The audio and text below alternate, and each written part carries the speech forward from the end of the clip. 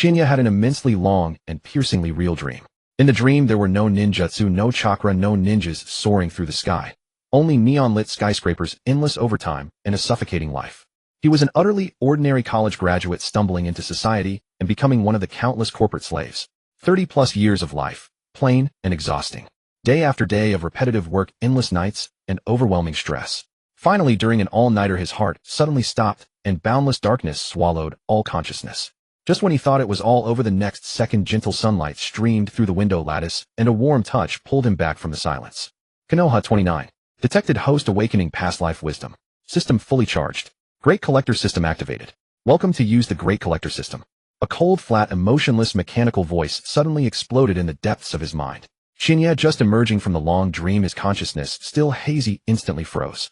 A trace of confusion lingered in his brows, his mind still filled with the exhaustion and despair of his previous life's sudden death. The decades of ordinary life were vivid, as real as yesterday. But the sudden system prompt made the chaotic thoughts clear up instantly. System. Chinya murmured, his childish voice tinged with hoarseness and disbelief. He slowly raised his hand and rubbed his heavy and swollen brow. Two completely different streams of memory intertwined and merged in his mind, finally fully integrated. He had transmigrated. He had transmigrated into the Naruto world and had been here for 5 years. Today he turned exactly 5 years old. The past life wisdom that had slept for 5 years fully awakened, and at the same time, he was bound to the exclusive Great Collector System. After sorting out all the causes and effects, Chinya's heart was mixed with various emotions, then a strong sense of relief surged. It's actually the Naruto world. This world is not exactly lucky. He knew too well the cruelty of this world. Konoha, seemingly prosperous and peaceful, hid endless conspiracies, killings, and sacrifices. The brutal ninja world wars unfolded in turn. Blood and fire were the eternal background of this world. Ordinary people, even ordinary ninjas, were ultimately just cannon fodder in chaotic times. But in an instant, a light lit up in Chinya's eyes. Fortunately, I have a system. Fortunately, it's only Konoha 29. There was still time. The second and third ninja world wars had not yet begun. He had enough time to grow, plan, and lay the groundwork. The only thing to be wary of were the two upcoming great wars and the undercurrents of power struggles within Konoha. The top priority is to lie low and get stronger desperately. Chinya suppressed the restlessness in his heart, quickly analyzed the current situation, and began to plan his future path. In chaotic times, only strength was the ultimate confidence. Without power, all plans were empty talk. At the same time, the basic information of the system poured into his mind. The rules were simple, but had great potential. The Great Collector System, the core was collection.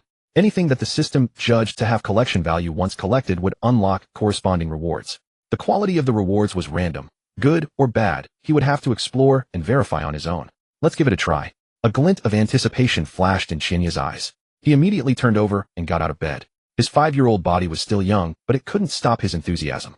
He first tried to collect every ordinary object in sight: the wooden table, the stool, the bedding, the ornaments, then the plants, soil, and branches outside. All of them one by one. But no matter how he silently urged, the system remained silent without any prompt. As expected, ordinary objects have no value. Chinya scratched his head helplessly, but a guess had already formed in his heart. Since ordinary objects didn't work, the only remaining option was the supernatural. He turned and quickly walked back to the bedroom, crouched down, lifted the hidden compartment under the bed, and took out a dusty small wooden box. The box had ancient patterns and a faint trace of time, an object he had kept since childhood. Opening the wooden box, 6 yellowed ninjutsu scrolls lay quietly inside. The ancient paper bore neat ninja script, exuding an aura of the extraordinary. Chinya's eyes focused. He shouted in his mind, "System, collect all." The next second, a continuous series of system prompts exploded in his mind, crisp and stirring. Congratulations, host. You have obtained a treasure collection, Senju chakra refining technique. Reward top-tier chakra control talent. Congratulations, host. You have obtained a fine collection, 3 basic techniques. Reward talent rapid mastery. Congratulations, host. You have obtained a rare collection, shadow clone technique. Reward true shadow clone technique. Congratulations, host. You have obtained a rare collection, second Hokage's sword manual. Reward top-tier sword talent. Congratulations, host. You have obtained a fine collection, water release water dragon bullet technique, free seal version. Reward top-tier water affinity. Congratulations, host. You have obtained an ordinary collection, earth release earth wall. Reward top-tier earth affinity. One by one, the reward information clearly appeared, showing the complete talent effects in front of Chinya. Talent rapid mastery, max level learning talent. All knowledge, techniques, taijutsu, and skills can be comprehended and integrated at lightning speed. True shadow clone technique, enhanced top-tier shadow clone. The clone form is extremely realistic without the defect of significant chakra consumption. Non-lethal damage beyond the limit will not cause immediate dissipation. The clone can exist independently for a long time with the ability to recover chakra autonomously. Damage received by the clone is not reflected back to the original body, only combat experience and memory information can be synchronized.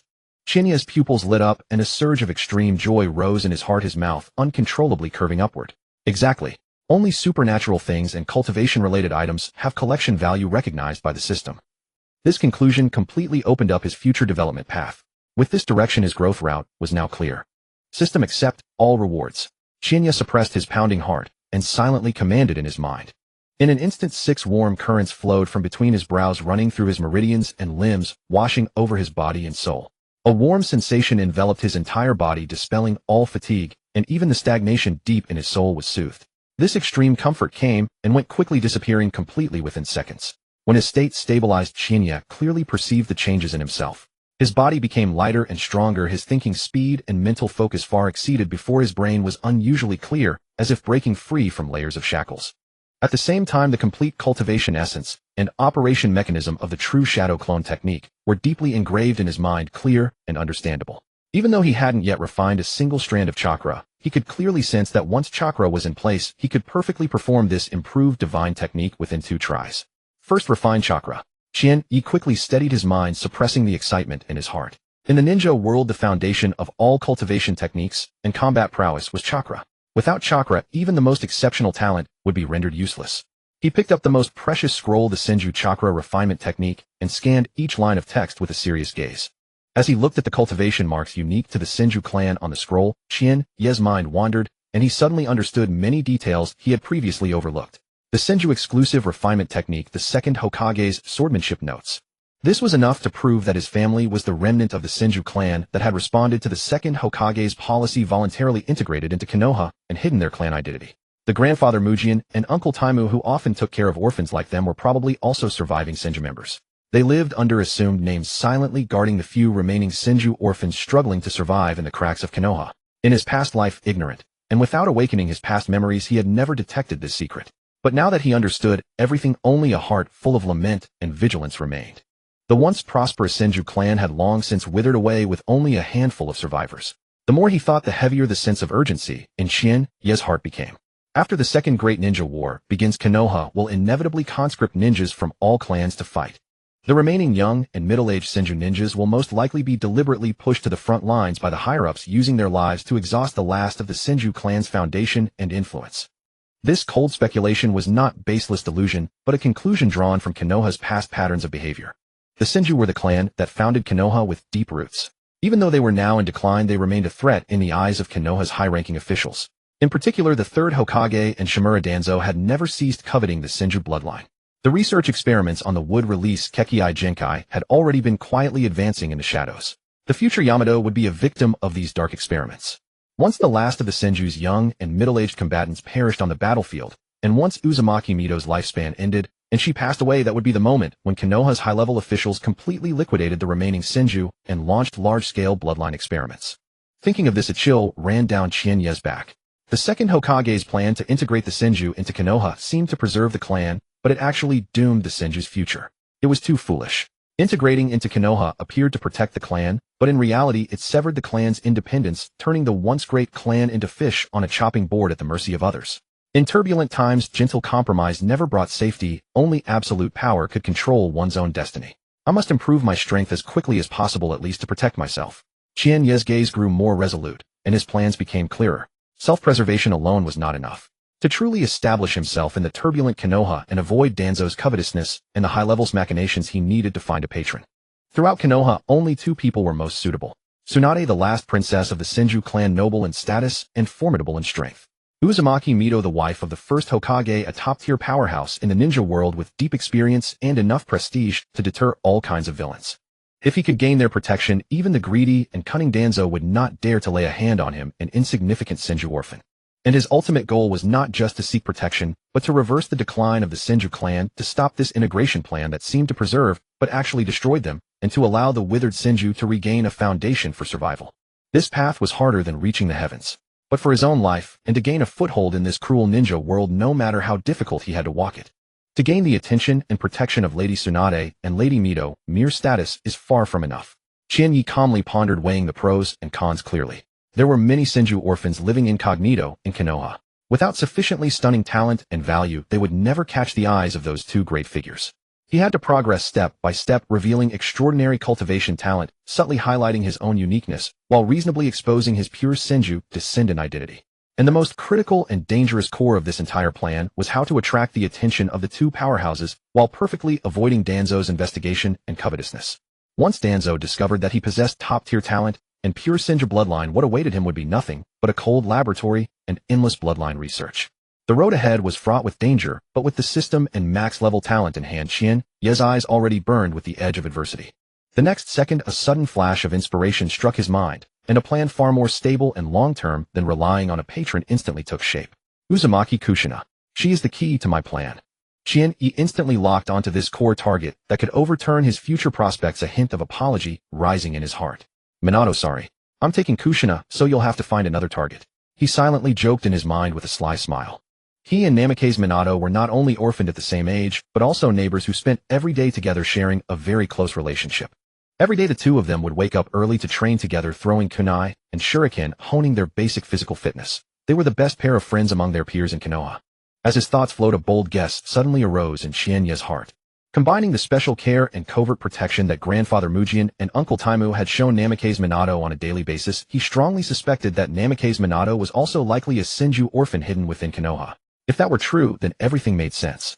The surviving Senju clan members had been silently protecting the remnants of their bloodline, never revealing their identities, lying low. It seems that I can take the initiative to contact Grandfather Mujian and Uncle Taimu more often, gradually gaining their trust, and try to get in touch with all the remaining Senju clan members. Yi silently set a new plan in his heart. Gathering the scattered Senju forces would be an important card in his future reversal of the clan's fate. He cast aside all stray thoughts, took a deep breath, and completely calmed his mind. It's about time. I can officially begin extracting chakra.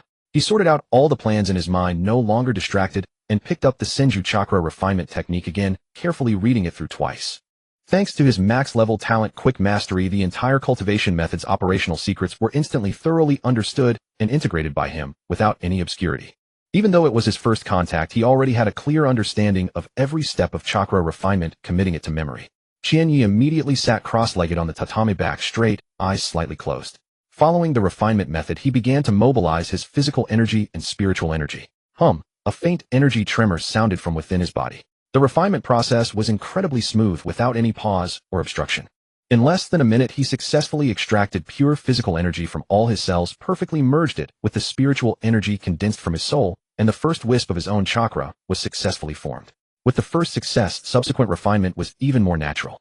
Under the blessing of top-tier chakra control talent, his understanding of the Senju refinement technique deepened rapidly. The refinement speed became faster and faster, and the energy conversion efficiency rose steadily, as if he had been practicing for years effortlessly. Time passed slowly. Half an hour later, Yi let out a long exhale of turbid air, slowly opened his eyes, and stopped the refinement. His body ached with fatigue, every cell signaling that it had reached its limit. So this is the current limit of my body. It seems my basic physique is still too weak. Yi furrowed his brow slightly, silently assessing the situation, then murmured in his heart, "System, open the status panel." The next moment, a pale blue light screen visible only to him hovered before his eyes, clearly listing his current state. Host Yi. Talents: Rapid Mastery, Chakra Control, Top Tier, Swordsmanship, Top Tier, Water Affinity, Top Tier, Earth Affinity, Top Tier. Bloodline: Senju Bloodline, extremely incomplete under purification and supplementation due to the influence of Top Tier Water and Earth Affinity talents. Physique: 6, average adult genin is 10. Chakra 60, minimum standard for a genin 100. Ninjutsu: Senju Chakra Extraction Technique, True Shadow Clone Technique. Chakra grade standards: genin 100, chunin 500, jonin 5000, kaga level super 6 paths 100. Upon seeing the panel data, Yi understood everything clearly. Indeed, the core factor limiting my chakra reserves at this stage is my physique. With a physique of only 6 points, I can only support 60 points of chakra, not even touching the minimum threshold for a genin. Next, the only way to increase my chakra reserves is to hone and strengthen my physique. He was extremely clear-headed, rejecting the common misconception prevailing in the ninja world. The widely circulated notion that persistently refining chakra every day will steadily increase reserves was nothing but a lazy misconception. This method only applied to those ninjas with mediocre talent, unable to tap into their potential all at once, and it had an absolute upper limit. Once the physique and mental energy were fully saturated, no amount of refining would yield any further gain. But with his max-level comprehension talent, a single cultivation session had already excavated all the potential of his current age and physique, leaving no room for improvement. To become stronger and increase his chakra reserves going forward, there were only two paths. One was to persist in training, forcibly elevating his physique. The other was to wait for age to bring natural development, unlocking new potential. As for mental energy, as a transmigrator, his soul was far more condensed and powerful than that of his peers, and his mental energy was abundant, so it would not become a bottleneck in the short term. Beyond that, the panel's hint about the purification of the Senju bloodline could likely also boost his physique and total chakra reserves, though the underlying principles were still vague and required further study and exploration. Dong dong dong. Just as Qianyi was privately plotting his subsequent training plan, a crisp knock came from outside the house, accompanied by a gentle yet vibrant call from a young boy. Qianyi, are you home? It was Minato Namake's voice. Qianyi instantly collected his thoughts, rose and strode briskly out of the bedroom, replying loudly, I'm here. I'll be right out. A few steps brought him out the door and into the courtyard, where the figure of the golden-haired boy came into view. Minato Namake's wore a radiant smile, his eyes brimming with barely contained excitement. Upon seeing Qianyi, he could not wait to speak. Qianyi, I've successfully extracted chakra. How about you? Qianyi raised an eyebrow and replied with a smile, Not bad, Minato. Truly a genius. Congratulations. I'm not far behind. I succeeded too. He inwardly marveled that Minato's talent was indeed well-deserved. When the two had met last night, Minato had only just made up his mind to attempt chakra extraction. In just half a day, he had succeeded in one go. Qianyi quietly released a sliver of perception, clearly sensing the faint yet pure chakra within Minato's body, with a reserve of about 6 points, exactly 1/10 of his own. Most importantly, this was far from Minato's current physical and mental limits. In the coming days, his chakra would undergo rapid growth. After all, Minato was a remarkably gifted ordinary person, needing time to gradually realize his potential, while he himself was a special case with a cheat, so there was naturally no comparison. That's great. Minato's eyes curved with joy, his heart full of delight. Since we've both succeeded, let's hurry to train. I plan to try cultivating formal ninjutsu today. Want to join me? Exactly, I was thinking the same thing. Qianyi nodded in agreement. Haha, great minds think alike. I'll go first. Whoever reaches the eastern secret base first wins. Before the words even faded, Minato had already turned and sprinted lightly toward the east of the village. You scoundrel, you're cheating by starting early. Qianyi could only shake his head with a wry smile and immediately set off in pursuit. As he ran, he instinctively mobilized the newly generated chakra within his body, guiding it along the meridians in his legs and gently coating it over his feet. With top-tier chakra control and max-level learning talent, this technique of enhancing the body with chakra came to him without any teacher. He instantly grasped its core essence. In just a few breaths, his running speed surged dramatically, his steps light and swift, and in a flash he caught up with the golden-haired boy at the street corner. Oh, it's Minato and Qianyi. Out training again so early. Such diligence. Both talented and hard-working. You two have a bright future ahead. Keep it up. At the roadside shop, Grandpa Mujian and Uncle Taimu, who were busy working, saw the two boys pass by and offered warm words of praise with gentle smiles. But deep in their eyes, a flicker of shock passed. As surviving members of the Senju clan, they had an acute perception of chakra and clearly detected the newly born chakra fluctuations within the two children. In just a few days, both 5-year-old children had successfully extracted chakra. This talent far exceeded the ordinary. Grandpa Mujian, Uncle Taimu, good morning. Grandpa Mujian, Uncle Taimu, good morning. Two clear, bright young voices rang out in succession, carrying the fresh vitality unique to the early morning, breaking the tranquility of the village alley. Qianyi and Minato stood side by side, vigorously waving at the two elders before the door, their faces full of the clarity and liveliness of youth. After exchanging brief greetings, they exchanged a smile, then chased each other through the morning light, their light footsteps racing toward the wooded hills outside the village. Soon their two slender figures vanished into the winding path. Only after the sound of footsteps had completely faded did the atmosphere in the alley slowly settle. Taimu, who had been carrying a cartload of supplies, slowly lowered the heavy burden from his shoulders. The easygoing smile on his face quietly faded, replaced by a solemn expression. With light but swift steps, he moved to the side of the white-haired old man Mujian and spoke in a low voice. Uncle Mujian, they. Grandpa Mujian raised a hand to gently interrupt his unfinished words, his eyes deep and thoughtful, gazing steadily in the direction the boys had gone. After a moment, he turned and gestured for Taimu to enter the house for a detailed discussion. The two stepped slowly into the house, sealing off all outside noise. After they sat down, Mujian raised his eyes to look at Taimu beside him, his tense mouth relaxing slightly, revealing a gratified faint smile. You saw it too, didn't you? Youngie has become much more cheerful and confident lately. This is a rare and good thing. Taimu was momentarily stunned, the bright pure smile in Qianyi's eyes flashing through his mind. Heaving a sigh of myriad emotions, he slowly nodded yes. Ever since Uncle Mori and Aunt Hanako sacrificed themselves, that child seemed to have all his vitality drained away, silent and gloomy day after day. In these past few years, it was only because Minato accompanied him, constantly guiding him, that he didn't completely shut himself off. Now that he's gradually coming out of it, it's truly wonderful. At this point, Taimu's tone shifted abruptly, becoming solemn, his eyes filled with shock and recognition. And Uncle Mujian, did you notice? Little Yi has already successfully extracted chakra. His chakra reserves are exceptionally abundant and pure. When I secretly observed him yesterday, there was no chakra fluctuation in his body at all. He must have broken through in just a single night. To complete chakra extraction in one day, such talent is beyond the reach of ordinary children. He is a true prodigy. Taimu's tone grew more earnest, carrying a hint of urgency. Uncle Mujian, we must focus on nurturing him. Both knew well that the Senju clan in its current state was far from its former glorious peak. Ever since the second Hokage Senju Tobirama implemented the clan integration plan, most of the clan members had cast off their surnames, scattered among the common folk of Konoha, and concealed themselves among the ordinary villagers. Lurking in the shadows does not mean standing idly by while the clan perishes. Taimu and Mujian were both conservative factions who had vehemently opposed the clan's complete assimilation into civilian life.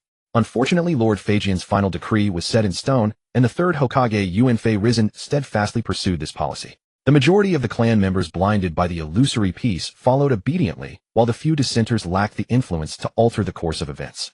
Left with no alternative, they could only protect and nurture the remaining promising youths in their own way, preserving the embers of the Senju clan. Mujian slowly nodded, his aged eyes harboring deep concern and expectation. It's not just Xiaoyi. The child Shuemin also possesses exceptional character and remarkable potential. Tomorrow, I will summon the remaining elders of the clan to discuss this matter thoroughly. He sighed softly, his tone filled with helplessness and sorrow. I have never agreed with Lord Feijian's method of integration. If this continues, the Senju clan will only dissolve completely into the smoke of Konoha, eventually fading into the river of history. A ninja clan's foundation lies in unity and blood ties. Without the clan's cohesive protection, scattered members are like rootless duckweed, utterly defenseless. Yuanfei Risen rules Konoha, and his fellow disciples are all deeply scheming and ambitious, far from benign. I cannot rest easy, fearing that the Senju clan will be quietly devoured. This was the deepest fear and shackle of the older generation. As long as they lived, they could still shield the younger generation. But if they were all gone, with no one left to protect the Senju descendants, this powerful clan passed down through generations might truly vanish. The most disheartening part was that most clan members were short-sighted and naive, blinded by the so-called peace. They blindly followed the second Hokage's decree and trusted the third Hokage's conciliatory measures, treating the self-destructive policy as a sacred doctrine resistant to any persuasion. Alas! Taimu let out a heavy sigh, his brow furrowed with melancholy. Indeed, the clan is too naive, completely blind to the balancing schemes of Konoha's high command. Now Yuanfei Risen, using Lord Feijian's decree to claim legitimacy, has elevated the Senju clan to a lofty position, seemingly honoring them, but in reality constraining them at every turn. We are utterly powerless to change this established situation. The only glimmer of hope now might rest on the young clan leader Xingshu. Only if he grows rapidly, establishes a foothold in Konoha's political arena, and gains enough influence, can there be a chance to alter the status quo. As his words trailed off, Taimu himself shook his head, his eyes filled with disappointment, clearly holding no hope for this. As the current young clan leader of the Senju, Xingshu was too pure and naive, almost simple-minded, ignorant of political maneuvering. His ninja talent was merely average, barely reaching the standard level, far from capable of bearing the burden of reviving the clan. Mujian's expression also darkened as he shook his head helplessly. Relying on Xingshu, that would be as difficult as reaching the heavens. That child is pure-hearted and utterly guileless, unable to see the undercurrents beneath Konoha's surface, let alone possess the courage and wisdom to support the clan's future. In terms of potential character and talent, 10 Xingshu cannot compare to one Xiaoyi. Even the sensible and intelligent Shuemin still carries a trace of youthful innocence. The one I have always favored is this child Xinya. After a moment, Mujian collected his thoughts, his expression turning grave as he solemnly instructed, but you must remember to keep this a strict secret, never revealing Xinya's heaven-defying talent of refining chakra in a single day. I will secretly act to conceal his aura and erase all traces. Right now his foundation is shallow, his wings not yet full-grown. He has no means to protect his own brilliance. Revealing his extraordinary talent too early would only attract the attention of those scheming high-ranking figures in Konoha, making him a target of envy and enmity. The tree that stands out in the forest is the first to be felled by the wind. For him at this moment, such dazzling talent is not a blessing, but a death sentence, a calamity that will cause him to wither prematurely. Konoha, seemingly prosperous and peaceful, is in truth rife with internal factions and surging undercurrents where political scheming never ceases, leaving no room for an outlier to rise. Taimu's expression turned serious and he nodded solemnly. I understand the stakes. I will go find the two children immediately and personally instruct them. As for the concealment, I will leave it to Uncle Mujian. Before his words faded, Taimu moved his body, stirring the air slightly. With a masterful body flicker technique, his figure instantly blurred and vanished from the room, his speed astonishing. The forest valley on the outskirts of Konoha was the secret training ground privately agreed upon by Chinya and Shuemin, secluded and far from the village's prying eyes. Two youthful figures were exercising in the forest, clearing, acclimating to the chakra just born within them. At that moment, a steady voice called out from behind. Chinya, Shuemin. The two turned around abruptly, seeing Taimu approaching swiftly. Their eyes were full of surprise as they spoke in unison. Uncle Taimu. Why are you here?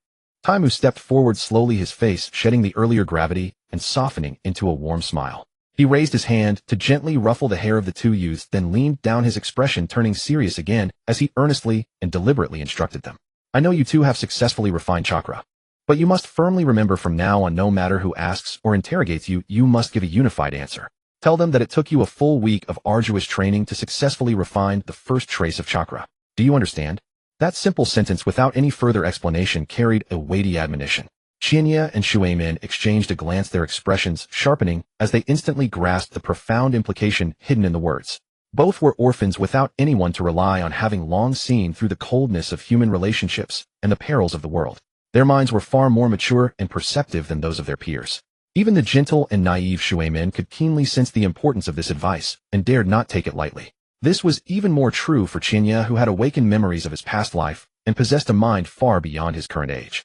Chinya understood in his heart, indeed, Uncle Taimu and Grandpa Mujin are people worthy of complete trust. If they were not genuinely caring and protecting us, they would never have come specifically to warn us, helping to conceal our talents and avoid disaster. The warmth of the years spent together was not false. Both elders had treated him and Shuemin as their own grandchildren and sons. He felt this sincerity deeply. Without a moment's hesitation, the two youths straightened their backs, their eyes resolute, and spoke in a solemn, unified tone. We remember. From now on, we will only say that it took a week of hard training to successfully extract chakra. Good children. Taimu, seeing their understanding and maturity, felt deeply gratified. He laughed heartily, his expression softening once more. Since the two children had successfully taken the first step on the path of a ninja, as an elder, he naturally had to support them wholeheartedly. He pondered for a moment, then asked, since you have successfully refined chakra, have you tested your chakra natures? Chinya nodded, first his voice calm, yet steady. I have already tested. My chakra natures are water, earth, and lightning. Unknown to others, his water and earth natures, enhanced by his top-tier elemental affinity talent, had already reached a state of perfect harmony. In the future, training water and earth ninjutsu would yield twice the result, with half the effort, progressing far beyond ordinary people, and the power he could unleash would be immeasurable. Shuemin followed closely, his voice clear and gentle. Chinya gave me a chakra induction paper in advance, and I have also tested. My chakra natures are wind, fire, and lightning. Hey. Taimu's eyes were filled with genuine astonishment as he looked up and down at the two young boys before him, unable to help but exclaim in admiration. Both possess extremely rare 3-attribute chakra affinity.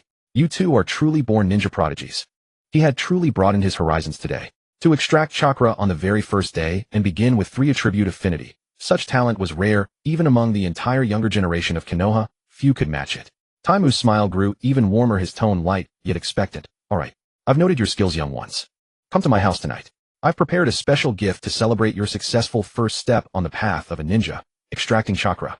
All right, continue your training in peace. I'll take my leave now. As his words faded, a soft shoo sound was heard. Taimu's figure suddenly blurred, vanishing from the forest, clearing in an instant with his masterful body flicker technique, leaving only a faint stirring breeze as proof of his presence. The forest fell silent again, leaving only the rustle of wind through the leaves. Shuemin turned to look at Chinya beside him, his clear eyes tinged with confusion and solemnity, and spoke softly. Chinya, what do you think?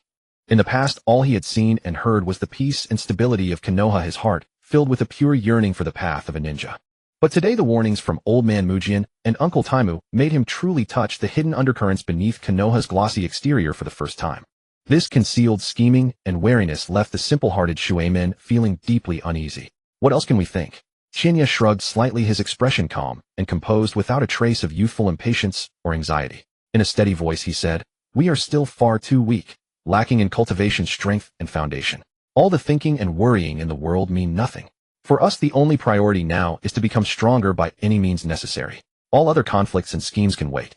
Of course, remember today's advice, keep a low profile, be cautious, hide your edge, and don't easily reveal your talent. With that, Chinya said no more. His gaze fixed on the towering ancient tree not far away, and he said in a deep voice, all right, stop overthinking. Let's start training. As his words fell, he strode directly to the foot of the tree, ready to begin the most basic chakra control training. You're right. Shuemin snapped back to reality, hurriedly suppressing his turbulent thoughts, and quickly followed. He stood quietly to the side, his gaze fixed intently on Chinya, filled with curiosity. Chinya focused his mind and silently mobilized the nascent chakra within his body, evenly gathering it to the soles of his feet. Then he slowly lifted his foot and stepped toward the tree trunk. Crack! As his first step landed, the chakra output from his soul was a bit too strong, and the hard bark instantly cracked and peeled off. Chinya's expression remained unchanged. Instantly sensing the deviation in chakra output, he made a micro-adjustment to the force in his foot, precisely reducing the chakra supply, and stepped steadily with his second step. Under Shuemin's astonished gaze, Chinya climbed steadily upward step by step. The first few steps showed slight wobbles and instability, but after just 3 or 4 steps his footing became completely steady. The tree climbing, which was originally the hardest to control, became remarkably easy under his feet, as if walking on flat ground. In just a few breaths, Chinya ascended all the way and firmly reached the top of the 10-meter-tall tree. Standing at the top, the breeze freely swept over him, tousling his hair and the hem of his clothes. Chinya spread his arms, gazing at the layered mountains and forests around him and the distant Konoha village. A faint smile curled at the corner of his mouth as he murmured softly, "The view up here is really quite beautiful." "Chinya, how did you do that? Teach me quickly," came Shuemin's eager and envious shout from below. "All right." Chinya responded with a nod, then, with a slight movement of chakra at his feet, he leaped lightly and dashed down the trunk in a swift descent. In an instant he landed firmly on the ground, his movements fluid and clean, without any hesitation. He turned to look at the curious Shuemin and patiently explained, "This is the most basic chakra control training for ninjas, tree climbing. The core is to precisely control the amount of chakra output, firmly attach it to the soles of your feet, and use the adhesive force of chakra to stick to the tree trunk, counteracting gravity."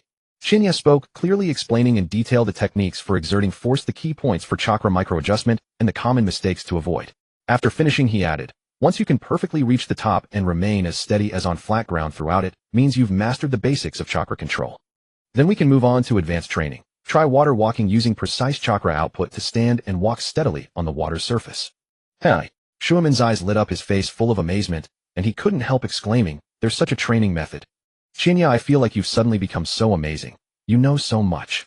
He thought for a moment, then quickly made a logical inference, and asked with certainty, "So these chakra control exercises are all about building a solid foundation, mastering one's own chakra, and paving the way for learning ninjutsu and techniques in the future, right?" "Exactly." Chinya nodded with a smile, praising, "You're very sharp, quick to understand. Chakra control is the foundation of all ninjutsu. The more solid the foundation, the easier it will be to learn various techniques and advance in cultivation later. Effortless, and with twice the results. Alright, I've taught you everything you need to know. You practice tree climbing for now, I'll go practice water walking. I'm looking forward to seeing you catch up to my progress." Chinya chuckled lightly, then turned and walked toward the clear babbling brook nearby. Shuemin looked up and saw Chinya gently lift his foot and step steadily onto the water surface. The first 2 or 3 steps were a bit awkward, with half his foot occasionally dipping into the water, sending up tiny splashes. But after just 3 or 4 steps, Chinya had fully grasped the knack of exerting force on the water and balancing his chakra. He walked on the rippling water, his posture steady and light, as if strolling on flat ground. In no time a scene even more astonishing to Shuemin unfolded. Chinya could even run steadily and leap lightly on the water, performing continuous moves like aerial flips and landing with such smoothness and stability that the water rippled beneath his feet, but never gave way. Shuemin on the shore was completely dumbfounded, his heart filled with shock. This rate of progress is simply too absurd. Having witnessed Chinya's overwhelming talent and growth speed firsthand, Shuemin felt an intense sense of urgency well up inside him. He dared not slack off any longer and immediately turned his focus to tree climbing training. Crack, thud. The path of learning was never easy. Shuemin made frequent mistakes at first. Either his chakra output was too strong, cracking the bark, or his control was insufficient, causing him to slide off the trunk and fall. But his talent was already exceptional, and his character was even more resilient and steady. After just 7 or 8 attempts, he quickly grasped the core secrets of chakra microadjustment, and his progress soared. Meanwhile, at the center of the stream, Chinya slowly walked back to the shore from the water's surface, musing to himself, indeed, with the blessing of top-tier chakra control talent, the most basic training of tree climbing and water walking presented no difficulty whatsoever. Now that my chakra control is sufficient to support the practice of entry-level ninjutsu, it is time to formally attempt unlocking ninjutsu. With his mind made up, he carefully took out 2 pre-prepared ninjutsu scrolls from his bosom, spread them on the ground, and concentrated on studying them. The scrolls clearly depicted the hand seal sequences, chakra flow routes, and core principles of the techniques. Relying on his extraordinary comprehension and talent, within just a few minutes, Chinya thoroughly grasped all the intricacies of the 2 ninjutsu, committing them entirely to memory. He slowly rolled up the scrolls, his gaze resolute. I will first practice Earth Flow Wall, a defensive technique with a lower threshold easier to master. As his words fell, Chinya stood firm, his hands moving swiftly in a fluid sequence of hand seals, while the nascent chakra within his body flowed along a fixed trajectory. Finally, he bent down and slammed both palms heavily onto the ground. Earth-style Earth Flow Wall. Rumble. A low earthy roar suddenly resounded through the forest, and the ground trembled slightly. Amid the sounds of churning earth and rolling gravel, a towering massive wall of soil burst forth from the ground, standing firmly 1 meter in front of Chinya. This earth wall was over 8 meters tall, 3 meters thick, and extended more than 10 meters laterally, solid, imposing, and full of presence. The violent commotion instantly startled Minato, who was practicing tree climbing. He instinctively turned his head back, just in time to witness the shocking sight of the earth wall rising from the ground. His pupils contracted sharply, his face filled with disbelief. Chinya learned ninjutsu this quickly. In the depths of his shock, Minato's concentration wavered, and the chakra he used to maintain balance on the tree trunk instantly went out of control. Oh no. Oh. He let out a cry as his body suddenly slipped and fell from the trunk. Fortunately, he was only 2 or 3 meters above the ground, not too high. In the critical moment, Minato quickly steadied his mind, twisted his body midair, flipped gracefully, and landed firmly on the ground, safe and unscathed. Phew, scare me to death. Minato exhaled a long breath, then met Shinya's slightly teasing gaze. His cheeks flushed instantly, and he looked utterly embarrassed. He awkwardly scratched the back of his head, walked quickly to Chinya, and explained apologetically, I was startled by the commotion of your ninjutsu, and lost focus, which is why I fell. After speaking, he looked at the thick, solid earth flow wall before him, then recalled Chinya's astonishing performance today, and couldn't help but sigh with helplessness. Chinya, aren't you being too incredible today? Basic training like tree climbing and water walking is a piece of cake for you, and now even ninjutsu. You grasp it after just one look and one practice. This talent is too monstrous. I'm almost discouraged. In the past, when it came to taijutsu training, Chinya's progress and talent had actually been slightly inferior to his. But ever since he refined chakra, Chinya seemed reborn, his talent in chakra control and ninjutsu practice utterly overwhelming, leaving Minato in a daze, feeling an unreal sense of awe. Heh. Chinya chuckled softly, his tone gentle as he comforted, perhaps I have a bit of talent only in chakra control and ninjutsu. He looked at the slightly disheartened Minato and said earnestly, don't sell yourself short. Your progress rate already far surpasses all other ninjas your age, but you just haven't realized it yourself. Keep practicing hard. Before long, you'll definitely catch up to my pace. Chinya thought to himself, Minato is the future Yellow Flash. His talent and potential are beyond doubt. He's just starting out now. In the future, he would be his most reliable right-hand man. He must guide and nurture him well, and never let a temporary gap wear down his confidence. Is that so? After hearing Shinya's reassurance, the knot in Minato's heart completely dissolved. He let out a long sigh of relief, and his eyes regained their brightness. I believe you. That really takes a lot of pressure off my shoulders. He quickly composed himself, his gaze turning resolute once more. He turned to look at the nearby ancient tree, his tone spirited enough. Talk. You continue practicing ninjutsu. I can't afford to fall behind either. With that, Minato turned and swiftly walked back to the tree, immersing himself once again in tree climbing training. Though Chinya's words had eased his sense of failure, Minato was still inwardly determined. He must completely master the basic chakra control training of tree climbing and water walking as soon as possible, take the first step toward learning ninjutsu, and strive desperately to catch up to Chinya. He was Namake's Minato, born with a spirit unwilling to be second. Even if his opponent was the prodigious Chinya, he would never admit defeat easily. Chinya took in Minato's persistence and effort, a faint smile curling at the corners of his mouth. Then he withdrew his gaze and focused on reviewing the details of the ninjutsu he had just performed. His thoughts were extremely clear, precisely analyzing every flaw. Just now, when I performed Earth Flow Wall, I input an excess of chakra, wasting a full fifth of my chakra reserves. The flow rhythm of chakra within my body was not steady enough. The speed of penetrating the earth and shifting the soil was too slow. There is still room for optimization in the technique's connection. In an instant, Chinya perfected all the details of the technique in his mind, correcting every flaw. He quickly formed hand seals, channeled his chakra steadily, and murmured Earth-style Earth Flow Wall. Rumble. The low roar of earth and stone resounded again, and the ground trembled slightly. A brand new earth wall burst forth from the ground, standing before him. Its length, width, and height were roughly the same as the previous wall, but the surface was smooth and even, without any bumps or defects, a completely different appearance. Chinya took 2 steps forward, raised his hand, and lightly tapped the wall. Feeling its solid, heavy texture, a look of satisfaction appeared in his eyes. Not bad. The wall's hardness has increased by 30% compared to the first time, and its stability is better as well. Then he concentrated, looked inward, and sensed the chakra remaining in his body. His brow furrowed slightly. 2 B-rank earth flow walls have exhausted 2/3 of my chakra. This consumption ratio is indeed on the high side. Excluding the unnecessary waste from the first technique, with my current chakra reserves, I can only support 3 to 4 standard B-rank ninjutsu at full power. The shortcoming was immediately clear before him. Shinya understood in his heart, no matter how exceptional one's ninjutsu talent and chakra control, without sufficient chakra reserves as a foundation, actual combat strength would ultimately be limited and the ceiling firmly locked. Increasing total chakra volume had become the most urgent need. He pondered briefly and quickly set his next training plan. The remaining chakra is only enough to support 1 B-rank ninjutsu practice, just enough to try water style.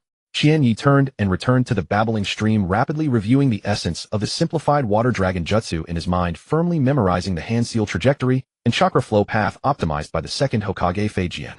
Taking a deep breath, he stood steady, his fingers moving like flowing clouds, and water swiftly forming 3 extremely simplified hand seals.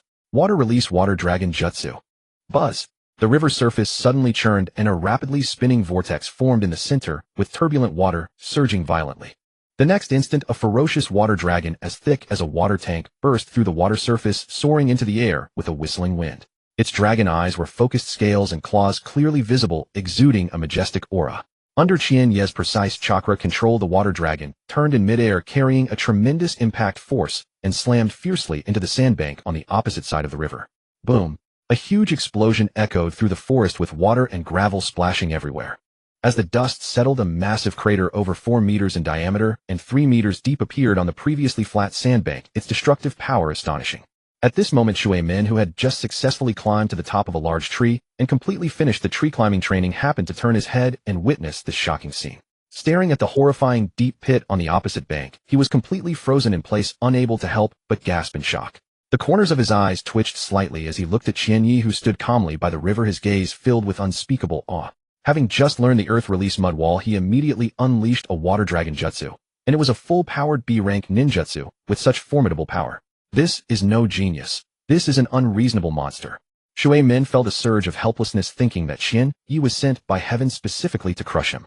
As fellow rookies who had just refined chakra, such a gap was simply absurd. After all, water dragon jutsu and mud wall were both standard B-rank ninjutsu with considerable thresholds. An ordinary genin would need days or even weeks to master them, yet Qian Yi mastered them in a single try. After the shock, Shui Min suppressed the turmoil in his heart, stopped overthinking quickly, calmed his mind, and focused on the subsequent training. By the river, Qian Yi gazed at the calm water surface and sighed inwardly. The second Hokage is truly an unparalleled genius.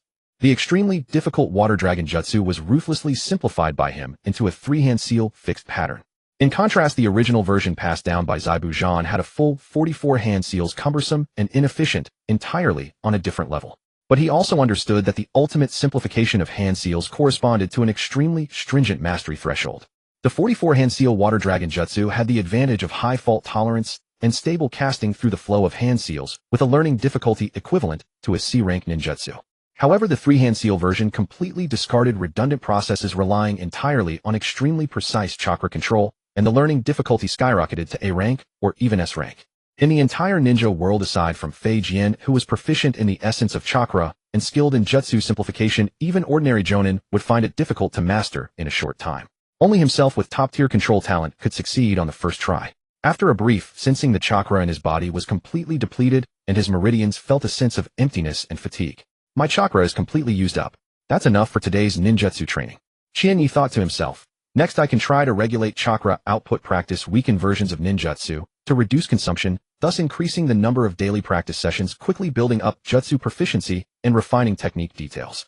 With that thought settled, he no longer dwelled on ninjutsu training. Taking advantage of the exhausted chakra and the state of physical fatigue and tempering, he immediately began his daily physical training. The morning breeze swept through the forest. The young man, drenched in sweat, honed his physical foundation repeatedly with crisp and decisive movements, never slacking off. After more than an hour, the physical training concluded successfully. After resting the chakra in Qian Ye's body slowly recovered a little. He turned to look at Shui Min and found that he had already started water walking training. Although his posture was still a bit unsteady, his progress was steadily improving, so he did not disturb him. Qian Yi casually broke off a branch of even thickness, stripped off all leaves and twigs, held it in his hand as a fish spear, and slowly stepped into the cool river water, intending to continue testing his special collection system. Flowers, plants, and trees cannot be collected. Then what about live fish in the river or ordinary small animals? With a probing mindset, he waited patiently for a moment. With precise movements, he successfully speared a plump river fish weighing 3 or 4 jin in a few minutes. Qian Yi silently chanted in his mind, "System collect." The river breeze stirred slightly, but there was no sign of anything unusual. The system remained silent without any response. Qianye's expression slightly fell, and he thought helplessly. As expected, it doesn't work.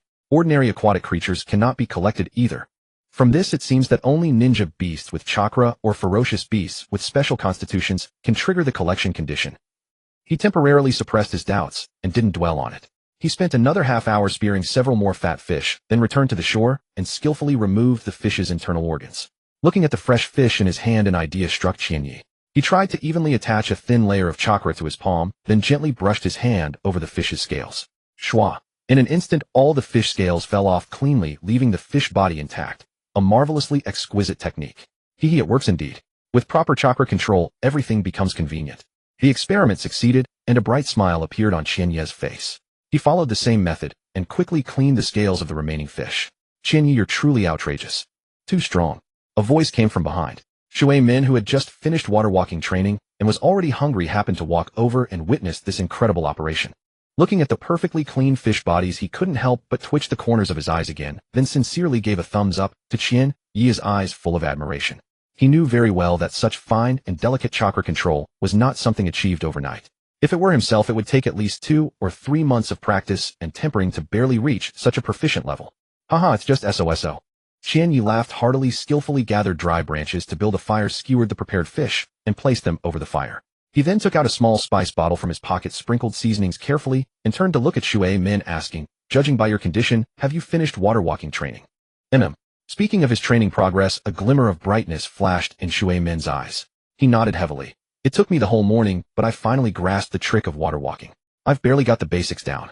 He paused, then continued with a firm tone, but I feel there's still much room for improvement. This afternoon I plan to continue deepening my water walking training and solidify the foundation thoroughly.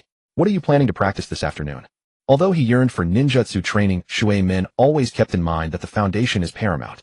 He deeply understood that only by honing the most core foundation of chakra control to the extreme could subsequent ninjutsu training truly achieve twice the result, with half the effort steadily advancing. As for me, I'm planning to wander around the nearby forest this afternoon to hunt for some meat, so I won't continue training with you here. Chiba shook his head with a smile and explained candidly, my chakra has only recovered by a small fraction, which is far from enough to support a new round of ninja technique training. As for taijutsu, today's training has already pushed my body to its limit. Forcing more would only overdraw my reserves and do more harm than good. Excess is as bad as deficiency. I'll have to save it for tomorrow. That's fine.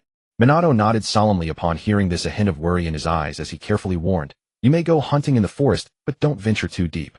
The dense woods harbor countless fierce beasts, and traveling alone is far too dangerous. I understand, I'll be careful. Chiba responded calmly, tucking that concern away in his heart. An hour later, the aroma of grilled fish in the forest gradually faded. After a hearty meal, both replenished their strength. Minato returned to the stream and continued his water walking practice, refining the foundation of his chakra control. Meanwhile, Chiba felt his stamina and chakra recover to over half capacity. He rose to extinguish the remaining fire, bid a simple farewell to Minato, and with light footfalls against the ground bounded from tree to tree across the forest clearing toward the woods on the opposite bank of the river. In an instant he vanished into the dense forest, completely out of Minato's sight. Half an hour passed in the blink of an eye. In the heart of Konoha's eastern forest district, towering ancient trees formed a canopy that blocked out the sky with dappled light and shadow filtering through the tranquil, profound depths of the woodland. Chiba stood upon a sturdy tree branch, casually tossing aside the ordinary venomous serpent that had long since lost its vitality, a trace of disappointment in his eyes. As expected, ordinary beasts still won't do. He raised his gaze and locked onto the massive wild boar below that was furiously ramming the tree trunk, a slight smile curling his lips. Then let's see what you've got. The boar beneath the tree was extraordinarily massive, standing nearly 3 meters at the shoulder with a body length exceeding 6 meters. Its thick tusks gleamed with a cold white sheen, and every bristle along its back stood erect, radiating ferocious intensity. Most critically, Chiba sharply detected a faint but genuine chakra fluctuation emanating from within it. Its chakra reserves roughly half of his own current capacity. This was clearly a low-level ninja beast that had just completed its transformation and begun to awaken chakra.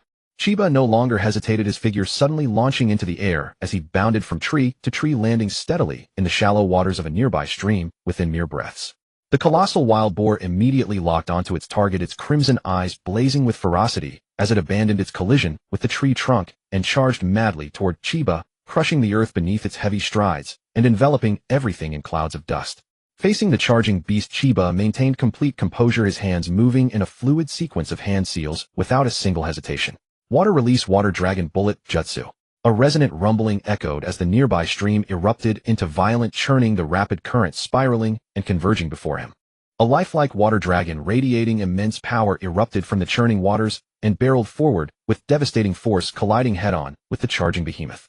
The collision of ultimate power sent a terrifying shockwave cascading outward in an instant. The colossal boar's massive frame proved no match for the overwhelming force hurled backward over 10 meters by the water dragon's impact before crashing heavily to the ground.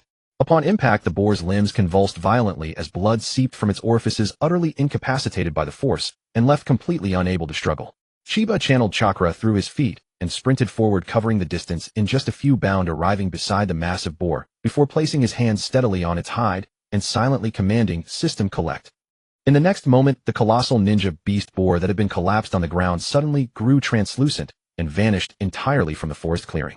A system prompt quietly appeared. Collectibles can be stored in the system collection space or left uncollected. Congratulations, host, on obtaining a common collectible 1 low-level ninja beast, giant wild boar. Reward received: Constitution 10A. Unlock secret technique. Contract summoning jutsu. Contract summoning jutsu allows binding contracts with any creature, either equal or subordinate, enabling remote summoning without scroll restrictions or usage limits with an exceptionally low barrier to entry.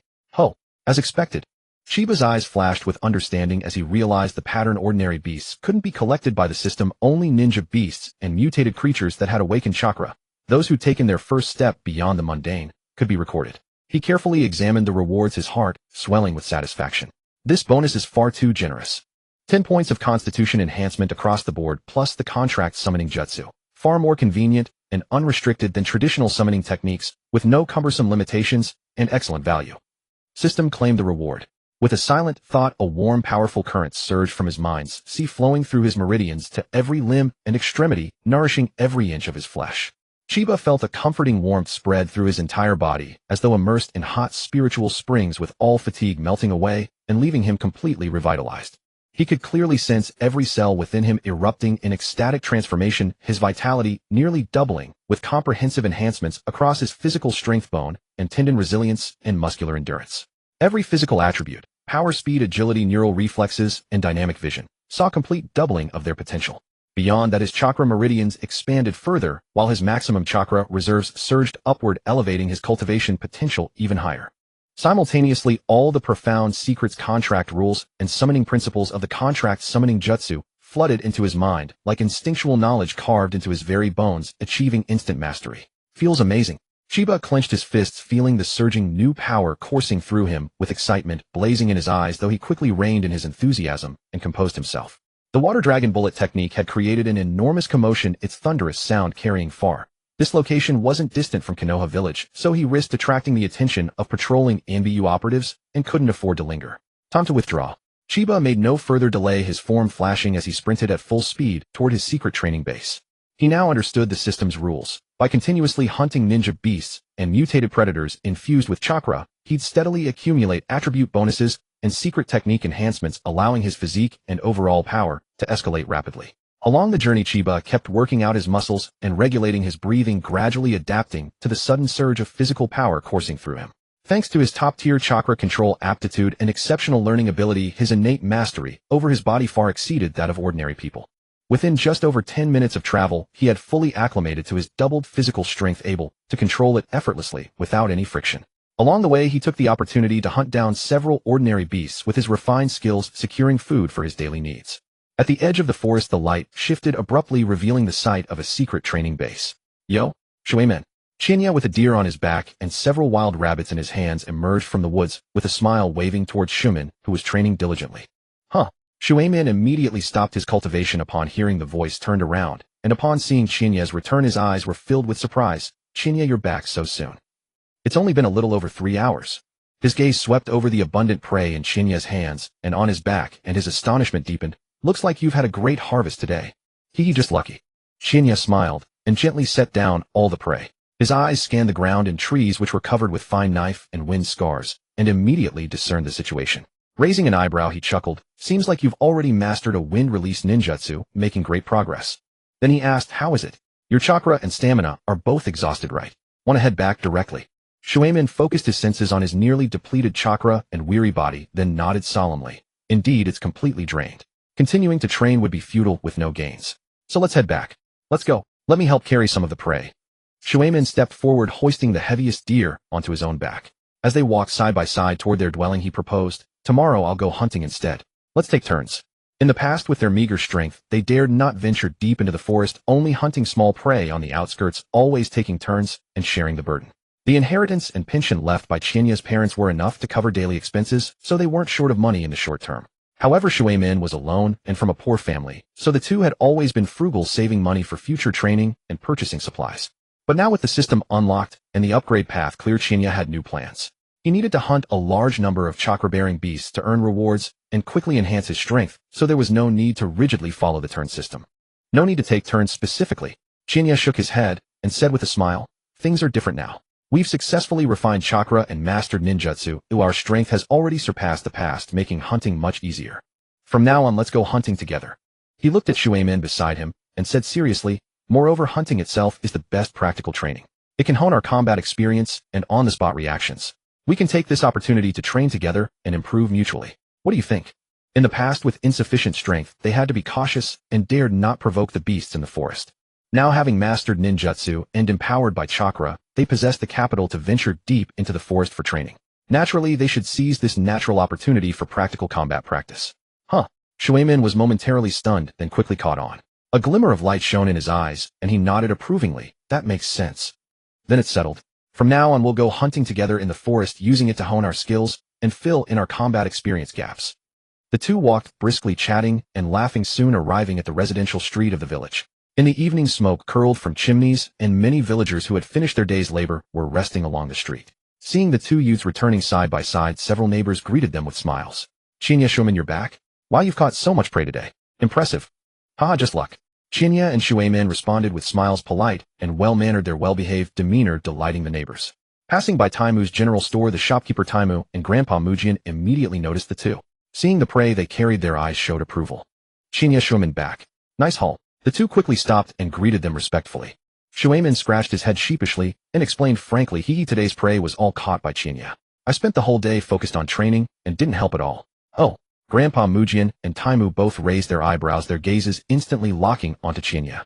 They exchanged a glance, their brows furrowing almost imperceptibly, a flicker of shock and surprise flashing in their eyes. Yet they didn't press further, simply waving gently at the two. "No matter. You two go back first, handle the prey, and get things settled. We'll close the shop shortly and come find you." "All right, we'll head back first." Chenya and Shuemin didn't think much of it, politely bid farewell, and carrying the heavy prey, quickly returned to Chenya's small courtyard. The two worked skillfully and efficiently, dividing tasks clearly. They quickly skinned, cleaned, and sectioned the prey, arranging everything neatly in no time. Just then a soft knock came from the courtyard gate. "Chenya, Shuemin, are you home?" "We're here. Coming." Shuemin immediately responded, hurried over to open the gate, and welcomed Grandpa Mujian and Taimu into the courtyard. They entered the living room and took their seats. Chenya dutifully brewed tea and served it to them. After some pleasantries, Mujian and Taimu exchanged a glance, then each took out an ancient ninjutsu scroll from their robes and solemnly handed them over. "This is a small token of our appreciation to support your cultivation. Train well and don't let it go to waste." "Thank you, Grandpa Mujian." "Thank you, Uncle Taimu." Chenya and Shuemin beamed with joy, bowed in thanks, and each received a scroll. The moment the scrolls touched their hands, a crisp system notification sounded in Chenya's mind. "Congratulations, host. You have collected an ordinary collectible lightning release thunderball technique. Reward unlocked, top-tier lightning attribute affinity. Congratulations, host. You have collected an ordinary collectible water release waterfall blade. Reward chakra capacity 50, the money 100 Rio." Chenya's heart leaped with joy, a glint of hidden brilliance in his eyes. He mused silently, "I didn't expect it to be a lightning release technique. With top-tier lightning attribute affinity training, lightning release techniques in the future will also be twice as effective. All three main attributes are now fully maxed out with top-tier affinity, truly a massive gain." But then he frowned, slightly puzzled. However, the reward for collecting this water release technique only gave chakra capacity and money without any new talent enhancement. Could it be that repeated collection of the same type and attribute of techniques leads to a decline in reward quality? Though a bit disappointed, he didn't show it in the slightest. Quietly, he stored this hypothesis away, planning to test it later to fully understand the system's rules. For the next, while the four of them sat around the living room chatting about their recent training and giving essential advice. As the atmosphere relaxed, Grandpa Mujian subtly signaled Taimu with his eyes. "Shuemin, could you go to the courtyard and check on how the prey is drying?" We need to have a private word with Chinya. All right. Shuemin nodded obediently, left the living room without a hint of suspicion, and casually closed the door behind him. The room instantly fell silent. Mujwan withdrew his gentle smile, his expression turning solemn as he fixed his gaze on Chinya and spoke in a low voice. Chinya, did you encounter some kind of opportunity today? I've carefully sensed it. Your physical vitality is more than twice as vigorous as yesterday, and your constitution's aura is completely different. Edge. Chinya's pupils constricted slightly, a sudden shock gripping his heart. He truly hadn't expected that the dramatic enhancement in his physique and vitality, granted by the system's reward, would be instantly detected by the two elders. Their perception and insight far exceeded his imagination. Fortunately, his mental fortitude surpassed that of his peers, and he had already prepared a mental cover. Without showing any panic, he instead wore an expression mingled with confusion and delight, speaking softly. I can't really explain it myself. After training in ninjutsu and refining my physical techniques today, my body naturally became lighter and stronger. Grandpa Mujwan, Uncle Tetsuki, do you know what caused this? Mujwan and Tetsuki exchanged a glance, both seeing the barely concealed ecstasy in each other's eyes, yet they remained composed, and spoke to Chinya in a gentle tone. Extend your hand. Let me examine you thoroughly to ensure nothing abnormal is happening to your body. Chinya obeyed, extending his wrist for Grandpa Mujwan to hold. The next moment, a faint, gentle, yet exquisitely pure stream of chakra seeped into Chinya's meridians through his fingertips, accompanied by a delicate mental perception that meticulously probed his physical tissues, blood vessels, and chakra circulation. In just a few breaths, Mujwan withdrew his chakra, his aged eyes brimming with intense excitement and joy, his voice trembling slightly. Just as I thought. You always manage to surprise us beyond measure. He stared intently at Chinya, enunciating each word. The change in you is a unique bloodline phenomenon of our Senju clan. Your Senju Kekkei Genkai has initially awakened. Really? Tetsuki's spirits lifted instantly, leaning in with a face full of delight. Kekkei Genkai. Chinya showed a look of stunned surprise at the right moment, feigning confusion. Grandpa Mujwan, wasn't I just an orphan from a commoner background? How could I have a Kekkei Genkai? And the Senju clan? Mujwan glared at him with mock annoyance, his tone tinged with reproach and certainty. Still playing dumb with us? The chakra refinement technique you practice is extremely special, far from the basic methods ordinary commoners can access. With your intelligence, you must have already suspected something, right? Chinya gave an awkward laugh, dropping the pretense and nodding frankly. I knew I couldn't fool Grandpa Mujwan. Minato and I had already vaguely guessed that our backgrounds were unusual, but we could never be certain. Now it seems our guesses were true. You two are indeed elders of the Senju clan. He seized the opportunity to voice his doubts, pretending to be puzzled. But I've never heard that the Senju clan possesses a Kekkei Genkai. What's the truth behind this? In his heart, however, Chinya was perfectly clear. The explosion in his physique and doubling of vitality were not due to bloodline awakening, but a transformation brought by the system's reward. Nevertheless, the system's extreme enhancement had coincidentally stimulated the dormant Senju bloodline within him, causing the long-slumbering lineage to begin slowly awakening and transforming. A happy accident. Unaware of his thoughts, Mujwan patiently explained in a calm voice, of course we do. Both are top-tier ninja clans in the shinobi world. The Uchiha clan possesses the Sharingan and Dojutsu that dominates the ninja world. How could our Senju clan lack its own exclusive bloodline? However, the Senju bloodline is oriented toward physique vitality and the essence of chakra, not as conspicuous as ocular techniques, so few outsiders know of it. The most obvious traits of the Senju bloodline are an abnormally large chakra, reserve of vigorous physical vitality, terrifying regenerative abilities, and unparalleled endurance and resilience in the ninja world. Your current surge in physique, boundless energy, and greatly increased chakra capacity are precisely the typical signs of the initial awakening of the Senju bloodline. Chinya nodded with a look of enlightenment, a hint of youthful pride curling at the corners of his mouth. So that's it. Does that mean I'm truly gifted? Seeing his slight complacency, Mujwan's expression instantly turned stern, his voice growing exceptionally grave as he warned, don't get too excited. Bloodline awakening is a great fortune, but it can also be a fatal calamity. The peace of Konoha is only superficial. Beneath the surface, currents run deep and factions abound.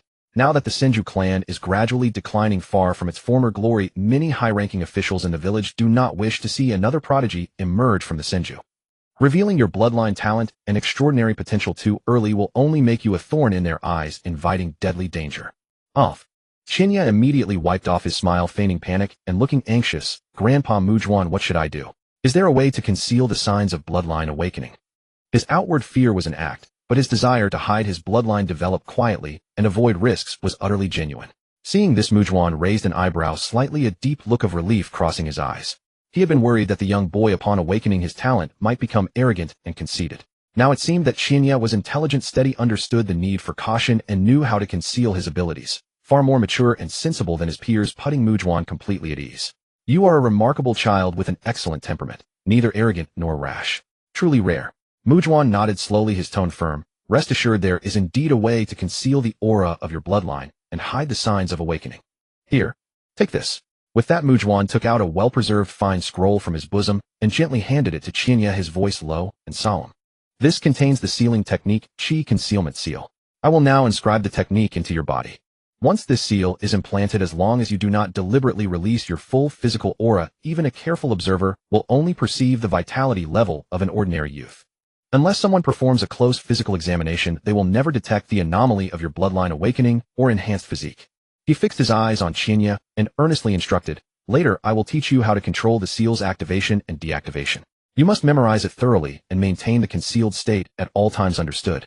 In the ninja world, this Qi Concealment Seal was originally considered a rather niche and useless sealing technique. It could only mask the aura of physical vitality, not conceal chakra fluctuations. Its application was singular and extremely limited, with almost no practical combat value.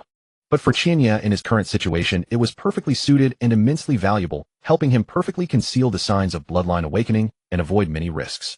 Is that so? I understand. Qianya nodded solemnly, reaching out steadily to take the scroll.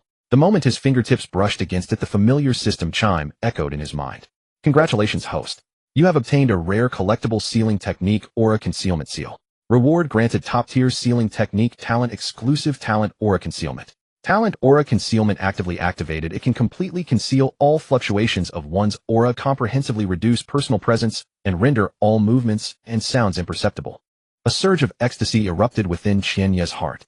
Top-tier sealing technique talent meant that from now on, all sealing techniques, barrier techniques, and secret prohibitions would be effortlessly comprehensible and learnable, with the threshold for cultivation reduced to 0. This exclusive aura concealment talent was exceptionally formidable, not merely masking life force, but comprehensively concealing all aura-suppressing presence, making it a quintessential talent for top-tier stealth assassination and lurking. With this talent, he no longer needed to rely on the scroll sealing technique to hide his abnormalities. However, he could only bury this thought deep within and never reveal it. Uncle Mu Jian and Uncle Tai Mu had gone to great lengths for him, so he could accept their kindness openly. At worst, after fully mastering the sealing technique, he could dispel it himself without affecting his hidden trump cards. Tai Mu, go guard the courtyard and keep an eye on Shui Min. Mu Jian waved his hand at Tai Mu, his expression solemn. I will now implant the sealing technique formation into this boy. All right. Tai Mu did not ask further, rising and walking out of the living room to the courtyard, where he smiled and chatted with Shui Min, who was waiting outside. Inside the room, the faint glow of the technique circulated in silence. After more than 10 minutes, Mu Jian emerged with Qian Yi, who appeared calm, and the sealing imprint was successfully completed. Mu Jian looked at the two youths and earnestly advised again, in the next few years you must settle down and grow in a low-key manner. Before your strength is fully consolidated and you have enough ability to protect yourselves, never easily reveal your talent or exert your full power. The waters in Konoha run deep. Premature brilliance will only invite calamity. Low-key endurance is always the best talisman for the weak. Remember this, all right? Yes, we have firmly remembered. Qian Yi and Shui Min bowed simultaneously, their attitudes sincere and earnest. Seeing that the two were composed and receptive to his advice, Mu Jian was quite satisfied. He then called Tai Mu and left the courtyard together. After the elders had walked far away, Shui Min leaned in closer to Qian Yi, tilting his head slightly as he looked him over, full of confusion. Strange, I feel like you've changed somehow, but I can't quite pinpoint what it is. Qian Yi revealed a mysterious smile and explained softly, simple. My strength advanced too quickly today, and my aura changed too noticeably. Grandpa Mu Jian was worried I might attract unwanted attention, so he specially implanted an aura seal to conceal the abnormal aura on me. So that's it. Shui Min suddenly understood, and a warmth surged in his heart. Qian Yi's willingness to share such a core secret with him was a sign of ultimate trust. He immediately became serious and solemnly said, Qian Yi, rest assured I will keep this secret absolutely safe, and not a single word will leak out. Haha, of course I trust you, or I wouldn't have told you. Qian Yi laughed heartily, smoothly changing the subject. Alright, enough of that. I've been busy all day, and I'm hungry. Let's hurry and make dinner. Sure, coming right up. The two entered the house together and busied themselves with great enthusiasm. An hour later, dinner was completely finished. After Shui Min took his leave, the courtyard fell into complete silence. Qian Yi entered the bedroom alone, closed the doors and windows, took out the two ninjutsu scrolls gifted by Mu Jian, and Tai Mu sat cross-legged and calmly studied them. With the enhancement of his top-tier talent, he encountered almost no bottlenecks in learning ninjutsu. In just over 10 minutes, the hand seals, chakra flow, and core essence of the two techniques were fully comprehended and integrated. Qian Yi slowly set down the scrolls, his eyes slightly focused, and his hands moved rapidly to form seals. Lightning release lightning ball technique. Zzz. The piercing sound of electrical current abruptly erupted, and azure lightning rapidly gathered in the palm of his hand. A condensed lightning ball the size of a basketball hovered steadily in Qian Yi's right palm, with fine arcs of electricity leaping and dancing wildly, the lightning gleaming dangerously yet brilliantly. Ordinary ninjas using this technique would form it, and then directly throw it, relying on the explosion to damage enemies. But Qian Yi did not rush to attack. Instead, he focused inward, carefully sensing the flow trajectory, oscillation frequency, and nature transformation of the lightning chakra. He continuously fine-tuned the chakra output and flow rhythm, causing the lightning ball in his palm to change constantly. Sometimes violently explosive with surging lightning, sometimes inward and steady with condensed energy, sometimes shrinking to the size of a pellet, sometimes expanding like a giant wheel. After several minutes of sustained refinement with most of his chakra consumed, Qian Yi slowly withdrew his hand, precisely cutting off the chakra supply and completely dispelling the violent lightning power. He exhaled a long breath, his eyes filled with joy and certainty. As expected, the lightning release is the most difficult chakra nature to control in the ninja world. The fine manipulation is far more challenging than earth or water. But with top-tier chakra control and top-tier lightning affinity, in just a few minutes, I have perfected the lightning ball technique to mastery with unparalleled control. Moreover, my understanding of lightning release shape transformation has deepened significantly, and I have even touched the threshold of nature transformation. Qian Yi's thoughts raced, and ambition quietly sprouted. After a bit more refinement, I can absolutely create my own original lightning release ninjutsu based on this lightning ball technique. Kakashi's Chidori and Raikiri series were all evolved from basic lightning release. With his current talent, he could perfectly replicate or even improve and develop even stronger lightning release ninjutsu. Not just lightning release, I can also bring the Rasengan forward on the schedule. Once the basics are solid, I'll start developing it. Then curiosity struck him. I wonder if the system will record and trigger rewards for ninjutsu I develop myself. It would be a pity if it didn't. If it did, he could continuously obtain top-tier talents and attribute enhancements by creating his own techniques in the future. I'll set the thought aside for now. I'll find out once I develop a new technique and test it personally. Suppressing distractions, Qian Yi gathered his focus. Now that my physique has greatly improved, my chakra capacity has also skyrocketed. It's a good opportunity tonight to fully purify my chakra and refine my reserves to the limit of my current physique. With his mind set, he sat cross-legged, closed his eyes, and began to circulate the chakra refinement technique of the Senju clan. Pure chakra rapidly gathered from the surrounding world, surging through his meridians and filling his dantian, quickly replenishing his consumption while continuously raising the upper limit of his total chakra. After more than half an hour, the training concluded. Qian Yi opened his eyes, a glint of brilliance flashing in them, and then called up his personal attribute panel. Host Qian Yi talents: top-tier water and earth affinity, top-tier lightning affinity, top-tier chakra control, top-tier ninjutsu comprehension, top-tier sealing technique talent, aura concealment, bloodline, Senju bloodline extremely incomplete, undergoing continuous purification and supplementation due to physique enhancement, and top-tier water and earth affinity chakra natures, water earth lightning physique 21 standard for a normal adult Jinin, 10 I chakra 210 Jinin passing standard. 100 ninjutsu earth release, earth flow wall, water release, water dragon bullet, water release, water fong blade, lightning release, lightning ball technique, contract summoning technique, sealing technique, aura concealment. 2 days had passed in the blink of an eye. During these 2 days, Qianya and Shuaimin maintained an extremely disciplined cultivation rhythm. After completing basic training during the day, the two would deliberately set aside several hours to venture deep into the central part of the eastern forest of Mai to hunt poisonous insects and fierce beasts, honing their practical combat experience and tempering their on-the-spot reactions in real deadly battles. The steady field combat rapidly solidified their combat foundation, shedding the naivety of pure ascetic training. And Shinya's gains far exceeded that of ordinary people. During these 2 days, he hunted 2 low-level chakra-infused ninja beasts, gaining 5 and 3 points of physique enhancement, respectively, steadily elevating his physical foundation.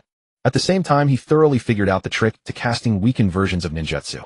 By precisely regulating chakra output and eliminating redundant consumption in the technique formulas, he greatly reduced the energy cost of performing ninjutsu. The reduction in energy consumption allowed his daily ninjutsu practice sessions to double and skyrocket. The basic techniques he had mastered, Earth Flow Wall, Water Fong Blade, and Lightning Ball technique, all reached peak proficiency. Not only did his technique execution become seamless, but he also relied on his top-tier talent to improve derivative versions that were better suited to himself with even greater power and precision. His progress was astonishingly rapid. The earth-shattering growth in just a few days had already numbed Shuaimin, who had witnessed it all along. On the way to the Ninja Academy for the entrance exam, Qianya secretly reviewed in his mind the gains of the past 2 days and the system rules. As expected, repeatedly collecting the same type of collectibles will cause the reward quality to continuously decline. If I continue to hunt only ninja beasts, the subsequent rewards will likely become so thin as to be negligible. His gaze darkened slightly, and a decision formed in his mind. It seemed he must quickly broaden the categories of hunting, try to collect different types of supernatural beings and special items in order to continue obtaining high-quality rewards and ensure that his growth rate would not stagnate or be limited. Chinya, we're already at the Ninja Academy gate. What are you spacing out for? From ahead came Shuomen's gentle call, instantly snapping Chinya out of his thoughts. Coming. Chinya snapped back to reality, raising his hand with a smile in response, then quickly caught up, retrieved, and filled out the enrollment form, and entered the gate of the Ninja Academy together with Shuomen. The entrance exam process was not complicated. The core assessment consisted of 3 basic components: physical endurance test, basic taijutsu routine assessment, and precision throwing test of ninja tools.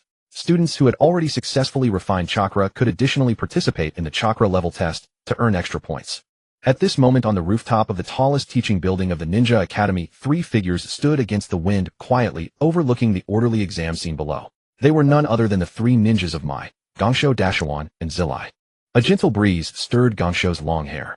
Her sharp, penetrating gaze swept through the crowd and precisely locked onto the outstanding figures of Chinya and Shuomen, a hint of scrutiny and approval in her eyes. Those 2 brats must be Chinya and bluffing Shuomen, whom Elder Mujian specifically mentioned. She carefully sensed the abundant chakra fluctuations within the 2 youngsters, thinking to herself, at such a young age their chakra reserves have already firmly reached the Genin standard. Especially Chinya, his chakra foundation is even at the upper middle level among ordinary genin. To have such a foundation after only 3 days of refining chakra is truly a top-tier genius worthy of the clan's key cultivation. However, the specific upper limit of their talent and whether their mental foundation is solid still require me to test them personally before I can conclude. Gangsho was well aware of the factional divisions within the Chinsho clan, with positions wavering, but the clan had been dormant for many years, and it was rare to see such high-quality new generation seedlings. No matter their stance, pouring resources into cultivating them was never wrong. Even if the 2 were already integrated into the village and had shed their clan registration as descendants of the Chinsho, they were still worth supporting. The subtle emotional fluctuations of Gangsho were precisely caught by the 2 beside her. Dashawan's narrow eyes narrowed slightly, following Gangsho's gaze to lock onto the 2 boys below.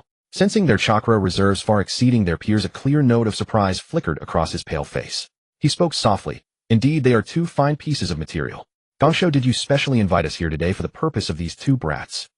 That's right. Zilai nodded repeatedly, his face full of admiration. At the age of 5, just entering school, he already has genin-level chakra reserves. His talent is completely no less than mine back then. TCH. As soon as these words were spoken, they instantly drew synchronized, disdainful glances from Gangsho and Dashyuan. Dashyuan curled his lips into a mocking arc, his sharp tongue fully activated. You have the nerve to say that? Everyone knows you were the infamous bottom feeder of the whole school when you were young. Dashyuan, you bastard. Want to fight? Zilai instantly bristled, lowering his voice and growling angrily. If not for the fact that this was the Ninja Academy and the face of the 3 ninjas was at stake, he would have started arguing on the spot. This was nothing but blatant slander. Tisk. Dashyuan glanced at him with indifference, too lazy to waste more words, but secretly felt pleased that he had gotten one over on Zilai again. Alright, stop messing around. Gangsho helplessly interrupted their daily bickering and spoke seriously, cutting to the chase. Let's get down to business. What do you think of the talent of these 2 children? Are you interested in taking them as direct disciples? Oh, Dashyuan and Zilai were both taken aback, their eyes full of surprise. For Gangsho to take the initiative to recommend them was enough to show the extraordinary nature of these 2 brats. Dashyuan lightly licked the corner of his lips, sizing up the 2 below with interest, and asked Gangsho, do these little ones have some special exceptional qualities worth your attention like this? Same question. Zilai nodded in agreement. Gangsho did not conceal the truth and said bluntly, they are both remnants of the Chinsho bloodline, descendants of the Chinsho, who integrated into the village early and left the clan system. Both parents died early, they are orphans. Their current strength and foundation were all earned through a year or more of self-disciplined hard training day and night. Without any support, they managed to rise against the odds. Their mental fortitude and talent are extremely rare. The clan entrusted me to assess the 2 to determine whether they are worth increasing resource allocation and key cultivation. She had specially brought the 2 here today to let the 3 ninjas take notice in advance. If they were willing to take disciples, it would be the greatest opportunity for the 2 children. I see. Dashyuan and Zilai suddenly realized and nodded in understanding. No wonder they have such a solid foundation at such a young age. It turns out they have Chinsho bloodline. Such talent is only to be expected. After a brief pause, Dashyuan spoke indifferently to refuse. However, I have no intention of taking disciples for now. One person Shingshu already consumes enough of my energy. clan affairs, village missions, and his own ninjutsu research had already filled all his time. If not for Gansho's face, he wouldn't even have taken on Shengshu. Gansho was not surprised at all, and then turned to look at Zilai. What about you? Me. Zilai was slightly startled, his gaze unconsciously falling on the two boys, finally settling on the golden-haired, blue-eyed, bluffing Shuemin. At that very moment, Shuemin seemed to sense something, looked up toward the rooftop, and precisely met Zilai's gaze. After discerning the faces of the three legendary ninjas of Konoha, Minato's eyes flickered with a hint of surprise. He then composed his expression, revealing a clean, warm smile, as pure as sunlight. With a slight nod, he calmly withdrew his gaze and refocused on the examination. That clear and gentle smile instantly warmed Jiraiya's heart, inexplicably stirring a sense of fondness within him. He stroked his chin and murmured thoughtfully, "This blonde-haired kid gives a very good impression. Clean, pure, with a transparent heart, like a little sun. It might be worth trying to get to know him. If his temperament and talent align with my expectations, taking him as a disciple wouldn't be out of the question. Fate has always been a curious thing." "Oh, perfect." Tsunade's eyes lit up with delight, and she immediately made her decision. "Since you're interested, then Minato is yours to teach from now on." Hey, don't just decide like that." Jiraiya flustered, waving his hands in denial. "I only said I'd consider getting to know him. I haven't decided to take him as a disciple yet. I don't care. It's settled." Tsunade ignored his protests, entirely finalizing the matter with a single declaration. With that, she vanished in a flash, leaping away from the rooftop, leaving Jiraiya standing there speechless and bewildered. He turned to look at Orochimaru, who was clearly amused, and let out a helpless sigh. "So did I just land myself in trouble out of nowhere? Well, who knows?" Orochimaru shrugged, his eyes brimming with mockery. With that, his form blurred, and he quietly disappeared. On the empty rooftop, only Jiraiya remained lost in the wind. He looked up at the sky, his face full of resignation. What kind of mess is this? Deep within the Senju compound, in the serene and secluded core courtyard, Mito Uzumaki sat by the corridor, watching Tsunade walk slowly into the yard. A gentle smile graced her lips as she softly asked back, "Already? How did it go? Did you see those two children mentioned in the interlude? How are their talents and temperaments?" "Yes, I saw them." Tsunade nodded lightly, stopping beside Mito with a serious expression. "From their outward appearance, both have excellent foundations, far surpassing their peers. However, their talent ceiling and combat prowess will require my personal testing to determine. But based on what they've shown so far, they are fully worthy of the clan's focused cultivation and support." "That's good to hear." Mito's eyes showed a hint of relief, then she let out a soft sigh, her tone carrying an indescribable heaviness. "To be honest, I never agreed with the plan to integrate the Senju clan into Konoha's civilian system from the start. But it was Tobarama's strategy laid out before his death, and with the third Hokage and others pushing it vigorously, many clan members were swayed by the rhetoric and followed blindly. I alone couldn't stop it, nor could I forcefully intervene. If I had opposed it strongly after I pass away, the already declining Senju clan would only end up in an even more awkward and difficult position. To this day, the Senju's greatest predicament is the lack of someone to lead the overall situation and uphold the clan's dignity. Tsunade has exceptional talent and formidable strength, but she has never been interested in clan affairs. Having been influenced by the third Hokage's teachings for years, she is naive and unable to see the undercurrents of power struggles among the higher-ups, easily swayed and blinded by personal relationships. Mito had originally intended to groom Nawaki into the next pillar of the Senju clan. But after years of observation, she had come to realize that Nawaki's personality was far too innocent and pure, even more straightforward and honest than Hashirama in his youth. He understood nothing of political maneuvering or the treachery of the human heart, and was utterly incapable of bearing the burden of revitalizing the clan. In terms of ninja talent, Nawaki was only of average ability, far from the standard required to support an entire clan. For this reason, in order to ensure Nawaki's peaceful life, Mito had no choice but to compromise and yield to the integration plan. She dared not forcefully oppose it, fearing that after her death, the naive Nawaki would become a sacrificial pawn in the clan's political games. Just as she was deeply worried about the Senju's future, the news about Chiba and Minato, which came through the interlude, reignited her long-dormant hopes. She was eager to see with her own eyes whether these two children truly possessed the extraordinary talent and clear-mindedness described in the interlude. If true, she would spare no resources to cultivate them, shaping them into top-tier powerhouses capable of supporting the Senju, thereby reversing the clan's declining trajectory. Even if they ultimately fell short of that height, they could at least become Nawaki's most reliable allies and pillars, protecting him and stabilizing the Senju's foundation after she was gone. In any case, for the current Senju, cultivating these two children was an absolutely surefire investment. "Grandma, don't talk like that." Tsunade quickly stepped forward, affectionately linking arms with Mito, speaking with a youthful, coaxing tone. "You'll live a long life. With you here, the family has its backbone. We all need you." Hee. Mito smiled, gently raising her hand to softly stroke Tsunade's hair. Her eyes were full of love, but her heart was heavy with worry. Tsunade was still too naive and innocent, unable to see the deep undercurrents in Konoha or the Senju's current predicament. It was precisely because she couldn't rest easy that Mito had been forcing herself to hold on, enduring both body and mind, unwilling to let the curtain fall prematurely. Meanwhile, the Ninja Academy examinations concluded. Chiba and Minato passed all assessments with outstanding results, no surprise to anyone. The two had already refined chakra early on, their foundations far surpassing their peers, and they had been internally designated as key students of the elite class. After leaving the academy, they walked briskly, filled with joy, heading toward their exclusive secret training base. Upon arriving at the base, they parted ways tacitly, each immersing themselves in their own training rhythm, refining ninjutsu, honing taijutsu, and solidifying their foundations. While the two were engrossed in their training, a figure silently stepped through the air, concealing their presence, and landed on the branch of an ancient tree beside the base. Jiraiya stood still on the treetop, suppressing all his aura, his gaze firmly locked on Minato Namake's below. He quietly observed his training state, meticulously evaluating his temperament and talent. The next moment, another light figure flashed over and landed steadily beside Jiraiya. It was Tsunade. So, after observing for so long, have you figured anything out? Have you made up your mind about taking a disciple? Tsunade asked directly, her voice low. Figured what out? Jiraiya was momentarily stunned, then slowly processed the question. Don't play dumb. Tsunade pursed her lips, full of disdain. I'm asking about the two kids' talent and your decision about taking a disciple. Oh, it's not that fast. Jiraiya waved his hand, adopting a casual demeanor. Taking a disciple is no small matter. I need to thoroughly assess their temperament, talent, and perseverance. I'm not the kind of person who takes disciples casually. TCH, you're hardly a person when you get casual. Tsunade wasn't in the mood for his banter. She decisively said, you can't see anything from this distance through the trees. It's a waste of time. Let's go down directly. Before she finished speaking, she had already leaped down, charging straight toward the training ground below. Hey, Tsunade, you're too impatient. Jiraiya tried to stop her, but was too late. He could only sigh helplessly, then followed suit, flashing down to the ground. Two piercing whistles rang out as a red and a white figure instantly appeared in the center of the clearing. Qian Yi and Shui Men, who were cultivating, immediately became alert, halting their movements simultaneously. They turned to look at the sudden arrivals, their eyes tinged with confusion and surprise. Who might you two be? Feigning ignorance, they softly inquired. Gang Shou raised an eyebrow, appraising the two youths before her.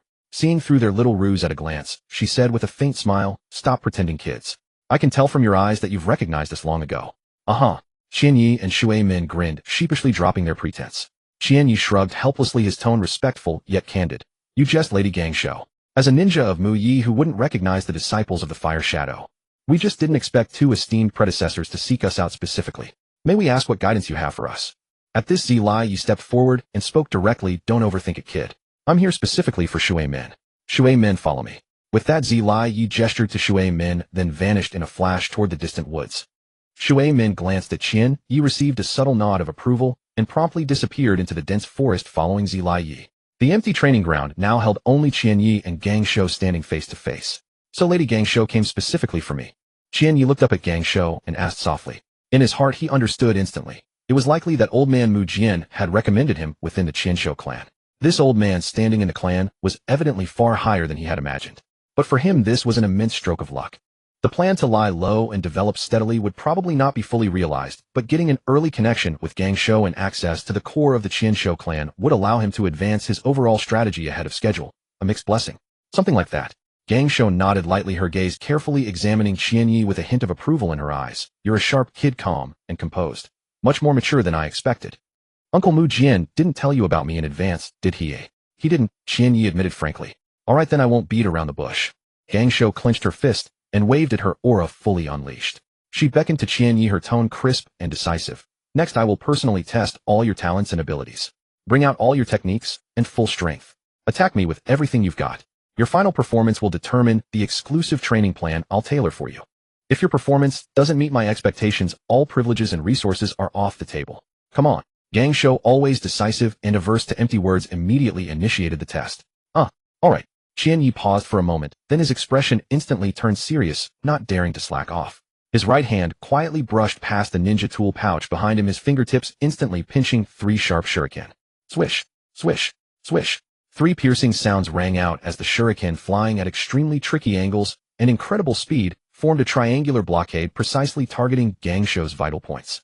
Immediately after, Qian Yi's fingers moved like lightning, forming hand seals at a speed that left only afterimages. Lightning released lightning ball. With a low hum, azure lightning gathered abruptly, forming a basketball-sized ball of lightning floating in his palm. Arcs crackled with a numbing aura as he hurled it fiercely toward Gang Shou's face. TCH. Gang Shou remained calm, casually sweeping her palm sideways. The resulting gale force sent the 3 shuriken flying away in an instant. She stomped heavily on the ground. Crack. Fine fissures instantly spread across the entire clearing, the hard earth sinking several inches under the impact. Swish.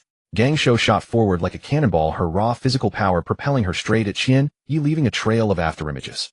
Just then Qian Yi's lightning ball reached her. Monstrous strength fist. Gangsho's eyes sharpened. Without dodging, she braced her right arm and threw a devastating punch straight ahead. Crackle.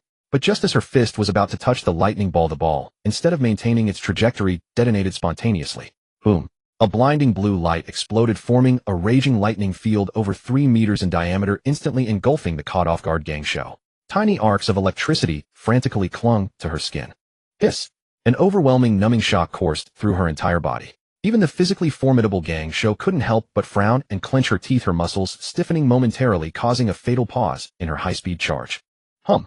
In the next instant, a vast ocean-like surge of pure chakra erupted from within Gangsho, instantly washing over her body and forcibly dispelling the residual lightning paralysis. She flexed her fist slightly, her eyes filled with surprise as she looked at Qian Yi in the distance. She offered rare praise. Not bad, kid. This lightning release isn't the basic lightning ball technique. Did you modify it yourself? By now Qian Yi had already retreated through the explosion smoke, standing steadily in the center of the river, behind him his feet in the shallow water, his hands maintaining a ready seal. Hearing this, he nodded slightly, his tone calm and composed. That's right. The basic lightning ball technique has a single attack and weak effect, too limited. I made considerable modifications, adding instant explosion and area paralysis. Excellent. The admiration in Gangsho's eyes deepened. She let out a low shout. Boom. The ground beneath her feet exploded again, creating an even deeper crater with stones and dust flying. This time Gangsho's speed surged once more than double her previous pace. Her form turned into a crimson blur, charging straight toward Qian Yi in the river with overwhelming force. Qian Yi's expression remained unchanged, having anticipated this. Water release, water dragon bullet technique. The turbulent river suddenly churned and boiled. A massive water dragon burst forth, roaring as it hurtled toward the oncoming Gangsho. Monstrous strength fist. Get out of my way. Gangsho's eyes gleamed with ferocity as she threw a punch, the immense force exploding and shattering the water dragon head-on. A curtain of water exploded into the air, but her momentum did not diminish. She charged through the water curtain, her iron fist still locked on Qian Yi, smashing down. Just as her fist was about to land, a second water dragon suddenly emerged from beneath the river surface, striking Gangsho's side without warning. The unexpected impact caught her off guard, disrupting her attack and hurling her into the air with tremendous force, sending her soaring high. Water release, twin water dragon bullet technique. A faint smile tugged at Qian Yi's lips as he silently recited the technique's name. His hand seal speed increased further, and a pair of sharp, elongated water blue blade lights formed in each of his palms. Water release, water fawn blade, modified, twin blade dance. The river beneath his feet suddenly swirled into a vortex, propelling Qian Yi's form skyward, instantly catching up to the off-balance Tsunade high above. Qian Yi spun his arms, and 2 sharp water blades carrying a biting chill crossed and slashed fiercely towards Tsunade. In mere moments, offense and defense shifted dizzyingly fast. Though Tsunade was sent flying by the surprise attack, and even suffered a slight tremor in her internal organs from the sudden impact, with a thin trickle of blood at the corner of her mouth, her Senju physique and superhuman recovery unrivaled in the ninja world allowed her to stabilize instantly and regain her composure. Watching Qian Yi's close assault, a cold smirk flickered in her eyes. This kid never fails to surprise me, but he's still too green. Coming close is your biggest mistake. With that, Tsunade leveraged her mid-air momentum, twisted her waist sharply, and gathered a massive amount of chakra into her right foot. A dark aura of chakra coiled around her ankle, exuding terrifying power. Celestial Gate Foot. A heavy stomp crashed down, colliding precisely with Qian Yi's twin water blades. The disparity in their strength, chakra reserves, and physical foundations was already immense. Within just 2 breaths, the tough and sharp water blades crumbled under the pressure, shattering into countless droplets that scattered in the air. The next moment, Tsunade's heavy foot struck Qian Yi without obstruction.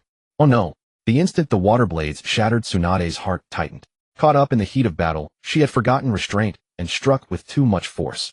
She strained to pull back her power, hurriedly managing to withdraw only 30% of its might, while the remaining immense force still slammed into him heavily. Qian Yi, from afar, Minato, who had just landed, watched the entire scene. His pupils contracted, and he cried out, involuntarily charging recklessly toward the battlefield. Jiraiya's expression instantly turned grave. Moving faster than thought, he launched into the air, intending to save Qian Yi. But the expected devastating blow and loud crash never came. Boom. The moment Qian Yi was struck, his form suddenly dissolved into a pool of water, splashing everywhere. The attack had completely missed. This? Huh. Tsunade, Jiraiya, and Minato were all taken aback, their faces full of bewilderment. A shadow clone. No, it's a water substitute. In the split second of their shock, Ye's voice rang out from deep within the river. Water release, double water dragon bullet technique. Modified vortex, strangulation. Swoosh. Two thick water dragons coiled out from the river's surface, their heads and tails intertwining in a spiral, carrying the ultimate force of strangulation. They locked onto Tsunade, whose old power had just been spent and new power had yet to gather, and struck with deadly precision. The timing was impeccable. Oh no. Tsunade's heart skipped a beat, but she couldn't fully dodge in time. The surging water vortex engulfed and enveloped her entirely. But the expected heavy blow never came. Instead, the water burst into countless splashes, replaced by a shower of fine wood chips scattering in all directions. A substitution technique. Ye's pupils contracted, and he instantly knew he was in trouble. Almost simultaneously, he acutely sensed an overwhelming, terrifying chakra fluctuation erupting behind him, its oppressive aura pressing down on him. Without a second thought, he exploded chakra from his feet and dashed at full speed toward the riverbank. Boom! A deafening explosion erupted behind him. The terrifying shockwave carrying rubble and muddy water swept in all directions, and the powerful force sent Yi, who was already retreating, flying violently. Yi somersaulted repeatedly in the air to absorb the impact of the fall. As his feet touched the ground, he used the momentum to retreat, rapidly carving two long furrows into the hard earth. He quickly looked up and steadied himself, only to see Tsunade already standing firmly on the riverbank, just 4 meters away. The young woman's fist was slightly clenched, and a menacing grin curled at the corner of her mouth, her eyes burning intensely as they fixed on Yi. Not bad, kid. Show me everything you've got. Otherwise you won't have a chance to strike later. Faced with Tsunade's pressure, Yi didn't hesitate. He began forming hand seals again at lightning speed, his fingers dancing with a series of clicks. At the same time, Tsunade stomped her foot, shattering the ground, and burst forward again, swinging her iron fist straight at Yi. Earth release mud wall. Modified triple mud wall. With a rumble, a thick earthen wall rose half a meter in front of Yi, standing a full 3 meters thick, firmly blocking the path between them. The moment the technique was complete, Yi retreated rapidly to create a safe distance. Monstrous strength fist. Tsunade struck the center of the wall with a furious heavy punch. Crack. Dense fissures spread across the entire wall, and it exploded into a cloud of dust. Edge. As the dust cleared, Tsunade raised an eyebrow in surprise. This earthen wall was not a solid single layer, but a triple-layered structure. Between each layer there was a 20-centimeter gap of buffer space. Because of this, her powerful monstrous strength fist only shattered the first 2 layers, and the accumulated force was completely exhausted, failing to break through the final defense. This kid. He's modified every basic ninjutsu he knows. From the treetops on the riverbank, Jiraiya had watched the entire duel. Seeing the ingeniously buffered triple mud wall, he couldn't help but exclaim in admiration. This kind of improvement approach, this attention to detail. Even veteran Jonin might not achieve it. He's definitely a top-tier genius. Minato Namikaze, however, remained calm and composed, speaking with a tone of accustomed certainty. This is just Ye's basic operation. He has a terrifyingly unmatched talent for understanding and creating ninjutsu. On a normal day, he would have kept Ye's incredible trump cards a secret. But now that Yi had already revealed his full strength to Tsunade and Jiraiya, there was no point in hiding it anymore. Moreover, during this time, Yi had analyzed the political situation in Konoha with him. Both of them knew very well that Tsunade's character, stance, and principles made her an elder who could be absolutely trusted. As for Jiraiya, Minato wasn't too concerned about him at the moment. In the center of the battlefield, Tsunade's assault didn't stop. Monstrous strength fist. Boom. Another tyrannical heavy punch landed, and the remaining last layer of mud wall exploded into flying debris. As the dust settled, seeing Yi, who had retreated more than 10 meters away and was breathing slightly unsteadily, Tsunade stomped her foot to charge forward again for further testing. I surrender. At that moment, Yi raised both hands without hesitation, conceding bluntly. Kid, what did you say? Tsunade's forward momentum abruptly halted. A vein bulged on her forehead, and her clenched fist cracked ominously as she stared at Yi with a fierce expression. Her demeanor clearly indicated that if he didn't give a reasonable explanation, she would punch the ground to pieces. Yi understood the situation and quickly explained, his tone sincere and clear-headed. Lady Tsunade, you came today to test my talent and strength. In the fight just now, I've used all the ninjutsu and trump cards I currently possess, and my chakra is already mostly depleted. If we continue, I'll just be passively beaten without any meaningful test. So it's better to surrender directly. He would never engage in unnecessary battles. Upon hearing this, Gansho's movements paused, the corner of her mouth twitching slightly, and for a moment, she was at a loss for words. She indeed harbored a lingering frustration from not being fully satisfied, but she had to admit that this kid's combat thinking was extremely clear, his temperament calm and utterly rational, without the slightest trace of the competitive and impetuous nature common among his peers. Forget it. The opponent was merely a 5-year-old child. Achieving this level was already extraordinary. If she continued to press on, it would only make her seem like a bully taking advantage of the young. With that thought, Gang Ho relaxed. Her tense stance flickered and instantly appeared before Qian Yi, arms crossed over her chest, as she looked him up and down with keen interest. You kid, not only is your mind quick, your combat wisdom is excellent, and your raw strength far exceeds that of children your age. Moreover, your ninjutsu modifications and fine chakra control have reached an astonishing level, making you extremely suitable for learning medical ninjutsu.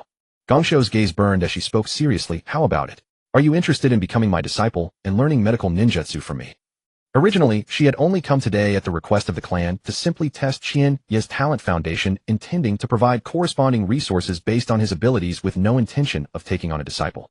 But the ninjutsu comprehension, chakra control, and creative ability that Qian Yi had just displayed were so astonishing that they completely stirred her desire to take him as a disciple. Looking at the young boy before her, she seemed to see the youthful Qinsho Zhujian with exceptional talent and boundless potential. Qian Yi was instantly stunned, having never expected Gang Ho to suddenly propose taking him as a disciple. What are you spacing out for? Willing or not, give me a straight answer. Gang Ho glared at him in annoyance and urged. Qian Yi snapped back to reality, ecstatic, and quickly nodded vigorously. I am willing. To be able to become Master Gansho's disciple is my honor. This was definitely a tremendous fortune, exceeding expectations. His recent goal had been to find a reliable backer, infiltrate the core circle of the Qinsho clan, and seize the opportunity to reverse the declining situation of the Qinsho clan, paving the way for his subsequent plans. Now, as Gansho's direct disciple, all his plans could be advanced smoothly ahead of schedule. Excellent. A satisfied smile appeared on Gansho's face as she reached out and gently patted Qian Yi's shoulder. From today on, you are my disciple, Gansho's. Come, I'll take you to meet Zilai. If you ever encounter trouble in the village in the future, you can ask him for help. With that, Gang Ho led Qian Yi quickly to where Zilai and Shuaiman stood. Greetings, Lord Zilai. Qian Yi bowed respectfully with a humble demeanor. Ahaha, no need to be so formal. Zilai scratched the back of his head and laughed heartily, his eyes full of approval. Your performance today was brilliant, completely beyond my expectations. All the basic ninjutsu have been improved and optimized. Such comprehension and creativity are not something ordinary geniuses possess. If you were to learn that Qian Yi had mastered these ninjutsu and completed all improvements in just a few days, he would likely be shocked into calling him a prodigy. You flatter me, senior. Qian Yi smiled, faintly modest and composed. Congratulations, Qian Yi. Shuaiman stepped forward with a smile, genuinely delighted for his close friend. He knew better than anyone that Qian Yi always harbored deep unease in his heart, always wary of the undercurrents in Mai, and extremely lacking in a sense of security. It was also under Qian Yi's influence that he, originally innocent in nature, gradually developed a sense of crisis and trained harder. Thank you. Qian Yi replied with a smile, then sincerely blessed. With your talent and temperament, you will surely gain Lord Zilai's recognition and smoothly become his disciple. I hope your words come true.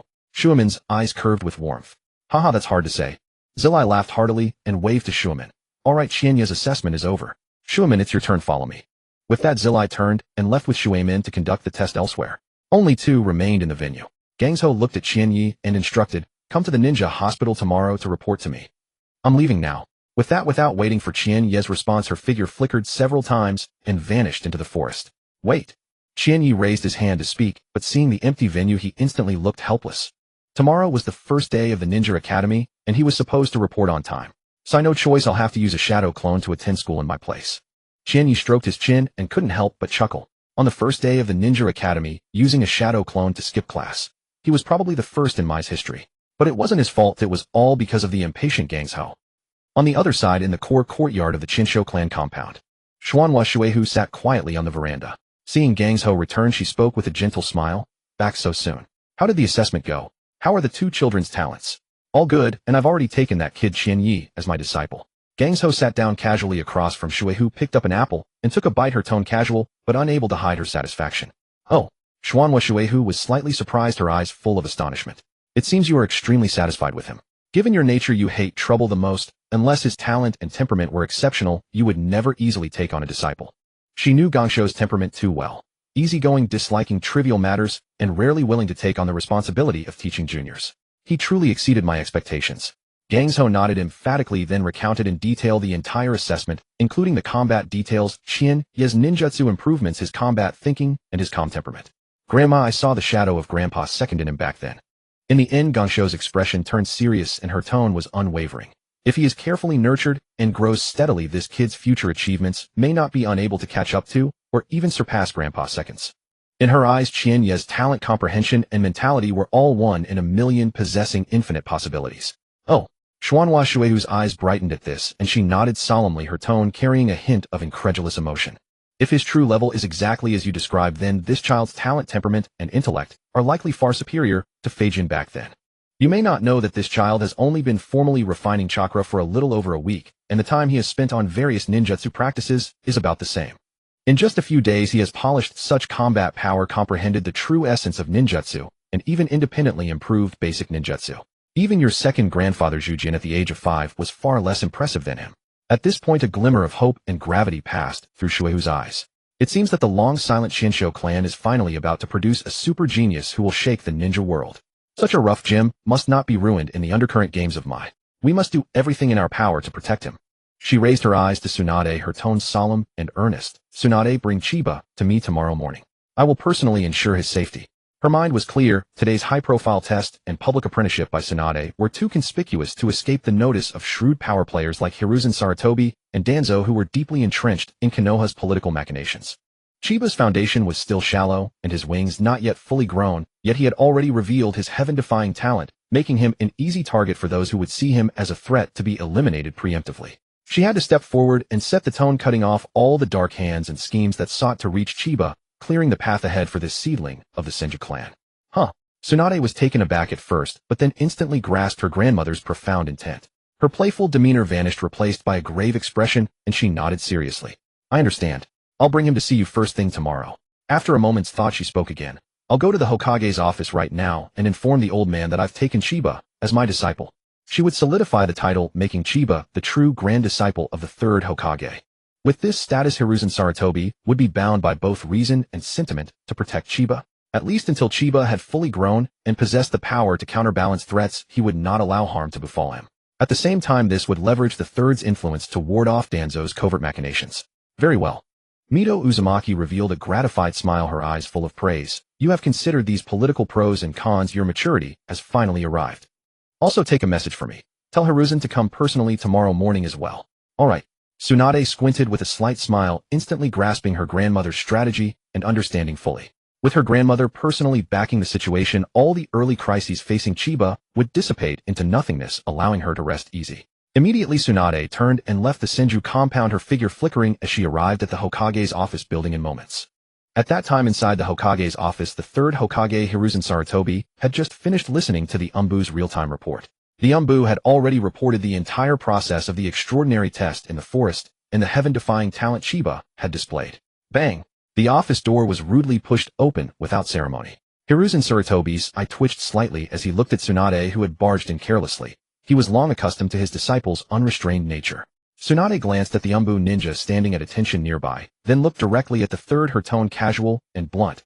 Old man, I'm here to inform you that I've taken on a new disciple named Chiba. Hiruzen Sarutobi puffed on his pipe, exhaling a wisp of smoke, and shook his head helplessly. I already know from the Umbu report. Bring him to see me tomorrow. He added with a sigh of exasperation, and next time remember to knock before entering. None of my 3 disciples give me any peace. It's truly a headache. He often wondered if his teaching methods were flawed, or otherwise why would Jiraiya be so undisciplined, Orochimaru so reclusive, and Tsunade so domineering, none of them fitting the mold. Knocking is unnecessary, it's too much trouble. Tsunade waved her hand, dismissively unconcerned, and got straight to the point. By the way, Grandma wants to see Chiba tomorrow morning, and she told me to have you come along as well. That way you can meet him, then saving me an extra trip. She would never waste effort when she could avoid it. Oh. Hiruzen Sarutobi paused mid-motion, evident surprise flashing in his eyes as he looked at Tsunade with curiosity. Lady Mito wants to personally meet a child who just entered the academy.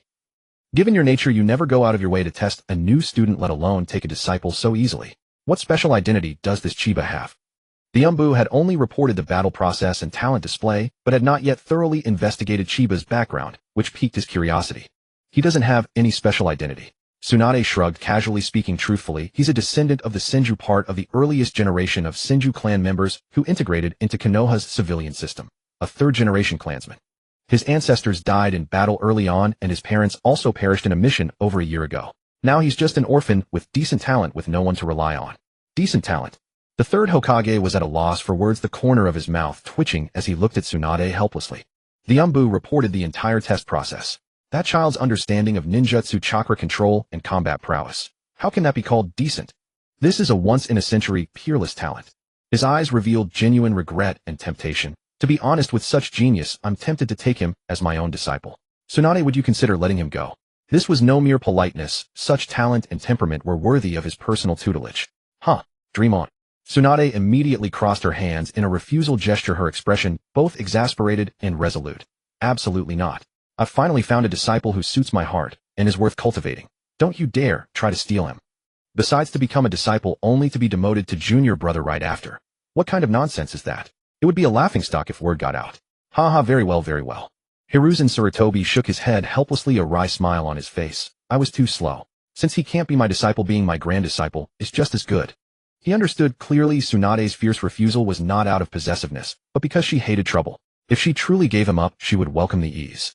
What truly made her adamant was the awkwardness of the generational shift. That's more like it.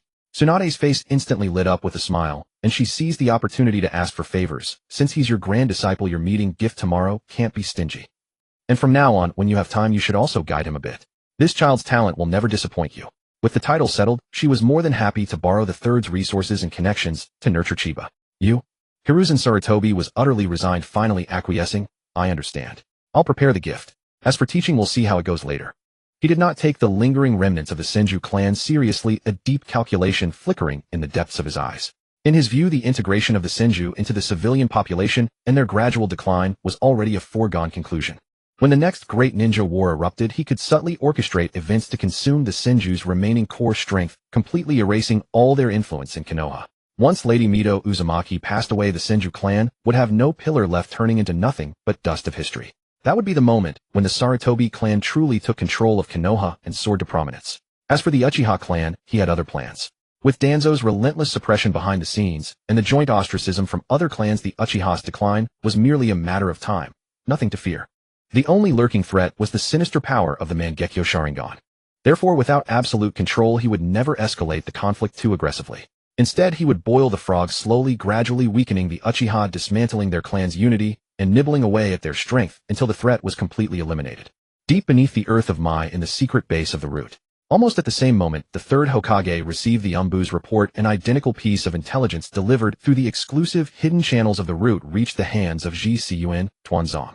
In the dim, cold, secret chamber, candle flames flickered, casting half of Tuanzang's face in aged gloom, while the other half was covered in eerie bandages, exuding a heavy aura of malevolence. He lowered his head and swiftly scanned every word on the intelligence. His aged eyes first narrowed, sharply flashing with intense shock, which was then rapidly replaced by extreme greed and fervor. Where did this brat come from? How could he possess such incredible talent? Tuanzang's fingers clenched the intelligence paper tightly, his knuckles turning white, and his tone carried an unmistakable dominance. Such an extraordinary talent is exactly what my root needs. He must be brought under my command to serve my purposes. Immediately. Investigate his entire background, past experiences, all details. Leave nothing out. The intelligence clearly noted that Qian Yi had already been accepted as Gansho's personal disciple, but Tuanzang paid it no heed whatsoever. In his eyes, Gangsho was nothing more than an immature, pleasure-seeking, trouble-averse young girl, utterly unworthy of guiding such a genius, a negligible presence. Yes. A root ninja standing by, bowing in readiness, responded with an expressionless face, then turned and vanished into the darkness. Hours later, an extraordinarily detailed investigation dossier was delivered to Tuanzang. Tuanzang read every word, his expression growing more shaken, and the obsession and desire in his eyes intensified. Only 5 years old. He has been extracting chakra and practicing ninjutsu for no more than 2 weeks. Tuanzang murmured in disbelief. In just over 10 days, he has improved several basic ninjutsu, and his combat power rivals that of a low-level genin. This child is an unprecedented prodigy. After reading all the background information, he instantly understood. So that's it. He is a descendant of the Senju. I knew it. How could an ordinary civilian child from Mai possess such extraordinary talent? At this moment, Qian Ye's monstrous growth, speed, and ninjutsu talent instantly reminded him of his own teacher, the second Hokage, Senju Tobarama. Tuanzang's eyes flickered wildly, countless thoughts churning in his mind. If nurtured carefully, this child might very well become a second Tobarama-sensei. The hidden malice and schemes from earlier were now completely overwhelmed by a surge of appreciation for talent. He was genuinely moved by the desire to cultivate this seedling of the Senju. An even more insane thought sprouted in his heart. If he could personally raise a powerhouse who rivaled or even surpassed Tobarama, would that mean that he, Ji Cun Tuanzang, had long since surpassed his teacher from back then? No. Tuanzang suddenly raised his head, his gaze growing more resolute. I cannot let Gangsho waste such a genius. That female gambler is frivolous, afraid of hardship and effort, and has no idea how to teach according to aptitude. She will only squander his talent. Only I have the qualification and the ability to train him into a top-tier powerhouse. Decisive and never one to delay, Tuanzong immediately rose, left the deep-root base, and made his way directly to the Hokage's office building. The moment he stepped into the office, without any pleasantries, he faced the seated third Hokage Yuan Fei Rizhan, his tone forceful and unyielding. Rizhan, I want that boy Qianyi. Hand him over to me for training. His talent is extraordinary, comparable to Tobarama-sensei. In all of my only I can completely nurture him into a formidable figure. Huh. Yuan Fei Rizhan was momentarily stunned, then looked utterly exasperated, staring at Tuanzong, who had suddenly gone mad, his brows deeply furrowed. Tuanzong, have you lost your mind? Coming here out of the blue to make an unreasonable demand. Regardless of his talent, he is now Gongshou's personal disciple, my grand disciple. The bond is established, don't even think about it. The third Hokage sneered inwardly. He was not foolish. How could he hand over a prodigy with such limitless potential to the ambitious and self-serving Tuanzong? This was not nurturing talent, it was personally arming Tuanzong and creating a future adversary. Rizhan, you are utterly mistaken. Tuanzong was instantly enraged, his tone sharp and aggressive. Gangshou is only skilled in medical ninjutsu. Her combat and ninjutsu teaching are a complete mess. Are you going to watch a super genius comparable to Tobarama-sensei be wasted for nothing? My decision is final. No changes. The third Hokage was also thoroughly provoked, his expression stern and unyielding. The apprenticeship has already been established. How can it be changed arbitrarily? Even if Gangshou has shortcomings, I am still here. I am his grandmaster, and I will personally step in to teach him. The methods of the root are dark and cruel, utterly unsuitable for a pure-hearted genius. Tuanzong, this is non-negotiable. Please leave. He couldn't understand why Tuanzong was so fixated on a 5-year-old child, but no matter what he would never yield. You? Tuanzong was left speechless, his finger trembling as he pointed at the third Hokage, his entire body shaking with rage, his chest filled with endless frustration and fury. After all, he was merely the Hokage's assistant, his power inferior to that of the Hokage. If the person sitting in this position today were him, why would he be so constrained at every turn? Tuanzong gnashed his teeth, each word dripping with resentment and malice. Rizhan, you will regret this. The third Hokage's expression was indifferent, his gaze steady. Tuanzong, I am the Hokage. Oomph. That single sentence pierced Tuanzong's heart like a sharp thorn. He almost couldn't help but roar on the spot. Was he not aware that the other was the Hokage? Did he need to be reminded at every moment? If after the war ended back then he had been the first to express his stance to the teacher, firmly surpassing Yuan Fei Rizhan, then the one seated in the Hokage's position today would have been him, Jicun Tuanzong. This was his lifelong regret, his eternal obsession and resentment. He never admitted he was inferior to Yuan Fei Rizhan. Had it not been for him carrying all the darkness and the shadows and eliminating threats over the years, how could Yuan Fei Rizhan have sat securely as Hokage? Tuanzong took a deep breath, suppressed his surging rage, and left behind a cold declaration. I will not give up. With those words, he turned and swept out, leaving with a storm of fury. The office fell back into silence. Click, click. Yuan Fei Rizhan helplessly lit his tobacco pipe, wisps of blue smoke curling upward. He looked down at the complete intelligence report just delivered, which clearly recorded Qian Ye's astonishing growth over just 2 weeks. His eyes were deep, and he calculated silently in his mind. If Tuanzong could see Qian Ye's terrifying potential to rival Tobarama, how could he not? If I had known your talent was this terrifying, I would have snatched you from Gongshou's hands and made you my personal disciple. A grand disciple, after all, is not as close and reliable as a direct disciple. The third Hokage's gaze regained its determination, a complete plan already formed in his mind. But it's fine. From now on I will draw closer to him, subtly guide his mind. Even if he is merely a grand disciple, I can cultivate him into a loyal follower utterly devoted to the Hokage lineage and to me. When it came to manipulating hearts and minds through subtle guidance, Hisaritobi Hiruzen had never lost to anyone. Meanwhile, in an ordinary ninja tool shop within Konoha village, a clear youthful boy's voice rang out. Sir, give me one explosive tag and a roll of the lowest grade space sealing scroll. Qian Yi stood at the counter, his expression calm and composed, utterly unlike an ordinary 5-year-old child. Coming right up, young customer. The shop owner moved swiftly, quickly placing the 2 items on the counter and smiling as he gave a warning. That'll be 10,300 Ryo. These items are quite dangerous, little one. Be sure to handle them with care and don't play around with them. Thank you for the reminder. Qian Yi nodded, handed over the money, took the explosive tag and the antique low-grade space sealing scroll, then turned and left the ninja tool shop. The moment he stepped out of the shop, 2 crisp system notification sounds echoed in his mind.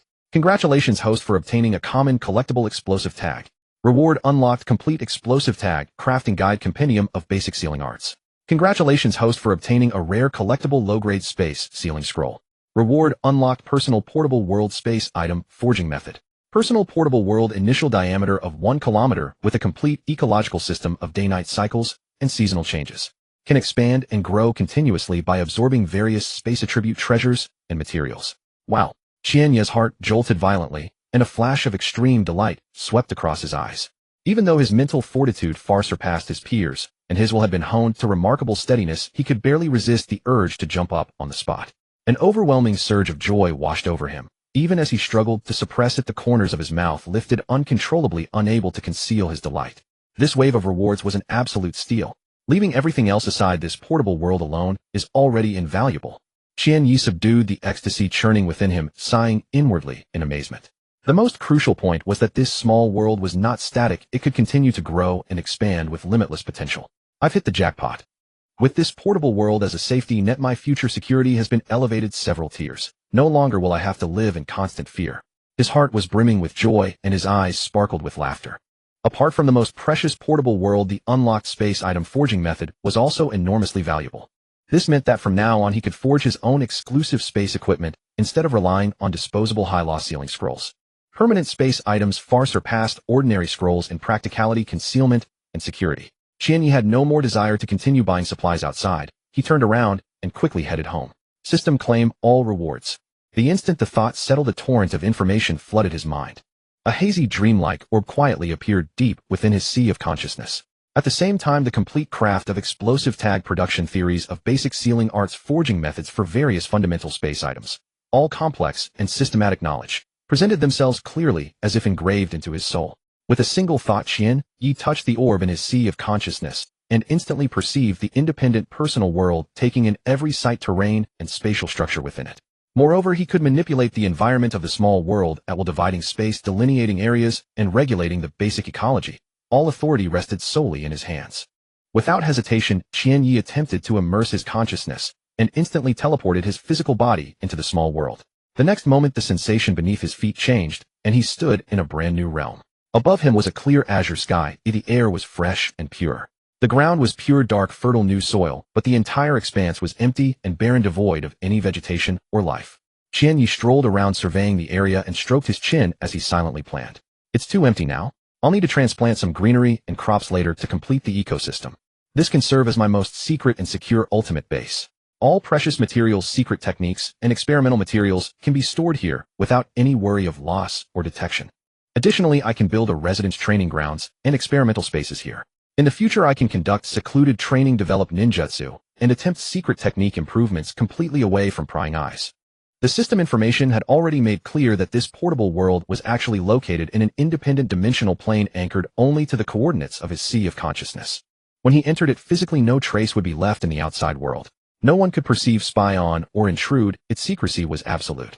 After briefly familiarizing himself with the small world's environment, Qianyi did not linger. With a thought, he exited the dimensional space and returned to his real-world room. He then calmed his mind and began to organize the newly acquired details on explosive tag crafting. So explosive tags aren't just one standard type. They come in ordinary, improved, and enhanced tiers. With this complete process, mass-producing basic explosive tags will be easy. Qianyi's eyes lit up, and a decision took shape in his mind. From now on, I'll set aside time each day to produce a batch. Whether I sell them for money or stockpile them as trump cards or tactical tools, it's a surefire profit. He was well aware that relying solely on missions for earnings was terribly inefficient. In the future, he would need to research ninjutsu, improve secret techniques, explore bloodline limits, and attempt all kinds of advanced developments, all of which required enormous funds. He had to establish a stable financial source as early as possible. Next, he delved into the compendium of basic sealing arts. Thanks to his top-tier talent in sealing arts and the boost from accelerated learning, these basic theories, which outsiders found obscure and difficult, were as simple as arithmetic to him, and he grasped them all effortlessly. After merely skimming through the entire text, he had fully comprehended it and gained a wealth of insights. With a solid foundation in basic sealing arts, advancing to higher-level sealing techniques will be infinitely smoother. Moreover, sealing knowledge can also be applied to improving explosive tags, further optimizing their stability, power, and triggering mechanisms. Qianyi's thoughts began to wander further. Perhaps I could try designing a simple device to create a semi-automated or even fully automated explosive tag production line, freeing my hands from mass output. Finally, he reviewed the space item forging method. This part was relatively profound and complex, demanding high levels of mental control, fine chakra manipulation, special materials, and specific forging conditions. Given his current circumstances, he could not put it into practice yet. He could only store it in memory for now, leaving it to be tackled step by step once his strength and resources were sufficient. Qianyi, are you home? Just as he finished sorting through all his gains, Shui Min's cheerful and somewhat excited call came from outside the house. I'm here. Qianyi responded, got up, and quickly walked out of the house. In the courtyard, Bo-Fong Shui Min stood tall, his eyes bright, and a radiant smile unconcealed on his face, exuding an air of lightness. Qianyi raised an eyebrow slightly, and teased with a smile, judging by your spring-like demeanor, I take it Zilai Yi has officially accepted you as his disciple. That's right. Shui Min scratched the back of his head, his smile growing even purer and more sincere. Zilai Yi-sensei was very satisfied with my test performance, and has officially taken me on. Qianyi, now we both have top-tier instructors to guide us. From now on, our training will have structure and direction, and our strength will surely improve faster. During this period under Qianyi's guidance, Shui Min had already seen the undercurrents beneath Konoha's glamorous surface. A sense of crisis had always lingered in his heart, driving him to train relentlessly, eager to gain the power to protect himself as soon as possible. Now that he had become a disciple of one of the Sannin Zilai Yi, the stone that had been weighing on his heart was finally lifted, and his tense mindset eased considerably. But this ease did not mean complacency, it only made him more grounded and steady in his progress. Of course. Qianyi nodded with a smile, and offered sincere encouragement. Let's work together from now on, build up enough strength to protect ourselves as soon as possible, so we can control our own destiny and do what we want. Are you hungry? It's just about mealtime. I'll cook. Great. Now that you mention it, I'm really starving. Shui Min agreed readily, his eyes curved with warmth filling his heart. Meanwhile, at the Hokage's office. Hey, old man. With a flippant shout, Zilai Yi flickered and leaped through the window into the office, his posture casual and unruly, completely disregarding protocol.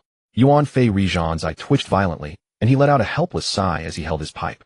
Sigh. Can't any of you three ever use the front door? When did I ever teach you such bizarre entrances? He was genuinely exasperated. The Sannin were all peerlessly talented, but each had a peculiar and untamable personality, earning them the reputation of Konoha's three biggest problem children, leaving him constantly amused and frustrated. These are trivial matters, no need to be so rigid. Zilai Yi waved his hand dismissively, his expression carefree.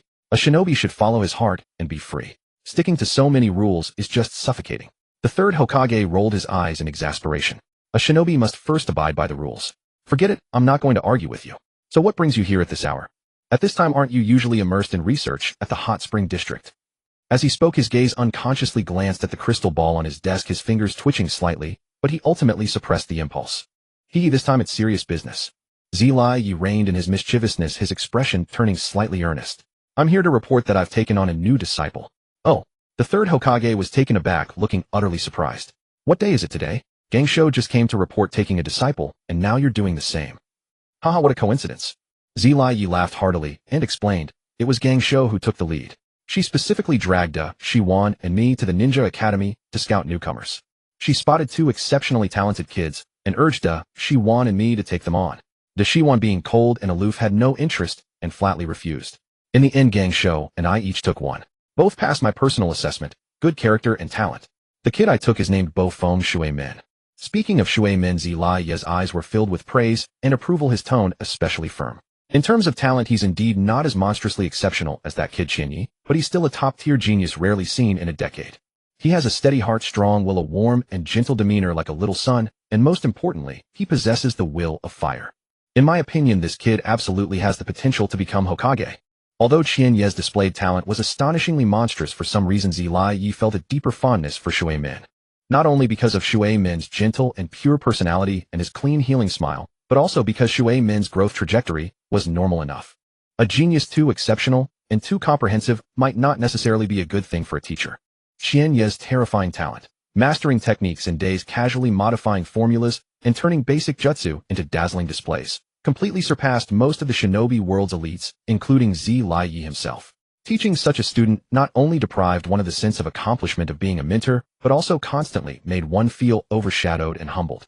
I can see you're truly satisfied with the kid, Shui Min. The third Hokage nodded knowingly, pondering inwardly, and took the opportunity to ask, since he was recommended by Gangsho, is he also a descendant of the Senju clan? That's right. Zilai Yi nodded seriously and answered truthfully. I heard as much from Gangsho. And Shui Min, like Qianyi, is an orphan with no one to rely on. They grew up together, trained side by side, and have an excellent relationship with outstanding character and conduct. I understand. The third Hokage nodded slowly, his expression calm. It's a good thing you're willing to take a disciple. Now all three of my students have opened their doors to accept disciples, and my Sarutobi lineage is truly branching out. He pondered for a moment, and then instructed, "Tomorrow morning, take Shui Min to the residence of the Mito-sama. Mito-sama wants to see me and Qianyi early tomorrow morning, so we might as well arrange it together to save trouble." In truth, he had initially had reservations. He didn't want the immensely talented Shui Min to come into contact with Uzumaki-Mito, too early binding him to the Senju line and slipping out of his control. But he knew Zilaye's keen eye well. The Shui Min chosen by Zilaye was destined to be extraordinary. Moreover, considering Mito's high regard for Qianyi and the close bond between Shui Min and Qianyi, it was clear that Shui Min would eventually be drawn into the Senju's resource network. If he forcibly obstructed it, it would only breed estrangement and outweigh the benefits, so he simply let it be. So that's it. Mito-sama thinks highly of that kid Qianyi. Zilaye's eyes flickered with surprise before he readily agreed. All right, I understand. It's settled. I'll be off now. With that, Zilaye turned and walked to the window as usual, and under the third Hokage's resigned accustomed gaze he leaped out and disappeared free and easygoing. The next morning, just before dawn, Qianyi and Shui Min were quietly having breakfast inside the house when a crisp, somewhat casual call came from outside the courtyard. "Hey kid Qianyi, are you awake? Say something." The two exchanged a glance, and Qianyi immediately got up to respond. "I'm here." He strode out of the courtyard gate and looked up in surprise. Outside the gate stood not only Gangsho, but also Zilaye side by side. "Gangsho-sensei, Zilaye-sama. What brings you both here together?" Qianyi greeted with a smile. "Have you had breakfast? Want to come in and grab a bite?"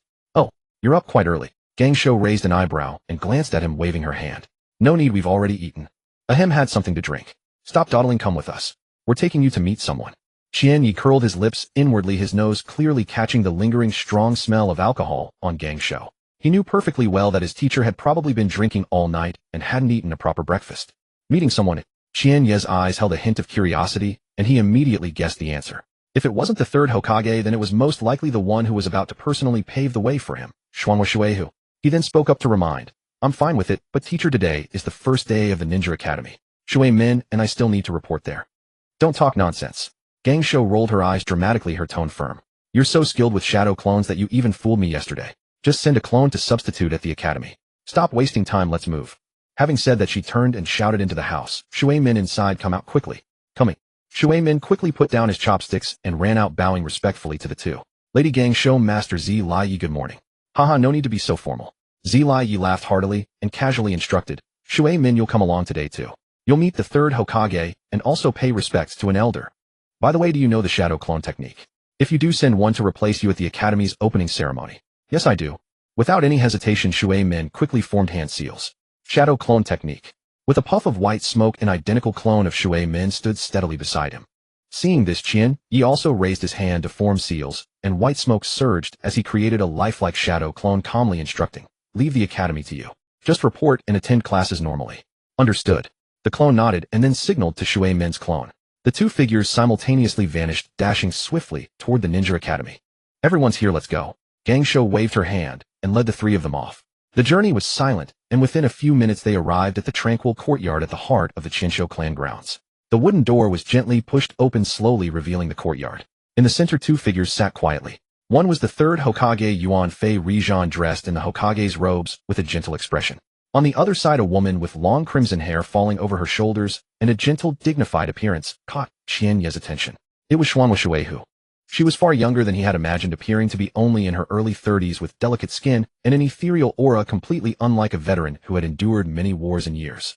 Only her eyes held the vicissitudes of endless years and a penetrating insight into the world, making one dare not underestimate her. Is it the constant vitality effect of the Yin Seal? Unexpected, yet within reason. Qianyi murmured inwardly, a flicker of heat passing through his eyes. "Thank you, Lord Hokage." Since Gangsho and Zilaye had both given the signal, Qianyi and Shui Min did not hesitate. They stepped forward together and respectfully took the scrolls from the third Hokage's hands. Neither of them opened the scrolls on the spot. Instead, they carefully folded them and tucked them securely into their robes. The moment they received them, a crisp system notification sound rang in Qianyi's mind. "Congratulations to the host for obtaining a common collectible, Lightning Release Earth Walk. Reward chakra 50, silver, 100 tails. Tisk, just a basic lightning release ninjutsu." Qianyi clicked his tongue inwardly and silently complained about the third Hokage's stinginess. However, he wasn't dissatisfied at all. A gift from an elder is a favor, not giving is only natural. There was no such thing as entitlement. Moreover, he had anticipated this. Compared to the previous rare collectibles, the system's boost for this ordinary ninjutsu reward from the third Hokage was indeed greatly diminished. For the next half hour, the third Hokage and Xuanhua Shui, who spoke gently patiently asking about the two youths' past experiences, daily training conditions, and their thoughts and understanding of the path of a ninja. Both answered truthfully with a demeanor neither humble nor arrogant, and their words were clear and logical. The two elders nodded inwardly, becoming increasingly satisfied. Half an hour later, the third Hokage slowly stood up, ready to take his leave. We've talked enough for today. Both of you have excellent character and talent. Train diligently under your respective teachers, and your future is promising. Having said that, he turned to look at Xuanhua Shui, who was seated under the veranda, and bowed slightly. Lady Xuanhua Shui, who, if there are no other instructions, I will take my leave. Go ahead. Xuanhua Shui, who did not detain him, her expression was calm, but carried a hint of solemnity as she softly instructed. You should be well aware that Qian Yi and Shui Men are descendants of the Qinsho clan who were integrated into Konoha's civilian system back then. Now they are both orphaned and alone. Although the Qinsho clan is now declining day by day and no longer as prosperous as before, its foundation still remains. I do not wish to see any dirty affairs or unnecessary hardships befall these two children. Moreover, they are now your disciples. I hope you can protect them while stop those who harbor ulterior motives and not let the shadows of darkness taint them. Do you understand? Her words were gentle, but carried an undeniable weight. Although she did not name names, the third Hokage understood clearly that the person with ulterior motives in Xuanhua Shui, whose words was none other than Zhiyun Tuanzang. He had no objection to this. He himself had no wish for Zhiyun Tuanzang's dirty hands to reach these two geniuses with limitless potential. If nurtured well, Qian Yi with his monstrous intellect and heaven-defying talent, and Shui Men with his excellent character and far-reaching vision, would certainly become staunch confidants who could solidify the position of his own faction. However, the extent of Xuanhua Shui, whose regard for these two children still slightly exceeded his expectations. But when he thought of Sheng Shu, he instantly understood. Xuanhua Shui, who was paving the way for Sheng Shu in advance, cultivating reliable right-hand men for the future young master of the Qinsho clan. No matter. A flicker of calculation passed through the third Hokage's mind as he chuckled inwardly. Sheng Shu was simple-minded, naive, and sincere, very easy to manipulate. He posed no threat to himself or the Yuan Fei clan. On the contrary, he could become a link to maintain the remaining strength of the Qinsho clan. The thought vanished in an instant. The third Hokage nodded seriously and replied solemnly, I understand. Before they have fully grown, I will clear away all external disturbances, prevent all secret plots, and ensure their safe training. Very good. Xuanhua Shui, who nodded with satisfaction and gestured with her hand. Go ahead. Yes. The third Hokage bowed, and before turning around, he glanced at Qian Yi and Shui Men and gave a warm instruction. Qian Yi, Shui Men, if you encounter any difficulties in the future, feel free to come to the Hokage building to find me. With that, he turned and walked away quickly, his figure soon disappearing beyond the courtyard. The courtyard fell completely silent. Xuanhua Shui, who then looked at Zilai Yi beside her, and said softly, Zilai Yi, I have some private words to say to Qian Yi and Shui Men alone. You should go back first. Huh. All right. Zilai Yi was slightly startled, then immediately nodded understandingly without asking any questions. He waved cheerfully at Shui Men, turned, and walked away consciously, leaving the three in private space. Only after Zilai's presence completely faded away did Xuanhua Shu redirect her gaze to the two youths, scrutinizing them carefully and attentively. Qinya had silver hair and crimson eyes with sharp brows and a straight towering figure. His features faintly echoed those of the second Hokage Feijian, yet his temperament was entirely distinct. Feijian had been steady and stern throughout his life, rarely smiling, always presenting a cold face, and acting decisively in battle. Qinya, though seemingly sharp, possessed a more open and easygoing personality, able to restrain himself and move with measured grace.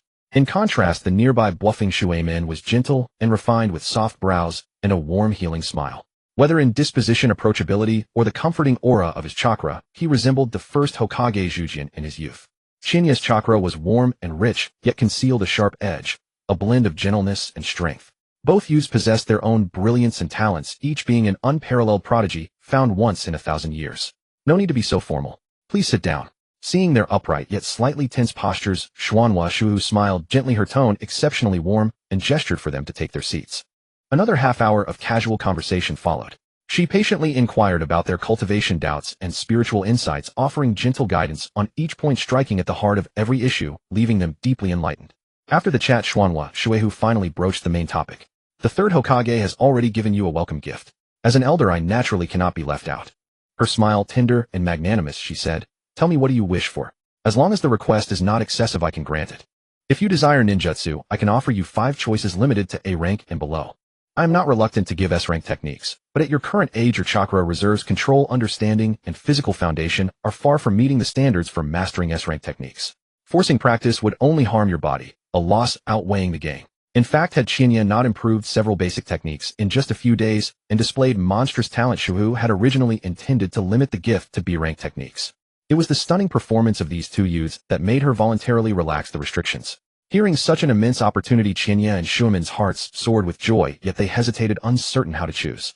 Seeing this, Xuanhua Shuehu smiled tenderly. No need to rush. Take your time to consider, and you may also discuss with me. Don't feel pressured.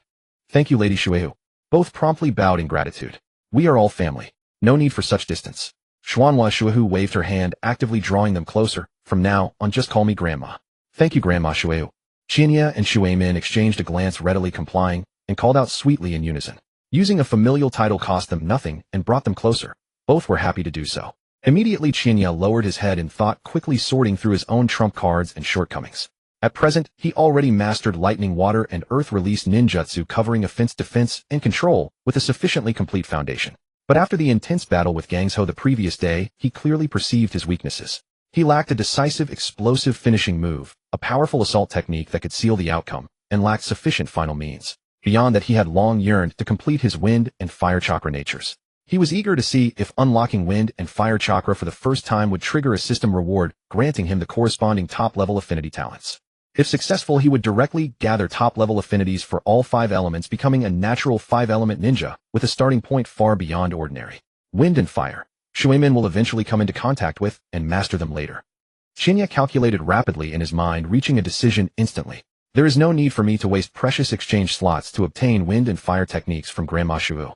Given my relationship with Shuimin, I can simply copy his training later. He would never refuse. After all, along the journey, he had already shared countless opportunities with Shuimin. The exclusive improved version of the Chinsho Chakra refinement technique, the complete shadow clone technique, the improved lightning release lightning ball. These techniques and methods, originally secret and scarce within the Chinsho clan, he had taught unreservedly. Shuimin's parents had passed away abruptly, most likely due to a sudden accident, leaving no time to pass down the clan's legacy, resulting in the current void. This bond and debt of gratitude were already firmly entrenched. With thoughts racing, Chinya's mind cleared instantly. He raised his eyes to Xuanhua Shuehu and spoke with a smile. Grandma Shuehu, I've heard that the second Hokage's water release techniques are unmatched in the ninja world, peerless. Oh, you have a keen eye. Xuanhua Shuehu, looking at Chinya's silver hair and transparent crimson eyes, so reminiscent of Chinsho Feijian, couldn't help but smile knowingly. Indeed, Feijian's water release mastery is unparalleled in ancient and modern times, truly exceptional. But your foundation is still shallow, so S-rank water release techniques cannot be passed on to you just yet. The true essence of Feijian's water release lies entirely within S-rank techniques. You can start by selecting from A-rank and below water release techniques. Saying this, her expression softened, and she made a special promise to Chinya, planting a seed of expectation. But Grandma can make an exception and promise you this: when you have fully mastered the nature transformation and form transformation of the water element, and your chakra reserves reach the standard of a jonin, come to me. At that time, I will teach you all the water release techniques Feijian left behind. She genuinely valued this child, and was willing to set goals for him and nurture him carefully. Really, it's a deal. Chinya's heart leaped with joy, and he quickly sealed the promise, afraid to miss this tremendous opportunity. Hee, you little rascal. Xuanhua Shuehu playfully tapped his forehead with her hand, her eyes filled with affectionate amusement. What are you afraid? Grandma will break her word. All right, no more teasing. Tell me your choices. Chinya nodded firmly, his tone resolute, and crisply listed the 5 techniques he had already settled on. I choose water release, water formation wall, water release, water, severing wave, water release, great waterfall technique, earth release, earth spear, and illusion fox mind technique. Please, Grandma Shuehu. These 5 techniques are naturally all preserved here. Xuanhua Shu nodded calmly, then turned to Gangsho beside her and said softly, Gangsho, go to the inner room and fetch these 5 scrolls. Gangsho immediately rose and walked into the inner chamber. In the courtyard, Xuanhua Shuehu continued to gaze at Chinya with a smile, her eyes carrying a hint of surprise and admiration. You have made excellent choices. Earth release, earth spear is a rather obscure close combat technique. Ordinary ninjas rarely delve into it. I didn't expect you to know of this technique. You will soon be training in monstrous strength under Gansho, so close combat is undoubtedly your main direction. Earth spear combined with hand-to-hand fighting integrates offense and defense. Truly the most suitable choice. Then her expression turned slightly serious, and she added a solemn reminder. I have no worries about your talent in water release, but Jinjutsu involves the spiritual sea of consciousness, which is fraught with danger. You have never practiced in-release Jinjutsu before. When training, do not act recklessly. If you encounter any confusion or doubts, feel free to ask me or consult Gangsho. Remember, caution is paramount. Cultivating Jinjutsu touches the very essence of one's spirit. A single misstep could damage the consciousness sea, leaving incurable aftereffects. There is no room for carelessness. I understand. Thank you for your concern, Grandma Shueo. Shinya nodded repeatedly, warmth surging in his heart. Having such a gentle yet supremely powerful elder to support and guide him, he genuinely felt a sense of security amidst the turbulent undercurrents of Mai. A thought even quietly took root in his heart. He must find a way to acquire longevity treasures from the system and extend Grandma Mito's lifespan as much as possible. Not only because her warm treatment moved him, but also because as long as Uzumaki-Mito was alive, the third Hokage would be cautious, Danzo would be restrained, and they, the younger generation, could grow up safely without fear of being suppressed or schemed against. Little Minato, have you decided on the ninjutsu you want? At this moment, Uzumaki-Mito turned to look at Minato, who had been waiting quietly beside her, and asked in a gentle voice. Yes, I have decided. Minato nodded solemnly and spoke with slight shyness. Grandma Mito, I want 3 wind release ninjutsu and 2 fire release ninjutsu. I don't know much about various ninjutsu and don't know how to choose. Could you trouble yourself to pick suitable ones for me? Unlike Chiba, who was well versed in the secrets of the ninja world and the ninjutsu system, he could only rely on his elder to make the decision. No problem. Uzumaki-Mito nodded with understanding and asked gently, first tell me all the ninjutsu you currently master, then open the scroll that the third Hokage gave you earlier and let me see what it is. Yes. Minato quickly responded, took out the scroll from his bosom and slowly unrolled it. What met his eyes was a B-rank ninjutsu, Fire Release Great Flame Technique. The third Hokage bestowed upon me the Fire Release Great Flame Technique. What I currently master myself are only 2 Shadow Clone Technique and Wind Release Cutting Technique. Saying this, Minato couldn't help but feel a little embarrassed. Compared to Chiba, who could casually improve ninjutsu and was proficient in several techniques, his own cultivation progress was indeed unremarkable and looked quite shabby. But he knew in his heart that he had already worked hard enough. In just 2 or 3 days, mastering the Shadow Clone and Wind Release technique from scratch was already a speed far beyond ordinary people in the entire ninja world. It was precisely because of this that he admired Chiba's monstrous talent even more. It was completely unreasonable and utterly disregarded the normal laws of cultivation. Yet there was not a trace of jealousy in his heart, only full gratitude. If Chiba had not unreservedly taught him high-level chakra control techniques like tree climbing and water walking early on, he would never have been able to break through so quickly in just a few days. So it's the Great Flame Technique. Uzumaki-Mito smiled, slightly a hint of understanding in her eyes. This is one of the signature fire release techniques of the Sarutobi clan, powerful and highly practical. It seems the third Hokage truly thinks highly of you to grant you this technique. She pondered briefly and immediately decided on the 5 ninjutsu most suitable for Minato. In that case, I will give you 3 Wind Release and 2 Fire Release techniques. Wind Release Great Breakthrough, Wind Release Vacuum Jade, and Wind Release Vacuum Wave. These 3 wind release techniques cover both long and short ranges, matching your chakra nature and combat style. For Fire Release, I will also give you the Great Fireball technique and the Great Dragonfire technique, both classic signature techniques of the Uchiha clan, solid in power and with high potential. Cultivate them well, and they will be of great use. Thank you, Grandma Mito. Minato's eyes instantly lit up, and he bowed with full joy. Chiba beside him was also secretly delighted. Chiba had not yet collected any of these 5 ninjutsu. Once Minato fully mastered them, he could borrow them to copy and replicate. Even if this didn't complete his wind and fire elements, it would definitely unlock a wave of generous system rewards, a sure win with no loss. The sound of footsteps echoed. Tsunade walked out from the inner room, holding 5 ancient scrolls, and handed them directly to Chiba. Here are the 5 ninjutsu scrolls you wanted. Master them thoroughly as soon as possible, and don't waste this opportunity. She narrowed her eyes and gave a teasing reminder. Also report to the ninja hospital on time tomorrow to formally study medical ninjutsu with me. I hope you can keep up with my pace. Don't fall behind and hold us back home. Seeing Tsunade's gleeful little demon expression as she waited to see him make a fool of himself, Chiba shuddered slightly, quickly took the scrolls, and replied with full confidence, don't worry. I will definitely keep up. How then? I'll be waiting to see. Tsunade raised an eyebrow and chuckled, her curiosity growing. Just how terrifying a talent limit would this monstrous kid unleash on the entirely new track of medical ninjutsu? The moment Chiba's fingertips touched all the scrolls, a series of crisp system notification sounds rang in his mind. Congratulations, host, for obtaining the ordinary collectible water release water formation wall. Reward chakra 50, silver 100 tails. Congratulations, host, for obtaining the ordinary collectible water release water severing wave. Reward chakra 50, silver 100 tails. Congratulations, host, for obtaining the ordinary collectible water release great waterfall technique. Reward chakra 50, silver 100 tails.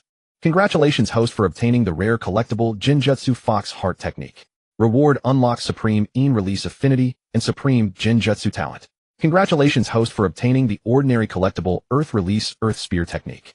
Reward chakra 50, silver 100 tails. As the notifications fell, Chiba's mind trembled violently, and his eyes were filled with surprise.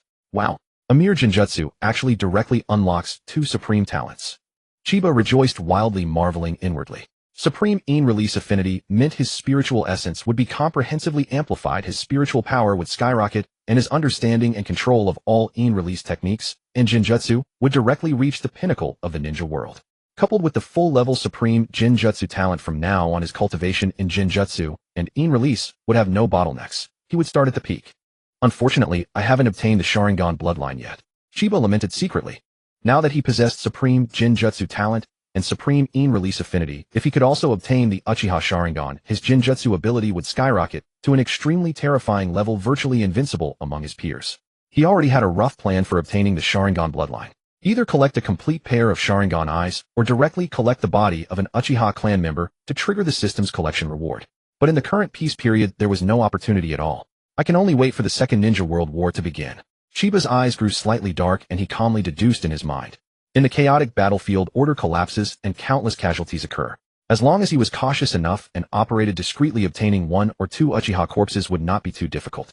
Moreover, he possessed an independent portable pocket world perfect for concealment and leaving no trace. He was not afraid of being investigated. That day was not far off. According to his past life memories, the Second Ninja World War broke out between Konoha year 32 and Konoha year 37. Now it was only Konoha year 29. There are about 3 years left for stable development. Chiba silently set his goal in his heart, his gaze growing more resolute.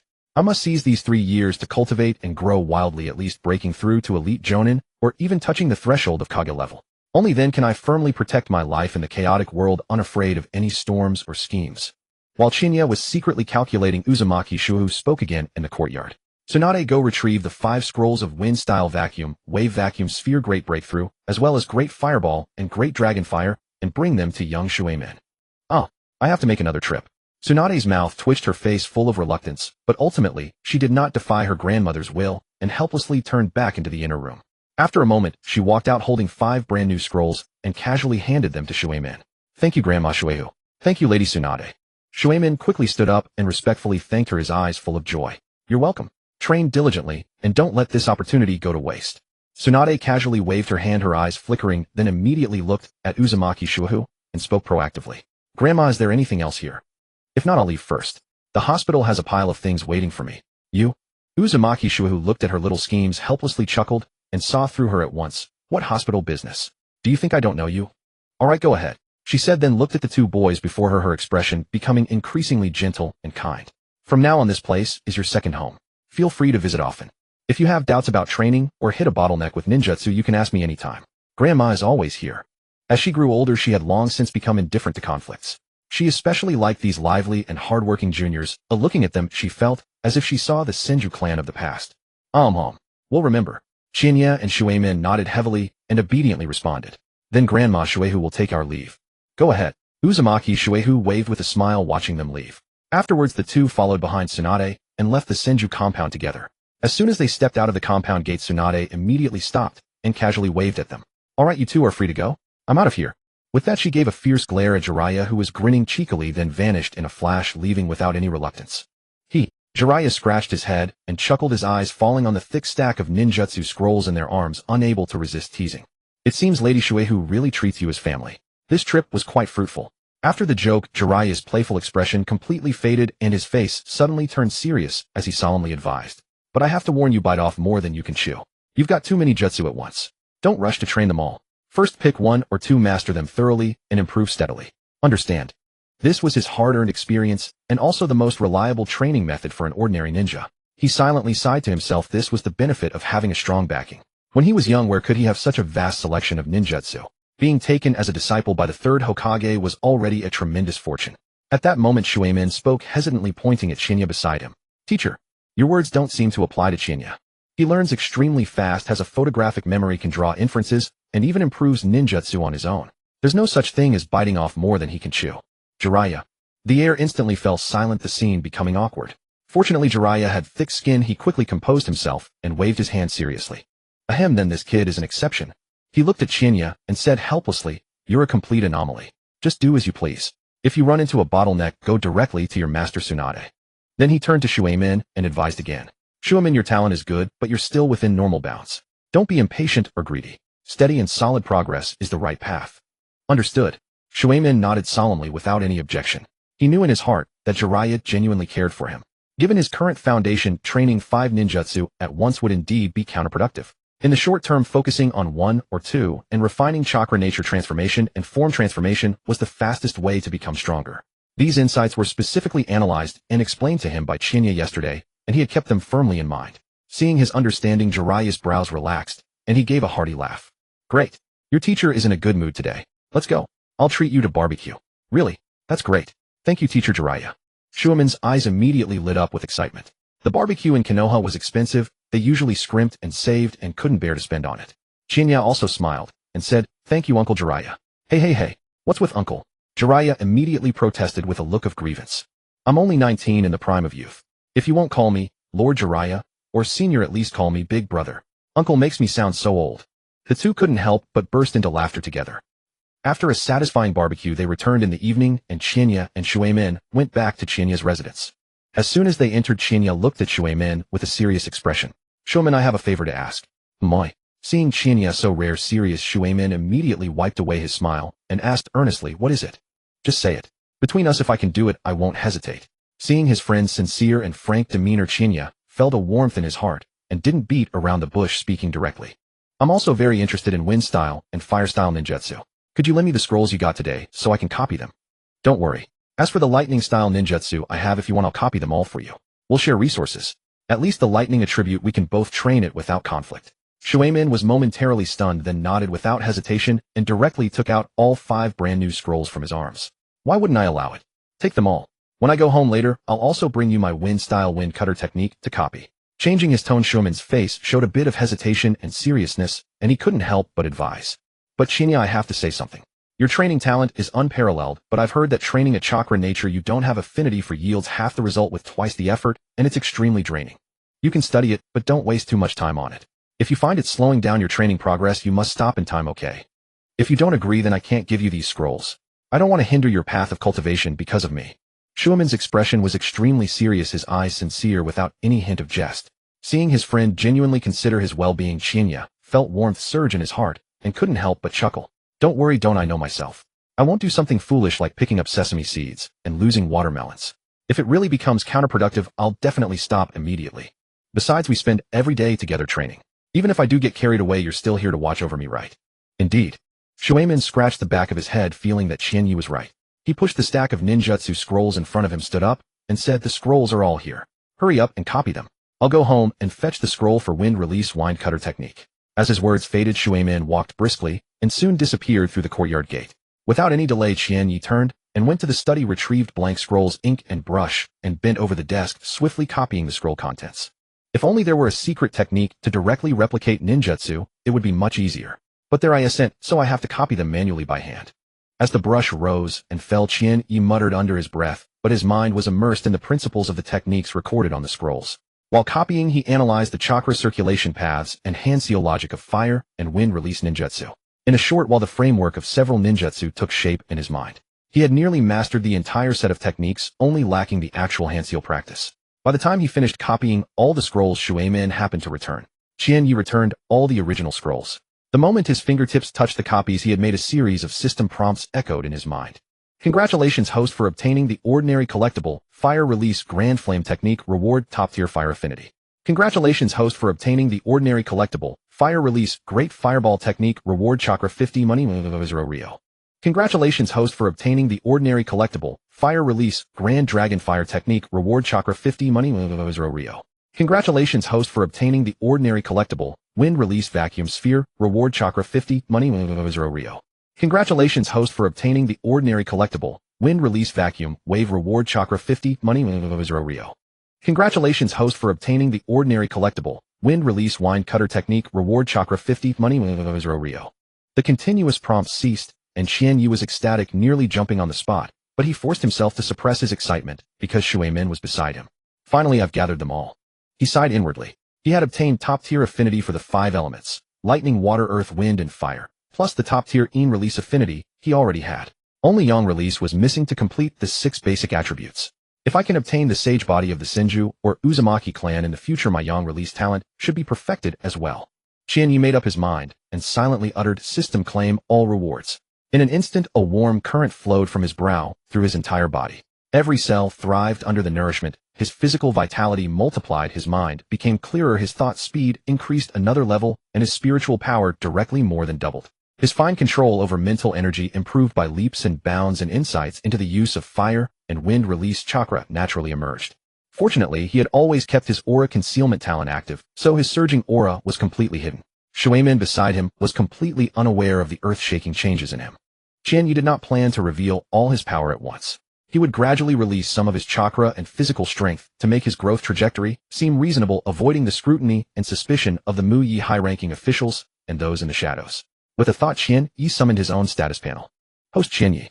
Talent 5 Element Affinity Top Tier Sealing Technique Talent Aura Concealment Top Tier Release Affinity Top Tier Illusion Technique Talent. Bloodline Senju Bloodline Extremely Incomplete Continuously Purified by the influence of top-tier water and earth affinity talents. Chakra Attributes Water Earth Lightning Wind Fire Yin. Physique 79 Ordinary Adult Jinin Baseline is 10. Chakra 340 Potential Upper Limit 790. Ninjutsu includes various water, fire, wind, lightning, earth ninjutsu. Items Detailed explanation of detonating tag creation, complete collection of basic sealing techniques, personal portable small world method for refining space tools. After reading the panel, Qian Yi planned inwardly. In the next few days, I will focus on polishing the Senju chakra refinement technique, gradually converting the hidden potential into actual chakra reserves. Currently, my chakra is only 340 points, barely at the lower Jinin level. Once the potent, he collected himself, looked up at Shuemin, and said, "It's still early. Shall we go to the secret training ground for our routine practice?" "That's just what I was thinking. I haven't finished my daily training today." Shuemin agreed readily. The two put away the scrolls and went together to their usual secluded training spot. They first completed a full set of taijutsu training, then settled down to study the newly acquired wind and fire release ninjutsu one by one. The next morning, they had a quick breakfast. Qian Yi formed hand seals, and with a puff of smoke, a shadow clone appeared. He turned to Shuemin and asked, "I'm going to the Mu Yi Ninja Hospital to study medical ninjutsu under teacher Gangsho. Will you send a clone to school while your main body stays to train, or will you go to the ninja academy yourself?" "I'll send a shadow clone to school as usual." Shuemin clenched his fist with a light laugh, a competitive glint in his eyes. "My talent is not as good as yours, so I can only catch up by devoting more time to training. One day I won't fall behind." As his words fell, Shuemin also formed hand seals and created a shadow clone. The two clones, without needing instructions, walked side by side with tacit understanding and quickly left towards the ninja academy. Qian Yi and Shuemin exchanged a glance and both chuckled. These two clones are getting more and more worry-free, doing things on their own without being told. "Let's go split up." They parted at the street corner. Shuemin headed to the secret training ground, while Qian Yi went alone to the Mu Yi Ninja Hospital. Stepping into the hospital lobby, Qian Yi looked around and walked to the front desk. He politely addressed a female nurse in her 20s. "Hello, miss. Could you tell me where teacher Gangsho is?" The nurse was taken aback. She looked the young Qian Yi up and down, a hint of caution in her expression. "Lady Gangsho, are you her disciple?" "I've never heard that Lady Gangsho took on a disciple. If not for the fact that he was just a child, she would have almost called security. I just became her disciple the day before yesterday. My name is Qian Yi. If you could just notify her, it will be clear." Qian Yi nodded calmly. Unable to verify the truth, the nurse exchanged a glance with her colleague and quickly went upstairs to report to Gangsho's office. "Lady Gangsho, there is a child named Qian Yi downstairs who claims to be your newly accepted disciple." "That's right, I took him in 2 days ago. I forgot to inform everyone in the hospital." Burying her head in reviewing documents, Gangsho didn't look up and casually instructed, "In the future, when he comes to see me, there's no need to report. Just bring him up directly." "Understood." The nurse returned to the lobby, led Qian Yi up to the second floor, and pushed open the office door. "Lady Gangsho, the person is here." "Thank you. You may go about your duties." The nurse bowed and left. Qian Yi stepped forward and greeted, "Teacher." Gangsho nodded slightly, pointing to a full wall of bookshelves beside her, densely packed with hundreds of medical books and secret technique texts. "For the next 3 months, your primary task is to read through all the books on this shelf." Qian Yi turned to look at the fully loaded book wall, his eyes suddenly brightening. "Are you serious?" "Oh." Tsunade keenly sensed that Chiba's expression was completely different from what she had anticipated. She paused in her work of reviewing documents, lifting her gaze to study the boy before her, her eyes filled with astonishment and confusion. A normal 5-year-old child, upon hearing that they would need to devour over 100 dense and obscure medical texts within 3 months, would inevitably react with headache, resistance, or even collapse. Yet in Chiba's eyes she saw not a trace of reluctance, but instead a clear and intense thirst for knowledge and an eager excitement to take on the challenge. "You're not resisting at all. In fact, you're even looking forward to it." Tsunade couldn't help raising an eyebrow as she asked, her expression peculiar. "Are you sure you're a normal 5-year-old? Chiba smiled gently at her words, spreading his hands with a calm and composed demeanor. Being able to access such top-tier knowledge is a rare opportunity that countless ninja would kill for. Not to mention ninja from other villages. Even within Konoha, how many people go their entire lives without ever gaining access to proper medical knowledge? With such a golden chance, isn't it only natural that I'm a little excited? Tsunade. To be fair, there was nothing wrong with his reasoning. But this mature thinking and mentality far beyond his years. Was it really something a 5-year-old child should possess? She shook her head, helplessly muttering inwardly that indeed monstrous geniuses had brains that worked differently from ordinary people. Fine. Suit yourself. Tsunade had completely lost the desire to tease him. She waved her hand, dismissively looking deflated. Go read your books and stop wasting time. Understood, master. Chiba complied readily, turning around and walking to the bookshelf. He pulled out a basic medical text and began flipping through it with focused attention. Swish, swish, swish. The crisp, rapid sound of pages turning echoed continuously. The speed at which the pages flipped was astonishingly fast, almost leaving a blur. Tsunade, who had been focusing on her paperwork, grew increasingly uneasy at the sound. She abruptly looked up, and her eyelids twitched violently as a surge of irritation rose within her. She slammed her hand on the desk and barked, "Are you trying to fool me, eh? You claim to cherish this opportunity, yet you're flipping through the pages like a mere glance. Are you even studying seriously? Huh?" Chiba looked up in bewilderment, his face full of innocence as he gazed at the furious Tsunade. "Master, why are you suddenly angry? I've already memorized and fully understood everything. This is just the most basic introductory medical text. The knowledge points are simple and straightforward. There's no need to read it word by word. Is there a problem with turning the pages quickly?" At this point, with his top-tier accelerated learning talent coupled with the immense spiritual energy and doubled comprehension brought by his supreme in-release affinity, he had truly achieved photographic memory and the ability to draw inferences from one instance. These basic medical texts were as simple to him as a child learning to read. "How you sure talk big." Tsunade raised an eyebrow, her first instinct being disbelief. But then she thought about it. Chiba was steady and composed. He wouldn't tell a lie so easily exposed. She immediately stood up, took the medical book from Chiba's hands, randomly flipped to a section he had just read, and quizzed him on the spot. Line 13 on page 67. What is the original text? What is the specific meaning and clinical application? The questions came rapidly. Chiba answered without the slightest hesitation, reciting fluently, and even extending the answer to related derivative knowledge points. Line 24 on page 54. Tsunade refused to give up. She randomly tested him on over a dozen passages covering knowledge points, principles, and practical taboos. Yet no matter what she asked, Chiba answered without pause, and it was clear that he had truly understood, not just memorized by rote. Tsunade finally stopped questioning, staring at the boy before her, unable to suppress a sharp intake of breath. Her expression changed completely, as if she were looking at an inhuman monster. "Just how freakish are you? A person's learning ability should never be this strong." Chiba immediately looked helpless. "Master, I can tell you're insulting me. Why am I not human?" Tsunade tossed the medical book back into his hands, rolling her eyes dramatically. Her tone was complex. "If I had your talent, I'd gladly accept being called a freak every day. At this rate, you'll probably finish all these 100 medical texts in just 10 days. Tsunade experienced for the first time just how boring and demoralizing it was to have a disciple who was too monstrous.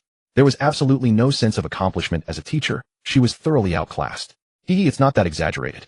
Chiba smiled modestly and explained seriously, "The basic books at the beginning are indeed simple, but the later texts become increasingly obscure and profound, containing a large number of medical ninjutsu principles, human meridians, and secret techniques. The difficulty will multiply. I plan to spend 1 to 2 months completely mastering all the theoretical knowledge and then move on to practical training. Master, do you think this pace is acceptable?" He was fully aware of the value of medical ninjutsu. It could greatly enhance his survival limits, allow him to save himself and others in times of crisis, and protect his comrades. It was a core ability he had to learn. More importantly, mastering Tsunade's complete set of medical ninjutsu would definitely trigger generous rewards from the system. At the same time, a deep understanding of human anatomy and life mechanisms would be invaluable for developing new ninjutsu, improving techniques, and studying bloodline limits in the future. "Suit yourself." Tsunade waved her hand, completely giving up. "You plan things better than I do. I'm not going to bother worrying. If you come across something you don't understand, come ask me. Don't just figure it out on your own." If she kept interfering, her heart would be overwhelmed by this By the way, master, Chiba spoke up again. "I plan to leave a shadow clone at the hospital every afternoon to study medicine while my main body goes out to train in taijutsu and ninjutsu. Is that okay?" He couldn't spend all his time on medical studies. At this stage, improving his overall combat strength was the priority. "Huh?" Tsunade was completely stunned, staring at him in shock. "You're going to use a clone to study? Don't forget you already have another shadow clone covering for you at the Ninja Academy. Do you have any idea how terrifying the backlash of shadow clones can be? Overdividing shadow clones and overdrawing your mental energy can lead to severe injury, unconsciousness, or even death. The reason the multiple shadow clone technique is a forbidden technique is precisely because the overdraw is too dangerous. ordinary ninja simply can't handle it. Even with ordinary shadow clones, frequent use of 2 or 3 at once carries enormous risks. Tsunade looked at the absurdly overworked boy before her and even felt a bit of pressure. She started feeling guilty about secretly drinking and playing cards. I'm fine. Chiba's expression was relaxed, his tone confident. My physique has been rapidly evolving and strengthening, and my mental energy far exceeds that of ordinary people. Maintaining 2 shadow clones simultaneously is well within my limits. He added silently in his mind. His shadow clone was not an ordinary one. It was a true shadow clone with special privileges. It only shared the knowledge gained from learning and training without transmitting the side effects of fatigue, pain, or mental exhaustion. It was a top-tier cheat for mindless multitasking and dual-track development. The only limitation was that for now he could only manifest 1 true shadow clone at a time. Otherwise, he could go full multi-track and skyrocket his development. Tsunade looked at his calm demeanor and became completely numb. She waved her hand. Fine, if you think it's okay, then do whatever you want. She had completely given up on disciplining him. The best way to handle a monster like him was to let him run free. Over the next month or so, Chiba strictly adhered to his plan. In the mornings, his main body stayed at the hospital, immersing himself in the study of a vast number of medical texts to solidify his theoretical foundation. In the afternoons, his main body would leave to fully devote itself to honing taijutsu, developing ninjutsu, and refining elemental affinities, leaving a true shadow clone at the hospital to continue his studies. His daily academy coursework was entirely handled by another ordinary shadow clone, allowing him to coast through the routine without raising suspicion. After all, the basic curriculum at the Ninja Academy had long since become worthless for him. With this extremely efficient dual-track development, Chiba's growth rate was terrifyingly rapid. His medical knowledge accumulated at an astonishing pace, and his system became increasingly complete. His foundation in taijutsu improved daily, becoming more solid and profound. He polished his 5 elemental ninjutsu, fire, water, wind, lightning, and earth, as well as in-release genjutsu, causing his proficiency to skyrocket. Coupled with the system rewards from unlocking a large number of ninjutsu and top-tier elemental affinities in the early stages, his physique and chakra reserves increased several-fold in a short period, pushing him from the threshold of an elite Chunin straight into the Chunin level. Even if he was only at the entry level of a Chunin, his foundation and understanding of techniques were already far ahead of ninja at the same rank by several tiers. Over a month slipped by in the blink of an eye, with Chinya never once showing the slightest slackening. Each afternoon, he and Namikaze Minato would step into the dense forest on schedule to hunt the various chakra beasts that dwelled there. Initially, the system's constitution reward for collecting standard Chunin-level chakra beasts had shrunk considerably, granting merely 1 point per beast. The returns were negligible, barely worth noting. The sole source of surprise came from the various poisonous insects lurking within the forest undergrowth and fallen leaves. The first time he collected a highly venomous Chunin-level spider, the system's crisp notification chimed, adding a touch of excitement to his otherwise monotonous hunting routine. Congratulations, host, on acquiring the rare collection Chunin-level highly venomous spider. Rewards: Constitution 10, Talent Danger Sense, low-level poison resistance. Thereafter, he sequentially hunted and collected other venomous creatures from the forest, including highly toxic vipers, scorpions, and centipedes. The system announced, congratulations, host, on obtaining the common collection Chunin-level highly venomous viper. Reward: Constitution 5. After 3 consecutive collections of venomous insects, the rewards for such special items completely diminished, dropping entirely to the base tier of 1 Constitution point. They had degenerated into meager gains that were barely worth having. Yet Shinya still did not cease his hunting pursuits. He never fixated on the magnitude of any single reward. The advancement of martial and ninja arts was inherently a process of accumulation and persistence, where steady cultivation ensured long-term progress. Day after day of unwavering persistence ultimately yielded a genuine metamorphosis. Over a month of tempering and accumulation had caused his status panel to undergo an earth-shattering transformation. Constitution 164. Chakra 1640. This chakra reserve had already lifted him out of the bottom-tier status of Chunin, placing him firmly within the upper ranks of his village's Chunin peers. However, a daunting chasm still separated him from the minimum 500 chakra threshold required to qualify as a Jonin. This surge in power was not entirely reliant on system rewards. The profound legacy of the Senju bloodline was his most fundamental pillar of strength. As his constitution continued to climb, coupled with his innate top-tier affinity for earth and water elements, the incomplete Senju Kekkei Genkai within his body silently and continuously repaired and evolved, endlessly augmenting his physique and chakra reserves. Beyond that, his daily rigorous physical training and the natural maturation brought by aging both contributed to his growing prowess, ensuring every fraction of combat strength was solid and entirely free of pretense. During this tranquil period of cultivation, his shadow clone infiltrating the Konoha Ninja Academy also relayed a rather peculiar anomaly. Within just over a month, the shadow clone had crossed paths with Shimura Danzo on 2 separate occasions. By Chinya's original estimation, this ambitious Konoha elder who viewed prodigies merely as tools and employed ruthless tactics would inevitably harbor intense vigilance and hostility toward a Senju orphan with such profound heritage, even resorting to covert suppression and control. Yet reality proved entirely contrary. Leveraging his newly unlocked danger sense talent, Chinya could clearly discern Danzo's emotional shifts and malice with pinpoint accuracy and absolute certainty. During both encounters, Danzo's eyes held not a shred of gloom or hostility. Instead, they brimmed with overt appreciation and regard, tinged with a trace of deliberately displayed goodwill. This aberrant attitude sowed seeds of deep suspicion within Chinya's heart. What exactly is this Danzo plotting? Chinya sat cross-legged upon a bluish stone in the forest, closing his eyes to replay the details of both meetings in his mind. Logically speaking, my Senju bloodline and peerless talents should make me a target of his fear and desire for control. Yet now he shows no malice at all, instead treating me with remarkable importance. It is utterly baffling. His mental fortitude far exceeded that of his peers. Having endured the tempering of 2 lifetimes, he profoundly understood the treacherous nature of the ninja world and never believed politicians offered goodwill without cause. People could feign emotions and conceal ambitions, but deeply entrenched stances never changed. Fundamentally, he and Danzo were cut from entirely different cloth. Danzo was obsessed with maintaining Konoha's dark control, brooking no means to achieve his ends. Chinya, however, sought only his own rise and a stable foothold, steadfastly guarding the bottom line of his original heart. The two would inevitably stand on opposite sides in the future, becoming mortal enemies locked in a death struggle. The current absence of hostility simply means I am presently too weak to threaten his arrangements. Instead, I hold immense utilitarian value in his eyes. Chinya instantly grasped the crux of the matter, his gaze growing even more composed. Regardless, no matter what schemes he harbors, exercising caution and treading carefully will never be a mistake. I shall have the shadow clone continue to put him off, maintaining a delicate distance from Danzo and delaying the inevitable confrontation for as long as possible. I am currently in the most vulnerable yet critical phase of growth, the period most susceptible to targeted strikes. I can precisely leverage this eerie peace to cultivate in tranquility. Once my strength has fully risen, even if Danzo turns hostile and strikes from the shadows, I will possess ample confidence to counter him.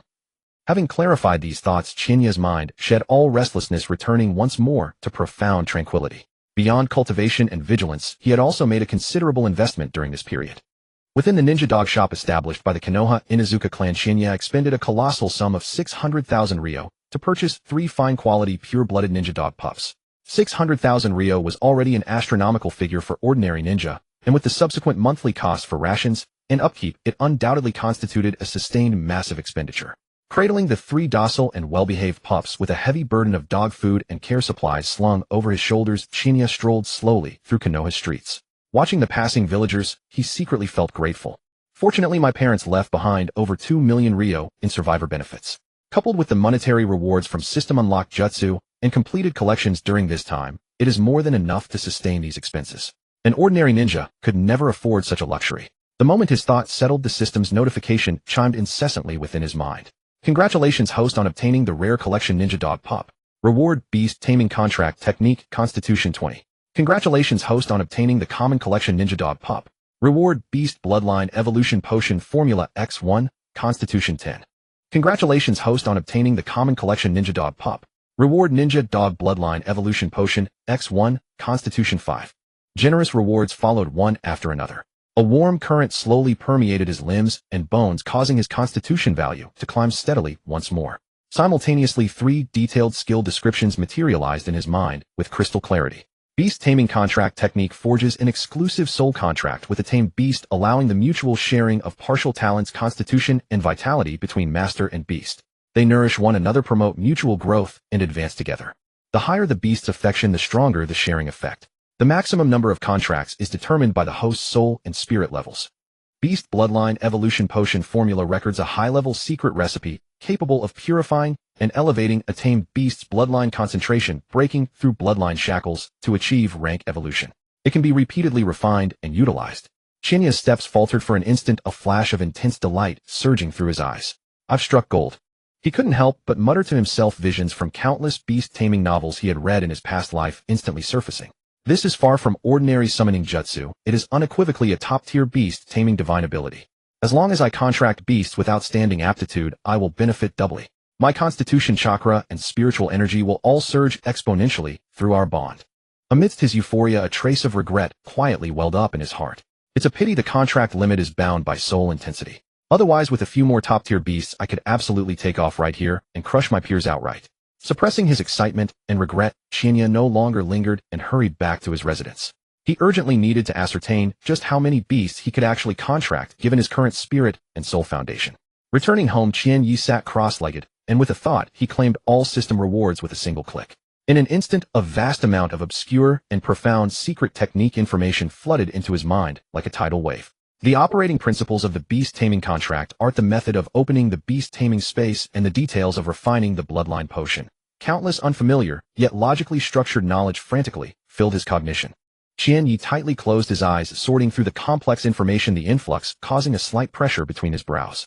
After a long while, he exhaled a deep breath of turbid air, slowly opened his eyes, and a restrained gleam of sharp light shone within his gaze.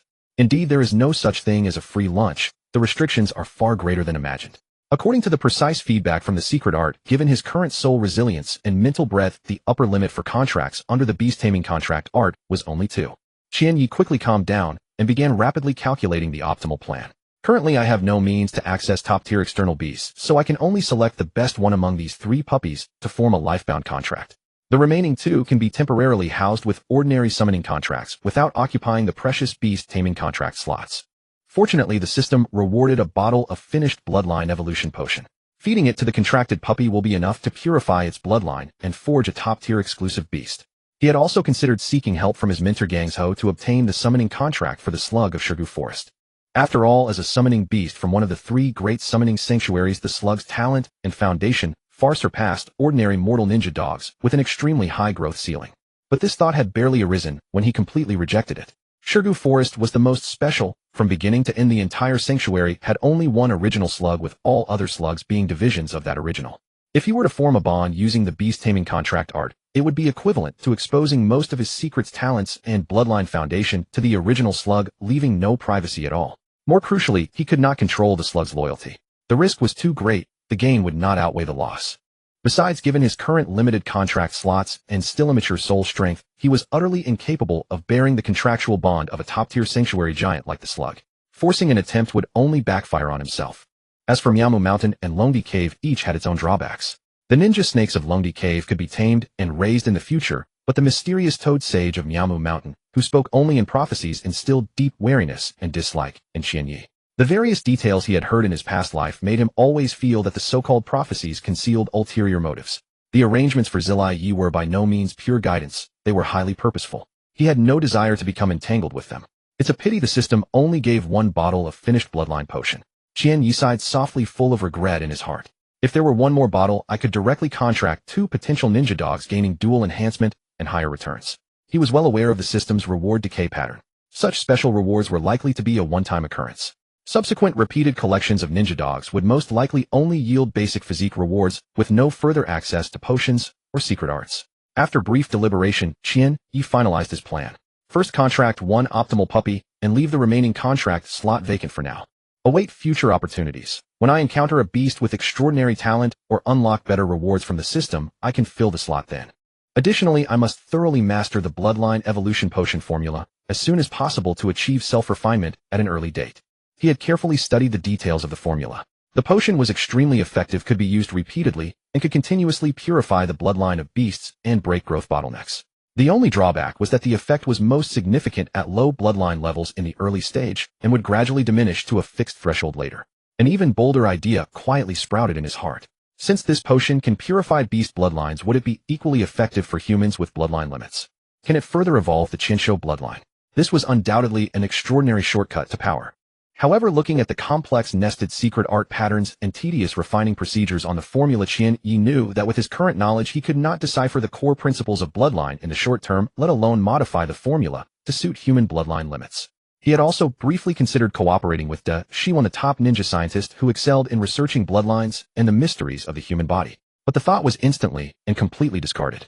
De Shiwan was greedy, viewing all bloodline secret arts as research material. Now that his own strength was unstable and his self-defense capabilities insufficient, once he exposed the possibility of bloodline evolution, he would only become an experimental subject, extremely dangerous.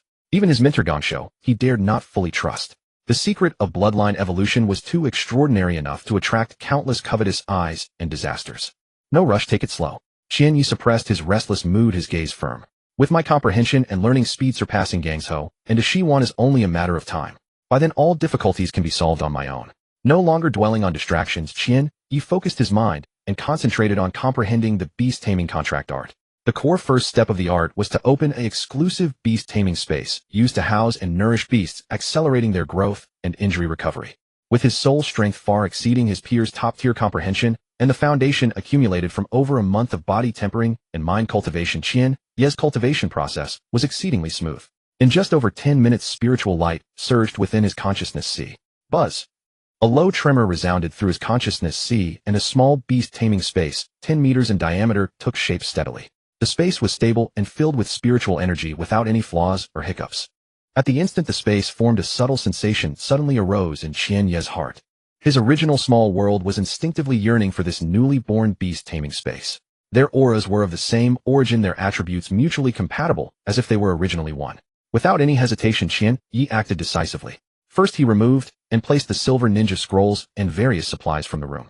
Then with a mental command, he manipulated the newly born beast-taming space, slowly moving it to align and merge with the original small world. Buzz! Another soft tremor sounded. The beast-taming space offered no resistance and was instantly completely swallowed and merged by the original small world. The original orb suspended in his consciousness, sea shimmered with faint light, trembled slightly for a moment, and then settled into calmness. A vast amount of fusion information instantly flooded into Qian Yi's mind, making his eyes light up. Fusion complete. From then on, his original small world fully possessed all the functions of a beast-taming space. All beasts housed within it would enjoy multiplied growth, acceleration, and injury recovery bonuses, with nourishing effects far surpassing the original beast-taming space. Not only that, the growth mechanism of the small world was upgraded again. Aside from the original method of expanding by absorbing space attribute materials, it could now also expand synchronously with the growth of his soul and mental energy. At this moment, the diameter of the small world directly surged to 1.5 kilometers, expanding dozens of times compared to before. The spiritual energy of heaven and earth became increasingly rich and abundant. What an unexpected delight. Perfect. Qian Yi's eyes were filled with joy, and his heart suddenly felt enlightened. With a thought, he stored all the supplies in the room and the 3 still naive puppies into the small world. Then his figure flickered, and he stepped into that exclusive domain.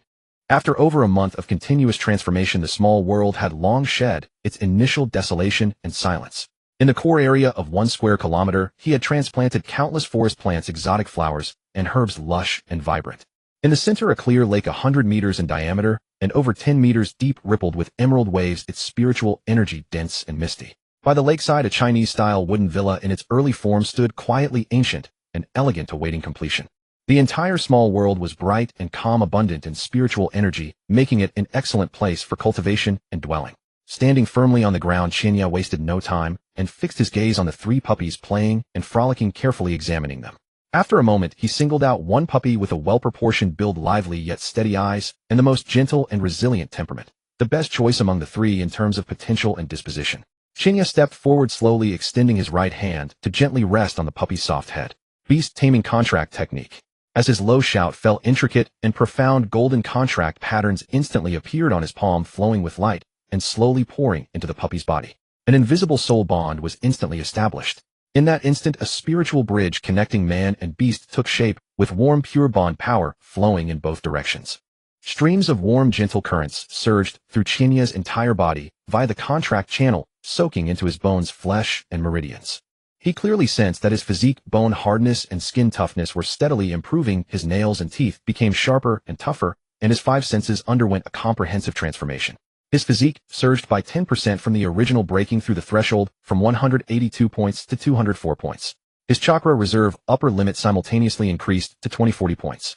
His sense of smell, hearing, and vision directly doubled, becoming incredibly acute. Even the subtle movements of the surrounding breeze and the trembling of grass and trees were clearly audible. Fortunately, this perception could be freely regulated and shut off, avoiding sensory overload. Qian Yi clenched his fist and raised his hand, feeling the surging power within him, and couldn't help but grin. Awesome. The host benefits greatly, and as the other side of the contract bond, the transformation this puppy underwent was even more heaven-defying. Qian Yi himself had a profound foundation and top-tier talents. Countless top-level affinity talents and powerful physical traits were continuously shared with the puppy through the contract bond. Its physique, vitality, and elemental affinity all skyrocketed. The most terrifying was its wisdom and comprehension, which underwent an epic leap. In just a few breaths, the puppy's intelligence already rivaled that of an ordinary bright 12 or 13-year-old child, with lively eyes completely breaking free from the mental shackles of ordinary beasts. Next, it's time to feed this little one the Bloodline evolution potion, Chinya silently said to himself. With a gentle thought, a bottle of potion all translucent and shimmering with a faint bloodline glow was instantly retrieved from the exclusive warehouse of his small world villa. To facilitate the management of system rewards, he had already set rules in advance. All items obtained from the system were automatically categorized and stored in the small world villa's warehouse, neatly organized and readily accessible, extremely convenient. Come, little one, drink this down. Chinya crouched down, gently stroking the white puppy in front of him that he had signed the beast taming contract with, unscrewed the bottle cap, and handed it to the puppy, smiling as he said, "Also from now on you'll be called White Wolf." Oh whoa! The little white wolf let out a soft, cute call. Its pitch-black, lively eyes from the moment the potion appeared had been locked onto the faint glow at the bottle's mouth, unwilling to shift even a step. Seeing Chinya hand over the potion, it sat up straight, with remarkable intelligence, lifted its two short little paws nimbly, and steadily held the slender bottle, tilting its head back to swallow quickly in small sips. In an instant, it drank the entire bottle of Bloodline evolution potion clean, leaving not a single drop. As the potion entered its stomach, a gentle and vast warmth instantly exploded from within, rapidly spreading through its meridians and blood vessels to every limb and bone, warmly enveloping every inch of its flesh and bones. The little white wolf squinted its eyes in comfort, gently licked Chinya's palm to show affection and gratitude, then its eyelids grew heavier, unable to support its body any longer. It softly lay down on the grass, closed its eyes, and sank into a deep sleep. It seems Bloodline evolution is a slow process of transformation, not something that can be achieved overnight. I'll have to wait patiently. Chinya nodded in understanding. Then, with a sudden thought, he brought the sleeping white wolf and the other two playing puppies, Black Wolf and Gray Wolf, and their figures instantly vanished from the grass in front of the villa, appearing in the next moment steadily in the clean and tidy pet area of the villa. He moved gently, carefully placing White Wolf into the pre-built solid wood cabin and spread soft dry hay. Then he raised his hand to mobilize the authority of the small world's origin and invisible spatial force spread out, forming a dense spatial barrier around the cabin, completely isolating internal and external disturbances, ensuring that White Wolf's evolution process would not be disturbed in the slightest. After settling White Wolf, Chinya turned to look at Black Wolf and Gray Wolf, who were obediently sitting nearby. He leaned down and rubbed their furry heads, muttering softly, "Although I don't plan to bind you with the precious beast taming contract for now, an ordinary summoning contract is still something I can sign. When you grow up and mature in the future, you can be my close combat partners, or at the very least serve as dedicated communication ninja dogs, which will be very useful." With his mind made up, Chinya hesitated no longer. He raised his hand and formed a simple summoning hand seal, and a soft chakra glow merged into the two puppies, smoothly establishing a stable summoning contract with them. An invisible spiritual bond was established. From then on, his main body could summon the two dogs anytime and anywhere, and even his shadow clones deployed outside could remotely summon them using the contract's authority. This was the most practical core function of an ordinary summoning contract, flexible and versatile, not restricted by the main body. Stay in the small world and grow well. Chinya smiled slightly with a thought. He took out refined dog food and poured it generously into two dog bowls. He then patiently played with the two little ones for a while, watching them eat happily before, with a flicker of thought, he completely withdrew from the origin small world. Time passed quickly and 5 days flew by. In the primeval forest outside, Konoha leaves rustled and the wind whispered. Chinya, as usual, moved through the forest hunting chakra-infused beasts, completing his daily routine of cultivation. Suddenly he paused, his steps leaping to land steadily on a thick branch of a giant tree, his eyes shifting. Moi. Streams of warm and pure currents surged continuously through the beast taming contract channel deep in his soul, tempering his physique, bones, and meridians in all aspects. Even his 5 senses were rapidly strengthening, becoming increasingly sharp and clear. At the same time, a new piece of talent information was imprinted in his mind without warning. Talent: Windblade Art. This was a symbiotic gift from White Wolf's Bloodline evolution, requiring no hand seals or deliberate chakra manipulation. It could be instantly activated at will purely through physical instinct. Shinya's heart stirred, and following his instinct, he lightly waved his hand toward the empty space in front. Swoosh. Ryup. A fierce cyan wind blade shot through the air over a meter long, carrying a sharp cutting force, instantly crossing several meters and slashing heavily into the branch of a towering tree. Crack. Boom. The hard wooden branch snapped, and a giant branch as thick as a person's arm span came crashing down, hitting the forest floor and sending up a cloud of fallen leaves. Chinya's figure flickered, and he instantly appeared at the break, lightly touching the smooth and flat cross-section with his fingertip, a hint of satisfaction in his eyes. Not bad power. He quickly analyzed and judged. It's several times stronger than the wind release severing technique I deliberately cast. Its current standard power has already firmly reached the B rank ninjutsu level. but there is still room for improvement. By slightly adjusting the chakra output method and optimizing the rhythm of power, the power can definitely surge further. Besides, he could clearly perceive that this talent technique was not limited and would evolve in sync with White Wolf's bloodline purification and strength growth full of potential. After 5 days of slumber and transformation, the White Wolf had completed its first bloodline evolution. These enhancements and innate talents were the splendid gifts of the symbiotic bond through the beast-taming contract. Sensing the affectionate consciousness of the White Wolf awakening in the micro-world, Yi stirred his mind and directly summoned the little creature from the world, holding it steadily in his arms. Awoo! As soon as the White Wolf appeared, it rubbed affectionately against Yi's palm, its soft, crisp cry melodious and full of dependence. Oh, it's more than doubled in size. Though it's still a puppy, the change is considerable. Yi examined it carefully, his heart growing ever more delighted. At this moment, the White Wolf's fur was sleeker and more lustrous than ever, layers of downy white as snow faintly gleaming with a moist sheen under the sunlight. A delicate silver crescent mark had appeared on its brow, lending it an even more ethereal and noble air, while its fangs and claws had become sharp and cold, concealing a hidden edge. The most tangible change was in its chakra reserves, which had firmly stepped into the elite genin level, only a hair's breadth away from the minimum chakra threshold for a chunin. Not bad. Truly not bad. Yi nodded repeatedly, then checked his own attribute changes, a glint of brightness flashing in his eyes. With just this single symbiotic feedback, his physique had directly surged by 80 points, finally settling at 289 points, achieving another leap in his physical foundation. Yi, a gentle call rapidly approached from the distant forest. Bo Shuishimin, moving with a light body flicker step, swiftly wove through the trees and arrived before Yi in an instant. His gaze immediately fell on the White Wolf and Yi's arms, astonishment in his eyes. Hey Yi, when did you get a little white puppy? Shuimin's perception clearly captured that this seemingly small pup actually contained pure genin-level chakra within its body, extraordinarily remarkable. I bought it together with Black Wolf and Grey Wolf from the Inuzuka family. It fell into an inexplicable slumber to rest, and only just woke up. Unexpectedly, it's become much stronger. Yi explained casually with a smile. Huh, such a wondrous encounter. Shuimin was full of amazement, unable to resist taking a few more looks at the White Wolf, silently envying its talent, far surpassing ordinary ninja dogs. A thought quietly arose in his mind, perhaps he should save up and buy a ninja dog to train. But the thought was suppressed as soon as it came. He had been orphaned and destitute since childhood, with no spare wealth to afford the purchase and upkeep of a ninja dog. He had considered borrowing money from Yi, convinced that Yi would not refuse. But being an orphan himself, he knew that the compensation left by Yi's parents was already running low, and he could not bring himself to ask. I'll wait until I officially become a ninja and earn a salary. Shuimin sighed, inwardly shaking off the stray thoughts and smiling as he changed the subject. I've finished hunting and it's getting late. Shall we head back together? Sure, let's go. The two nodded in tacit agreement and simultaneously executed the body flicker technique. Their figures turned into afterimages, swiftly dashing out of the forest and racing toward my village. The next morning, Yi arrived at the ninja hospital as promised, ready to continue learning medical techniques under Gangsho. But as soon as he reached the meeting point, he was slightly taken aback. Today, Gangsho was already fully equipped, a tight combat suit with an outer robe, a blade at her waist, and an air of tension about her. She was completely unlike her usual relaxed demeanor when teaching at the hospital, clearly having been waiting for a while. Teacher, what's this? Yi asked with a puzzled expression as he approached. Upon seeing him, Gangsho immediately said, You're finally here. I've taken on an external mission and need to leave the village for a while. How is your progress with the medical texts lately? The progress is smooth. Yi nodded firmly, his tone assured. There's only the last book left to read through completely. I'll have it thoroughly mastered by today, no problem at all. That's fine. Gangsho shook her head, her elegant features shedding their usual laziness, taking on a more efficient, mission-ready demeanor. She turned and took an ancient-looking space-sealing scroll from the office desk beside her, handing it to Yi. Inside this scroll is the complete set of orthodox medical ninjutsu. I'm leaving it all to you.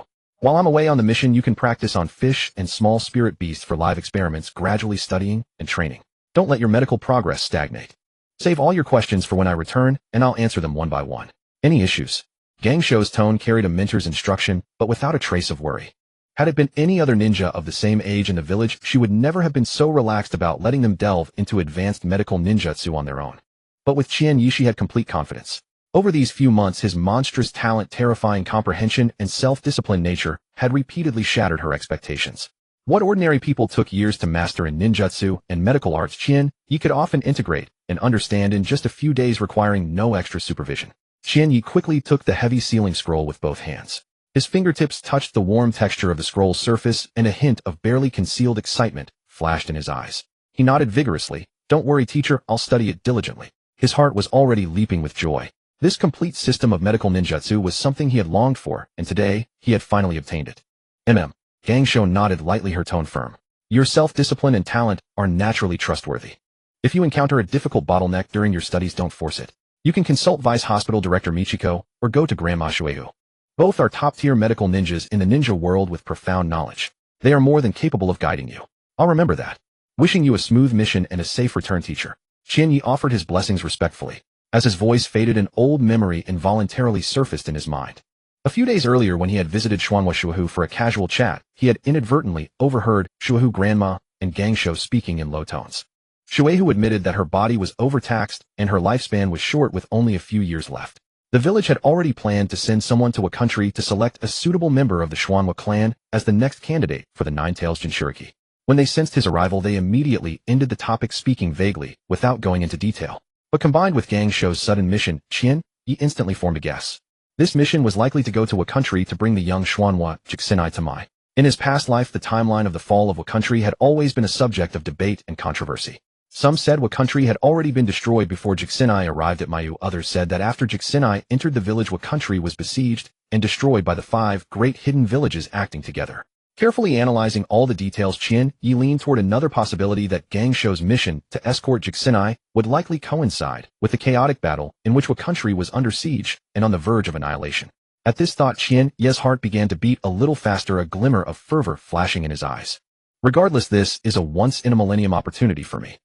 If I can take this chance to obtain the sealing techniques of the Xuanhua clan, and even collect their bloodlines and remains for study, I might unlock the Xuanhua sage body and top-tier sealing talent, achieving a massive surge in power. Qian Yi calculated in his heart, ambition quietly sprouting. He knew very well that with his current strength, recklessly leaving the village to travel to Wajigua would be extremely dangerous, a suicidal act of stupidity. He would never be so reckless. But he possessed a trump card that no one else had, the true shadow clone.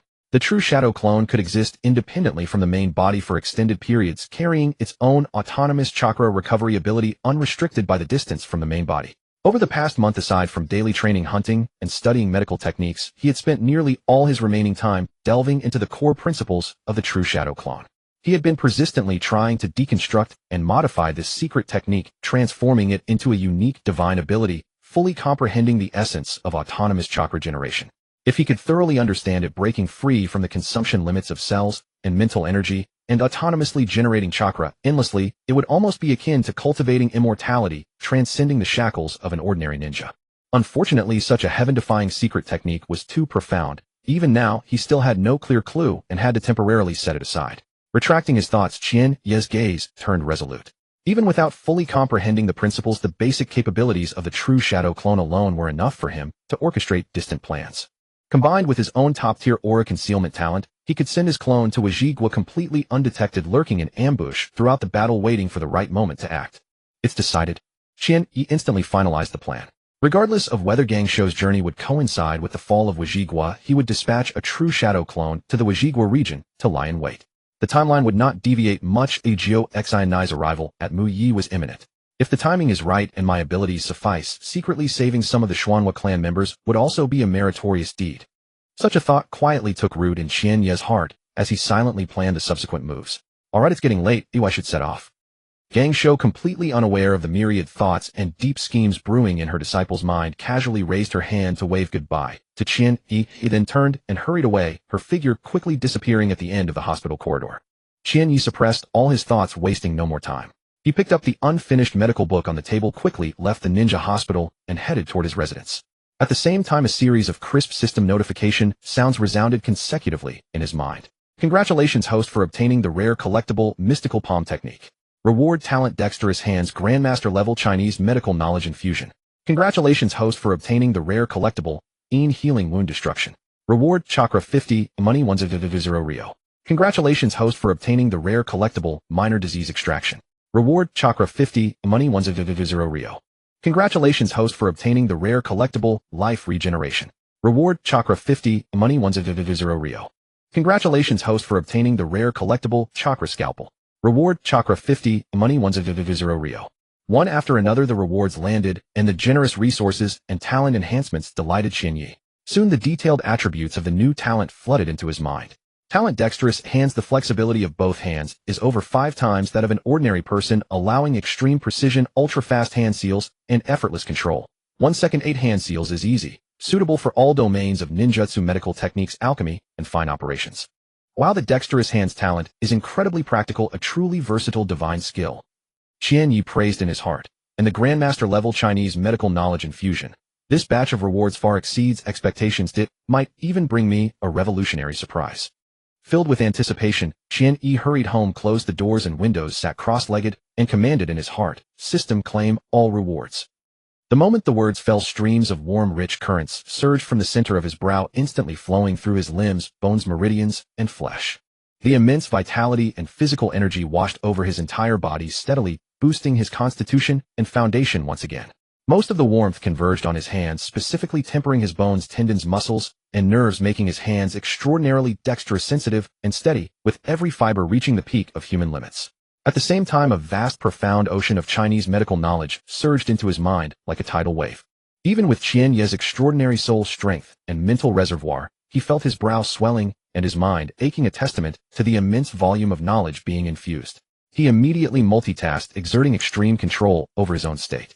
Half of his mind operated the chakra refining technique, frantically absorbing the potential gains from this reward, converting all the physical and chakra enhancements into solidified foundations. The other half of his mind settled into the sea of consciousness, patiently organizing, digesting, and assimilating the vast Chinese medical knowledge.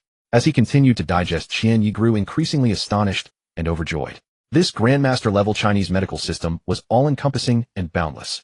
It not only contained definitive treatment plans and clinical experience for all common diseases, difficult ailments, and internal and external injuries, but also included a vast repository of knowledge on identifying rare herbs, analyzing medicinal properties and compatibility contraindications, as well as countless lost ancient prescriptions for health preservation, wound healing, and strengthening the body. Qian Yi instantly realized that if he could thoroughly master and internalize this knowledge, surpassing gangsho in medical expertise and therapeutic methods would be effortless and inevitable. The greatest gain this time is not the medical ninjutsu, but this herbal knowledge and ancient formulas. Qian Yi's eyes gleamed, his heart ecstatic. With these I can prepare my own decoctions and medicinal baths to strengthen the body, warm the meridians, nourish the internal organs, subtly refine my physique day by day, and thoroughly solidify my foundation. A huge profit. This is truly a huge profit. As the thoughts turned, he suddenly recalled something and inwardly chided himself for his oversight. I was foolish earlier. Why didn't I think to ask my teacher for the monthly nourishing medicinal bath formula allocated by the Mu Yi Qianshou clan? If I could also collect that formula, I might unlock another wave of rewards and achieve another surge in power. Qian Yi silently noted this in his heart, resolved to ask for it when Gangsho returned from her mission. As her most valued and cherished personal disciple, such a small request would surely not be refused by Gangsho. If that didn't work, he could organize a portion of the digested Grandmaster-level Chinese medical knowledge, bind it into a book, disguise it as an ancient medical scroll, and offer it to Gangsho as an equivalent exchange, neither owing a favor nor failing to obtain the medicinal bath formula. Additionally, this knowledge of traditional Chinese medicine is also of immense help for my subsequent research on bloodline evolution potions. It's arrived just in time, Qian Yi thought to himself. Having merely roughly organized and digested the vast amount of knowledge granted by the infusion, he had already reaped significant gains and felt deeply moved. He was well aware that if he settled down to delve deeper and thoroughly master it, the future benefits would be absolutely incalculable. After this period of refinement, Qian Yi's mastery of the Qianshou chakra extraction technique grew increasingly skilled, and his control over his own body meridians and chakra had reached a new level. Now the speed at which he extracted chakra and realized his own potential was several times more rapid than at the beginning. In just over half an hour of cultivation, he had completely finished today's chakra refinement, fully realizing his hidden physical and chakra potential. His total chakra amount surged to 3,330 points, which was already solidly at the upper middle level within the entire middle-rank ninja tier, with a foundation far surpassing that of his peers. He raised his hand and quickly formed seals, splitting off a perfect true shadow clone. With a thought, he retrieved several space-sealing scrolls he had personally made from the warehouse of his origin small world. These scrolls were storage tools that he had repeatedly experimented with and refined after studying elementary sealing techniques over the past month or so. He handed all the scrolls to the shadow clone before him, silently naming it in his mind. From now on, this clone tasked with long-distance missions would be called Shadow Clone No. 1. The mission to a country is entirely in your hands, Qian Yi said, seriously lowering his voice to instruct. The situation is complex. Use your own judgment. Do your utmost to seize opportunities and reap gains. For any subsequent developments, simply communicate with me across distances via the ninja dogs. Now the 3 dogs, White Wolf, Black Wolf, and Grey Wolf, had grown and matured. Their combat power might still be raw and insufficient for direct battle, but relying on the summoning contract to transmit information across distances was more than enough reliable and secure. Understood. Leave it to me, rest assured. I'm off. Shadow Clone no. One nodded solemnly, carefully stored all the sealing scrolls, and then with a thought performed the perfect transformation technique, turning into a plain featureless adult passerby, blending into the crowd. The next moment, he activated his aura concealment talent to the utmost. All life fluctuations and chakra aura around him were completely retracted and diluted, merging into the surrounding environment. Unless someone conducted an extremely meticulous close-range inspection, anyone would subconsciously ignore him. After completing the disguise, Shadow Clone no. One walked calmly, quickly stepping out of his residence and weaving through the crowds on the streets of Mai. Relying on his extreme aura concealment, no one noticed or even glanced at him throughout the journey. He silently arrived at the roadside about 100 meters from Mai's main gate, quietly lying in wait, observing and biding his time. After more than 10 minutes. This is it. Shadow Clone no. One's gaze locked onto the front. A merchant caravan with 4 or 5 cargo wagons heading towards Mai's gate came into view. He hesitated no longer, instantly transforming into an ordinary gray stone. With a light leap, he slid down from a nearby rooftop and landed precisely in the crevice between the cargo piles on one of the wagons, perfectly concealing his form. The few Mai ninjas escorting the caravan glanced over with their peripheral vision, only catching a glimpse of a common piece of gravel. Seeing nothing unusual, they subconsciously averted their gaze and continued escorting the convoy forward. That these ninjas, who were not weak in perception, directly ignored him was due not only to the perfect transformation technique, but also to the extreme aura concealment talent, which subtly influenced others' perception and judgment. Tisk, this concealment talent is truly outrageous, Shadow Clone no. One mused inwardly. It's practically a replica of presence erasure comparable to top-tier Jinjutsu. Now it's a gamble on whether I can fool the barrier detection at Mai's village entrance. This was his only concern. The perception barrier around Mai was extremely sensitive. Once an abnormal chakra fluctuation was detected, all the infiltration plans would come to naught. Fortunately, everything went smoothly. Transformed into a stone, he followed the caravan wagons all the way, smoothly passing through Mai's gate, without triggering any barrier alarms. He left the village without incident or danger. The convoy continued forward, gradually moving away from Mai. Shadow Clone no. One did not rush to break away. He remained hidden in the cargo, traveling with the caravan for another 10 kilometers. Only after completely leaving the range of all Mai's patrol's perception and surveillance did he take advantage of a bump in the road to roll off the wagon and fall into the dense grass beside the path. After the caravan had completely disappeared from view, he canceled the transformation technique, then changed his appearance again, taking the form of an ordinary, unremarkable young man, erasing all distinguishing features. After accurately identifying his bearings, he burst forth with the body flicker technique, his figure turning into a blur as he sped towards the general direction of what country. He had never slackened over the past month. His main body remained in Mai to cultivate, while the clone sent to the Ninja Academy often immersed itself in the library, poring over materials on the geography, forces, and history of the ninja world.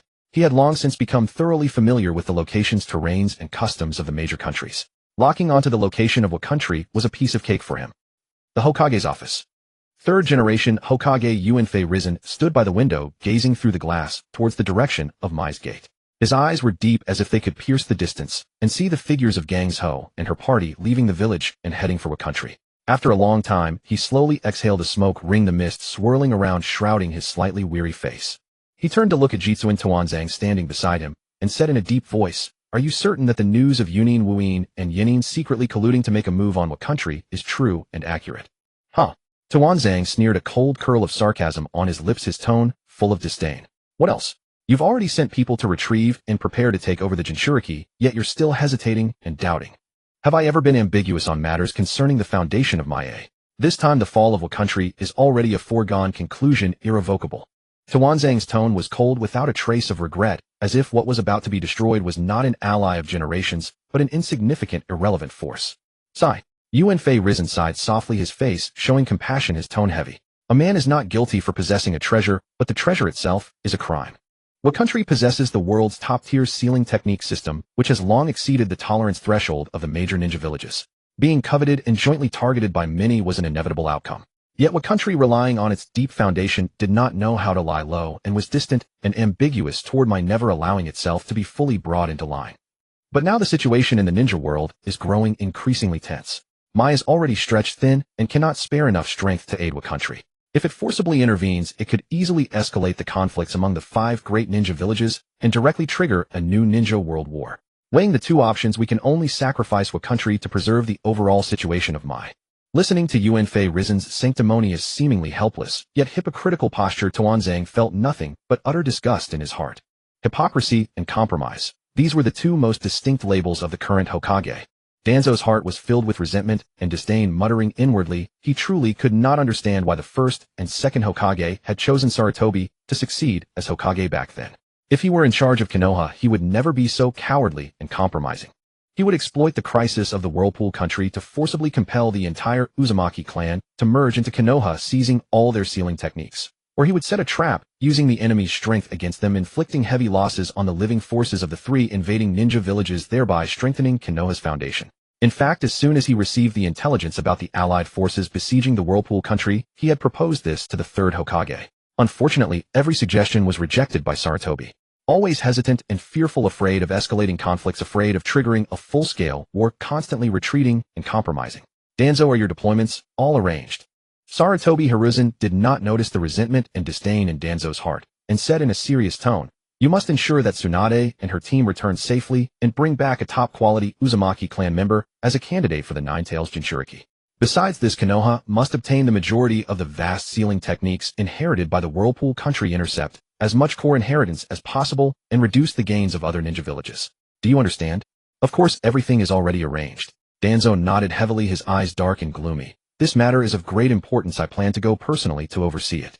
If there is nothing else, I will depart now. Go ahead. Sarutobi Hiruzen nodded slightly, and then, as if casually, added in a low voice, by the way, escorting Tsunade this time are more than a dozen elite members of the Senju clan. Let them do their best for the Uzumaki clan. The words were subtle, but the implication was profound. Danzo instantly saw through the third Hokage's true intention, using the war in the Whirlpool country to completely bury this batch of Senju elites, further weakening the already declining Senju clan's residual power. Such a tactic of killing with a borrowed knife and secretly undermining power was all too familiar to him. Danzo immediately sneered in response, I'll handle it, you can rest assured. Without another word, he turned and strode away. The vast Hokage's office fell into silence once more. Sarutobi Hiruzen stood by the window, the tip of his pipe emitting smoke as he puffed for a long time, a low, hoarse voice echoing quietly in the empty room. Don't blame me. Everything is for Konoha. The central courtyard of the Senju clan compound. Uzumaki-Mito stood quietly by the window, her gaze looking far into the direction of the Hokage building, then slowly shifting toward the distant Whirlpool country. Her brows were tightly furrowed, her eyes filled with exhaustion and disappointment. Just as I thought, she murmured to herself, her voice carrying an unmistakable chill. The monkey has always been wary of the Senju, and now he can't wait to suppress and erase the remnants of the Senju clan. To achieve his goal, he is willing to watch the Whirlpool country fall and sacrifice the alliance of generations. She was furious but powerless. By now the fall of the Whirlpool country was already inevitable. The major ninja villages were eyeing it covetously, the allied siege was unstoppable, and Konoha's attitude was ambiguous and unwilling to help. Alone, the Whirlpool country could not withstand the undercurrents of the 5 great ninja villages. During this time, she had not failed to send letters in advance to warn the high-ranking officials of the Whirlpool country, urging her clansmen to migrate early and escape the disaster. But after so many years, she had married into Konoha, and her influence in the Whirlpool country had long become negligible. The rulers of the Whirlpool country simply would not listen to her advice. Many clansmen even blamed her, believing that because she sealed the Nine-Tails and stationed herself in Konoha, the Uzumaki clan had become the target of the major ninja villages, turning into a public enemy. Misunderstandings, estrangement, suspicion, and arrogance, layer upon layer, sealed off the last hope of survival for the Whirlpool country. The only thing she could do was to forcefully arrange for Tsunade to lead a team of more than a dozen Senju elites to the Whirlpool country, hoping to rescue some innocent Uzumaki clansmen before the war descended and bring them back to Konoha to save their lives.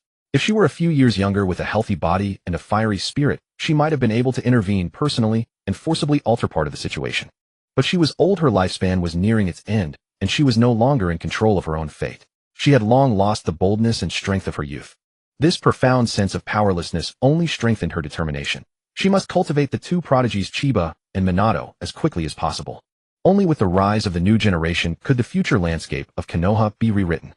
5 days passed in the blink of an eye. The outskirts of the Whirlpool country's capital, Chiba's shadow clone No. 1 had arrived several days earlier. Using his ultimate stealth talent, he quietly infiltrated the capital and lay low, observing. He had tried to sneak into the core area of the Whirlpool country earlier, seeking opportunities and collecting sealing technique materials. But the core area of the Whirlpool country was filled with pure-blooded, red-haired Uzumaki clansmen. Perception-type ninjutsu were endless, and the mind's eye of the Kagura covered a wide area as a warning. Coupled with the countless unfathomable ceiling trap techniques of the clan, sneaking in would be equivalent to suicide. His danger perception talent kept sending extreme warnings, which made him abandon the idea of taking risks. He chose to wait patiently and observe as the situation unfolded. Just now he clearly saw Tsunade leading a team of more than a dozen elite Senju ninjas marching in a grand procession into the central urban area of the Whirlpool country's capital. Seeing the shadow clone no. One frowned slightly understanding in his heart. Tsunade-sensei, leading a team with so many Senju elites. This must be a deliberate arrangement by Granny Mito. She has long seen through the calculations of Konoha's high-level officials and wants to do her best to protect the clan and save the Uzumaki bloodline. But under the current situation, these Senju elites coming here is not a rescue, it's clearly stepping into a trap and throwing away their lives. With this thought, Shadow Clone No. One remained motionless, his peripheral vision discreetly sweeping over a hidden forest about 100 meters northeast. As early as a day ago, he had detected a sizable elite ninja unit lurking in that area. Thanks to his rapidly improving sealing technique skills, he keenly captured the unique sealing aura of the root organization from these ninjas, identical to the technique fluctuations on Danzo's body. The root people are indeed here early. Shadow Clone No. One's eyes were heavy, a chill rising in his heart. Their targets are probably not just the dying Uzumaki clan. The batch of Senju elites brought by Tsunade-sensei are also the objects of their hunting and elimination. The third Hokage and Danzo talk about the greater good of Konoha and the bonds of alliance, but behind the scenes they are constantly scheming, trying every means to drain and weaken the foundation of the Senju clan. Until the Senju clan is completely wiped out, they will never feel at ease. He must find a way to stop this. Shadow Clone No. One immediately made a decision, but then felt it was extremely difficult. With his current strength in the chaotic battlefield of the Whirlpool country, where many forces and experts gathered, he could do very little. What made it more troublesome was that the Senju clansmen were mostly straightforward and upright, acting with integrity, disdaining conspiracy, and never suspecting their fellow village ninjas. Even if he secretly passed intelligence and warnings telling them to beware of the root's betrayal, these pure-hearted Senju elites would most likely not believe him. In their eyes, fellow village ninjas were all comrades, and they would never stoop to the despicable act of stabbing their allies in the back or slaughtering their own clan. No matter what, I cannot stand by and do nothing. I must at least try my best. Shadow Clone No. One suppressed the lingering doubts in his heart, hesitated no longer, and immediately set off to quietly withdraw from the capital of the land of whirlpools, arriving at a secluded forest in the outskirts. He raised his hand and formed the summoning seal. With a faint flash of light, the figure of the white wolf materialized instantly in the forest. Shadow Clone No. One handed a scroll containing sealed intelligence to the white wolf, whispered a few instructions, and then dismissed the summoning contract. The white wolf transformed into a wisp of green smoke and returned to the Senju's inner world to await orders for message transmission. Having done all, the Shadow Clone No. One flickered and vanished once more into the depths of the dense forest, remaining in ambush and observation. Konoha's secret training base. Shinya was sitting cross-legged, holding a chakra scalpel, repeatedly practicing medical ninjutsu on a live river fish to gain practical experience and digest the master-level knowledge of traditional Chinese medicine. The fish, having been healed cyclically, now had vacant eyes, completely devoid of light, looking utterly devoid of will to live. Watching this, Minato Namikaze stood by with a helpless expression and couldn't help but advise, "Shinya, why don't you just put it out of its misery? Such repeated healing and torment is truly inhumane. Instead of torturing this one fish, you might as well switch to a few new ones for experimentation. It would be more efficient.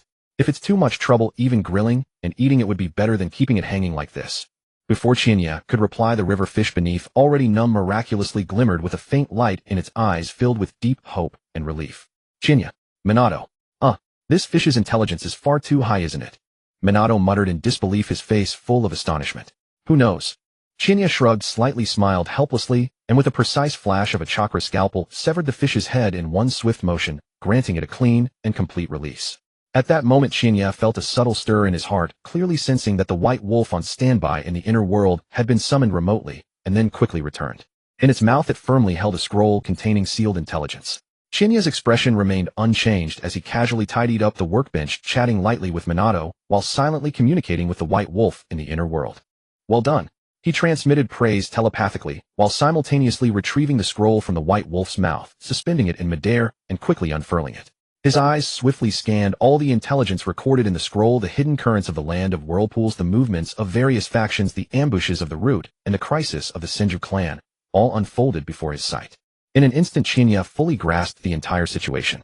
"I didn't expect Lady Tsunade to have brought the elite of the Senju clan there." Shinya traced the scroll with his fingertip, a glint of gravity flashing in his eyes as he murmured to himself. These 10+ Jonin and Chunin are likely more than half of the remaining core strength of the Senju clan. The Senju clan, having weathered years of decline and power reshuffling, is no longer at its former peak. The elite that remain are few, and this deployment to the land of whirlpools has virtually hollowed out the clan's combat power. Even Root has infiltrated in secret. The situation is indeed becoming more troublesome. He quickly finished reading all the intelligence from Shadow Clone No. 1 and instantly discerned the opponent's full plan. Capturing birds, venomous insects, and snakes to form summoning contracts, thereby establishing a comprehensive surveillance network and long-range communication links. I understand. The intent of Shadow Clone No. 1's actions was clear. With multiple factions intermingling and undercurrents surging in the land of whirlpools, relying solely on visual and sensory detection would inevitably leave oversights. By utilizing a large number of small summoning creatures, one could maximize the scope of surveillance, monitor all movements, and at the same time use fast-flying birds to establish a covert, stable, long-distance communication channel, evading all surveillance from various factions. The idea is sound, safe, and efficient. Shinya nodded, slightly acknowledging the clone's strategy. Then let's coordinate accordingly and take action. With his mind set, Shinya immediately stopped his medical ninjutsu practice.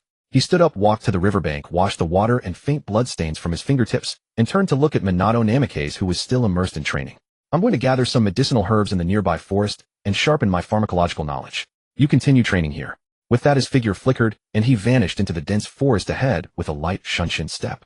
All right, take care. Minato responded without looking up, still focused on honing his chakra control. Deep in the forest, Shinya held back nothing. He swiftly moved through the woods, precisely capturing various birds, venomous insects, and snakes, and one by one performed the summoning contract technique, binding them as subordinate summons. In an instant, over 40 creatures of all kinds came under his summoning command, allowing him to dispatch and remotely control them to probe the surroundings. At the same time, he sensed a subtle shift in his mind. His summoning contract list had gained over 30 unfamiliar contract marks. Without a second thought, these must have been pre-contracted local summoning creatures by Shadow Clone No. 1 lurking in the land of whirlpools, intended to cover the entire region's surveillance. The surveillance network and communication channels are already in place. Sufficient. Shinya sensed for a moment, confirmed the arrangement was sound, and immediately stopped. He turned and steadily made his way back to the training ground. Meanwhile, in the core area of the distant land of Whirlpool's capital, Tsunade had already led over a dozen Senju elites to successfully meet with the current clan leader of the Whirlpool clan, Uzumaki-Uchiha. After sitting down, Tsunade dispensed with pleasantries and went straight to the point, speaking earnestly. Clan leader, Uchiha, the 3 major hidden villages, Cloud, Mist, and Rock, have already joined forces to encircle the land of whirlpools. No matter how deep the foundation of your clan is, it cannot withstand the combined offensive of 3 forces. Rather than waiting to be wiped out, lead your people to retreat with us to Konoha and preserve the spark of your bloodline. However, facing Tsunade's persuasion, Uzumaki-Uchiha only sneered, his tone filled with sarcasm and clarity. Retreat to Konoha. Princess Tsunade, your words are far too naive, far too ridiculous. If Konoha truly valued the alliance and cared about the survival of our land of whirlpools, what would have arrived here would not be just a dozen of your Senju clansmen, but Konoha's main force. Hiruzen Sarutobi's stance has already made everything clear. The Konoha High Command has long abandoned our land of whirlpools tacitly, allowing, even encouraging various factions to besiege our clan. Since we have been forsaken, why should we deceive ourselves and go to Konoha to live under someone else's roof? Uzumaki-Uchiha's gaze was sharp, his mind clear, having already seen through all the hypocritical calculations of Konoha. But Tsunade felt a pang of bitterness and discomfort in her heart. Though she knew his words were true, she still refused to give up entirely and wanted to strive for a little more. No need to say but. Uchiha raised his hand to directly interrupt her words, his expression growing increasingly somber. This matter has long had no room for negotiation. From the moment Lady Shu sacrificed herself to seal the 9 tails and became the Jinchuriki, we have long foreseen the calamity of today. The only thing we did not anticipate was that the 1st and 2nd Hokage would fall so hastily, and even more so that the Chinsho clan would choose the strategy of integrating into the common people of Mai and blunting their own edge. If the Chinsho still held the leading position and absolute power, our country would have had a bit more buffer and more time to prepare. Ever since Yuanfei Risen took control of Mai's power, Mai's attitude toward our country has grown increasingly distant. Now the situation is hopeless beyond redemption. His gaze suddenly sharpened, and around him surged the fierce resolve of a clan leader. Since Yunin, Wuin, and Yinin insist on war, then the Xuanhua clan will accept this battle. Our clan has guarded the seals for generations. We have never feared war, nor have we ever feared death. Hearing his blunt criticism of the Chinsho clan's decision to integrate into the common people and reduce their own power, the Chinsho elites present had varied expressions and complex emotions. The leading Chinsho Taimu sighed lightly, nodded frankly, and did not refute. Among those who came this time, most once disagreed with Lord Phaegian's policy of integrating with the commoners and weakening the clan. Unfortunately, at that time the trend was overwhelming and the majority agreed. By the time we came to our senses and wanted to stop it, Mai's authority had already been completely controlled by the third Hokage's lineage, and the Chinsho were no longer in control of their own fate. His tone shifted, his gaze firm and blazing as he looked straight at Schwanwa Shoching. But no matter how the Mai higher-ups scheme or how cold they are, the bond of generations of marriage and eternal alliance between the Chinsho and the Schwanwa has never changed. Now that your clan has resolved to fight to the death, we Chinsho clansmen are willing to stay and fight side by side to defend our country together. Mai's refusal to send reinforcements is the calculation and selfishness of the higher-ups, not the true heart of the Chinsho clan. We too are powerless to change the overall situation, we can only apologize. Hearing these words, Gangsho's mind was shaken violently, and turbulent waves surged within her heart. The filter of benevolence, righteousness, and composure that had once shrouded the third Hokage shattered completely at this moment. Her heart was filled with indignation and coldness. Teacher and the others, for their own selfish interests, have stooped to such despicable levels. This is not at all what they claim to be for the sake of Mai's overall situation. It is nothing but naked calculation and sacrifice. At this moment her worldview was nearly reshaped, and she completely saw through the coldness beneath the glossy exterior of Mai's high-ranking officials. Good? What a Chinsho! Schwanwa Shoching laughed heartily upon hearing this, the pent-up frustration in his chest largely dissipating. He raised his hand and patted Chinsho Taimu heavily on the shoulder, his eyes full of emotion and recognition. I knew it. The Chinsho clan will never betray the Schwanwa's friendship. Then his expression turned serious again, and he earnestly entrusted, but I also have a request to make. If the war is lost and the situation collapses completely, I beg you to ensure the safe escape of our clan's elderly women and children and take them to Mai to preserve our bloodline. Even though he was resolved to fight to the death, he had never completely lost his reason. The fall of a country was already a foregone conclusion. When the true, desperate moment came, Mai was the only place where the surviving Schwanwa could live and continue in peace. Of course, the Schwanwa clan generation after generation were well versed in scheming and never put all their eggs in one basket. Apart from defending to the death and seeking refuge in Mai, they had already secretly laid down multiple escape routes to preserve the clan's kindling. Seeking survival in desperate times is never shameful, only for the clan's survival. Chinsho Taimu hesitated slightly, looking at Schwanwa Shoching's resolute and earnest gaze, and finally nodded heavily, making a promise. I promise you. When it comes to that point, we will risk our lives to protect the clan's elderly and young and send them safely to Mai. Good? With your words, that is enough. Schwanwa Shoching laughed heartily, composed his mind, and said bluntly, you came here this time bearing Mai's mission, and I am well aware of it. You are here to select clansmen to take Lady Shuehu's place as candidates for the new Nine-Tails Jinchuriki, aren't you? Hearing this, Gangsho and her party were slightly startled, then showed embarrassed expressions, but did not deny it. This was indeed the core and primary task of their journey. Schwanwa Shoching had already seen through everything and spoke calmly. I have already gathered all the children of the appropriate age in this generation of the clan. You may select as you wish. He was perceptive of human nature and had long seen through the schemes of Mai's high-ranking officials. The third Hokage and Tuanzang must have already secretly dispatched people to lurk within Wa country, lying low and watching. Even if all escape routes were cut off and Wa country was completely destroyed, they would do their utmost to protect the selected Jinchuriki candidate. In the final analysis, in Mai's eyes, the Schwanwa clan could be destroyed, the alliance could be abandoned, but the Nine-Tails Jinchuriki must be secured. Soon a group of young Schwanwa clansmen were brought into the hall for Gangsho and her party to select. After layers of screening and comparison of aptitudes, the final selection was settled, and without surprise, it was Schwanwa Jixinai. So it is Jixinai. Schwanwa Shoching looked at the small figure with dazzling red hair and vibrant vitality, his eyes showing no surprise, only a trace of deep tenderness and regret. Chinsho Taimu, standing by, keenly caught the strangeness in his eyes. His heart stirred, and he couldn't help asking, Clan leader, is this child perhaps? Indeed. Schwanwa Shoching nodded heavily, his tone frank, yet carrying a hint of barely noticeable tenderness. She is my youngest daughter, Jixinai. With that, he turned to look at Gangsho beside him, his expression extremely solemn, and spoke earnestly. Gangsho, I entrust Jixinai entirely to you. There is no time to delay. I hope you will take her away from a country now and return to Mai as quickly as possible. Huh. Gangsho was suddenly stunned, then shook her head violently and resolutely refused. I disagree. Her gaze was firm, her eyes full of guilt and stubbornness. I know that Wa country is already in desperate straits. If I stand by and do nothing now, taking Jixinai away, I will never be able to forgive myself in this life. Clan leader Shoching, please allow me to stay and fight alongside you to contribute what little I can. When the situation truly becomes hopeless and beyond redemption, I will definitely be the first to take Jixinai and withdraw safely. Her heart was already full of guilt over Mai's higher-ups in action and watching the alliance fall. If at this moment she only cared about completing the mission, taking the Jinchuriki candidate away, and turning her back on the Xuanhua clan, then what difference would she be from the my higher-ups? Such a shameless act Gangzhou absolutely could not bring herself to do. Xuanhua Shouqing looked deeply into her eyes, seeing the firmness and frankness within, and ultimately did not force her any longer, slowly relenting and compromising. All right, I agree to your request. His expression turned serious again, and he made a pact. But you must also promise me that once I give the order to retreat, indicating that the battle is utterly hopeless, you must without hesitation immediately take Jixinai and break out of the encirclement, without any delay, understand? I promise you. This time Gangzhou did not hesitate in the slightest. The moment the pact was sealed, a hasty and disheveled figure burst through the hall door, rushing in with a panicked expression. Clan leader, something terrible has happened. The eastern, western, and southern fronts of the Whirlpool country are simultaneously assaulted by massive allied ninja forces.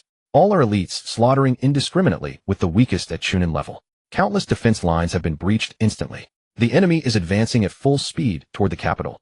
Furthermore, a sudden upheaval has erupted within the capital. Suspecting numerous top-tier experts have infiltrated covertly, they wreak havoc and create chaos on all sides, attacking from both within and without. The situation is completely out of control. What? Xuanhua Shouqing's face turned icy cold, yet he showed no panic. He immediately issued commands with decisive resolve. Pass on my orders.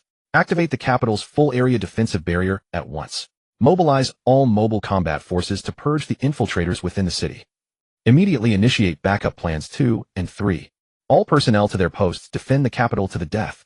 Yes. The clan messengers acknowledged and swiftly turned to relay the orders. In an instant, the entire capital of the Whirlpool country sprang into full operation. Every member of the Whirlpool clan took up their duties, racing to the battle lines to defend their homeland. Such immense commotion within the city could not escape the notice of Shadow Clone No. One who was lurking in the capital. Concealed in the shadows, he took in the entire situation both inside and out, quietly biding his time without making a move. Outside the city, the sounds of battle explosions and roars reverberated through heaven and earth. The attacking coalition of 3 hidden villages consisted entirely of carefully selected elite forces. Each squad was led by an elite Jonin, with the lowest ranked soldiers being at least Chunin or elite Chunin level, formidable in combat and perfectly coordinated.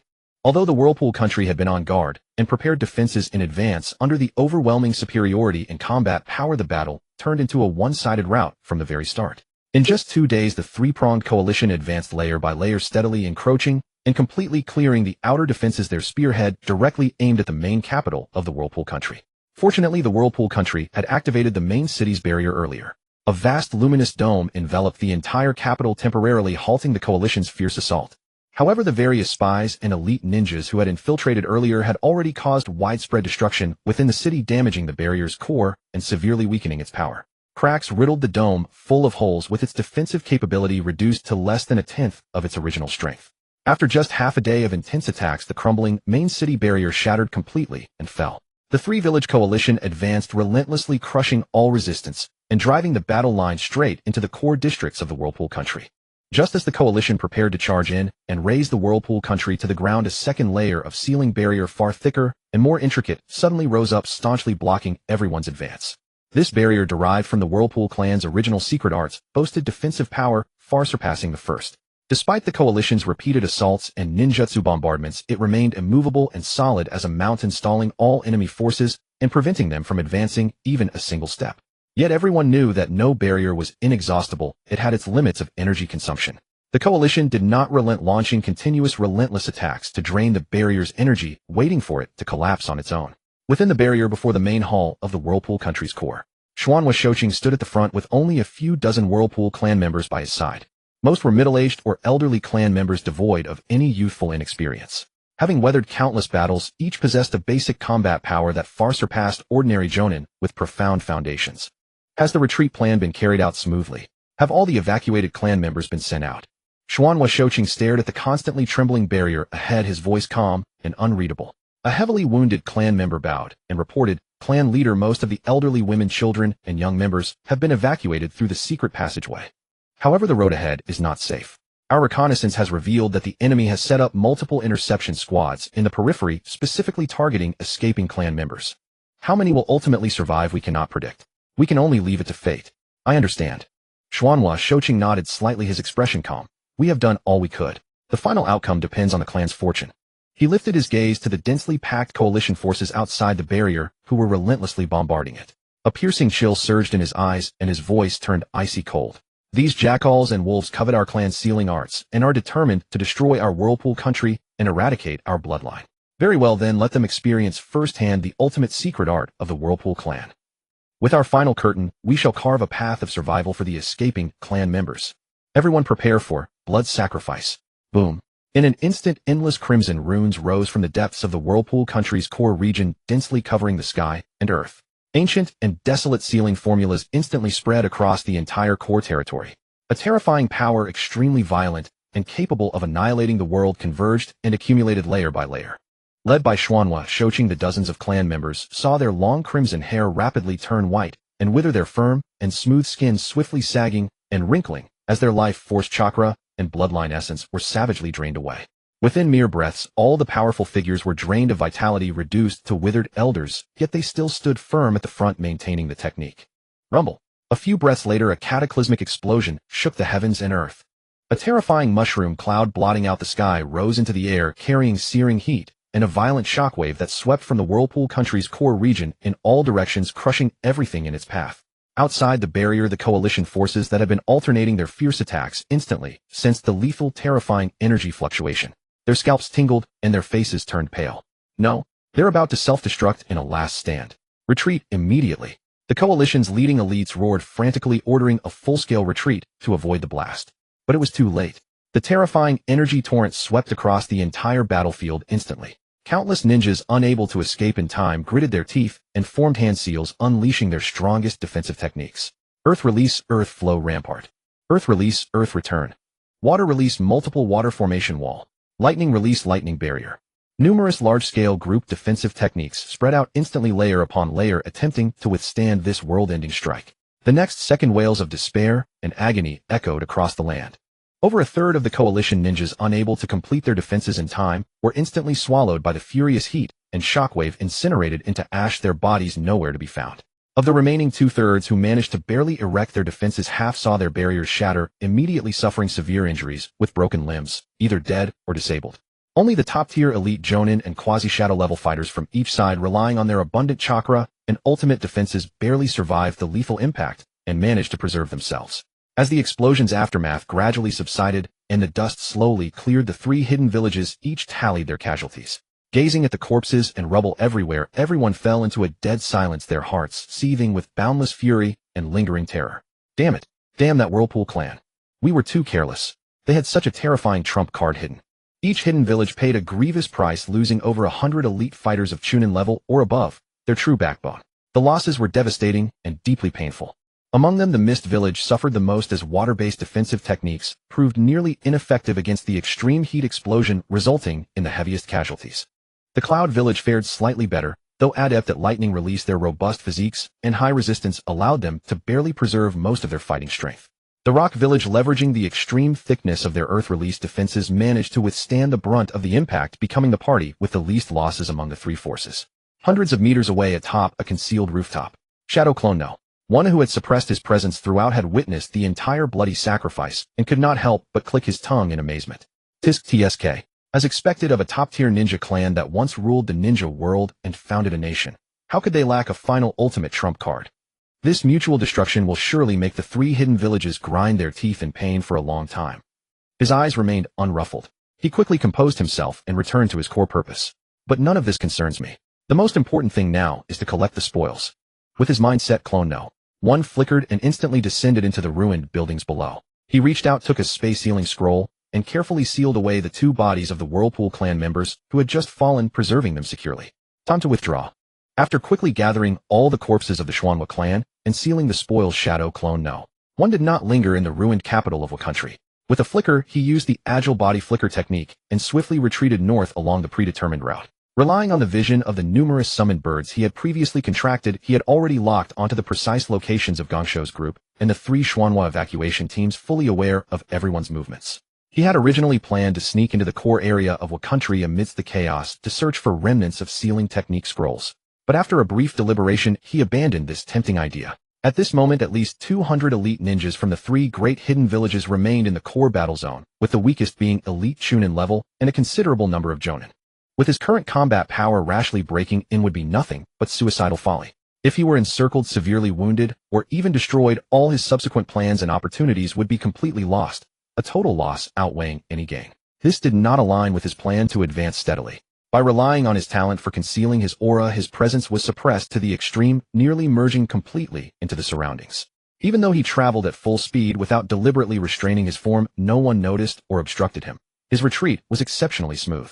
He encountered 3 Wuin Chunin on patrol along the way. Before they could react or raise an alarm, he instantly killed them with a series of wind blades, clean and without a trace. Meanwhile, on the road back to my village, Gangsho carried the young Xuanhua Jixinai on her back, and escorted by more than a dozen Qianshou elites, fled at full speed toward Mai. The desperate defense of what country had been a bloody battle against the elite allied forces of the 3 great hidden villages, and ultimately, they were powerless to turn the tide. The enemy's combat level and numbers far exceeded the limits of their resistance. Even with their desperate reinforcement, they could not help the Xuanhua clan reverse the battle situation. Among the Qianshou elites accompanying this mission, one was unfortunately killed, and several suffered injuries of varying severity, resulting in a significant loss of overall combat power.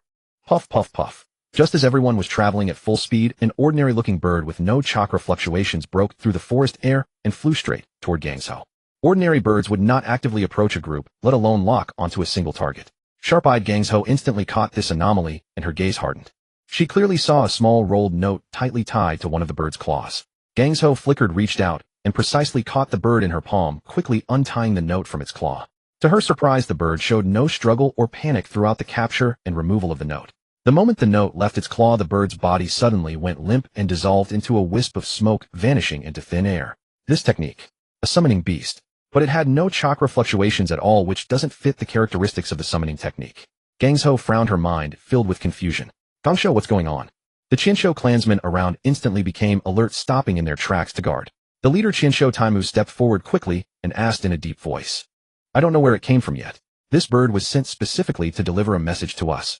Gangsho replied briefly, then quickly unfolded the note in her hand, scanning its contents. In just a few breaths, her expression changed drastically, with deep shock and gravity flashing in her eyes. What does it say? Is it about the pursuer's movements? Or some other change? Taimu saw her expression and hurriedly stepped forward to ask. See for yourself. Without further words, Gangsho directly handed the note to him. Taimu took the note, glanced at it, and his face also instantly darkened, his pupils slightly contracting. The note clearly recorded a piece of fatal intelligence. Their current return route had already been ambushed by Mai's root ninjas lying in wait. The enemy had more than a dozen root jonin and over 20 elite chunin concealed and waiting, with the goal of annihilating this batch of Qianshou elites and completely erasing the last core strength of the Qianshou clan. Taimu, do you think this information is true or false? Gangsho looked up at him and asked in a low voice. The fact that she asked this way meant she already believed it somewhat in her heart. Compared to Gangsho, who was pure-hearted and rarely touched the darkness of the village, Taimu, who had long guarded the clan grounds and was well-versed in Mai's power struggles, had long seen through the methods of the third Hokage and Danzo. He was all too aware of their fear and suppression of the Qianshou clan, always wanting to thoroughly weaken and eliminate the remaining Qianshou forces. Without any hesitation, Taimu spoke decisively. Better to believe it exists than to assume it doesn't. This route has been completely exposed. Ahead is a death trap. We must change course immediately. All root members are elite ambushers with abundant jonin and chunin. If we fight head-on, even if we barely win, it will be a Pyrrhic victory, and everyone will pay a heavy price. He would never allow these remaining Qianshou core members to be sacrificed in vain to the schemes of their fellow villagers. Good. Change course immediately. Without any hesitation, Gangsho immediately nodded in agreement. Puff, puff, puff. Just as everyone was about to reorient themselves and change routes, another bird flapped its wings and landed lightly on a branch ahead, also with a rolled note tied to its claw. Gangsho and Taimu exchanged a glance, both full of caution, and quickly stepped forward to untie the note. The note had only 7 short words written in a clean and sharp hand. Trust me, follow me. After reading it, the bird flapped its wings and took off unhurriedly, flying east, occasionally circling and pausing, clearly waiting for them to follow. The Qianshou clansmen looked at each other, hesitant. What should we do? It should be from the same person. Can we really trust it?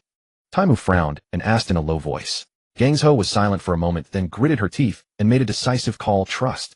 Now our path ahead is blocked, and our retreat is cut off. We have no better choice.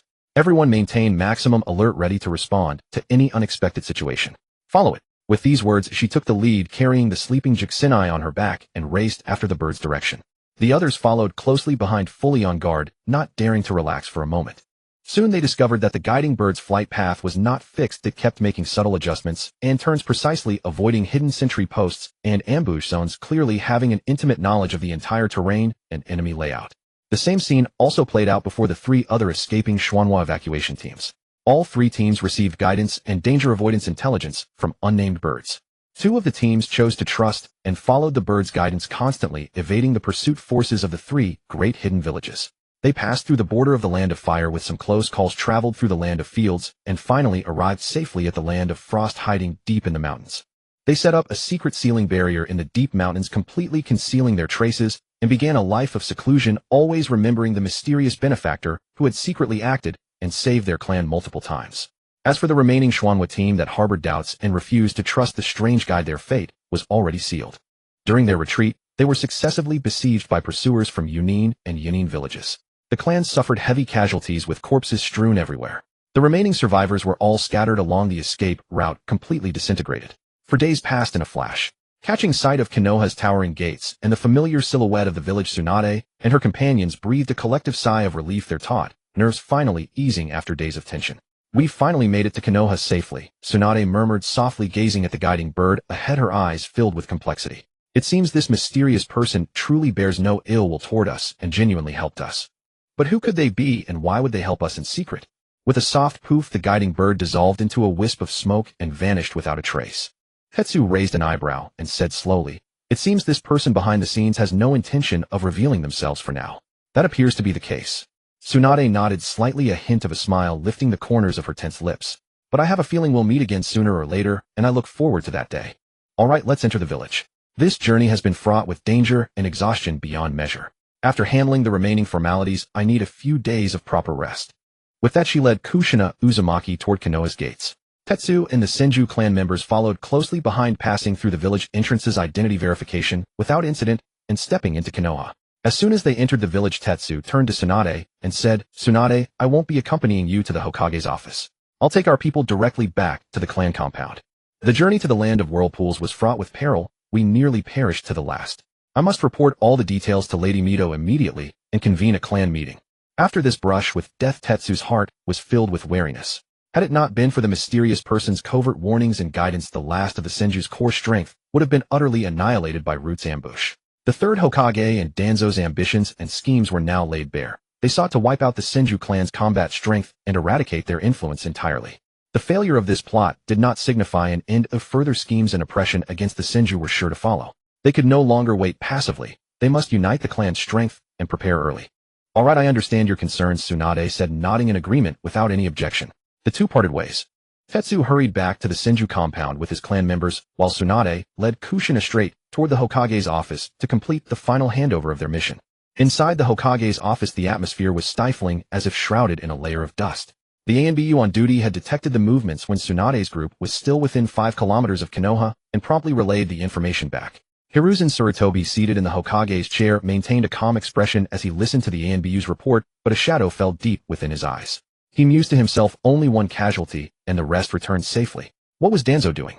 Had his carefully laid plan completely failed? Or had some unforeseen flaw occurred? The frustration of failure lingered in his mind, stirring a hint of displeasure, but nothing more. A single failure meant nothing. There would always be another chance. The Senju clan was already firmly in his grasp. Eliminating them entirely was only a matter of time. He had plenty of patience to bide his time. With a loud bang, the sudden noise shattered the room's silence as the office door was kicked open with force. Tsunade strode in, leading a red-haired girl, her voice loud and brimming with undisguised anger. "Old man, I'm back." Hiruzen's lips twitched slightly as he thought to himself, this girl has grown increasingly disrespectful toward me. He could clearly sense the intense dissatisfaction and anger in her demeanor and tone. Suppressing his thoughts, Hiruzen looked up and forced a helpless smile. "It's good that you're back. But really, Tsunade, could you perhaps not kick the door open every time you come in? You can just push it open," he said, his gaze shifting to the red-haired girl beside Tsunade. Upon first glance, he could sense the immense chakra surging within her, and even he, accustomed to encountering powerful individuals, felt a flicker of surprise. He smiled warmly and said, "So this is the one you've chosen. She looks quite promising. Young one, welcome to Konohagakure. From now on, this will be your home. What is your name?" Faced with Hiruzen's benevolent demeanor, Kushina Uzumaki felt an inexplicable wariness rise within her. She had not activated the Uzumaki clan's unique Kagura mind's eye, but after enduring the catastrophe of the Land of Whirlpools, she had shed her innocence and learned to conceal her true emotions. The third Hokage's smile before her seemed false and deliberate, with unsettling schemes hidden deep in his eyes. She lowered her gaze, feigning timidity, and replied softly, "My name is Kushina Uzumaki." Kushina, a lovely name. Hiruzen said, paying no heed to her apparent shyness, maintaining his kindly demeanor as he casually asked a few questions about her background and recent circumstances. After a round of inquiries, he shifted his tone and asked seriously, "How is the land of whirlpools faring? Tell me the details of this mission." Tsunade had long lost any patience for pretense. The third Hokage's inaction during the fall of the land of whirlpools had shattered all her illusions about her former mentor. She now saw his true nature clearly. She pulled out a scroll and tossed it onto the desk. "The details are all written here. Read it yourself. I haven't had a proper rest in over 10 days, so I won't linger. If there's nothing else, I'll be on my way." Hiruzen's heart sank again. He understood Tsunade had clearly sensed something amiss and was expressing her displeasure over the matter of the land of whirlpools. It seemed he would need to find an opportunity to mend their relationship later. Knowing that Tsunade was in a fiery mood and that pressing her would only backfire, he nodded and said, "Very well, you go and rest first. I'll take care of Kushina's arrangements." "No need," Tsunade refused without hesitation. "Kushina is under my protection. I promised her father I would look after her. Besides, she is a distant relative of mine. I plan to have her placed under the care of my grandmother. As you know, training a worthy successor requires my grandmother's personal guidance." No way would she hand Kushina over to the third Hokage. She knew all too well the brainwashing tactics he employed, and she would not let Kushina fall into the same trap. Hiruzen could see the strong resistance in her attitude, and upon reflection, he admitted that her reasoning was sound. The training of the Nine-Tails Jinchuriki successor could not bypass Mito Uzumaki. If he insisted on taking control, he would only face Mito's direct rebuke. He calculated internally Mito's time was already limited. Once the Nine-Tails was fully transferred, she would inevitably perish. By then, Kushina would not yet have fully matured, leaving ample time to gradually control and guide her. Even if Kushina was sent to the Ninja Academy, now he could still influence her subtly. With that in mind, he relented. "All right, as you wish." Seeing the third's concession, Tsunade felt a slight relief, took Kushina by the wrist, and turned to leave. "Let's go." As their figures disappeared down the corridor, Hiruzen's smile faded, and he tapped his fingers lightly on the desk, murmuring to himself, "I must make this girl identify with Konoha and the will of fire as soon as possible." Just then a shadow flickered, and an ANBU operative materialized in the office, kneeling on one knee to report. "Lord Hokage Danzo-sama has returned to Konoha." "Oh." Hiruzen's brow furrowed slightly, and he immediately ordered, "Inform him at once. Tell him to come see me immediately." "Yes." The ANBU ninja acknowledged and vanished in an instant. Sarutobi Hiruzen unfurled the scroll delivered by Tsunade, swiftly flipping through the mission records. The deeper he read, the tighter his brows furrowed. Over 10 minutes later, the office door was pushed open once more. Shimura Danzo strode in with a grim expression, cutting straight to the point. "Hiruzen, I heard Tsunade and her group returned safely." The Senju side came out unscathed. He had personally overseen the operation, yet it ended in utter defeat. A burning humiliation for the ever-arrogant Danzo. Rage churned within him. Sarutobi Hiruzen nodded faintly. Indeed, only one was lost, and that was covering the Uzumaki clan's escape. "Danzo, your plan failed. Do you have nothing to explain?" Faced with the accusation, Danzo showed no shame, defending himself harshly. "Failure is nothing to speak of. But it is not my plan that was flawed. My scheme was flawless. I had already mapped out their route, yet they changed course at the last moment, evading every trap. I pursued and intercepted them multiple times, but they always sensed danger and slipped away. Can this be blamed on me?" Speaking of this, Danzo was filled with pent-up frustration. "I see." Sarutobi Hiruzen's expression grew grave. "So it seems your every move was anticipated, allowing them to counter each time. Are you certain you were never under surveillance?" At the accusation, a fierce light flickered in Danzo's eyes. He nodded with absolute certainty, his tone unwavering. "I am utterly certain. Because of the inexplicable failures, I had the sensory ninja in our squad scan the entire region, repeatedly searching every inch. Within a 10-kilometer radius, no suspicious chakra signals or concealed ninja traces were found." Sarutobi Hiruzen's frown deepened, a heavy shadow settling over his brow as he pressed, "What about special summoning beasts? Detection-type summons?" "None at all." Danzo shook his head emphatically, his lone eye burning with frustration and confusion. "I focused on that point too. It was the first flaw I suspected. I had my men search every inch of the route for kilometers around each ambush point. No chakra-infused beasts appeared." He let out a scornful laugh, his tone laced with bitter mockery, unless ordinary birds and insects were tipping them off. "Those mundane creatures have no chakra, no intelligence. They could never predict our routes and deployments." The logic was obvious. No ordinary being could see through routes, intricate arrangements, nor avoid every trap with such precision. Danzo knew deep down that an unknown hand lurked in the shadows, using means beyond their comprehension to shield Tsunade's group and sabotage all his plans. Rage and resentment churned within him as he clenched his teeth, vowing, "Let me not find the mastermind behind this. Once I do, I will tear them to pieces and make them suffer worse than death." Suppressing his cruelty, he looked up at the grim-faced third Hokage, a cold sneer curling at his lips. "I may not find the cause, but Tsunade and her group experienced it all. They must know the truth." Summon them and question them directly, the truth will come out. Huh. Sarutobi Hiruzen looked up, casting a helpless gaze as if at a madman, and scolded, Danzo, have you lost your mind? Are you insane, or am I? Do you think something like laying ambushes in secret can be openly questioned? Are you so eager for all of Konoha to know that you personally led a pursuit to intercept Tsunade's escort? He found Danzo's suggestion utterly foolish, nothing short of self-exposure. TCH. Danzo clicked his tongue in disdain, his face full of contempt. Do you really think they are unaware at this point? It's different. The third Hokage shot him an exasperated glare, his eyes calculating. They may suspect, but they never confronted your root ninja directly, and they have no proof. Without evidence, they can only speculate. They cannot openly accuse or hold us accountable. But if I follow your idiotic advice and summon them for questioning, that would be a confession. It would completely confirm that we acted in the shadows. As he spoke, his displeasure grew. What he feared most was not failure, but being caught in the fire. He was the third Hokage of Konoha, the embodiment of the will of fire. All shadowy dealings had to be carried out by Danzo and Root. He could orchestrate from behind the scenes and reap the benefits, but he must never bear any guilt himself. Danzo was his shield and scapegoat. Have fine. Danzo sneered coldly, not pressing further. He had lived long enough and was far too shrewd not to see through the third's selfish motives. Those foolish words were deliberate, partly to vent his frustration over the defeat and partly to disrupt the third's line of questioning.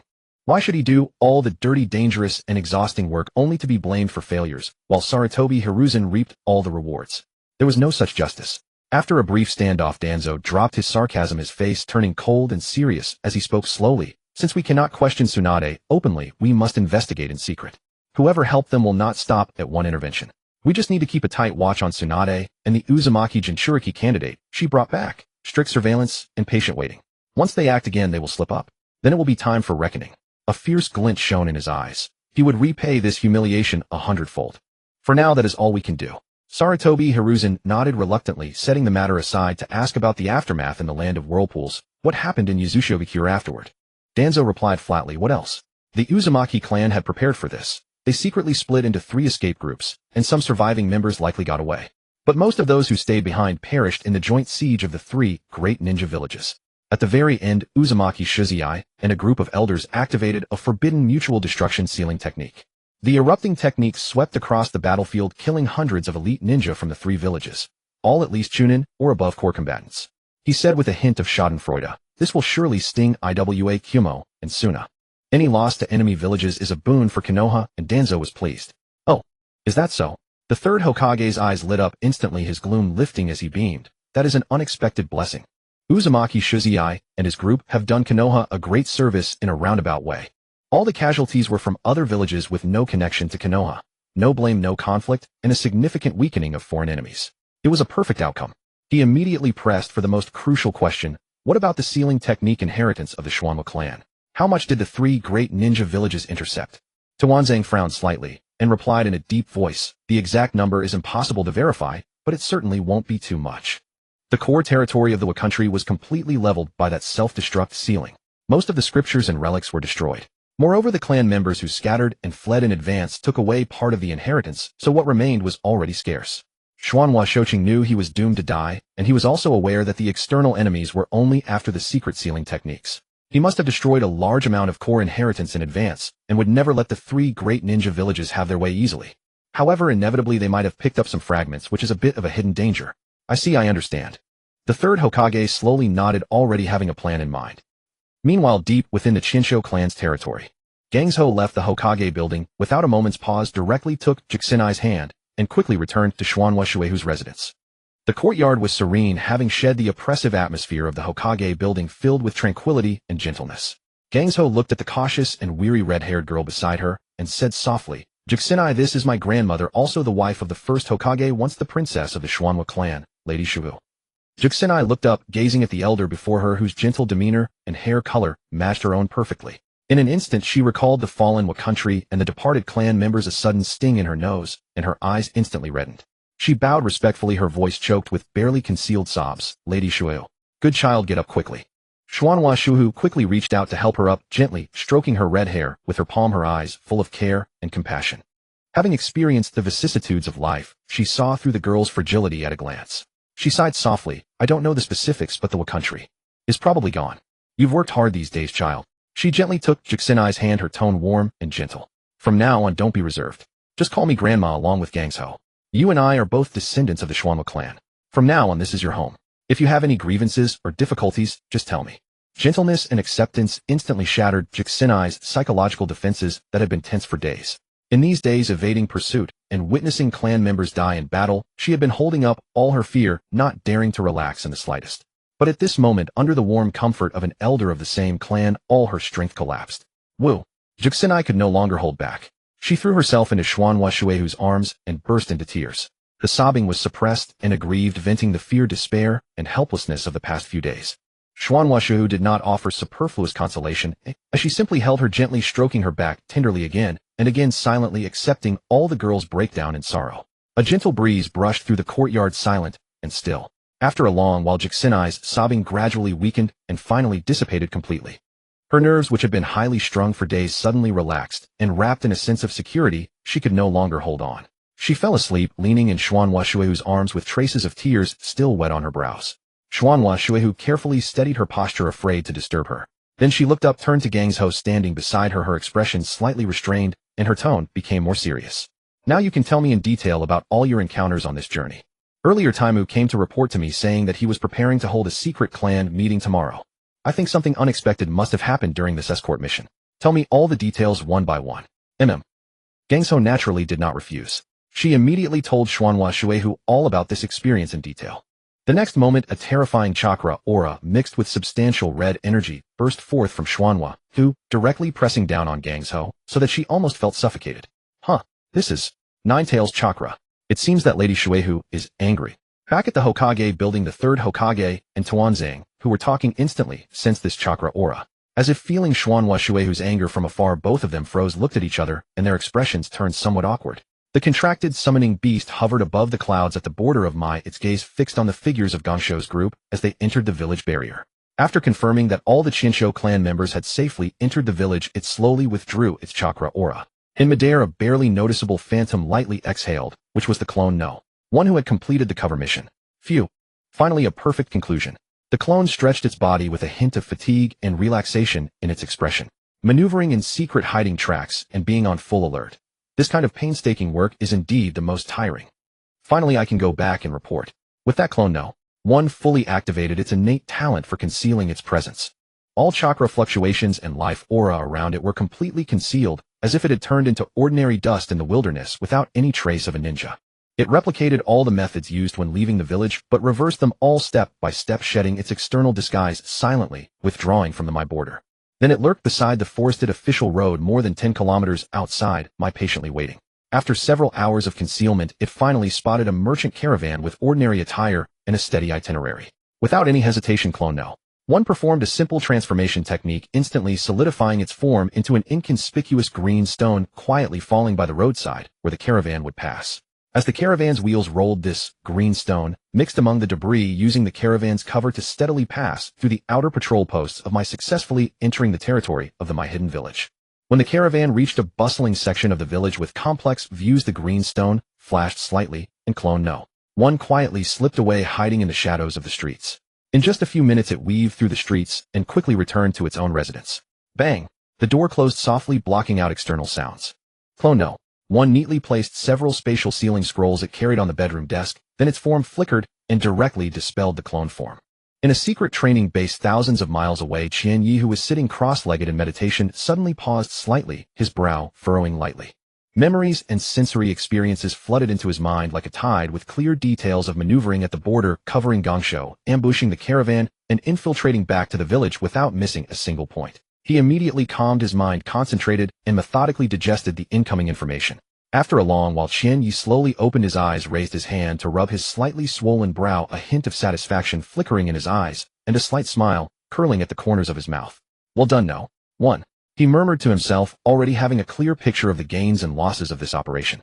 Although this operation has regrets, I failed to seize the opportunity to obtain the core sealing technique inheritance of the Xuanhua clan. But successfully rescuing 2 batches of over 100 Xuanhua clan survivors is already a great harvest. Qianya's gaze was deep, his mind already having calculated the subsequent layout. Now he held a life-saving grace over these Xuanhua clan members. When his own strength advances further in the future, whether it be to visit and request the secret sealing techniques, or to gather all these surviving Xuanhua clan members and incorporate them into his own service, both are excellent choices. He believed that relying on the life-saving bond and the protection and resource benefits he could bring to the Shuanwa clan, these surviving clan members would eventually stand on his side. As his thoughts flowed, the secret image transmitted by his clone earlier resurfaced in his mind. The scene of Tuanzang leading the root ninjas to secretly lurk and set up an ambush to block Tsunade's group was extremely clear. Shinya's eyes suddenly narrowed slightly, a cold glint flashing in his gaze. Just as I thought. The third Hokage and the others have never stopped suppressing and being wary of the Chinsho clan. The world fears the Uchiha Dojutsu and the threat of rebellion, yet very few know that in the eyes of Konoha's high-ranking officials, the Chinsho clan, with its deep heritage and roots at the core of the village, is also a major worry.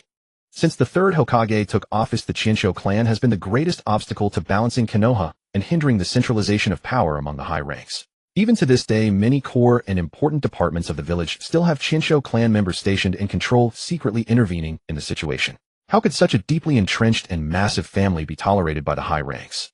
Secret scheming and step-by-step suppression have long been inevitable.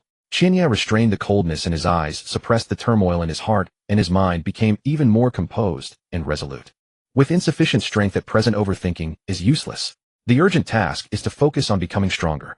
Then gradually accumulate reputation within the Chinsho clan, seize the right to speak, and slowly take control of the clan's authority. After fully integrating the Chinsho clan and implementing the clan transformation plan, then proceed slowly and steadily to reclaim the dominant position in Konoha step by step. With a long-term plan set in his mind, Shinya immediately stopped the medical ninjutsu experiment at hand. He looked up at Namikaze Minato, who was training hard not far away, and called out loudly, "Minato, let's stop here for today. I have something to do, and we'll leave first. You can continue training." Minato, who was tempering his chakra and honing basic ninjutsu, paused his movements, looked up at Shinya, and immediately nodded in response. "Okay. Go ahead and busy yourself, don't worry about me." Shinya could pause his training and take a break at any time, but he couldn't. During this period, he clearly perceived that the gap between him and Shinya was continuously widening. The other person appeared calm and relaxed, but in reality his foundation, potential, and strength were all soaring rapidly, overwhelming him at every moment.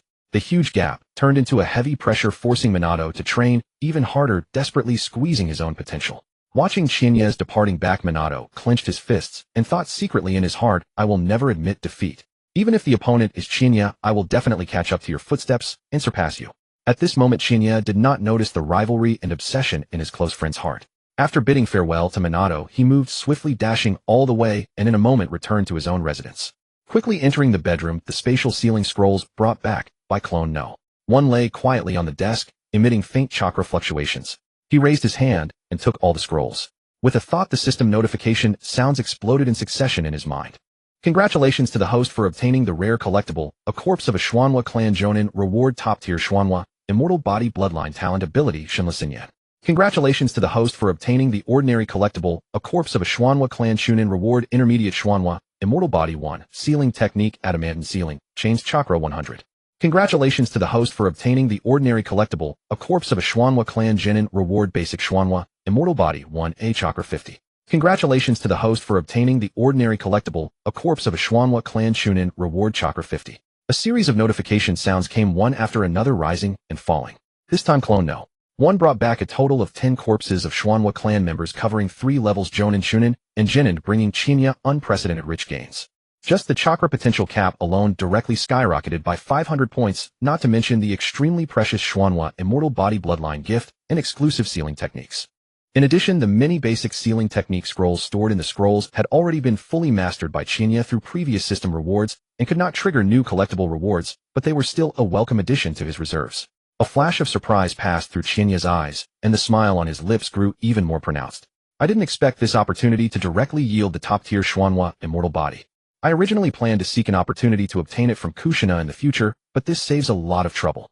Unlocking the top-tier immortal body in advance was nothing but beneficial to him.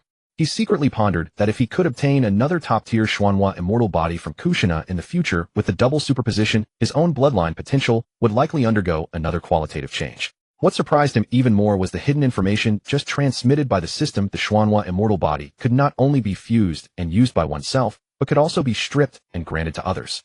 In this way, the extra intermediate and basic Shuanwa immortal bodies this time would not go to waste. Shinya stroked his chin, a gleam of amused interest flickering in his eyes, and a bold idea sprouted in his mind. The extra immortal bodies cannot be casually given to others for now.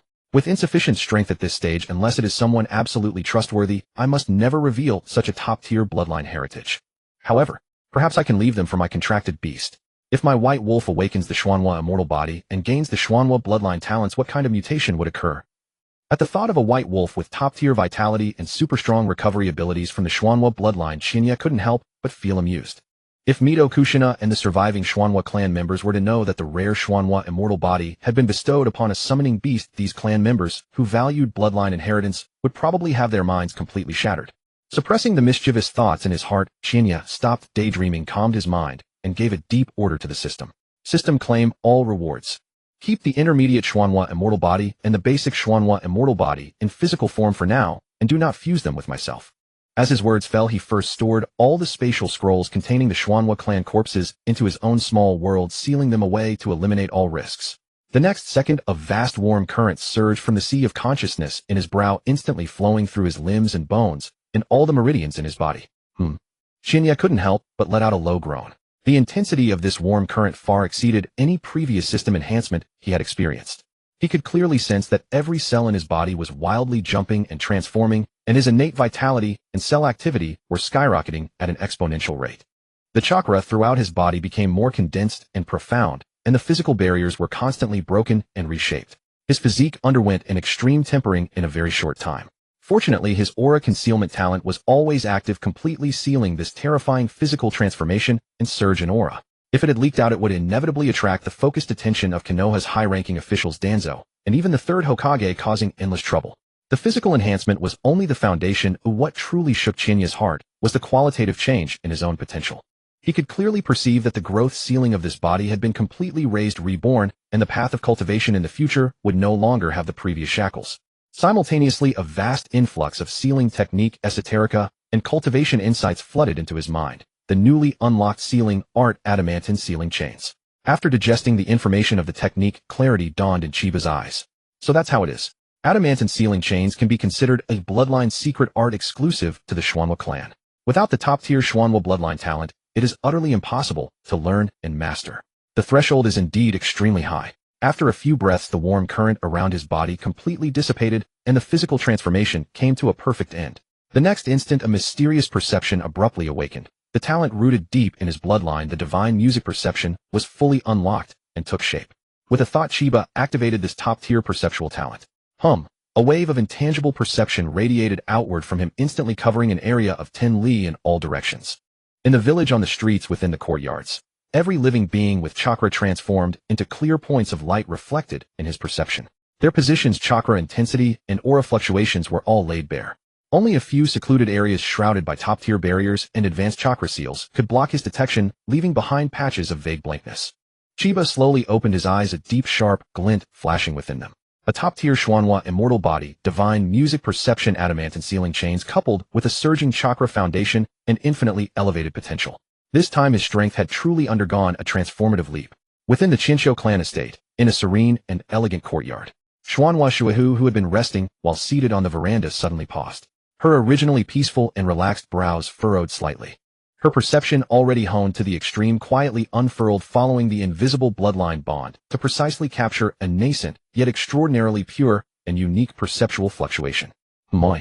Her mind stirred, and her intangible perceptual gaze traversed the distance, landing directly on the direction of Chiba's courtyard.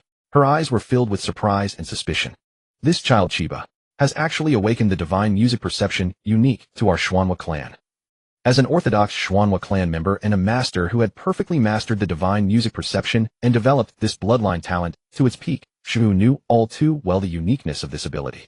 The divine music perception was an exclusive ability of the top-tier Xuanhua bloodline, not something that could be awakened by ordinary ninja lineage.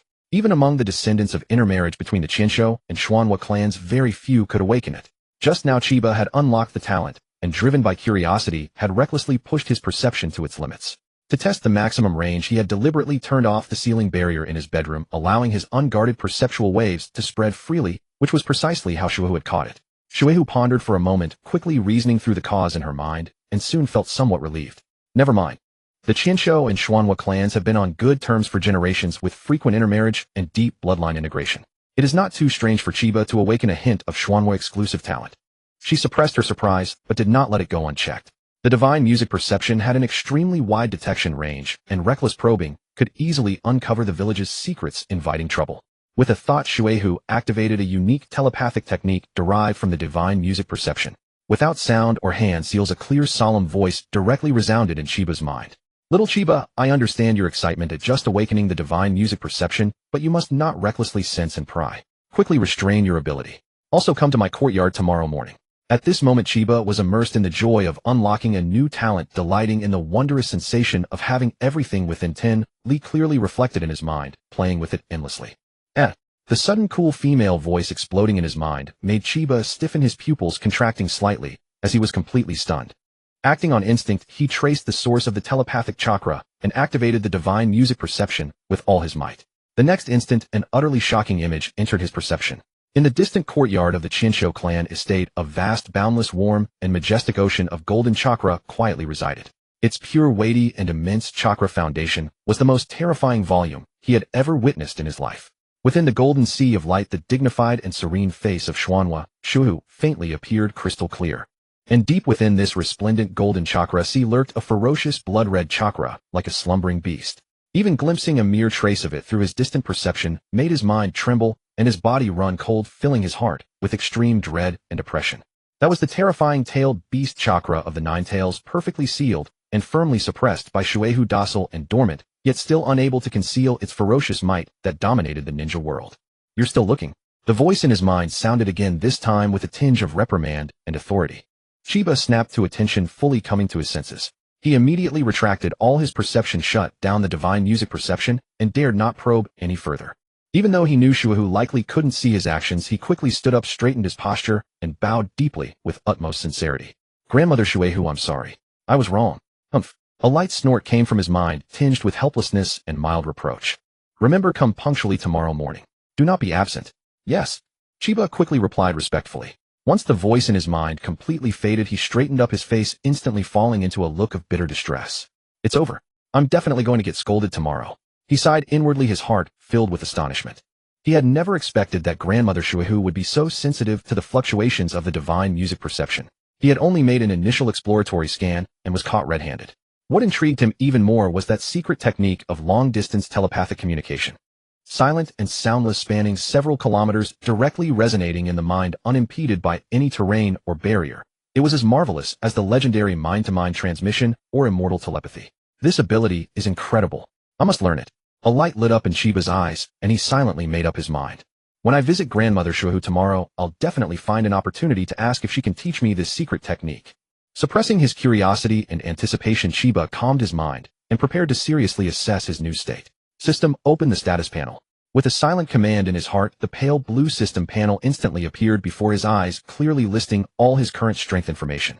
Host Xian Yi talents: low-level toxin resistance, talent skillful hands, divine music perception, bloodline Xuanhua, immortal body top tier, Chinsho bloodline, incomplete, being purified and completed under the influence of top-tier water and earth affinity talents, chakra affinities, water, earth, lightning, wind, fire, constitution 752, average adult genin is 10, chakra 3330, chunin potential 7520, ninjutsu, grandmaster level, Chinese medicine, beast, taming, contract, technique, sealing, art, adamantine, sealing chains, pet, white wolf, wind, blade technique, items, intermediate Xuanhua, immortal body bloodline X1, beginner Xuanhua, immortal body bloodline X1. Looking at the skyrocketing data on the panel, Chiba couldn't help but brighten up and sincerely exclaim, "Whoa, a top-tier Xuanhua immortal body more than doubles both constitution and chakra potential limits." He knew all too well that this was far from his limit. Still young, his body continued to develop and grow, with the Uzumaki sage body constantly evolving and strengthening as his physique matured. Once he reached adulthood and his constitution stabilized, both his physical prowess and chakra reserves would inevitably surge to an even more terrifying level. Even in my current state, once I fully realize my latent potential, my chakra reserves will comfortably enter the ranks of a jonin. In fact, even among jonin, I wouldn't be considered weak. Feeling the endless vitality surging within and the dense, profound chakra coursing through him, Chiba's heart swelled with satisfaction, a wave of joy at his own growth rising within. Without hesitation, he immediately sat cross-legged and began circulating the basic chakra refining technique. With the top-tier sage body's enhancement, his refinement, efficiency, and conversion purity far surpassed ordinary ninjas by hundreds of times over. In just over half an hour, he had completely extracted the full chakra potential corresponding to his current physical limits. His body's chakra was now overflowing and saturated, reaching the peak of his present stage. Upon completing the technique and rising, Chiba could feel the vitality and chakra continuously surging through his body, and a faint smile touched his lips. With the top-tier Uzumaki Sage body, my physique and chakra are growing constantly on their own. I no longer need to venture out hunting poisonous insects and fierce beasts just for minor physical enhancements. In the past, he would frequently enter the forest beyond the village hunting chakra-bearing beasts to accumulate attribute enhancements. But now with his vision and strength expanded, those meager gains were beneath his notice. Moreover, in the ordinary forests east of the village, low-tier chakra beasts and poisonous insects had long been hunted to extinction by his hands. Finding stronger cultivation resources was now an impossible task. Once my strength advances a bit more, I can venture deep into the Death Forest. A new plan took shape in his mind. From his memories, he knew that deep within the Death Forest lay countless top-tier ninja beasts rivaling Chunin and Jonin in power, abundant in resources, and filled with untold opportunities. Hunting and collecting them would surely trigger the system's generous rewards, further enhancing his foundation. Next, I'll focus on comprehending the newly unlocked sealing technique, Diamond Seal Lock. Chiba gathered his thoughts and assumed a serious expression. Having learned from past mistakes, he dared not recklessly expose his abnormalities. He raised his hand to activate the multi-layered sealing barrier in his bedroom, blocking all external detection and perception. With a thought, his figure vanished from the room as he stepped into his exclusive cultivation space. The small world had long since shed its initial barren emptiness. Through his extensive modifications and cultivation combined with the fused and expanded beast-taming space territory, the land was now fertile and covered with lush vegetation. Contracted summons rested throughout the area, some slumbering, others playing, filling this narrow, independent space with vibrant energy. Chiba stepped into the center of the open training ground, took a deep breath, and stilled his mind. After half an hour of quiet meditation and familiarizing himself with the hand seals, his eyes snapped open as chakra surged through him with full force. Sealing technique, Diamond Seal Lock. A resonant hum erupted as massive chakra poured forth, transforming into several gleaming golden chains that shrieked through the air with tremendous force, crashing down upon the ground before him. The hardened ground was instantly pierced and torn apart by the golden chains, creating a network of densely packed craters. Shattered rocks flew in all directions as the ground trembled violently. The destructive power was truly staggering. Moments later, with a thought, Chiba drew all the golden chains back into his body, where they dissipated into nothingness. Surveying the devastated ground before him, a satisfied smile crossed his face. Impressive, truly befitting the Uzumaki clan's top-tier sealing technique. Power, binding capability, and practicality are all maxed out. But after the initial joy faded, Chiba's brows furrowed slightly as a trace of concern settled in his mind. The only complication is that this technique is far too extraordinary to wield openly. The Kagaribi divine perception could at least be plausibly explained away as a hereditary trait from the centuries-long intermarriage between the Senju and Uzumaki clans, and he might barely get away with claiming it as a sudden ancestral awakening. But Diamond Seal Lock was entirely different. It was an exclusive top-tier Uzumaki clan sealing secret art, not merely a bloodline gift. Without proper transmission and dedicated cultivation methods, it was absolutely impossible to master on one's own. It seems the only way to legitimately learn this forbidden technique is to find an opportunity in the future to formally study under Grandmother Mito. However, this raised an even greater concern. If he openly practiced the Uzumaki clan's exclusive sealing techniques, the Konoha leadership, including the third Hokage and Danzo, would inevitably take a serious interest in him. The secret of his top-tier Uzumaki sage body would eventually be exposed without question. A sudden thought flashed through Chiba's mind, making his expression tighten. If the higher-ups discover I possess the top-tier Uzumaki sage body, would they designate me as the new Nine-Tails Jinchuriki? His status was far too exceptional now. A direct heir of the Senju line, Tsunade's personal disciple, and the third Hokage's disciple's disciple. Having grown up in Konoha from childhood, his loyalty was unquestionable and far greater in the eyes of the higher-ups than that of Kushina, the Uzumaki orphan from outside. By comparison, he was undoubtedly the ideal candidate for the Nine-Tails Jinchuriki. Easier to control, more trustworthy. To be honest, Chiba harbored no objection to becoming the Nine-Tails Jinchuriki himself. The Nine-Tails was the strongest tailed beast in the ninja world. If he could claim it for the system, the rewards would undoubtedly be unprecedented, enough to trigger another qualitative leap in his power. But what he feared most was the butterfly effect. If he replaced Kushina as the Jinchuriki, it could very well cause Mito Uzumaki to have the Nine-Tails extracted prematurely, leading to her death. This was a result Chiba absolutely could not accept. Mito treated him with genuine warmth and kindness. She was one of the few elders he truly respected and felt close to in Konoha. He would never sacrifice her life for his own power. At this stage, I absolutely cannot expose any anomalies. I must remain hidden and grow my strength discreetly. Chiba instantly suppressed all restless thoughts. Take it slow, advance steadily, and wait for the right moment. The next morning, sunlight filtered through the layered canopy of Konoha's trees, bathing the village in warm light. As usual, Chiba and Minato shared a simple, refreshing breakfast together, their movements effortlessly synchronized. Both raised their hands in hand seals, and two shadow clones materialized, instantly racing toward the Ninja Academy to handle today's classes on their behalf. With the main body staying behind, they could focus on cultivation and personal matters without needing to attend the academy. Once the clones had disappeared into the distance, Namikaze Minato turned to Chiba with a hint of curiosity in his eyes and asked softly, "Chiba, I heard Lady Tsunade safely returned to Konoha yesterday. Are you planning to report to the ninja hospital this morning?" "Yes, I am," Chiba replied without hesitation, then smiled as he added, "Though I need to visit Grandmother Mito's courtyard first. She sent word yesterday asking me to come over. Would you like to join me?" Minato pondered for a moment, then gently shook his head, his eyes reflecting his dedication to training. "I think I'll pass. I don't want to intrude on your time with her. I'll use the morning to practice some jutsu. See you later." With that, Minato waved to Chiba, turned on his heel, and strode away with eager steps toward his training ground. Chiba watched his diligent friend's retreating figure and shook his head with a mix of exasperation and amusement. Since their power gap had widened, Minato had become increasingly relentless, pouring almost every spare moment into his training, an epitome of sheer dedication. Collecting his thoughts, Chien-Yi no longer lingered.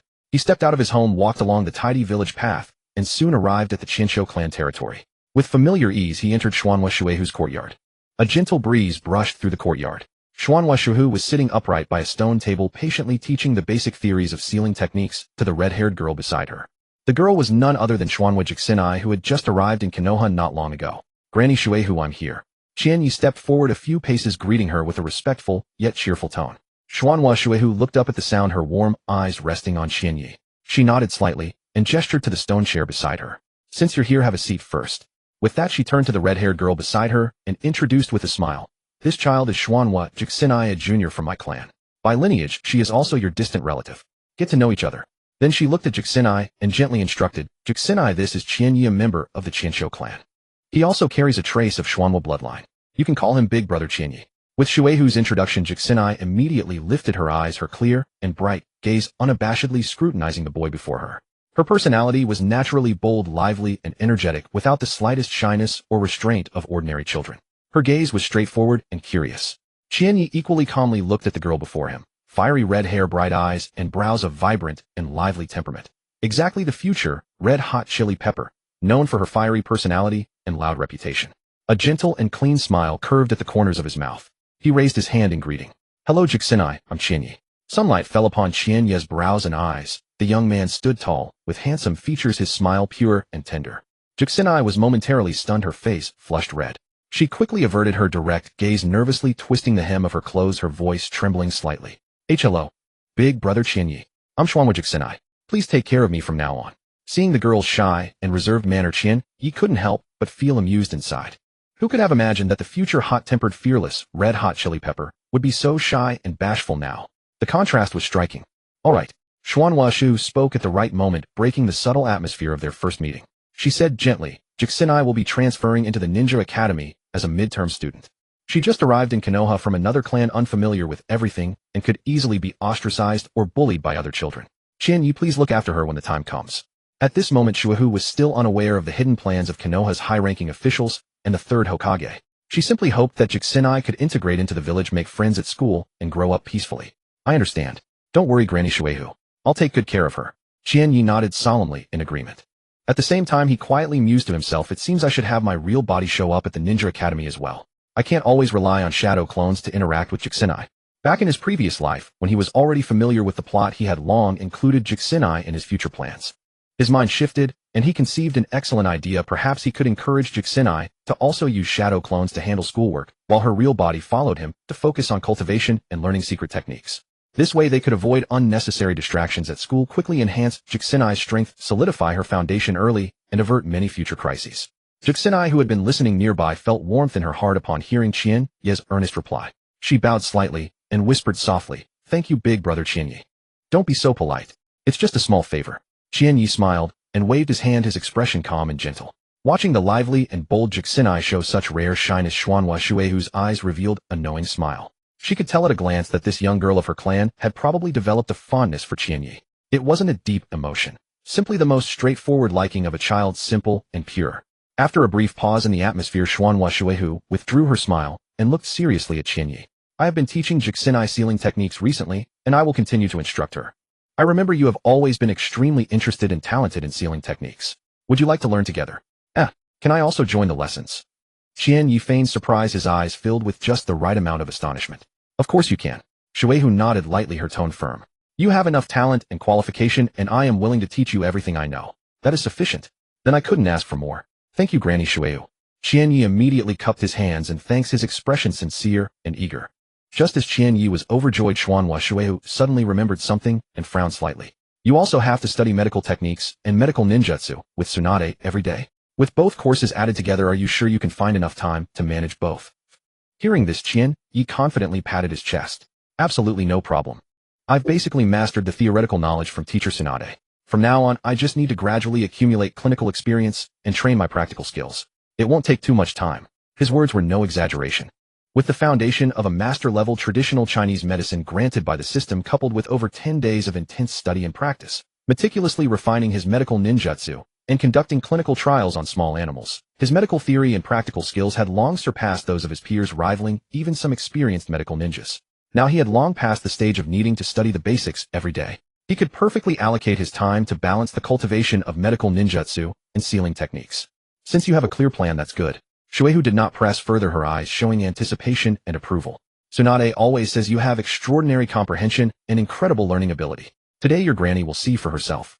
I won't let you down. Qian Yi grinned, humble yet confident. He then formally took his seat and began the day's sealing technique training with the two of them. He had long mastered all basic sealing knowledge through the system's reward of the complete collection of basic sealing techniques. Moreover, with his exceptional comprehension, he had derived and created several intermediate sealing techniques based on the basic formulas, his foundation far surpassing that of a beginner. However, to avoid revealing his abnormality and alarming Shuehu, he deliberately suppressed all his abilities, pretending to be a beginner starting from scratch. He listened attentively to the explanations and meticulously studied the basic techniques. Yet, even with deliberate concealment, his terrifyingly superior comprehension, photographic memory, and lightning-fast learning speed were still fully displayed. What others needed days to fully grasp, basic runes, technique, logic, and sealing structures, he could master with just one listen and a moment of deduction, even drawing inferences and extending his understanding further. In just over 2 hours of teaching, each moment refreshed Xuanhua Shuehu's perception, leaving her in awe. No wonder Tsunade never stops praising you. Your comprehension and learning talent are truly the most genius I have ever seen in my life, unmatched by anyone. After more than 2 hours of cultivation, Mito Uzumaki paused her lesson at the appropriate moment. Turning to Kushina, who had long been listening with a dizzy head, she said gently, "That's enough for today, Kushina. Go inside and rest." Great. Finally a break. Kushina's eyes lit up instantly. With a cheer, she skipped and bounded into the house, looking every bit like a child escaping the torment of lessons. Watching her vibrant energy, Mito Uzumaki shook her head with a helpless yet fond smile. Then her gaze returned to Chiba, her expression turning more serious. "I'll compile a set of basic sealing technique texts for you later. Take them home to study and practice on your own. No need to deliberately hide your talent. The faster you learn, the happier Grandma will be." A hint of worry and urgency, barely perceptible to others, lay deep in her eyes. Having weathered many storms over the years and spent decades sealing the Nine Tails, her perception was far keener than most. She had long sensed the undercurrents stirring within Konoha. The time left for the younger generation to grow in peace was running out. Looking at Konoha's new generation, Minato was exceptionally gifted and kind-hearted, but too naive and innocent, easily swayed by human affairs, lacking decisiveness. Only Chiba, with his mature mind, thorough consideration, caution, and forbearance, coupled with peerless talent and strong opinions, was truly a seedling capable of shouldering the future. She urgently hoped that Chiba could grow up as quickly as possible, mastering enough strength to face the unknown storms ahead. "I understand. Thank you, Grandma Mito." Chiba accepted this expectation with a firm nod. He too felt the intangible urgency, and his resolve to grow stronger deepened. In the future storms, only by wielding sufficient power could he protect those he cared about and control his own destiny. Mito Uzumaki looked at Chiba's calm and unassuming demeanor, her eyes filled with satisfaction. Compared to the impetuousness of his peers, Chiba's mental maturity and composure were far beyond ordinary, making her even more willing to teach him everything she knew. Restraining her inner praise, she composed herself and finally spoke of the serious matter of the anomaly she had sensed yesterday. "The ability you inadvertently activated yesterday is called Kagura's Mind's Eye, a unique bloodline perception talent of our Uzumaki clan." Then with patience, Mito began to explain it in detail to Chiba. She meticulously described everything from the core principle of Kagura's Mind's Eye, its perception range detection accuracy, to its practical applications in stealth tracking, illusion breaking, and malice detection. She also specifically pointed out the development ceiling of this talent, teaching Chiba how to gradually widen the perception distance, penetrate obstructions, and capture subtle chakra fluctuations through fine chakra control and mental focus, turning the Bloodline talent into a true combat asset. Taking the opportunity of explaining Kagura's mind's eye, Mito also shared many hidden secrets of the Uzumaki clan. The Uzumaki clan possessed the top-tier vitality and chakra reserves in the ninja world, along with unparalleled sealing technique talent. Their bloodline granted self-healing and damage resistance, making them natural inheritors of sealing techniques. Unfortunately, they were destroyed too early, leaving very few bloodlines and legacies in the world. After finishing the secrets of bloodline and talent, Mito suddenly shifted her tone, her gaze deeply fixed on Chiba. I've noticed recently that your chakra volume has been surging rapidly. At first I thought it was just the initial awakening of your Senju bloodline, the enhancement from your physical refinement. Now it seems more likely that the dormant Uzumaki bloodline within you is also awakening simultaneously, creating a dual boost that accounts for this growth rate. Her tone was gentle but firm. This is a tremendous blessing. An inexhaustible supply of chakra is the foundation of becoming a top-tier powerhouse. In the ninja world, ninjutsu and mental acuity can be learned and trained later, but bloodline and chakra capacity are innate limitations. How many geniuses have fallen short due to insufficient chakra and endurance, possessing brilliant insight and exquisite techniques, yet ultimately unable to break their limits? Mito slowly stated the cruelest rule of the ninja world. Ultimately, this is a world where bloodline talent takes precedence over hard work. Those who can break free from bloodline shackles and defy fate are all once-in-10,000-year prodigies, but they are ultimately rare exceptions. As her voice fell, her expression turned stern, a rare serious look as she earnestly advised. So Grandma gives you this one piece of advice: absolutely do not reveal that you have awakened the Uzumaki bloodline or mastered Kagura's mind's eye to anyone outside. This foundation for you at this moment is not an advantage. Hiding your talent and keeping your cards close will allow you to grow safely in the turbulent Konoha. Seeing the genuine worry and care in Mito's eyes, Chiba felt a warmth in his heart and nodded solemnly. I understand. Thank you, Grandma Mito. I will firmly remember and never reveal it. He knew deep down that Mito truly treated him as a beloved grandson. They had only known each other for 2 months, yet she had always treated him sincerely, guiding and protecting him at every turn.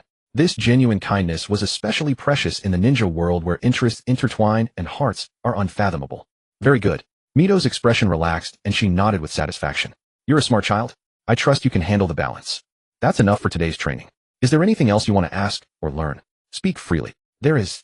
Chiba immediately looked up, rubbing his hands together with a hint of shyness and curiosity.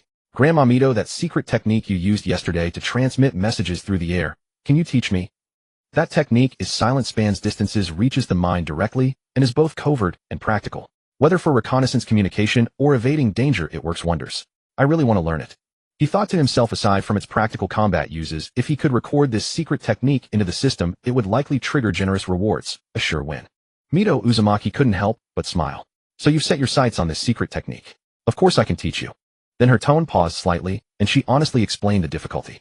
But I must tell you in advance, this is a secret transmission technique I created based on Kagura's mind's eye. It uses chakra as a bridge and the mind as a link to construct a perception connection across distances. It requires a high level of development in Kagura's mind's eye, chakra control, and mental focus. Even an ordinary person might spend 3 to 5 years and still not grasp the basics. Are you sure you still want to learn? Yes. No matter how hard, I'll learn it. Chiba didn't hesitate for a moment, his eyes resolute. I have confidence in my comprehension and learning ability. Good. That's the spirit. Mito nodded with a smile.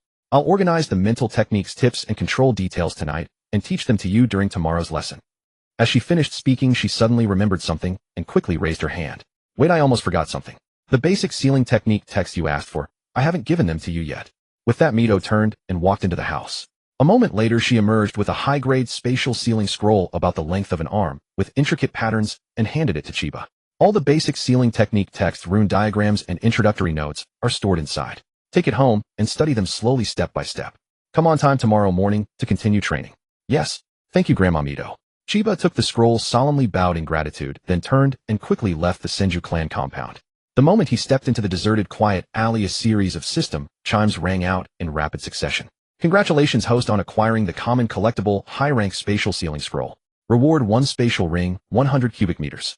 Congratulations, host, on acquiring several common collectibles, basic sealing knowledge texts. Reward 5 mental prowess. A flash of astonishment instantly lit up in Shinya's eyes. I never expected an advanced spatial scroll to yield such generous rewards. Realization dawned on him as he pondered silently. It appeared the system's collection rewards considered not only the item type, but also its hierarchical rank. Lower-grade items yielded no duplicate rewards, but high-grade counterparts of the same type could still trigger entirely new lucrative bonuses. From now on, he needed to collect more high-grade ninja tools, scrolls, and secret techniques. The returns far outweighed those of low-grade resources. As for the newly acquired 100 cubic meter spatial ring, he immediately had a plan. It would perfectly suit his #1 clone. In the future, clandestine missions akin to rescuing people in the land of whirlpools or lying in wait at the borders would only increase. Carrying a spatial scroll on his person was ultimately cumbersome. With a spatial ring storing supplies, and hoarding loot would become infinitely more convenient. On top of that, this reward unlocked an entirely new attribute, mental prowess, a panel dimension that had never been quantified before. System claim all rewards. Chinya mentally intoned the command. A gentle, pure stream of warmth instantly surged into his sea of consciousness, coursing through his entire body. In a flash, his mind cleared and sharpened, his thoughts grew swifter, and both his perception and concentration were markedly enhanced. He immediately opened his status panel to review the changes. Mental prowess 56, average Genin 10. Staring at the newly displayed figure, Chinya fell into a brief contemplation.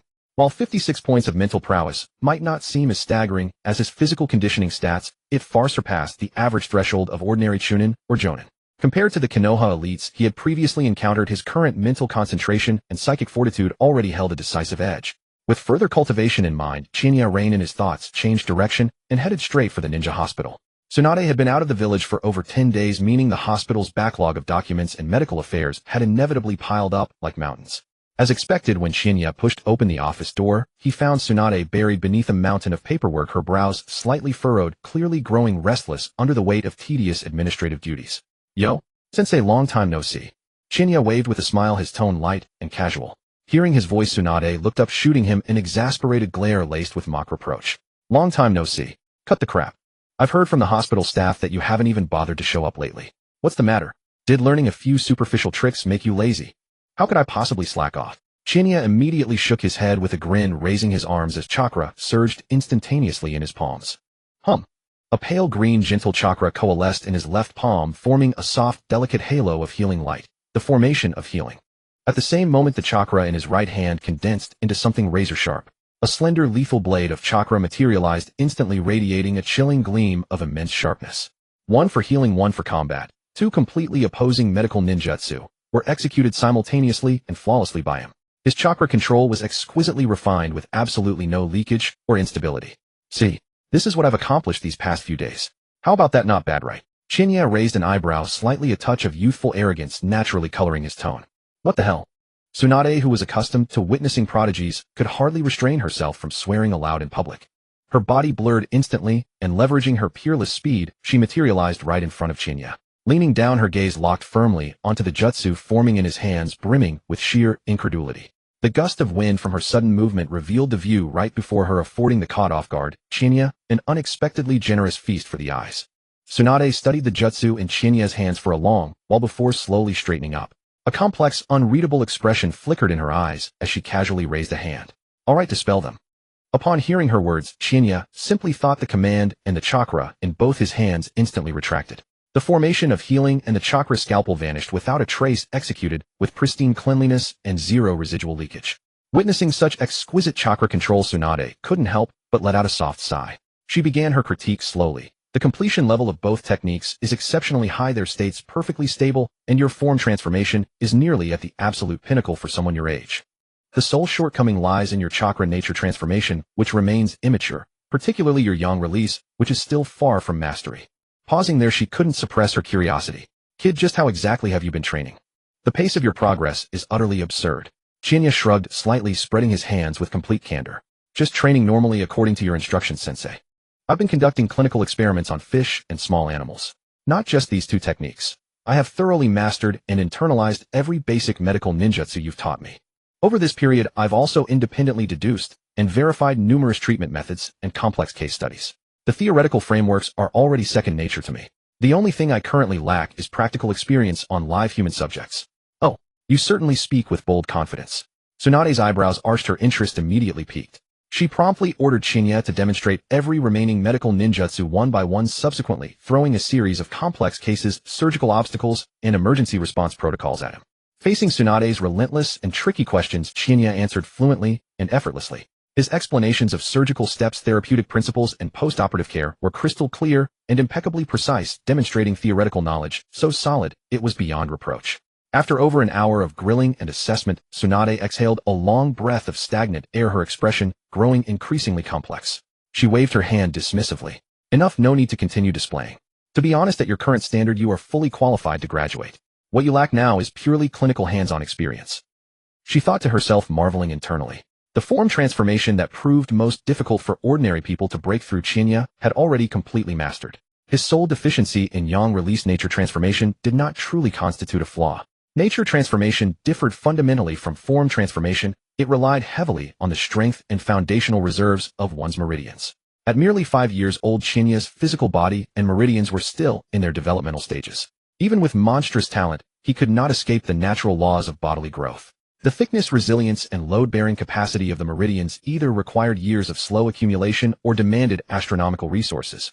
Utilizing rare herbal prescriptions for long-term medicinal baths combined with day and night ninjutsu cultivation to temper them rapidly. Only then could one swiftly break through these shackles. Yet the medicinal herbs for tempering, the exclusive ancient prescriptions, and the precise adjustments by master physicians were each worth a fortune, completely beyond the financial reach of ordinary ninja. This was precisely why Tsunade judged that even with Chinya's peerless talent, he would still require at least a year or two to completely refine all aspects of his chakra nature transformations. Faced with his teacher's exceptionally high praise, Chinya merely offered a faint smile and responded humbly. Not at all, I'm still far from ready. There is still much for me to learn.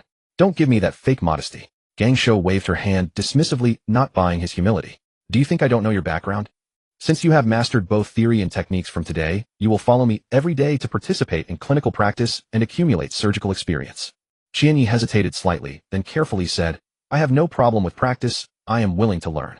But yesterday, I went to Grandma Shuehu's place, and she discovered that I have some talent in sealing techniques, so she asked me to study sealing with Joshinai every morning. So, I need to reduce my time at the hospital a bit. Of course, if you allow me to use shadow clones to participate in surgeries, the schedule can be fully arranged. Get lost. Gangsho's face instantly darkened as she shouted sternly, her eyes full of seriousness. You wretched boy, do you know how rigorous and dangerous medical surgery is? Shadow clones have far inferior chakra stability and fine control compared to the original body. Moreover, clones have fragile physical forms and limited chakra reserves. If they dissipate or become unstable during surgery, it would be a fatal medical accident. The vast majority of delicate surgeries strictly prohibit the use of shadow clones. It is clearly written in the texts I gave you. You cannot possibly be unaware. She was truly angry. Exceptional talent was Chienya's capital, but it was by no means an excuse for him to regard life lightly or be perfunctory in his training. Healing and saving lives leave no room for any luck or negligence. Chienyi immediately realized his slip of the tongue. He quickly composed his expression, bowed sincerely, and admitted his mistake. Master, I was wrong.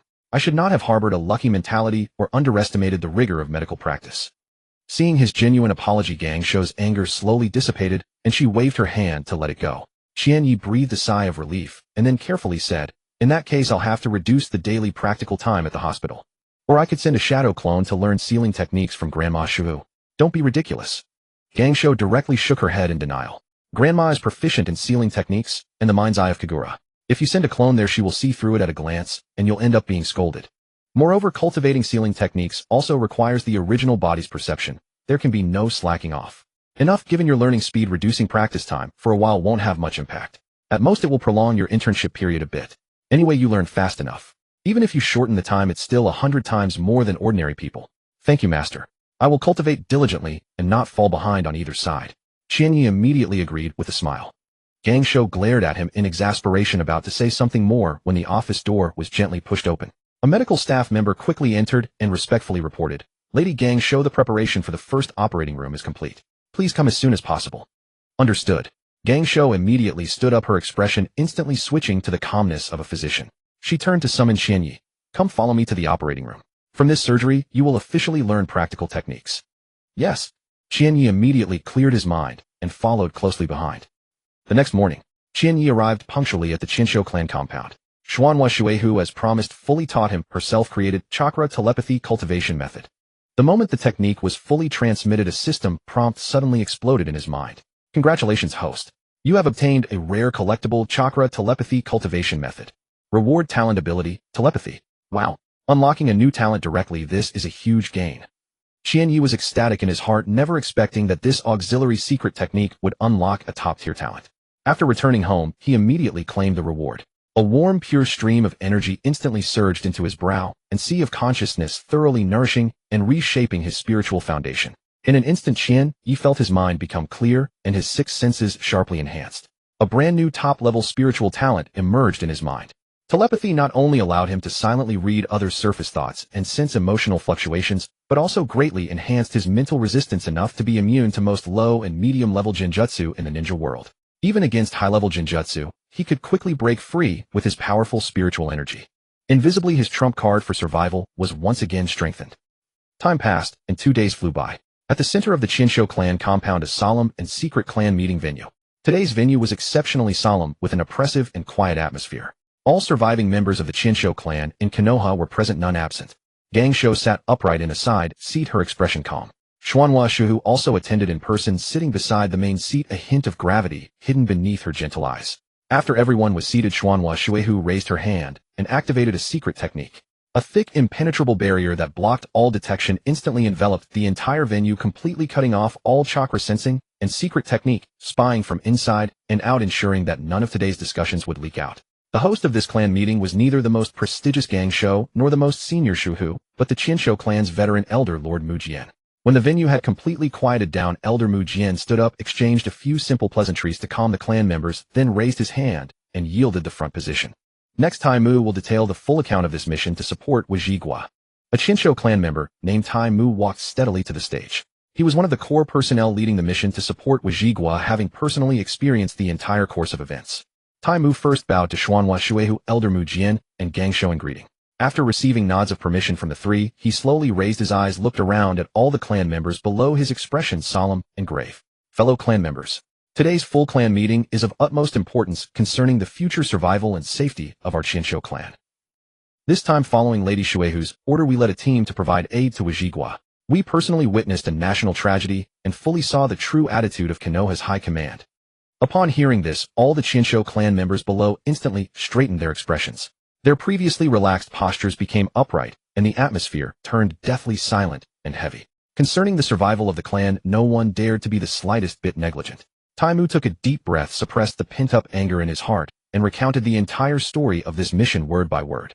From the time Wajigua was invaded by foreign enemies and urgently requested aid from Konoha, to their own voluntary request to fight, and leading the rescue from arriving at the battlefield with severely insufficient forces and struggling to hold on, to repeatedly requesting reinforcements only to be met with excuses, evasion, and delays from Konoha's high command. He focused on detailing the third Hokage's various perfunctory decisions, the high command's deliberate concealment of the war situation, and the truth of their refusal to send large-scale reinforcements. It was precisely Konoha's indifferent observation and deliberate inaction that ultimately led to the destruction of Konoha's most important ally, the Xuanhua clan, and the complete annihilation of Wajigua from the ninja world's map. We fought desperately, holding the line with a small number of troops, but what we got in return was not the village's support, but the high command's indifference and laissez-faire. Tai Mu's voice was low, carrying an undisguised cold fury. The fall of Wajigua was never an act of God, but the result of Konoha's high command deliberately letting it happen. And their target was never just the Xuanhua clan, but also us, the Chinsho. Tai Mu stood before the assembly, his gaze sharp as a blade, sweeping across every member of the Senju clan. His voice was sonorous, each word piercing to the bone. What is this behavior of theirs? This is a betrayal of allies. It is turning a blind eye to the destruction of the Uzumaki clan. Even more, it is using the guise of righteousness to force us Senju to break our oath. Shameful. Utterly shameful. He took a deep breath, suppressing the surging fury in his chest, his tone growing heavier. Perhaps some do not understand why they would do this. In my view, there are but two reasons. First, they fear the sealing heritage and bloodline power of the land of whirlpools, viewing the Uzumaki clan as a potential threat and eagerly wish to eradicate them through war. And the second point, the most fatal and the most true, from start to finish their target has been us, the Senju clan. The entire assembly was jolted, instinctively leaning forward, holding their breath to listen. Tai Mu's gaze was resolute as he continued his deep analysis. Watching the land of whirlpools fall is to cut off the strongest and most reliable external support of the Senju, weakening our strength and influence in the shinobi world. Over the years, we have promoted the plan of integrating our clan members into the commoners of Konoha. It seemed to root the clan in the village and coexist with Konoha, but in truth it has been steadily dissolving our cohesion and combat power. With the loss of the Uzumaki external aid coupled with our own internal attrition and gradual erosion by the village, in a few years the Senju's voice and influence in Konoha will plummet to freezing point, become utterly insignificant, and even vanish entirely into the long river of shinobi history. This is too extreme. An elder with white hair known for his moderate stance frowned, and could not help but retort, his tone laced with reluctant disbelief. Konoha was built by our own hands. The third Hokage grew up before our eyes. How could he deliberately target and destroy the Senju? Taimu, you are overthinking. Extreme. Taimu abruptly turned, his sharp gaze locking onto that elder, his words resounding with grief and indignation. Then let me ask all elders and all clansmen. Over these years, have the most dangerous missions in the village not always been assigned to the Senju clan first? My Senju clansmen are forthright by nature, harboring great righteousness, taking pride in protecting Konoha and sacrificing themselves. They have never shirked any perilous mission. But what did we get in return? Endless consumption. He raised his hand, pointing directly at the audience, his voice suddenly rising with barely restrained grief and fury. 5 years ago, our Senju clan boasted 45 jonin and over 900 shunin and genin. But now, we have only 13 jonin left, less than 200 shunin and genin. Even more laughable, among these remaining clansmen, more than half have voluntarily abandoned the Senju surname to blend into the commoners in compliance with the integration plan. They have hidden their clan identity, silently giving to Konoha, yet in the end they cannot even claim a complete identity as a Senju clansman. Our power in the military, medical, and other core sectors of Konoha is being gradually eroded, stripped, and hollowed out. Our influence has been waning year by year. Taimu's gaze swept over the solemn-faced high-ranking members, continuing his painful interrogation. In this war in the land of whirlpools, we submitted a plea for aid, begging the third Hokage to dispatch elite Konoha forces to reinforce our ally. And what was the result? We were stalled, fobbed off, rejected with all manner of high-sounding excuses. We knew our ally was about to fall, yet we were powerless to help, powerless to change anything. Ladies and gentlemen, is this not enough to awaken us? Must we wait until the Senju are utterly devoid of people of name, of standing, before we are willing to admit the reality? His voice paused, and a cold, chilling glint flashed in Taimu's eyes as he revealed the heaviest truth. There is one more thing that none of you know. This time, when we returned from reinforcing the land of whirlpools, we were ambushed multiple times along the way. If not for someone secretly aiding us, helping us evade the killing intent and shake off pursuers, the dozen or so elites who returned would have all perished. And those who ambushed us were not outsiders. It was Danzo, his root ninja. What a... These words struck like a thunderbolt in the assembly hall. The clansmen who had been hesitant and clinging to hope erupted into chaos, the entire venue boiling over. Taimu, lad, is this true? The moderate elder who had just contradicted him suddenly rose to his feet, his face full of shock, his voice trembling. Absolutely true. Taimu turned to look at Tsunade and her companions sitting nearby, raising his hand to indicate. This is not just my word alone. Lady Tsunade, Senior Lumu, all who experienced it can testify. In an instant, all eyes in the hall focused sharply on Tsunade and the returning clansman. Tsunade's face was icy as she nodded solemnly, her tone filled with coldness. Yes, every word is true. Then the returning clansmen spoke one after another, recounting in detail the ambushes they had suffered and the narrow escapes they had made. Each encirclement was precise to the point of death, each withdrawal of pursuers strangely abrupt, with killing intent lurking at every step. Everyone listened with pounding hearts and chills running down their spines. They now fully understood that without the mysterious powerhouse's perception ability providing early warnings and covert cover, Tsunade, Taimu, and this batch of Senju elites would never have been able to return alive to Konoha. Outrageous. Utterly outrageous. A middle-aged clansman clenched his fist so hard that veins bulged, roaring in a low, furious voice. Danzo dared to ambush our Senju elites without the third Hokage's tacit approval, indulgence, or even instigation. How could he be so bold? Exactly. Hiruzen Sarutobi may seem gentle and impartial, but in truth he is deep and ruthless. I used to not believe that the high-ranking deliberately suppressed the Senju, but now I see it all is true. They are slowly draining us, erasing us. How ridiculous. How utterly ridiculous. An elder full of regret sighed heavily. Back then the second Hokage set the plan of integration into Konoha. We thought it was the path of the clan's long-term survival, believing the Senju could take root among the commoners, merge with Konoha, and endure for generations. Now we understand. We were wrong from the very beginning. The atmosphere in the hall completely reversed. The moderates no longer existed. At the juncture of the clan's survival, even the most obtuse had shed their moderation and wishful thinking. Over the years, the high-ranking clan members stubbornly believed that integrating into the commoner class was the far-sighted strategy for the Senju to control the grassroots and take root in Konoha. They naively thought that in time the commoners of Konoha would be the Senju, and the Senju would be the foundation of Konoha, able to coexist with the village. But they never delved into the truth beneath the surface, never inquired about the real situation of those who had hidden their names and blended into the commoners. They did not know that the third Hokage and Konoha's high ranking had long seen through the Senju's plan. Over the years, they had been secretly manipulating, sending the disguised Senju clansmen to high-risk battlefields and suicide missions, silently cutting off every tentacle of the Senju among the commoner class. The high-ranking officials occasionally heard of the clan members' sacrifices, merely dismissing them as the norm of the ninja world, a routine attrition, never delving into the human machinations behind them. Their ingrained perceptions blinded them, allowing the Senju to step by step fall into a hopeless predicament. Until this day, when Taimu publicly tore away all pretenses, and with Tsunade and a host of first-hand witnesses testifying in person, all the truth was laid bare on the table, with no shred of concealment left. So, those clan members who integrated into the common folk were not living a stable life at all. They were systematically consumed until nothing remained. The first generation of integrated clan members were nearly all sacrificed. The second generation has also suffered, over half dead or wounded. Such a ruthless heart. Such a venomous scheme.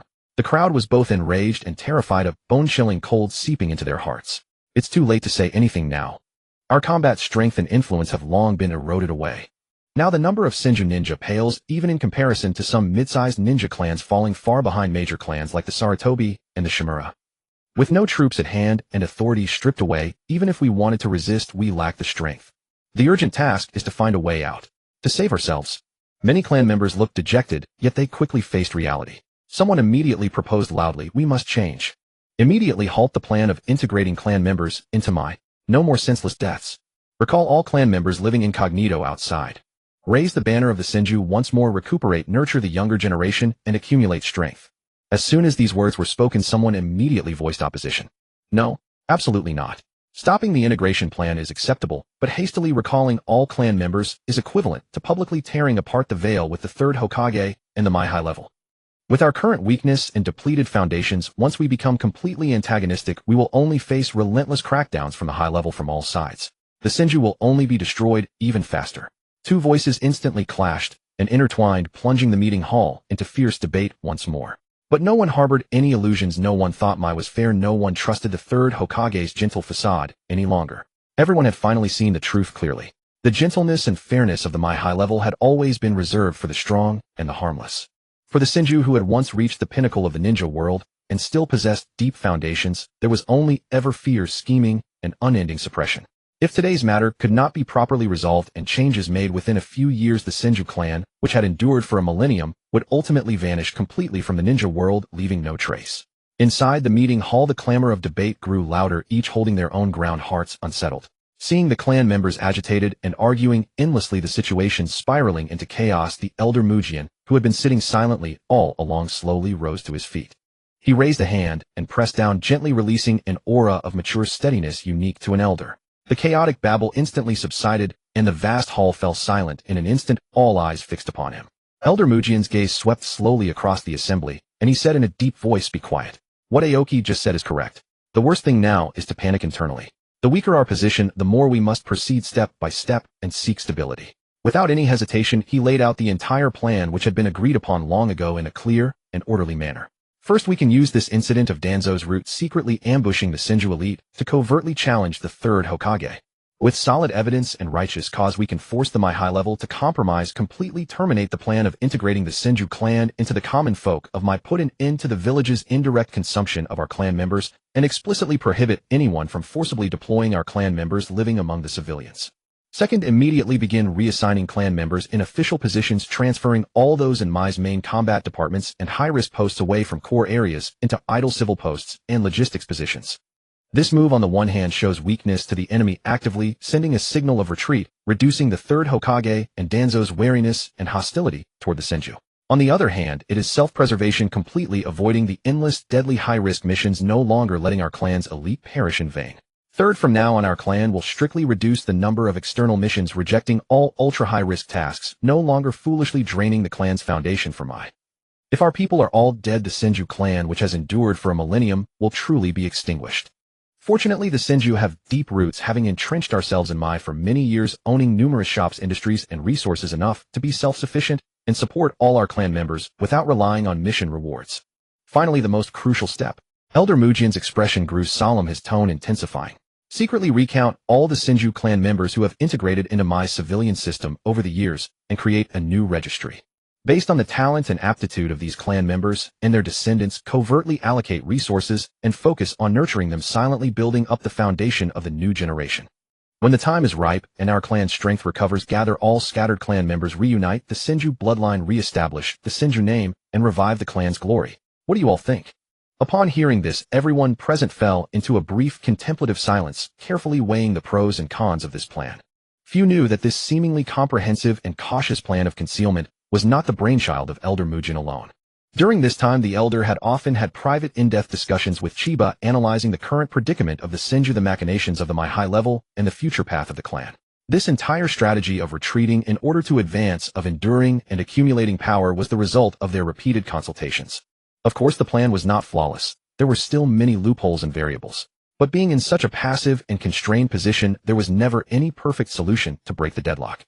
Elder Mujin and Chiba never expected this plan to be implemented without change or to succeed steadily. Their core purpose was never to turn the tables immediately or reverse the situation, but to buy time, lull the high level into complacency, and stabilize the situation. To secure a sufficient period of stable growth for Chiba. Both Elder Mujin and Chiba himself firmly believed in his extraordinary talent. With just 2 or 3 years of undisturbed, peaceful cultivation, Chiba would absolutely reach the Kage level, or even break through the shackles of the Kage level, becoming a top-tier combat force in the ninja world. At the same time, their plan also involved fully supporting the growth of Bluffing Shuman, pouring the clan's resources into cultivating this future Yellow Flash, enabling him to rise quickly and establish a firm foothold. Besides that, Tsunade was also a crucial element in turning the tide. They had to exhaust all resources to help Tsunade successfully break through her limitations and step into the Kage level within 2 or 3 years. By then, setting aside the aged Mito Uzumaki, the Senju clan would boast 2 Kage level combatants possessing the confidence to engage in equal dialogue and even confront the high level head-on. At that point, gathering the scattered clan members, re-establishing the Senju name, recuperating and nurturing the new generation would all fall into place naturally. Uzumaki Mito's continued survival was also of paramount importance. Ideally, Lady Mito could hold on for several more years, keeping Konoha's balance intact and sheltering the Senju as they recovered their strength. Even if the worst-case scenario came to pass, Kushina had to be thoroughly developed before Mito's death, her loyalty won over completely, and her fate tied to the Senju, so as to eliminate any possibility of Konoha's higher-ups wooing or controlling her. After a brief moment of deliberation, everyone in the assembly came back to their senses and voiced their agreement one after another. I agree. This is the safest approach right now. At present, our strength is in tatters. We cannot afford more upheaval. Steady advancement, patient endurance, and the accumulation of power are the only way to survive. I second that. There is no better choice than this. Of course, there were still a few dissenting voices. But this plan is far too idealistic. The Third and his faction have spent years scheming to weaken our clan. How could they stop just because we yield? Why not directly expose Danzo's ambush, break all pretense, and ally with the other shinobi clans against the higher-ups? The moment these words were spoken, someone immediately retorted coldly. Foolish. In the past, when the Senju were strong, acted fairly, and shared benefits, the other clans willingly attached themselves to us and placed their trust in us. Now our clan's authority has been gutted, our fighting strength reduced to less than a tenth, and our accumulated legacy exhausted. The major shinobi clans have long been won over and controlled by the Third through benefits. Who would risk offending the higher-ups to support a declining Senju? Once we completely burn that bridge, it will only invite all-around suppression and hasten the clan's decline. After repeated debate and weighing of pros and cons, all were ultimately forced to admit that old Master Mu Jian's plan of lying low was the only viable path and carried the least risk. The dispute gradually subsided, and the chamber reached full unanimity. At that moment, Uzumaki Mito, who had been sitting in silence all along, slowly spoke. Her voice was gentle, yet carried an irrefutable authority, settling the matter once and for all. Since everyone approves, we will carry out this plan. I will personally go to the Hokage's office shortly and speak with Hiruzen face to face.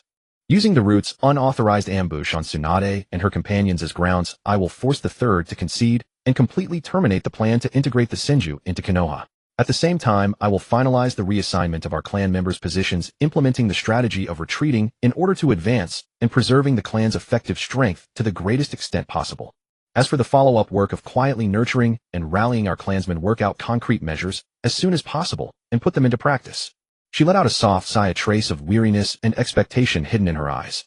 I will try my best to hold on for a few more years to guard the Senju and protect Konoha. As long as I can in the time I have left, watch the Senju rise steadily once more, then I will be able to leave in peace. This clan meeting is adjourned. As her words fell, Uzumaki Mito raised her hand and dispelled the isolation barrier. With an elegant yet somewhat desolate bearing, she turned and left first.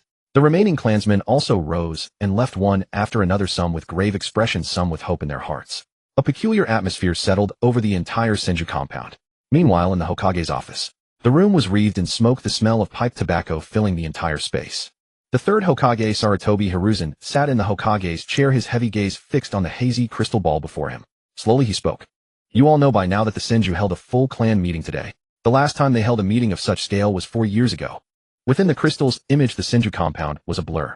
The barrier had blocked all probing and sealed away every sound, making it impossible to learn the specifics of the meeting.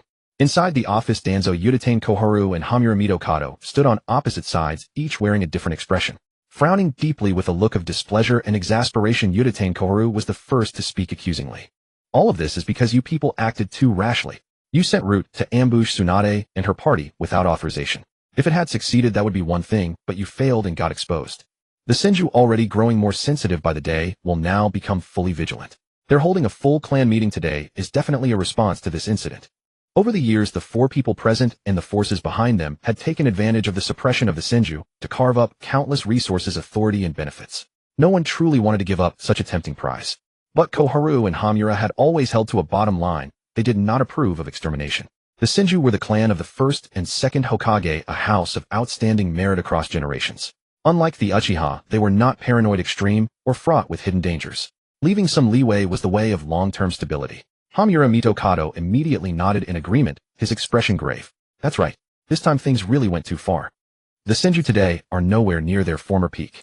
Their authority has been hollowed out, their combat strength steadily drained, and they are in no position to threaten Konoha's leadership or our standing. Knowing when to stop is enough. Why press them at every step and seek total annihilation? As threats stand now, the Uchiha, the Hyuga, and even the combined strength of the Inoshikacho clans have all surpassed the present Senju. In their minds, aside from Uzumaki-Mito serving as a Kage-level powerhouse, the Senju were no longer a threat to Konoha. As long as Uzumaki-Mito remained stationed in Konoha and guarded the Senju, the clan would remain a towering leviathan rooted in the village, one no one dared truly overturn. But once Mito passed away, the Senju, having lost their strongest support, would decline as a matter of time. There was no need to rush or recklessly intensify the conflict. Danzo, standing to one side, wore a grim expression and said nothing, yet a cold glint flashed deep in his eyes. He had never thought the suppression had gone too far. In his heart, unless the Senju were completely destroyed, Konoha's authority could never truly be unified and his ambition could never be fully realized. At the accusations from the two, the previously silent Danzo abruptly sneered, his gaze cold and filled with undisguised mockery. When the plan to weaken the Senju was first discussed, you two also personally nodded in agreement. All these years, while you reaped benefits and kept silent as the Senju's resources, interests, and authority were carved up, you said nothing.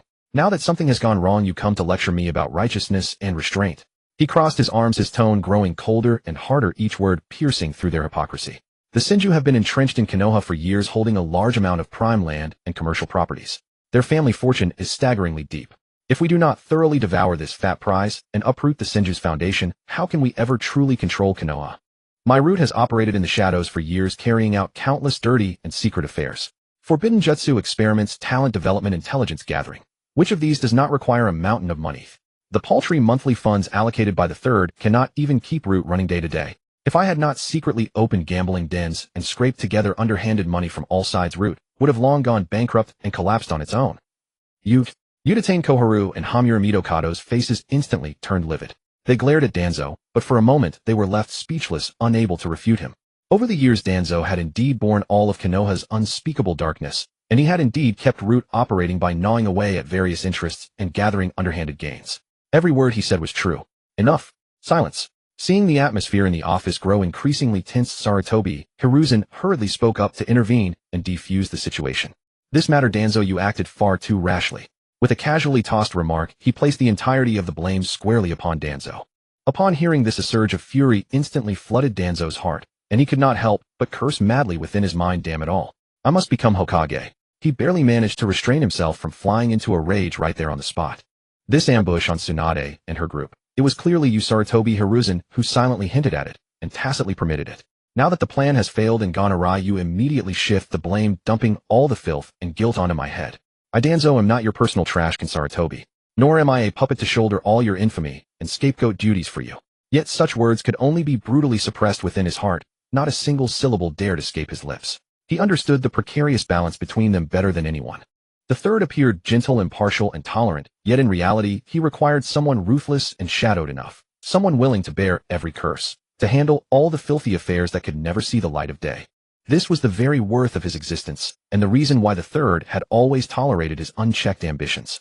The moment he publicly exposed everything, refused to carry the burden, and shattered this equilibrium, losing his utility, Sarutobi Hiruzen would spare no hesitation in ordering his death, utterly eradicating this hidden threat. The masses were all blinded by Sarutobi Hiruzen's benevolent elder facade, but only Danzo comprehended that lurking within that old man's heart lay selfishness and cold brutality. His outward appeasement and gentility were merely a camouflage to sustain his power and consolidate his prestige. Meanwhile, seated upon the Hokage's chair, the third cared nothing for the resentment festering in Danzo's heart. To him, Danzo's emotions had never mattered, all was within his control. He continued in a grave tone, setting the agenda. Given what has transpired, assigning blame is meaningless. What matters most now is resolving the ensuing fallout, and appeasing Lord Mito and the entire Senju clan.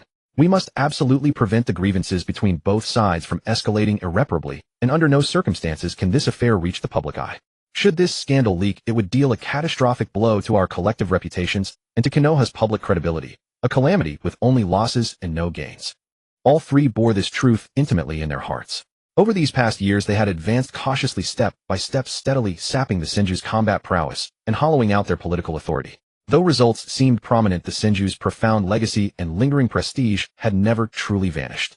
The Senju were the clan of the first and second Hokage, the very cornerstone upon which Konoha was built.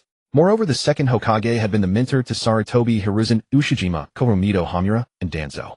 If the truth were exposed, that they sought to exterminate and secretly slaughter the very family of their revered teacher, the meticulously cultivated persona of the third as a kind-hearted, benevolent Hokage would collapse in an instant. More gravely still, every other ninja clan would be seized by utter trepidation, each fearing for their own survival.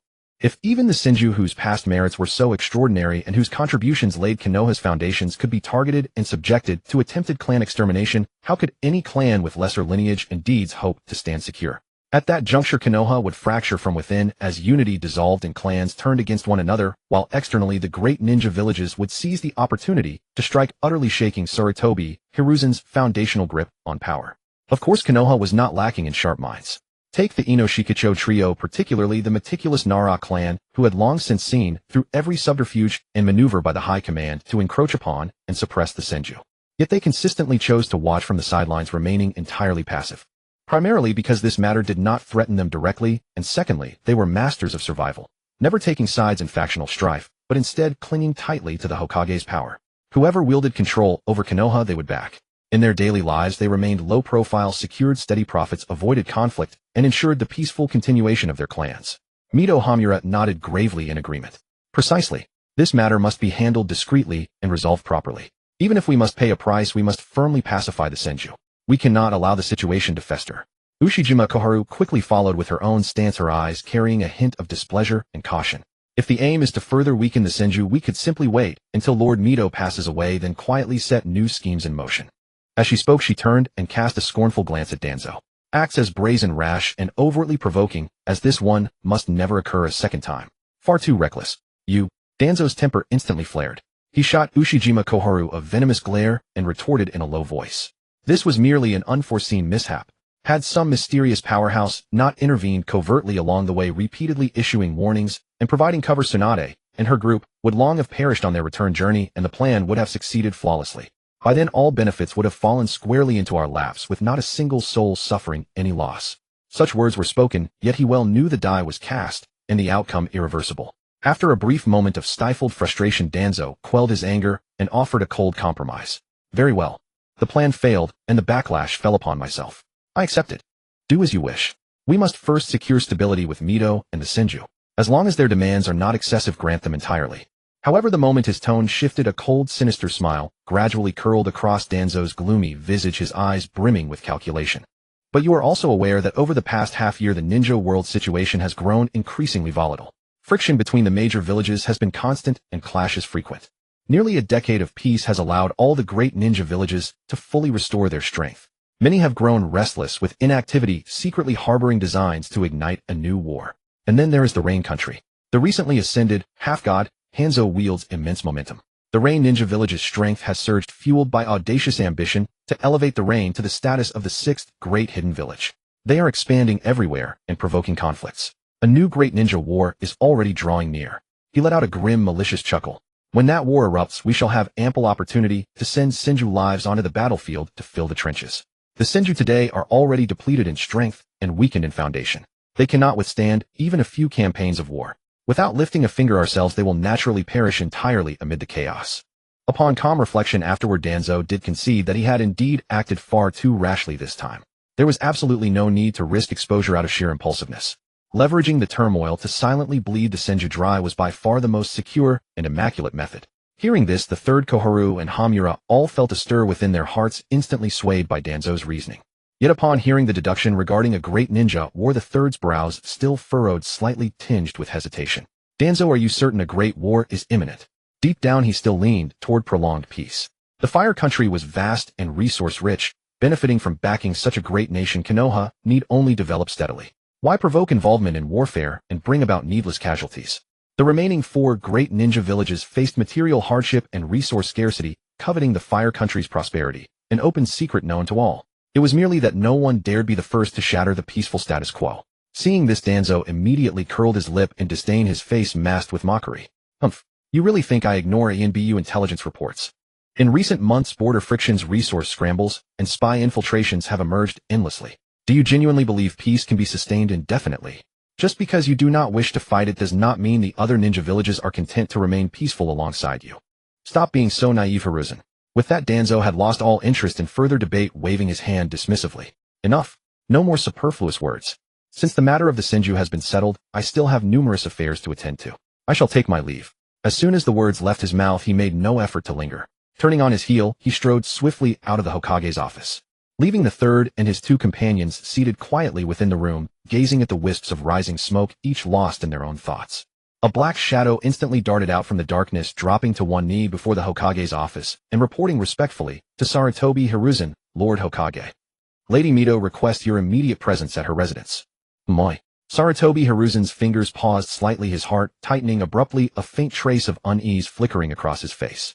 He took a deep breath, forcibly suppressing his inner trepidation, and nodded slightly. I understand. I shall go at once. With that, he gave a slight nod to Koharu Uchiha, and Hamura Mitokado adjusted his Hokage robes, turned, and swiftly left the Hokage's office. Before long, Sarutobi Hiruzen arrived at the secluded courtyard of Uzumaki-Mito. The entire courtyard was tranquil and silent, so quiet that even a pin drop could be heard. Apart from Uzumaki-Mito sitting beneath the eaves, there was not a single soul, in oppressive stillness hanging in the air. Lady Mito. Sarutobi Hiruzen stepped forward, bowed slightly in a respectful posture, flawless in his demeanor. You're here? Sit. Uzumaki-Mito's expression was calm and unreadable. She pointed to the cushion opposite her, her tone revealing neither pleasure nor displeasure. Once Sarutobi Hiruzen was seated, she lifted the teapot and slowly poured him a cup of clear tea, her movements unhurried and composed. Then she raised her eyes, her gaze calm, yet intensely oppressive, fixed on the third Hokage as she began to speak without haste. I am sure you must know the purpose of my summoning you today.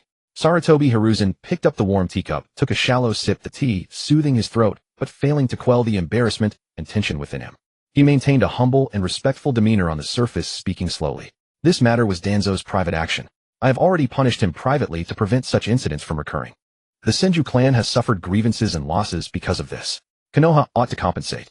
If the Senju have any demands, please speak frankly, Lady Mito. His words were measured with exquisite precision. He took the blame for oversight, yet fiercely protected Danzo, refusing to allow Mito to hold the core person accountable, only willing to quell the storm with trivial compensation. A cold sneer flickered deep in Uzumaki-Mito's eyes, her mind utterly clear. She naturally understood that Sarutobi Hiruzen would never let her touch Danzo. The so-called punishment was nothing but perfunctory, empty words, a mere show of appearances. But she did not expose him. The time was not yet ripe. There was no need to completely tear off the mask. Today her only aim was to stabilize the situation, protect the Senju, and buy time for development. There would be ample opportunities for reckoning in the future. Her expression turned slightly serious as she spoke calmly. The Senju held a full clan meeting yesterday. After thorough discussion, we have set two demands. First, from today onward, Konoha must immediately cease all plans to integrate the Senju clan into the civilian population. Those clan members who have already changed their names and merged into the civilian populace will not be recalled, and let it be. The third Hokage, without any hesitation, immediately nodded in agreement, agreed. This point he deemed posed no threat whatsoever. The Senju clan members who had yet to be integrated into the civilian population numbered less than 200, mostly the elderly, the weak, the wounded, and young children with negligible combat power. They could not affect Konoha's structure nor shake the authority of the high-ranking officials. Terminating the plan was inconsequential. Uzumaki-Mito nodded slightly, then stated the second condition, the most crucial line of defense. Second, for the next 20 years, unless Konoha faces a life-or-death crisis, or the fall of the entire nation, the village shall not assign Senju clan members to high-risk certain death missions under any pretext or excuse. This. Instantly Sarutobi Hiruzen's expression changed drastically, his heart sinking. He instinctively wanted to refuse. 20 years. A full 20 years of stable development.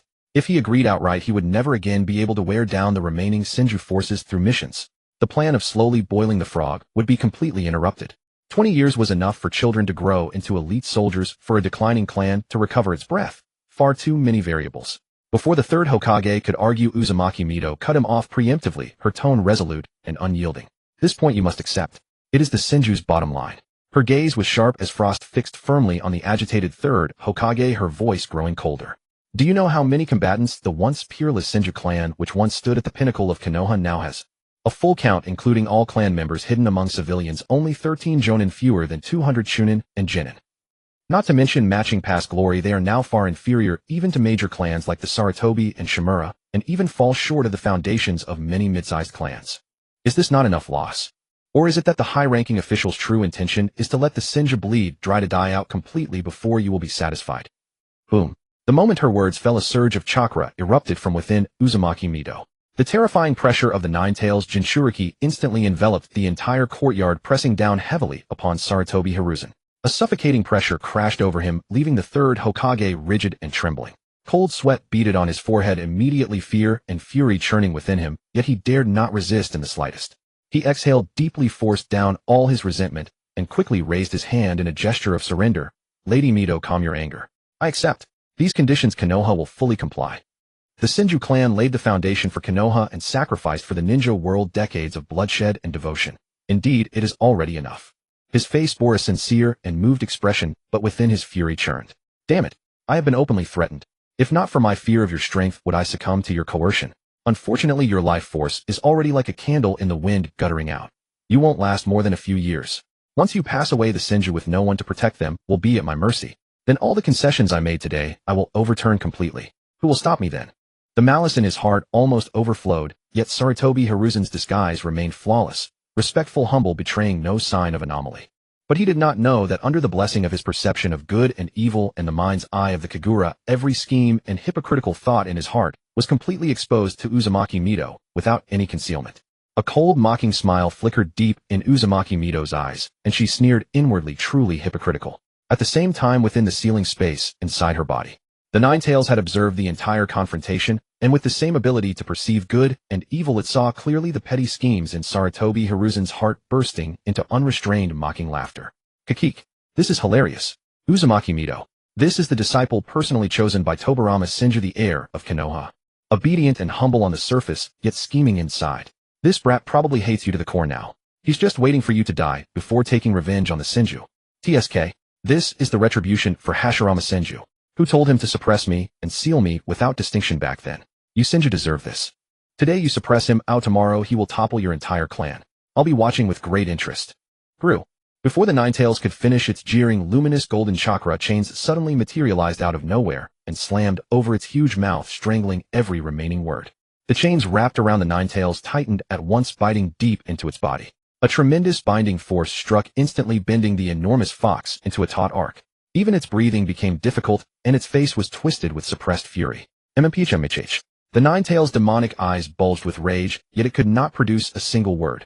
Only muffled whimpers escaped, as it glared wildly at Mito Uzumaki outside, full of defiance. What a sore loser. Absolutely a sore loser. All I did was shoot off a few foul taunts, and she went straight for force. A vein pulsed faintly at Mito Uzumaki's temple. Too annoyed to bother with this childish fox, she increased her chakra output, once more completely suppressing and sealing it into a sphere, leaving it unable to move. With that done, she withdrew her aura, her expression settling back into calm. She raised her eyes to the bewildered Hiruzen Sarutobi and began to speak slowly. I know these two conditions will put you in a difficult position and may easily invite criticism from Konoha's higher-ups, she said. So the Senju clan is willing to take the initiative and step back, giving you a proper way down. Hearing these words, Hiruzen Sarutobi's gaze shifted at once, revealing an attentive expression. Since the Senju will no longer participate in high-risk battles or charge into suicide missions for the next 20 years, it is naturally no longer appropriate for us to hold core authority in Konoha's main combat divisions. I will order all Senju clansmen to voluntarily withdraw from key combat departments, including battlefield command and frontline intelligence. All clansmen will be transferred to logistics, education, medical, and other non-combat posts, and will no longer hold any military power in Konoha. Will such a concession be enough to silence criticism within the village and ease the difficulties in your heart?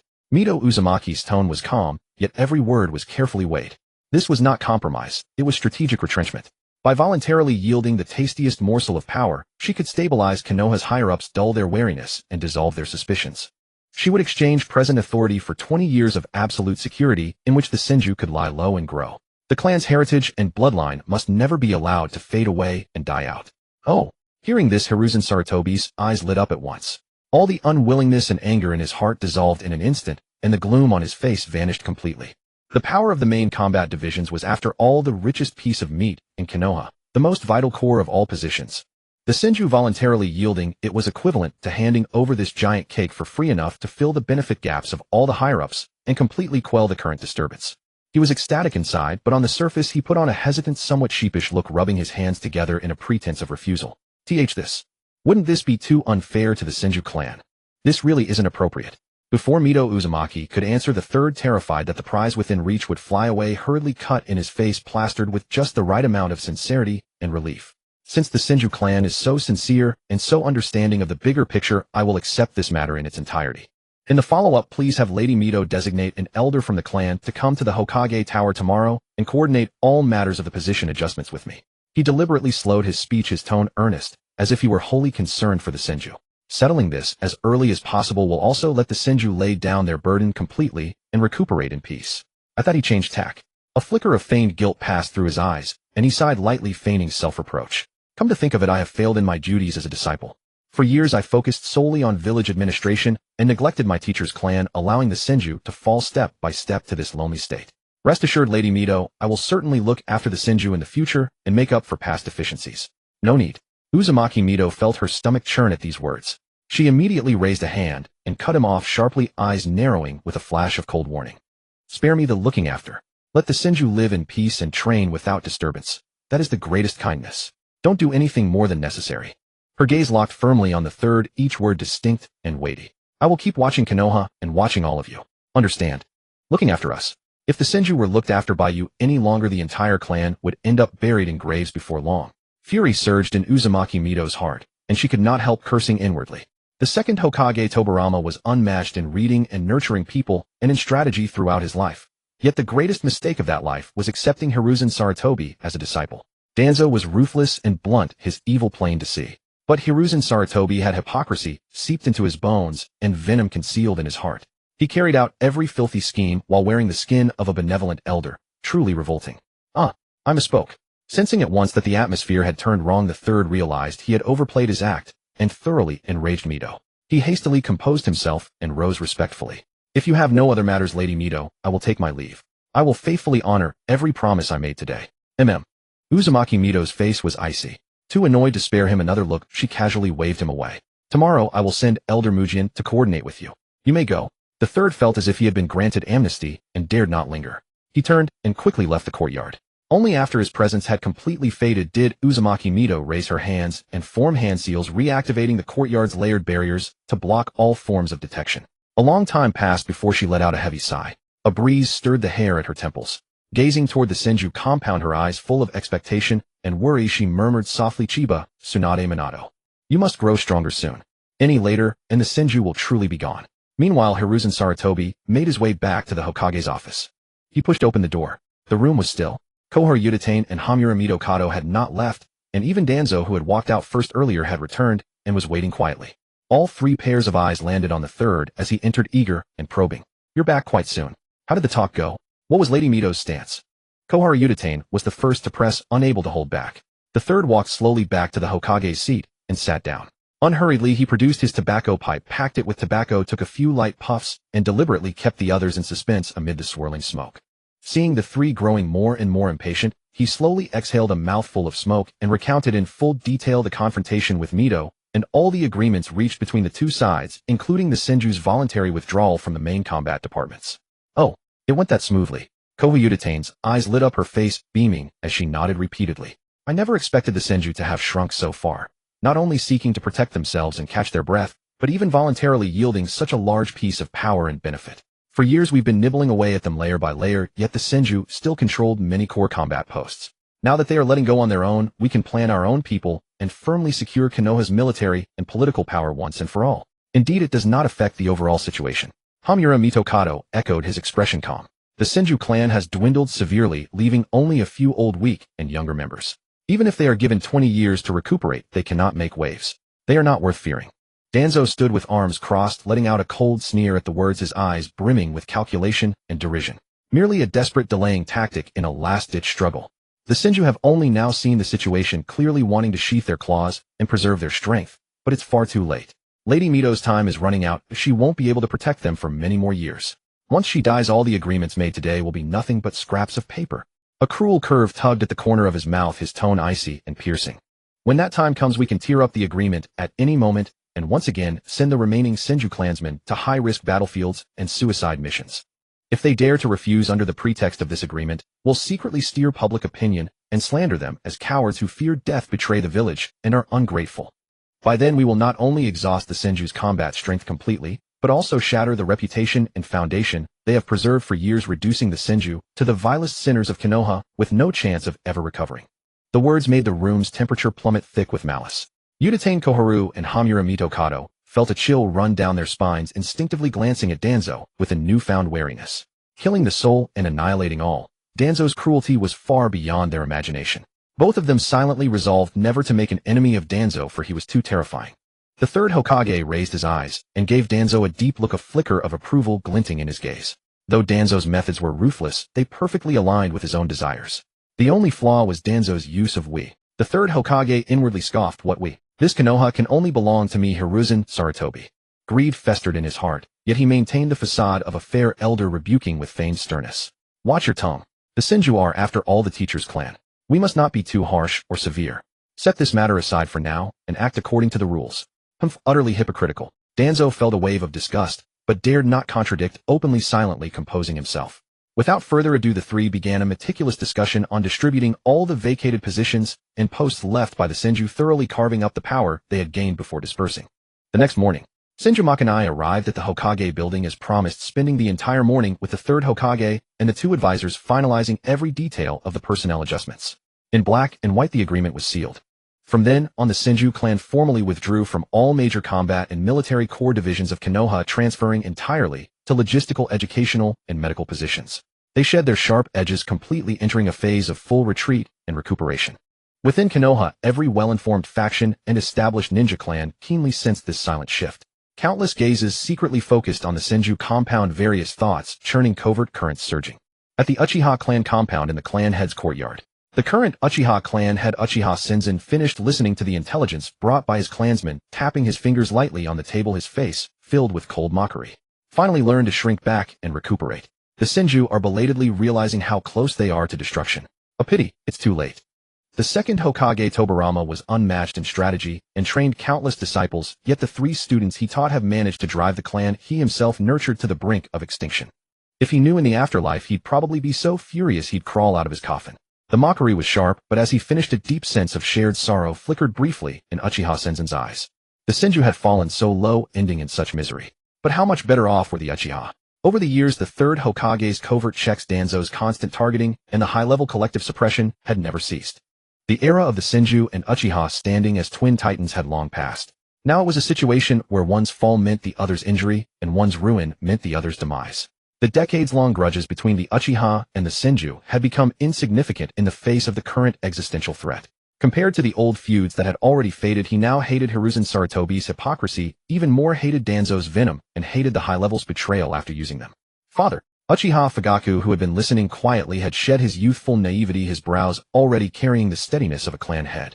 He couldn't help but speak up to offer a suggestion. The rift between the Senju and the high-level is now clear. On the surface they've reached a settlement, but the underlying conflict is deep-rooted. Since the enemy of my enemy is my friend, why not secretly contact the Senju, actively reach out, and form an alliance, joining forces to counterbalance the third Hokage and Danzo, and seek a way out for both our clans.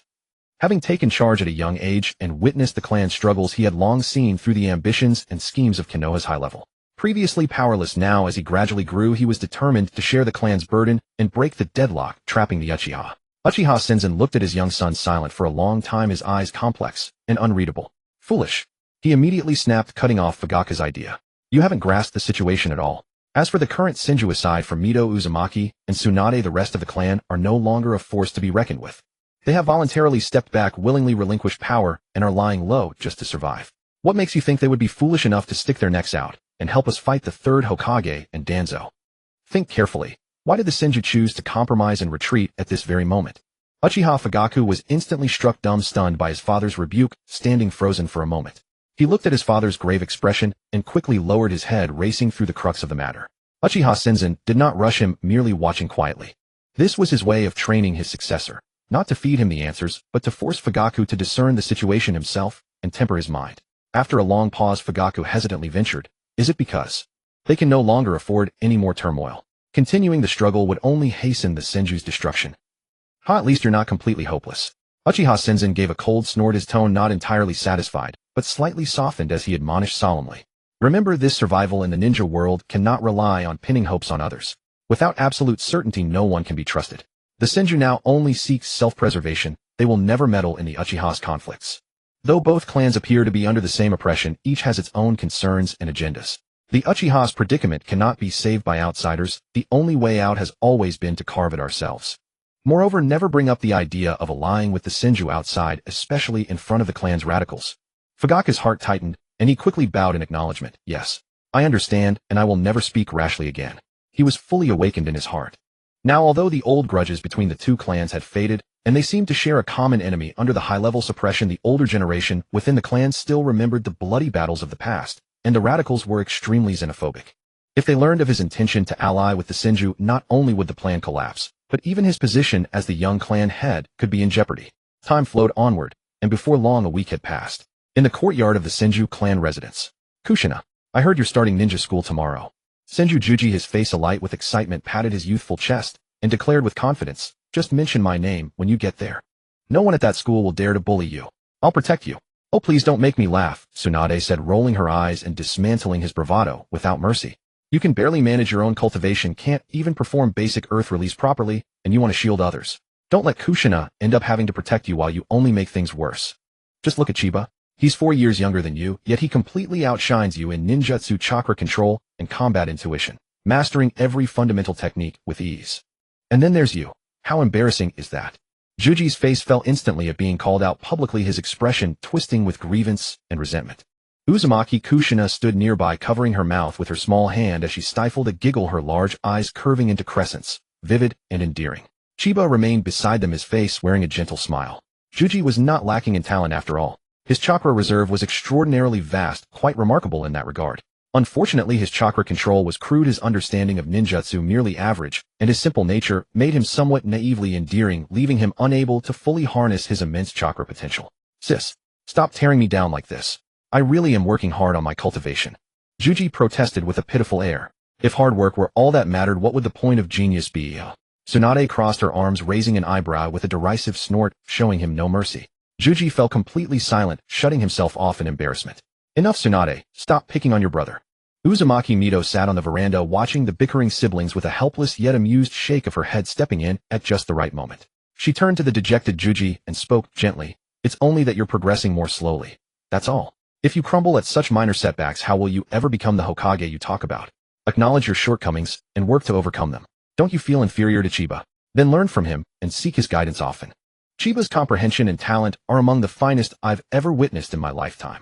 Even your granduncle Hashirama and second granduncle Tobarama may not have matched his intellect in their youth. Asking him for guidance is nothing to be ashamed of."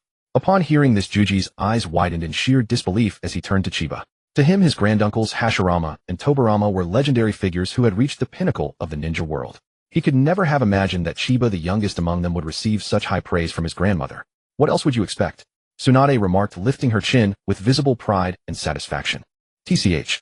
Juji shot her a resentful glance and muttered under his breath, "What does Chiba's prowess have to do with you? You've only been teaching him for a few days." I've heard it all. His medical ninjutsu is mostly self-taught. You barely guided him at all. Stop taking credit for his achievements. What did you say? Tsunade instantly bristled, marching forward to seize Juji's ear and twist it sharply, glaring at him ferociously. It hurts. I was wrong, sis. I'll never speak carelessly again. Let go. My ear's going to fall off. Juji wailed in agony, frantically backing down. Tsunade snorted coldly before releasing him, shooting a vicious warning glance his way. Clutching his reddened ear, Juji shrank back and fumed silently to himself. His sister was far too fierce. Let anyone else marry her, he wouldn't stick around for another second. Watching the siblings' usual bantering, Uzumaki-Mikoto shook her head helplessly, her eyes filled with warmth. For all their noise, the bond between them was genuinely deep and sincere. Then Mito turned her gaze to Chiba, her expression growing serious as she added, Chiba, Kushina will officially enroll in the Ninja Academy tomorrow. Please keep an eye on her when you can. Don't let her get bullied or mistreated by her peers. As she spoke, Tsunade rose and stepped inside. A moment later, she emerged carrying an ancient wooden scroll and handed it casually toward Chiba. Here, this is the body-strengthening medicinal bath formula exclusive to our clan's younger members. Even for current genin, it delivers real tangible benefits for physical enhancement and conditioning.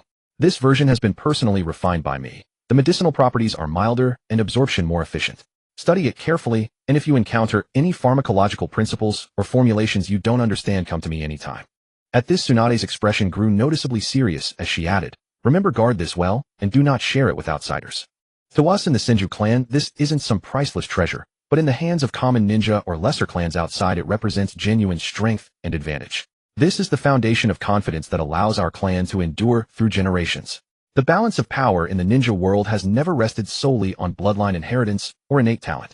It is precisely the accumulated knowledge of medicinal baths, secret techniques, and experience passed down through generations that gives established clans their inherent advantage, the reason their descendants are born ahead of ordinary people. Common ninja may possess the desire to train, but without the supporting resources, they start at a significant disadvantage from the very beginning. I understand. Thank you, Tsunade-san. Chiba accepted the scroll with both hands, his expression solemn, and nodded firmly. The moment his fingertips made contact with the scroll, a cool system notification chimed clearly in his mind. Congratulations, host, on obtaining a rare collectible Senju basic body strengthening medicinal bath formula reward, distributed Grandmaster level alchemy inheritance, forging body, pill recipe 1. Chiba's heart leaped with sudden delight as a surge of excitement coursed through him. So it actually worked, and this time the rewards far exceeded his expectations. A complete Grandmaster level alchemy inheritance paired with a companion forging body pill recipe, this was an incredible gain. With the complete alchemy technique secured, he could now craft various healing, body refining, and enhancement pills on his own, giving him the means to completely outpace his peers in both cultivation speed and physical foundation. What caught his attention was that the system only provided a single forging body pill recipe with no additional formulas included. It seems the pure alchemy inheritance focuses on techniques, fire control, and methodology. The actual pill formulas need to be gradually collected and unlocked over time. Chiba immediately grasped the key insight, suppressing his wandering thoughts before politely bidding farewell to Tsunade and Mito and returning to his own quarters. After closing the door, he sat cross-legged and silently summoned within his mind, system claim all rewards. Boom. An overwhelming flood of information surged into his mind. Countless exquisite alchemical techniques, fire control methods, herb compatibility principles, purification processes, and temperature regulation skills, alongside the complete forging body pill, formula refinement procedures, and crucial taboos, all cascading across his consciousness like a tidal wave. Chiba settled his mind and devoted himself entirely to absorbing and digesting the knowledge. He remained in meditation for over 2 hours. At last he exhaled a long breath of turbid air, rubbed his slightly aching forehead, and his eyes shone with clarity and joy. The sheer volume of information is staggering. This truly is a Grandmaster level inheritance. What's more, the precise fire control techniques contained within provide tremendous enhancement to my mastery of fire release and comprehension of nature transformation. Chiba understood in his heart. The essence of fire release is precisely controlling the temperature of chakra shaping and nature combustion. The flame control in alchemy perfectly aligns with it. It seemed that fire release would likely become his first ninjutsu to comprehend nature transformation. Moreover, this body tempering pill, its medicinal formulas, ingredients are all compatible with the ninja world, and all can be found around Konoha. He had been training in the forest for the past 2 months, accumulating a batch of basic auxiliary herbs, barely enough for a few trial batches. The only missing main ingredient could be gradually purchased or gathered later. The body tempering pill's effects were pure. Combined with physical training, it could continuously strengthen the body and refine bones and muscles for 2 hours, perfectly fitting his current cultivation pace. It's a pity there's no matching body tempering technique. Relying solely on the pill is too wasteful. Chiba's eyes flickered as he quickly pondered. 8 gates released formation. Absolutely a top-tier body tempering technique. In this era, Might Guy had not yet been born, but Might Dewey must have already mastered the 8 gates and trained relentlessly for years. Beyond that, the Cloud Hidden's lightning release chakra mode inherently provided body tempering. Tsunade's strength of 100 seal relied on physical training, and various basic taijutsu from Konoha could serve as references. I need to find a way to collect various body tempering methods, then rely on the system to refresh and unlock exclusive techniques. Chiba suppressed the thought, focused back on learning the details of alchemy and body tempering pill refinement, thoroughly absorbing all the knowledge points. The next morning, at Chiba's home, Minato Namikaze came as usual to have breakfast together. After eating and drinking, he skillfully formed hand seals, preparing to split into a shadow clone to go to the Ninja Academy, but noticed that Chiba hadn't moved yet. Minato paused, full of confusion. Chiba, aren't you splitting a shadow clone to go to school today? Not today. Chiba nodded with a smile, tidied up the table, and explained, Kushina is officially enrolling today. Granny Mito specifically asked me to go in person to look after her, so she won't be bullied since she just arrived. Having said that, he looked at Minato and invited with a smile, I've never been to school in person before. Do you want to come with me? Minato's mind instantly flashed that red hair, the fierce yet stubborn little face, and he nodded inexplicably. Sure, I've always been using shadow clones to attend class. Today I'll go in person and experience it. Chiba saw his expression, understood, and secretly chuckled inwardly. In the original story, Minato fell in love with Kushina at first sight, but unfortunately in this life with him around, he had the advantage of being close. Let's go. The two walked out side by side and hurried towards the Ninja Academy. On the way, Minato asked again in confusion, don't we need to pick up Kushina? No need. Chiba shook his head and said, Sister Tsunade will personally take her to school and also help her greet the school. We'll just go directly to the classroom and wait. Understood. Relying on the memories transmitted back by their daily shadow clones, the two were extremely familiar with the school paths and classroom layout. Coming in person felt no sense of unfamiliarity. Soon the two arrived at the lower grade classroom, sat down quietly, and waited. Not long after the bell rang, the homeroom teacher Ichiro Kirikawa walked slowly into the classroom with a small red figure. In an instant, all the students in the classroom focused their eyes on Kushina. The unfamiliar face and the bright, dazzling red hair immediately made all the children curious and turned their heads. Students, quiet. Ichiro Kirikawa clapped his hands, pointed at Kushina beside him, and introduced gently, this is a new transfer student. Starting today, she will officially join our class. Everyone get along well. After saying that, he looked at Kushina. Introduce yourself. Kushina nodded vigorously. Her clear eyes quickly swept across the class and instantly locked onto Chiba and Minato in their seats. Seeing their gentle nods, her heart instantly settled a lot. She puffed up her little face and spoke loudly. My name is Kushina Uzumaki from the land of whirlpools. My dream is to become the first female Hokage of Konoha. The moment the words fell, the entire classroom was silent for a second. The next second, a burst of roaring laughter erupted. Ta! Female Hokage. That's hilarious. Hokage are all the strongest ninjas. How could a girl become Hokage? Look at her hair. It's as red as a ripe tomato. So weird. And she just said she wants to be Hokage. I think it's a tomato wanting to be Hokage. The mocking laughter echoed through the classroom. Kushina's face instantly flushed red, her ears burning. She was so angry that her fists clenched, her eyes slightly reddened, her small face puffed up with both shame and fury, exuding a fierce yet adorable stubbornness. Watching Kushina being publicly mocked and isolated, many classmates laughed even more recklessly. Just then, a clear, cold voice suddenly rose from a seat, directly overpowering the laughter throughout the room. Isn't that funny? Chiba slowly lifted his eyes, his gaze calmly sweeping over the class. His voice was not loud, but it carried a pressure far beyond his peers. What's so funny? Is dreaming of becoming Hokage so ridiculous in your eyes? Chiba's eyes darkened slightly, and he let out a low shout with a trace of chakra attached to his vocal cords suddenly exploding. Whom! A deep shout like thunder echoed throughout the entire classroom. The previously rising laughter instantly stopped dead. All students stiffened, raising their heads in astonishment, looking at the Chiba who had spoken. Everyone was stunned. In the eyes of the whole class, Chiba had always been the aloof, taciturn class leader focused on cultivation, with formidable strength and unparalleled talent, yet he rarely engaged in arguments, let alone shouted angrily in public like this. Now that he suddenly erupted in anger, his inherent pressure made the children instantly silent as cicadas in winter, not daring to breathe, deeply afraid of catching the attention of this formidable figure. The girls in the class even had sparkling eyes staring at the boy with love-struck faces. The usually cold and aloof Chiba-kun looked so handsome when protecting someone. However, the fact that he actually took the initiative to stand up for the newly arrived red-haired girl made many girls feel deeply unwilling in their hearts. Swish! Before the crowd's thoughts could settle, Chiba's figure flickered, instantly executing the body flicker technique. Before the afterimage faded, he had already appeared beside Taro Tanaka, who had led the mockery of Kushina earlier. He raised his right hand and grabbed, precisely pinching the top of Taro Tanaka's head. With a slight force from his fingers, he directly lifted the whole person off the ground. Tanaka's feet dangled in the air, struggling violently, but unable to break free even a little. Chiba's eyes were indifferent, bone-chillingly cold, fixed on the other, and he demanded in a low voice, "Is it funny? Who gave you the audacity to casually mock others and give them nicknames?" As he spoke, a faint spiritual illusion technique quietly invaded Tanaka's mind. In an instant, in Tanaka's eyes, the boy before him was no longer a classmate of the same age, but a ferocious, terrifying, evil ghost ready to devour. Boundless darkness and fear instantly engulfed his mind. "Oh, I'm sorry. I was wrong. Mason."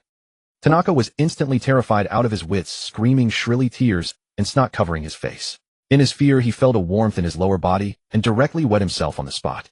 A strange odor immediately spread. A trace of disgust flickered in Chiba's eyes, and he released his fingers. Swish! His figure flickered again, and he had instantly returned, sitting steadily back in his seat, as if nothing had just happened. Chiba Senju. Uchiha on the podium was completely bewildered. It took him half a second to react. He looked at Tanaka, who was slumped on the ground trembling, then turned to Chiba, and his voice faltered. His face darkened, and he suppressed his anger as he scolded. "You've gone too far. Leaving your seat without permission during class and maliciously frightening your classmate. Apologize to Tanaka immediately." Hi. Tanaka-san, Mason. Chiba responded perfunctorily, his tone utterly devoid of remorse. Having said that, he lowered his eyes and sat down, unwilling to utter another word. Yet Tanaka Taro, hearing this apology, felt no relief at all. Instead, he trembled even more violently, his body shaking uncontrollably. His eyes were filled with sheer terror, and he dared not even lift his head to glance at Chiba. Uchiha, witnessing this, felt a wave of headache and helplessness. He knew this student Chiba all too well. Gifted beyond his grade, diligent in cultivation and excelling in studies, he never required a teacher's concern. Yet his temperament was extremely firm. If anyone provoked him, they would inevitably be severely taught a lesson. This was far from the first time. Previously, senior students jealous of his talent had ganged up to cause trouble, only to be utterly subdued by Chiba alone. Most crucially, Chiba was a direct disciple of Lady Tsunade, backed by the Senju clan. His connections were profound. Not only the students' parents, but even the school's higher-ups and his homeroom teacher dared not easily hold him accountable. Further words were futile. In the end, Uchiha could only wave his hand helplessly. "Shino-kun, take Tanaka-kun down to change his clothes and clean up." "Yes, sensei." Shino, full of disgust, had no choice but to step forward, supporting the limp and utterly disgraced Tanaka as they hurriedly left the classroom. At that moment, Uzumaki-Kushina, standing by the podium, blinked her large moist eyes. Her face was a mix of gratitude and shyness as she gazed at Chiba, who was seated. Her cheeks flushed and warmth surged in her heart. Chiba sensed her gaze and turned to give her a gentle, faint smile. This scene caught Uchiha's eye, leaving him utterly speechless. He could only wave his hand and say, "All right, Kushina, you don't need to stand. Just take the empty seat next to Chiba." Thank you, sensei." Kushina's eyes instantly curved into crescents. With light steps, she dashed over to the seat beside Chiba and sat down, tilting her head to whisper, "Chiba, Minato, good morning." "Good morning, too." Chiba and Minato replied in unison with a smile. Throughout the rest of the day's classes, Kushina was exceptionally happy. She frequently turned her head to chat softly with Chiba, her dependence and closeness evident in her eyes, impossible to conceal. That undisguised fondness was clear for all to see. Namake's Minato, sitting nearby, took in the entire scene, and a wave of gloom quietly surged in his heart. He sighed inwardly. It seemed that from the very beginning, Kushina's heart had been leaning toward Chiba. The two shared an unspoken understanding and were close. His own feelings, which had barely sprouted, seemed destined to wither before they could bloom. So be it. Since they were good friends, he would sincerely wish them well. Minato quickly composed himself, his gaze growing more resolute. The gap between him and Chiba was already widening, and now was not the time to be distracted. "Women only hinder my training speed." He made up his mind to devote himself wholeheartedly to cultivation from now on, striving to catch up to Chiba. As the sun set, the school bell rang precisely, signaling the end of classes. Chiba, Kushina, and Minato walked out of the ninja academy side by side, chatting and laughing. But no sooner had they gone a short distance than three figures abruptly rushed out from an alley beside the road, blocking their path. Leading them was none other than Tanaka Taro, who had been so frightened earlier that he had lost control of his bladder. Now, shedding his daytime cowardice, he pointed at Chiba and the others and said urgently to a 15 or 16-year-old youth beside him, "Big brother, it's them. These are the ones who bullied me. You have to avenge me." The 15 or 16-year-old youth, robust in build, had already graduated from the ninja academy and was a full-fledged genin. He twisted his wrists and knuckles, the bones cracking audibly. Glaring viciously at Chiba and the others, he growled, "So you're the ones who bullied my little brother and made him publicly?" "Big brother, shut up." Tanaka Taro's face flushed bright red, both embarrassed and anxious, as he hastily interrupted. How could such a humiliating event as losing control in public be spoken aloud by his own brother? The youth finally realized his mistake. His face filled with awkwardness. He cleared his throat twice, forcibly composed himself, and said, sorry, slip of the tongue. Huh. At that moment Kushina could no longer hold back. She burst into laughter, clutching her stomach. To Tanaka's big brother this laughter was utterly grating. His own little brother. Only he had the right to bully him. No outsider was allowed to mock him. Huh. You're asking for death. The youth's eyes turned fierce. Without further words he exploded chakra at his feet, instantly executing the body flicker technique. His figure shot forward, his clenched fist carrying a fierce gust of wind aimed directly at Kushina's face. At the same time Tanaka and another companion also lunged forward, targeting Chiba and Minato respectively, intending to exact revenge from all sides.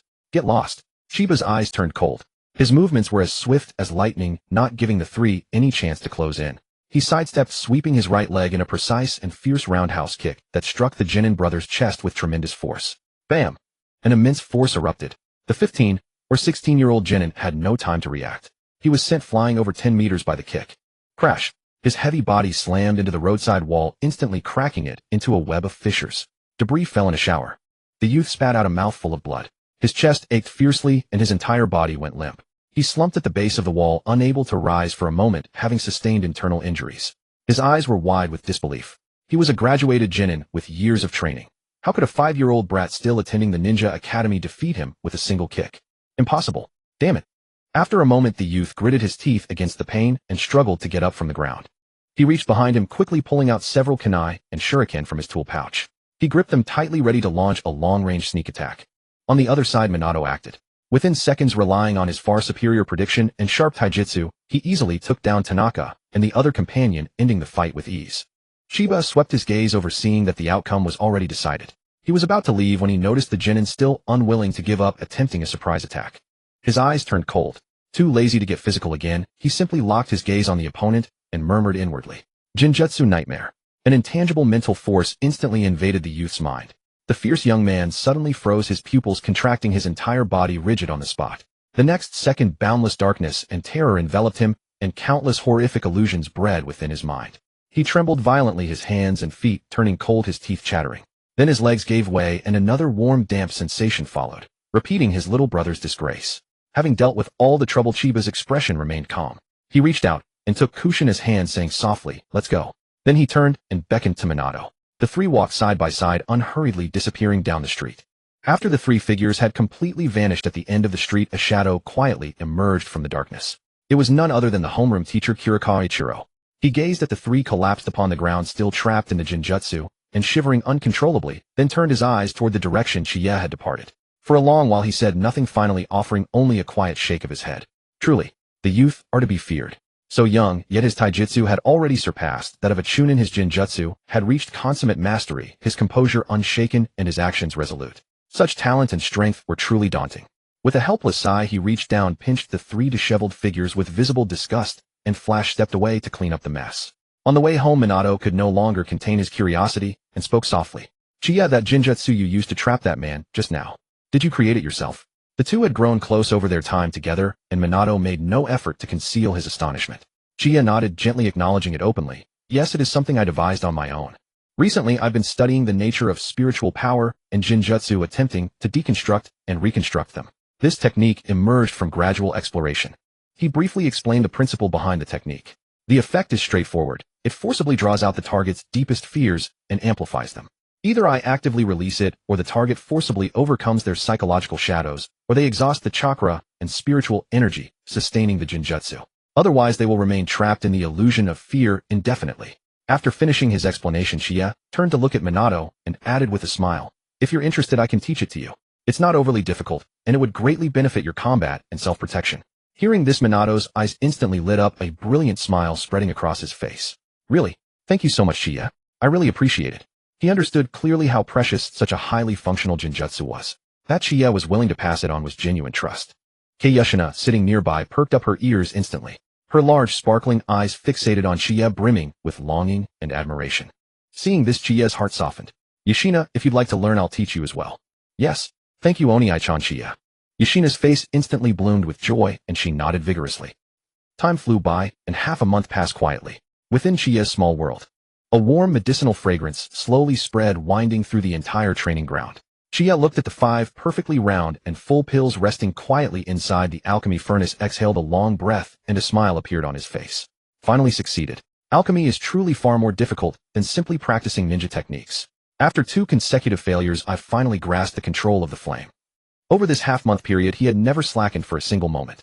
To refine the body-tempering pill, he first spent several days collecting, purchasing, and selecting various supporting herbs, distinguishing their properties, and grading their years, completing all preliminary preparations. Meanwhile, he dedicated substantial time each day to profoundly studying the intricacies of alchemy, relying on his Grandmaster-level heritage and relentlessly practicing his fire-release flame control techniques. Without the aid of a personal alchemical flame, earth fire, or heaven-defying flame, he forged an alternative path, condensing pure fire-release chakra to forge the pills. This was undoubtedly the most arduous route. The entire refining process required sustained stable flame output along with millisecond precise adjustments to temperature, intensity, and flame formation based on the herb's refining progress and the pill's forming stage. It consumed massive amounts of chakra and spiritual energy throughout with extremely low margin for error. Had his chakra reserves not far exceeded those of his peers, his control not been so refined, and his Grandmaster level foundation not been in place, success would have been impossible. After accumulating experience from 2 failures, this batch finally formed flawlessly. Uchiha carefully removed the 5 body-tempering pills, his fingertips tracing their smooth surfaces, his eyes filled with satisfaction. Let me test the efficacy first and confirm there are no side effects before proceeding. He retrieved a porcelain vial, meticulously stored 4 of the pills, and set aside only 1 to test its properties. With a thought, his figure instantly relocated to the exclusive pet taming area within his small world. Whoa! The 3 snowy white wolf cubs immediately pounced over, joyfully nuzzling against his legs with eyes full of devotion. Uchiha chuckled and rubbed the heads of all 3 wolf cubs, then shook his head slightly. You won't do. The pill's effects are unknown. Administering it to you rashly would carry too great a risk. Testing on ordinary wild animals is the safest approach. As soon as the words left his lips, his figure flashed again, and he instantly appeared in the dense forest of the western district of his small world. He raised his hand and gave a gentle pull. A circling hawk in the high sky immediately dove down, obediently landing steadily before him, utterly tame. Without hesitation, Uchiha placed the body-tempering pill directly into the hawk's mouth. The pill dissolved upon contact, transforming into a stream of pure, warm medicinal energy that instantly flooded through the hawk's entire body. Call! The hawk let out a soft cry, spread its wings, and its bones and sinews cracked with a pleasant pop. Its expression was one of pure bliss. Uchiha immediately raised his hand, pressing his palm against the hawk's back, sending his chakra and spiritual sense in to meticulously monitor the pill's onset, the physical changes, and any residual medicinal properties. Seconds ticked by. After a full 2 hours had passed, Uchiha slowly withdrew his palm, and a wave of delight instantly lit up his eyes.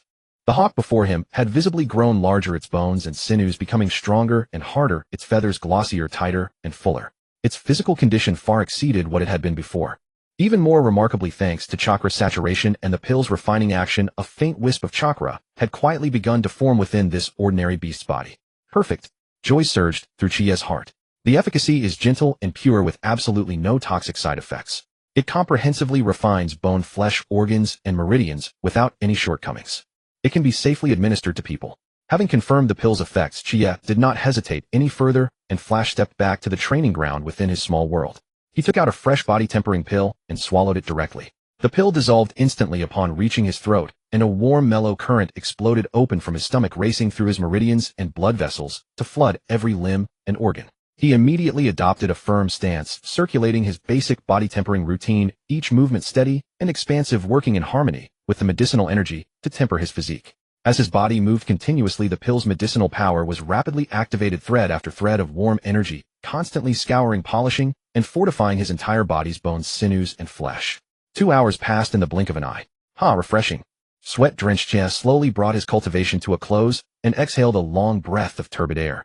Carefully sensing his own state, his entire body felt light and powerful, his bones and sinews noticeably strengthened, his skin and flesh more resilient, his limb reaction speed and impact resistance all elevated across the board. Even his meridians, the hardest part to temper normally, had been slightly widened and strengthened by the medicinal energy. Checking his status panel, his constitution attribute had increased by a full 5 points. Though a modest increase, the gain was solid without any after effects and terrifying and cumulative effect over time. The results far exceed expectations. I can begin mass producing these now. Uchiha's eyes gleamed with sharp light and a plan already formed in his mind. I'll refine more in the future. Minato, Kushina, Tsunade, and Nobunaga will all benefit from them. I'll strengthen everyone around me, raising our overall combat power. The ninja world war was approaching. Only by being strong enough himself and ensuring those around him were equally formidable could he stand firm and secure his place.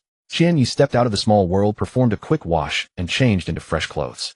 Glancing at the time, he realized it was almost dinner hour. He strode straight into the kitchen and began preparing supper. Before long, light footsteps sounded outside, accompanied by Shui Min's clear voice. Qianyi, I'm back. It smells so good. Have you already started cooking? Qianyi poked his head out of the kitchen and replied with a smile, back already. Just a few more minutes, dinner will be ready soon. Need any help? Shui Min walked to the kitchen door and leaned in to ask.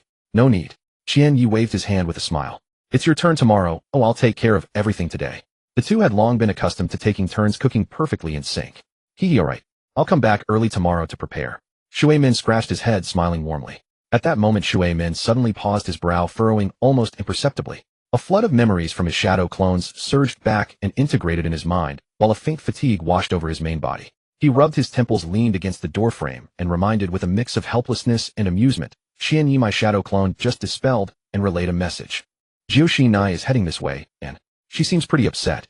You didn't go to school in person today, only used a shadow clone to attend class. She's a bit angry. Be prepared. Shui Min secretly felt relieved that he had withdrawn early, otherwise he would have been entangled by the girl's temper. What? Qianyi paused in his movements, his face full of resignation. I clearly told her yesterday that I would be refining pills today and couldn't go to school in person. Why is this girl still throwing a tantrum? He shook his head, then chuckled. Never mind, when she gets here I'll teach her the shadow clone technique. The stuff at school is too basic, a complete waste of time. Let her also use shadow clones to attend classes and focus on cultivation with her main body. War was approaching, and they had little time left for peaceful growth. As a candidate for the Nine Tails, Jinchuriki, Kushina's future was destined to be turbulent.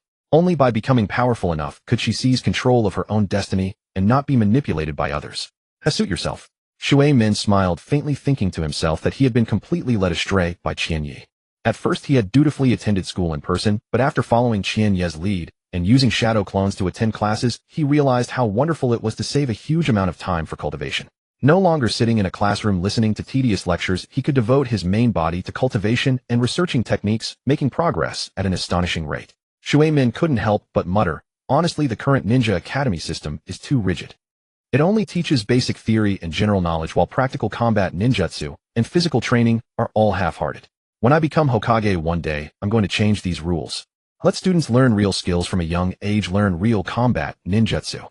Hearing this, Qianyi couldn't help but let out a light laugh and shook his head slightly.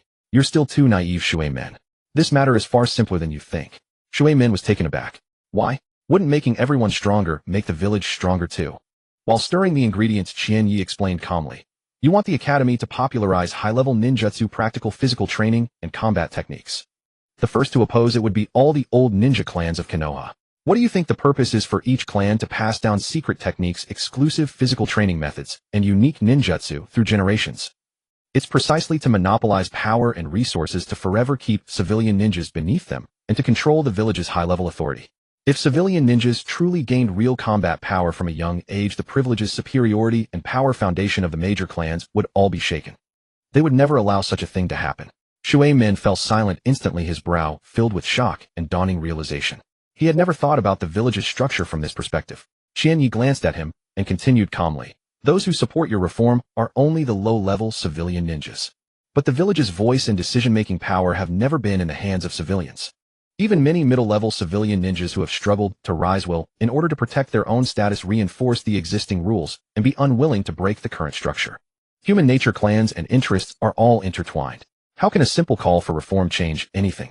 These words, plain and simple, struck home, thoroughly exposing the deep-rooted ills of Konoha. Shui Min stood there speechless for a long time. The youthful, passionate idealism in his heart had for the first time been gently cracked by reality. Shui Min was utterly confused and instinctively pressed. Why? This is clearly a good thing. If everyone's overall strength increases, the village's combat power will rise accordingly. In the long run, Konoha will only grow stronger. There's no downside. Qianyi nodded lightly, his expression calm, but his words were insightful. That's the logic, but the shinobi world has never been one where the right thing is always recognized. What governs all conflicts and rules has always been interests.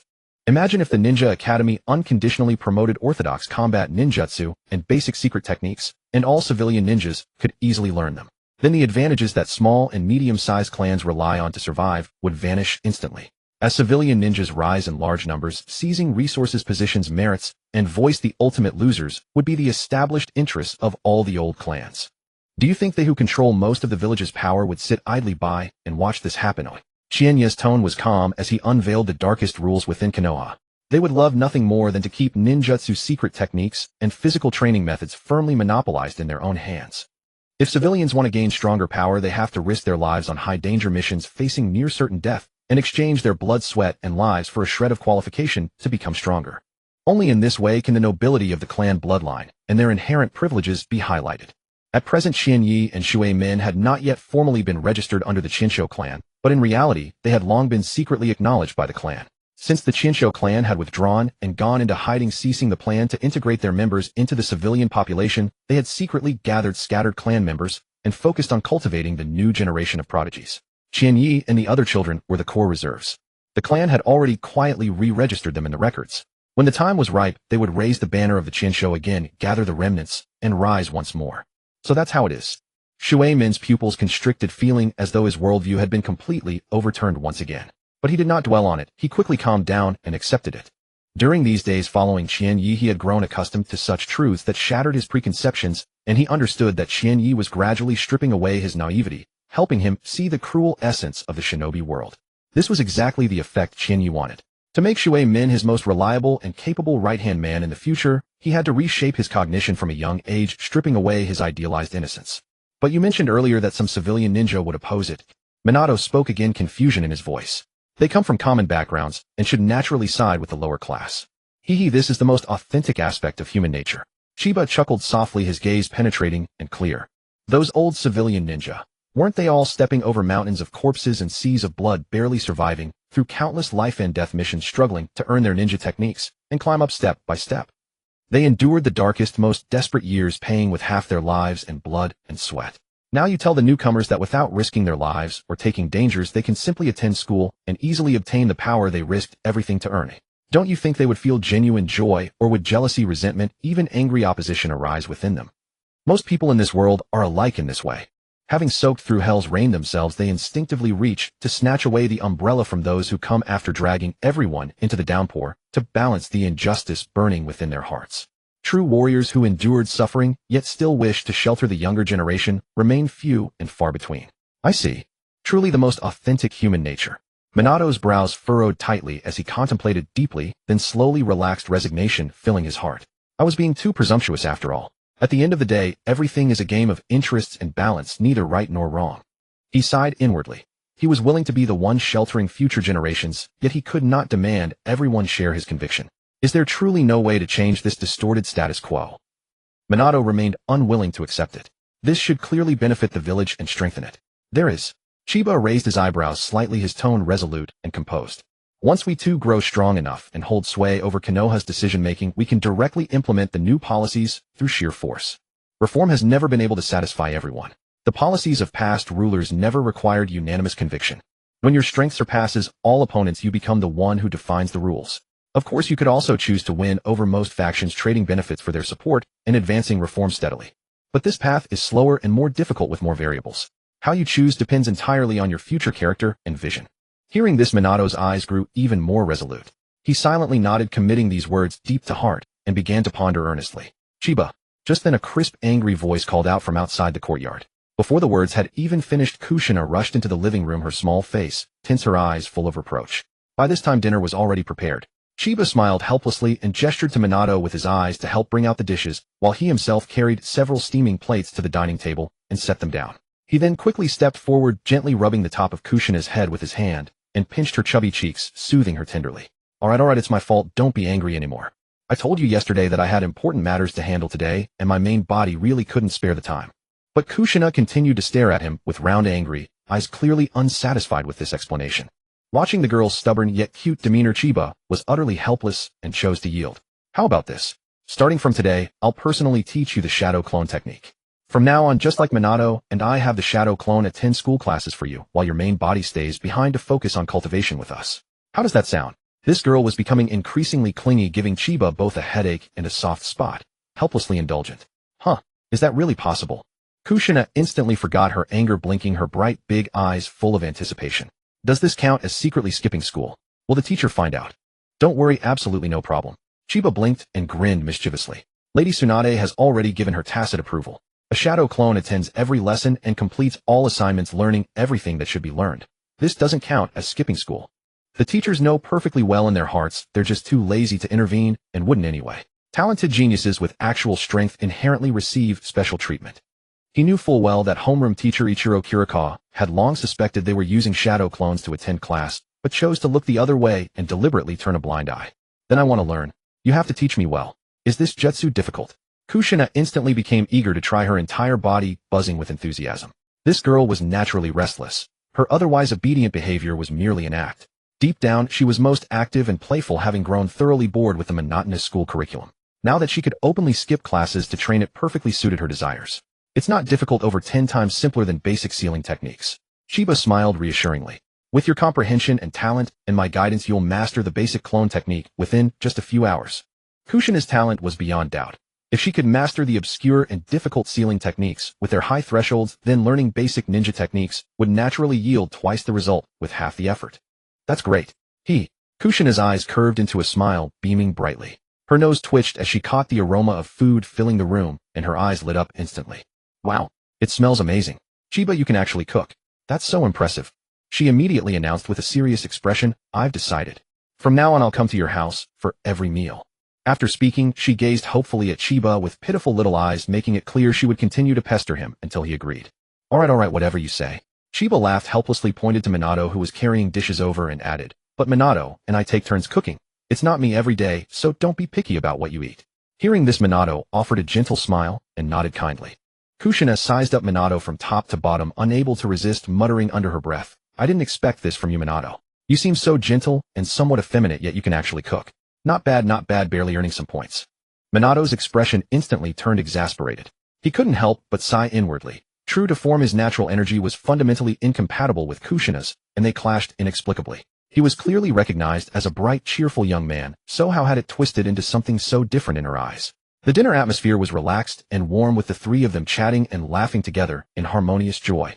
Halfway through the meal, Chiba suddenly spoke up, breaking the casual conversation. By the way, Minato, Kushina, I successfully refined a secret medicine today. It's specifically designed to temper the flesh and strengthen bones, tendons, and physique. When combined with taijutsu training, the results are excellent. The medicinal effect is more than 10 times stronger than the bath packs distributed by the clan. I'll give each of you one pill first to test the effects. Once I produce more in bulk later, I'll prepare additional doses for you. As he spoke, Chiba appeared to be fumbling inside his robe, but in truth, with a mere thought, he retrieved a pristine white porcelain bottle from his miniature world. He poured out 2 round, lustrous white pills with a subtle medicinal fragrance, body-forging pills, and handed one to each of them. He then carefully explained the optimal timing for taking the pills, the secrets of coordinating them with training, and the complete range of their medicinal effects. Wow. Chiba, is this secret medicine you refined yourself? It sounds so precious.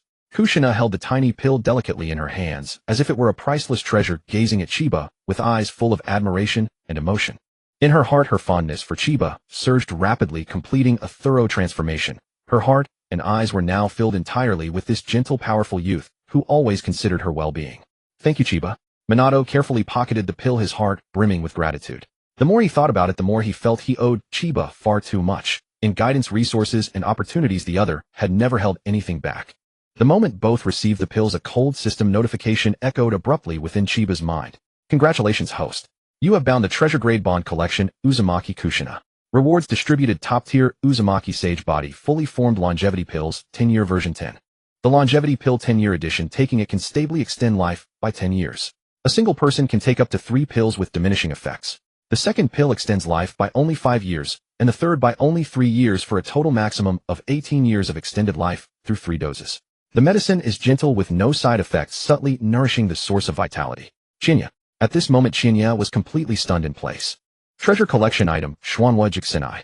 He never expected that the system would pop up such a reward prompt. After a brief moment of shock, Chinya quickly regained his composure on the surface, continuing to eat, as if nothing had happened, while a storm raged within his heart. He silently questioned the system. System, what's going on? Why did Jixinai become my exclusive collection item? The next second, a stream of information flooded into Chinya's mind, allowing him to instantly understand the rules. It turned out that in the system's judgment mechanism, if someone develops a sense of belonging, unwavering affection, and loyalty toward him, it is equivalent to actively surrendering their spirit and ownership to him. Not only women who are deeply in love with him, but even loyal followers under his command, upon meeting the conditions, can be judged by the system as special treasure collectibles. This is really... After receiving all the information, Chinya was at a loss whether to laugh or cry. Absurd yet reasonable. Beyond the mix of emotions there was more of an indescribable ecstasy. This meant he had unlocked a brand new path of collection, no longer limited to techniques, secret arts, and treasures. People's hearts, bonds, and loyalty. All could be collected. Moreover, the reward this time was richer than imagination. Top-grade Xuanhua, immortal body. It's a pity I've already awakened the complete template, so it cannot be stacked. Qinya calculated in his mind. It would be a waste to let this top-grade immortal body go unused. He could leave it for Jixinai later. She already possesses pure Xuanhua bloodline, but it's not perfect. The template would allow her to undergo a complete transformation. The real surprise is these 10 longevity pills. A deep joy flashed in Qinya's eyes. During this time he had been secretly searching for various rare treasures and studying medical arts, all in an effort to find a way to extend Xuanhua Shuhu's life, but he had found nothing. Now after searching high and low he had found it without any effort. A single person's maximum extension of 18 years may seem modest, but in the current context its value is immeasurable. Qinya understood. As long as he could extend Grandma Shuhu's life by just a few years, he would be able to grow to a point where he feared neither the third Hokage nor any force in Konoha, completely breaking free from others' protection. Moreover, Shuehu treated him sincerely and was one of the few elders he truly respected in this ninja world. If he could find the true path to immortality in the future, he sincerely hoped that this gentle and kind old woman could enjoy a long and peaceful life. But I can't give it now. Qinya quickly suppressed his restless thoughts. At present he was still young. Taking out such a miraculous longevity elixir out of nowhere would be too abrupt and impossible to explain. Wait a little longer until my medical skills completely surpass Sister Gongsho's, and I establish myself as a top-tier physician in the ninja world. Then when I present the longevity pill, I'll say it's a pill I created after years of researching pharmacology combining the Senju and Xuanhua traditions. It will be perfectly reasonable, and no one will be able to question it. Qinya made his plans internally and felt at ease. Brother Qinya, what are you spacing out about?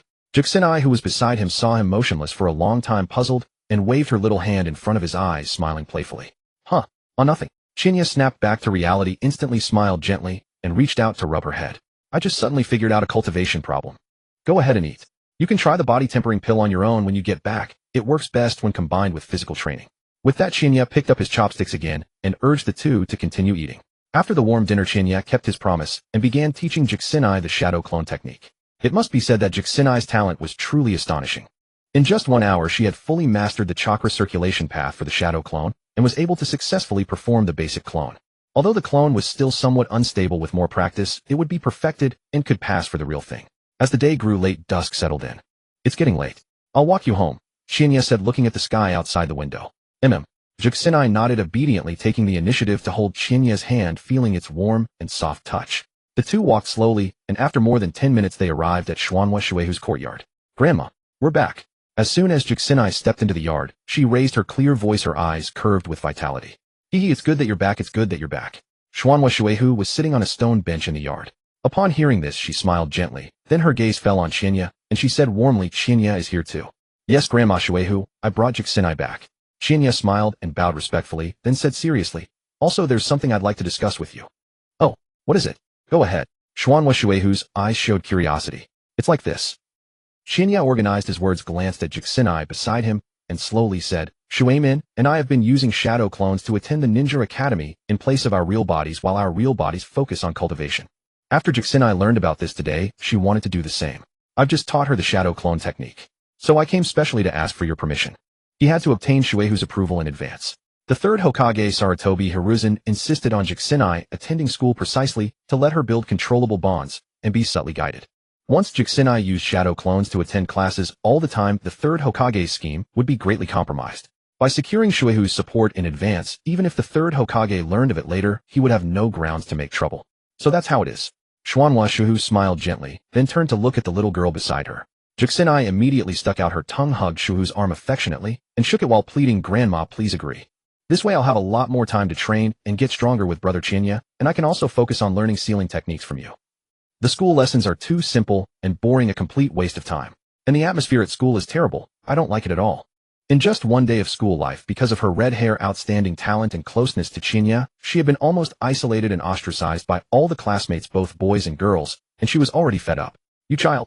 Xuanhua Shuehu shook her head helplessly, her eyes full of affection. All right, Grandma agrees. Agrees to what?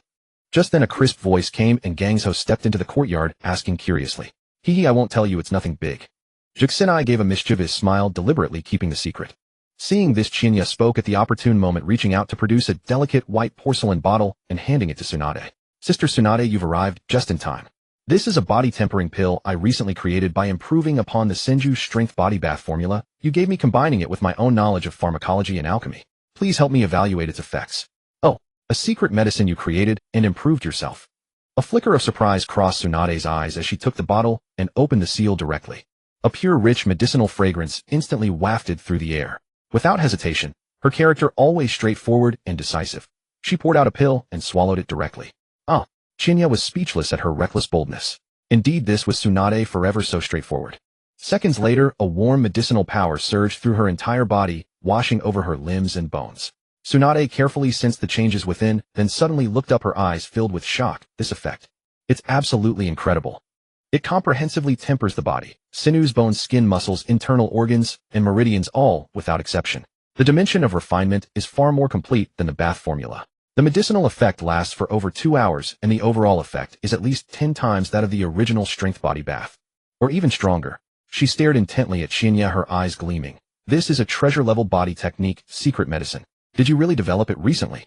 Uzumaki-Mito, standing nearby, also showed surprise, giving Chinya a deep, gratified look. Absolutely true. Chinya nodded with a light smile. Tsunade pondered for a moment, then asked seriously, then what is the cost of this pill? How difficult is it to refine?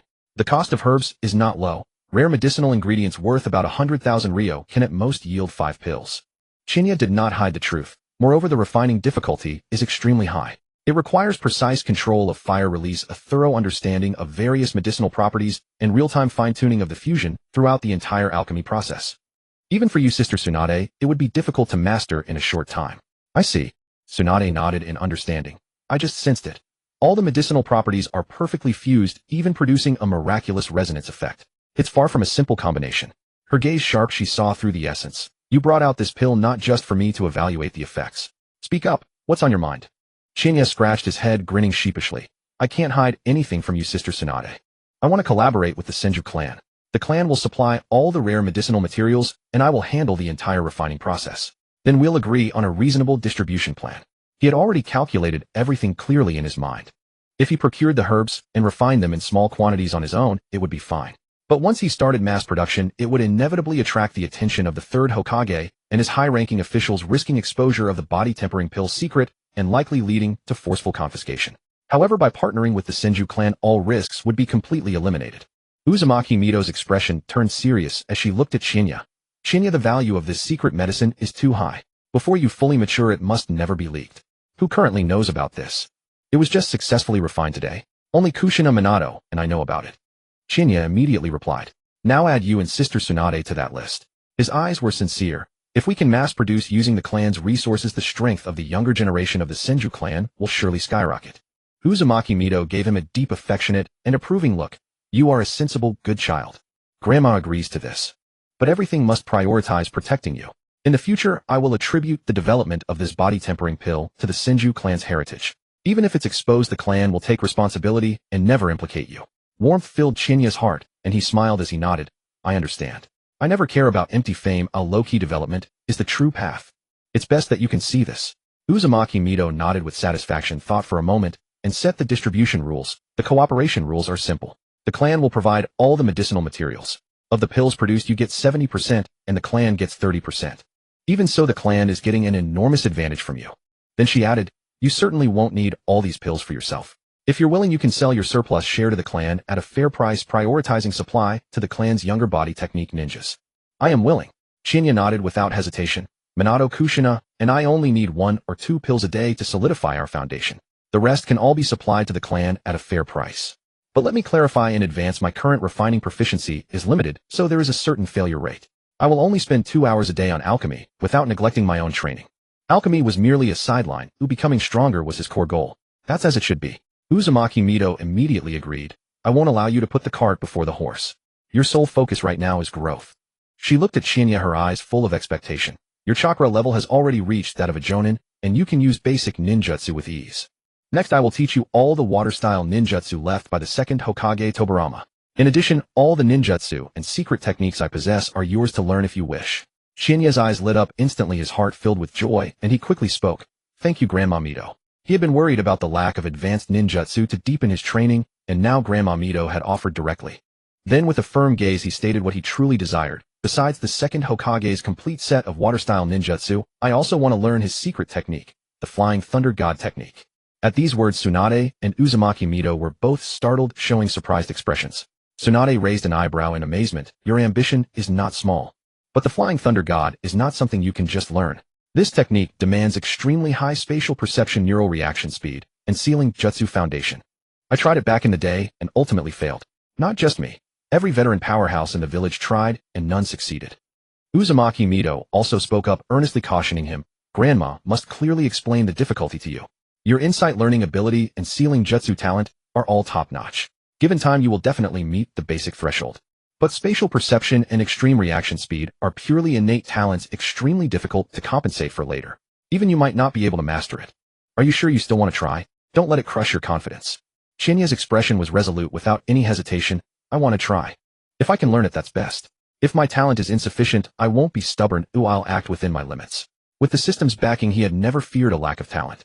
Even if his initial talent was insufficient, the moment he obtained the secret technique scroll, the system would surely grant corresponding compensation, rewards to fill the gap. Good. Since you've made up your mind, Grandma will grant your wish.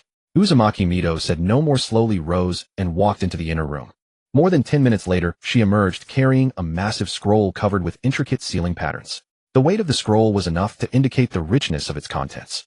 She solemnly handed the scroll to Chinya, her gaze gentle and expectant. Take it. This contains the complete accumulation of water-style ninjutsu by Senju Tobarama throughout his life, as well as the complete cultivation method and sealing marks for the Flying Thunder God technique. Chinya, train well and grow up quickly. Yes. Thank you, Granny Shuehu. I will not let you down. Qianyi solemnly accepted the heavy sealing scroll with both hands, his eyes filled with deep emotion and unwavering determination. The moment the scroll touched his hand, the system's icy notification tone blared through his mind in an endless barrage. Congratulations, host. You have obtained the treasure collectible Flying Thunder God Technique Training Manual. Rewards: top-tier spatial ninjutsu talent, top-tier neural reaction talent. Congratulations, host. You have obtained the rare collectible Water Release Hard Vortex Water Blade. Rewards: 1 liter of water of life, chakra 100. Congratulations, host. You have obtained the rare collectible Water Release Heavenly Weeping. Rewards: 1 liter of water of life, chakra 100. Congratulations, host. You have obtained the common collectible Water Release Wave Riding Strike. Rewards: chakra 50, 100 tails. Congratulations, host. You have obtained the common collectible Water Release Water Blade Slash. Rewards: chakra 50, 100 tails. Congratulations, host. You have obtained the rare collectible Water Release Water Dragon Bite Explosion. Rewards: chakra 50, 100 tails. Congratulations, host. You have obtained the common collectible Water Release Great Water Burst Wave. Rewards: chakra 50, 100 tails. Congratulations, host. You have obtained the common collectible Water Release Water Trumpet Technique. Rewards: chakra 50, 100 tails. A torrent of reward notifications flooded the screen with a massive influx of attributes and rare treasures, all credited to his account. Water of Life, a supreme treasure originating from the world tree of the elf plane. It swiftly nourishes one's innate vitality, repairs physical and spiritual wear, and possesses the power of self-healing and extending one's lifespan. Qian Yi was wild with joy, marveling inwardly. As expected, collecting Flying Thunder God directly maxed out 2 top-tier talents. Space perception plus neural reaction, the 2 biggest talent barriers to mastering Flying Thunder God, were completely leveled by the system. From now on, when cultivating this forbidden technique of the second Hokage, Fei Jin, he no longer had any talent deficiencies. And with Hard Vortex Water Blade and Heavenly Weeping 2 S-rank water release techniques, I directly scored 2 liters of Water of Life. This wave was a huge win. Qian Yi knew that this Water of Life was a divine life-saving object equivalent to possessing several extra lives in critical moments. Then a thought quietly surfaced, making his heart stir. The Water of Life mainly nourishes one's origin and restores vitality. Could it be used to extend Granny Shuehu's life? The answer was most likely yes. But Qian Yi quickly suppressed the thought and shook his head helplessly. It would be too difficult to explain. The longevity pill could still be passed off as the result of his own study of pharmacology and alchemy, but the Water of Life was a rare treasure of heaven and earth. No origin, no source, and no record in the ninja world. As a youth who had never traveled far, he simply had no way to explain where it came from. I'll keep it safely stored for now, and once my medical skill status and strength are sufficient, I'll bring it out at an appropriate time. After suppressing his distracting thoughts, Qian Yi spent a long time discussing with Gang Shou the blending of medicinal properties and refining insights for the body tempering pill, perfecting many details. Only then did he take leave of everyone and return alone to his residence. As soon as he returned to his bedroom, Qianyi immediately set up a ceiling barrier to block detection, sat cross-legged on the bed, and said, "System claim all rewards." The instant his voice fell, countless warm and pure currents poured out from the sea of consciousness in his brow, flowing through his limbs, meridians, and physical body. Even the source of his soul was being gently refined and strengthened. The transformation lasted over half an hour. When all the warm currents completely disappeared, Qianyi abruptly opened his eyes, a trace of subtle spatial light flickering in his gaze. The void around him had completely transformed in his eyes. Invisible spatial ripples, faint spatial movements, and fine spatial nodes in the air, all became clearly perceptible to his senses. Is this the top-tier spatial talent? It's so intuitive. Qianyi rose, stretched his limbs, and casually performed a set of basic taijutsu. Every tremor of his body and every signal transmitted by his nerves was swift to the extreme. In the past, his neural reaction was slightly inferior to Bo Feng Shui Min's, one of his few shortcomings. But now not only had that shortcoming been completely filled, it had even firmly surpassed him. Now everything is perfectly complete. A smug smile curled at the corner of Qianyi's mouth. Then he took out Fei Jin's sealing scroll, left a shadow clone to guard the bedroom under the pretense of training, and with a flash of his body directly entered the small world. Layer after layer of seals unraveled, revealing a large number of ancient ninjutsu scrolls, handwritten texts, and research notes. Qianyi quickly searched through them and pulled out the training scroll for the Flying Thunder God technique. What warmed his heart was that among the scrolls were also a great many of Qian Shou Fei Jian's handwritten cultivation notes, trial and error logs, and spatial formula analysis. It was obviously Shui who had specially organized everything for him, unreservedly bestowing upon him Fei Jian's lifelong research and accumulation on the Flying Thunder God. I absolutely will not let your expectations down, Qianyi thought to himself. Time slipped away quietly, and in the blink of an eye several months passed. Qianyi quietly welcomed his 6th birthday. Huff! In the courtyard at home, Qianyi let out a long breath of turbid air, his eyes bright and spirit radiant. Sealing arts have fully met the standard, and my spatial comprehension, chakra control, and neural reaction all satisfy the threshold for cultivating Flying Thunder God. During these months, he had not been the least bit slack. Every day, he traveled back and forth to my hospital to improve his medical skills, underwent intensive training in sealing arts with Shui, who cultivated the complete set of water release techniques left by the second Hokage to mastery, and also grasped the nature transformation of both fire and water chakra. At the same time, relying on the body tempering pill to continuously temper his body, his physique and chakra reserves skyrocketed across all aspects. At this point, by a conservative estimate, he already possessed top-tier Jonin-level raw strength, missing only a real battle to fully prove it. Tomorrow I'll officially begin cultivating Flying Thunder God. Filled with eager anticipation, Qianyi rarely went to bed early to conserve his energy. The next morning dawn broke. After breakfast, Qianyi took a brief leave of Shui Min and headed alone to my ninja tool street. Walking into the familiar old ninja tool shop, Qianyi said directly, "Boss, get me the specially made kunai I ordered half a month ago." "Oh, it's Qianyi. I've been keeping them ready for you." The boss immediately brought out a heavy bundle of specially made kunai and placed it on the counter. 20 in total, forged from 100 refined steel mixed with chakra metal, 100,000 taels each, a total of 2 million taels. This, Qianyi drew in a sharp breath, his face full of pain. "Boss, I'm a regular customer. But for such a large order you can't give me any discount." The boss waved his hand helplessly. "I really can't cut the price. Each blade has 5 grams of rare chakra metal mixed in. The material cost alone is extremely high, plus the precision shaping and polishing to optimize chakra conduction. I'm barely making any profit off these. It's precisely because you're a regular customer that I'm even taking this order at this price." As he spoke, the boss couldn't resist complaining. "I truly don't understand. Kunai are consumables. Why would you want such a luxurious configuration?" Qianyi laughed and shook his head, not explaining the reason, and directly handed over the money. "All right, no bargaining. Here's the 200 deposit and 180 in full. Count it." The boss quickly counted and then smiled, waving his hand. "The amount is correct. Take care, Qianyi. Come again next time." Qianyi, carrying the heavy bundle of 20 specially made kunai, hurried to the secret training ground outside the city. Meanwhile, Minato had long been training here. When he saw the slender, uniquely textured kunai in Qianyi's hand, he was instantly captivated, his eyes full of curiosity. "Qianyi, are these the kunai you specially forged for the Flying Thunder God? They don't look like ordinary kunai at all, more like short swords." "Exactly." Qianyi nodded and said with a wince, 20 blades, a full 2 million ryo. It burns money like crazy. 2 million. Minato's pupils constricted as he sucked in a cold breath.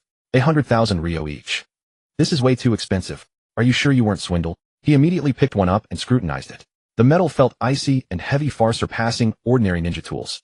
"Not swindled." Qianyi smiled, shaking his head, and infused a wisp of chakra into it. A pale blue chakra halo instantly enveloped the entire kunai, flowing smoothly, with no stagnation whatsoever. Every single one is blended with chakra metal paired with 100 forged steel. Chakra conductivity, toughness, and stability are all at the pinnacle. Try it, and you'll see. Following his words, Minato poured in his chakra and instantly looked startled. The conductivity is amazing. At this quality, it can easily serve as a top-grade close combat short sword. You're too extravagant. What can I do? Qianyi shrugged helplessly. Ordinary kunai have unstable materials and poor conductivity. They simply can't support the space-time formula of the Flying Thunder God. By the way, I tested you before. Your spatial perception and neural reaction are incredibly gifted. In the future, you'll definitely be able to master the Flying Thunder God. Start saving up now. Otherwise, when you want to learn it, you won't even be able to afford the special kunai. How awkward would that be? Hearing this, Minato's face instantly clouded with bitterness and his stress surged. Stop talking. I can feel my training pressure maxing out. This forbidden technique burns money.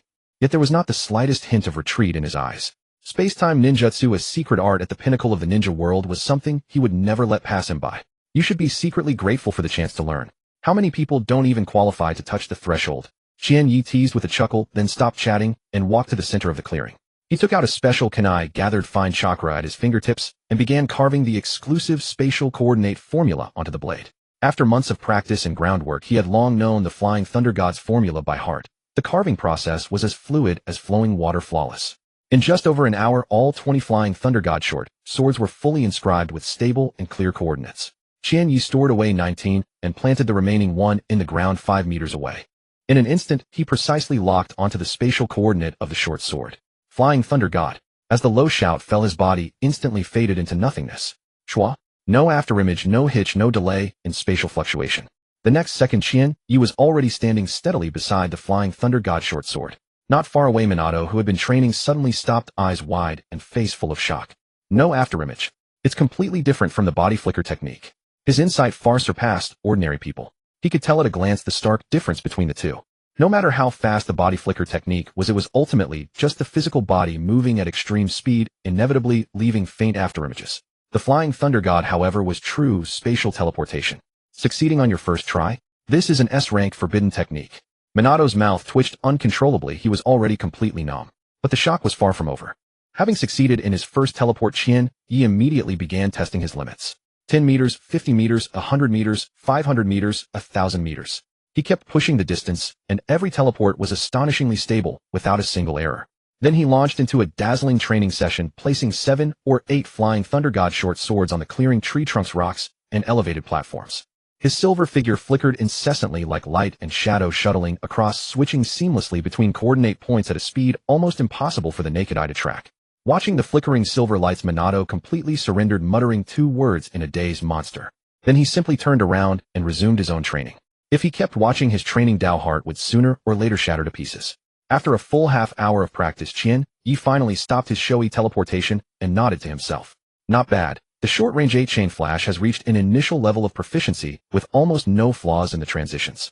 He didn't pause, continuing to test the distance limit and coordinate stability. Another hour later, with most of his chakra depleted, Qianyi was forced to stop. Sure enough, the farther the distance, the chakra consumption skyrockets exponentially. Within a kilometer, the consumption is still acceptable. Once you exceed a kilometer, it doubles outright. Qianyi quickly reviewed the issues. First, even though my spatial talent is top-notch, my proficiency isn't enough and long-distance sensing isn't stable. Second, the formula carving still has subtle flaws. The coordinates aren't firm enough, requiring extra chakra to maintain stability. Having identified the shortcomings, he now had a clear direction for subsequent training. As he pondered, Qianyi's peripheral vision inadvertently swept over the dense treetops several hundred meters away. He then casually withdrew his gaze, the corner of his mouth curling into a faint mocking smile. He secretly complained, "Senior Umbu, can you be a bit more professional in hiding? Your chakra concealment is riddled with holes. Even without the mind's eye of Kagura, I can easily lock onto you with just my basic perception." He knew well that ever since his displayed talents grew more and more terrifying, the Konoha higher-ups had never stopped their covert surveillance of him. It seemed this Umbu ninja also understood that any lurking was futile before a perception talent of his level and had simply half given up. Ever since he became Tsunade's disciple, Qianyi's strength, perception, and foundation had surged in all directions. Those Umbu who lurked around his residence year-round, tasked with monitoring him, were seen through at a single glance long ago. At first, when he had nothing better to do, he would occasionally use various petty tricks to deliberately mess with them, finding it amusing to see the hidden figures tense up and panic, yet dare not show themselves. As time passed, he simply couldn't be bothered anymore. The surveillance of a few ordinary Umbu could not affect his training and plans. But when it came to truly core secrets, he was always cautious. The spatial ring, the inner world, the system rewards. These heaven-defying trump cards were never revealed, even a fraction.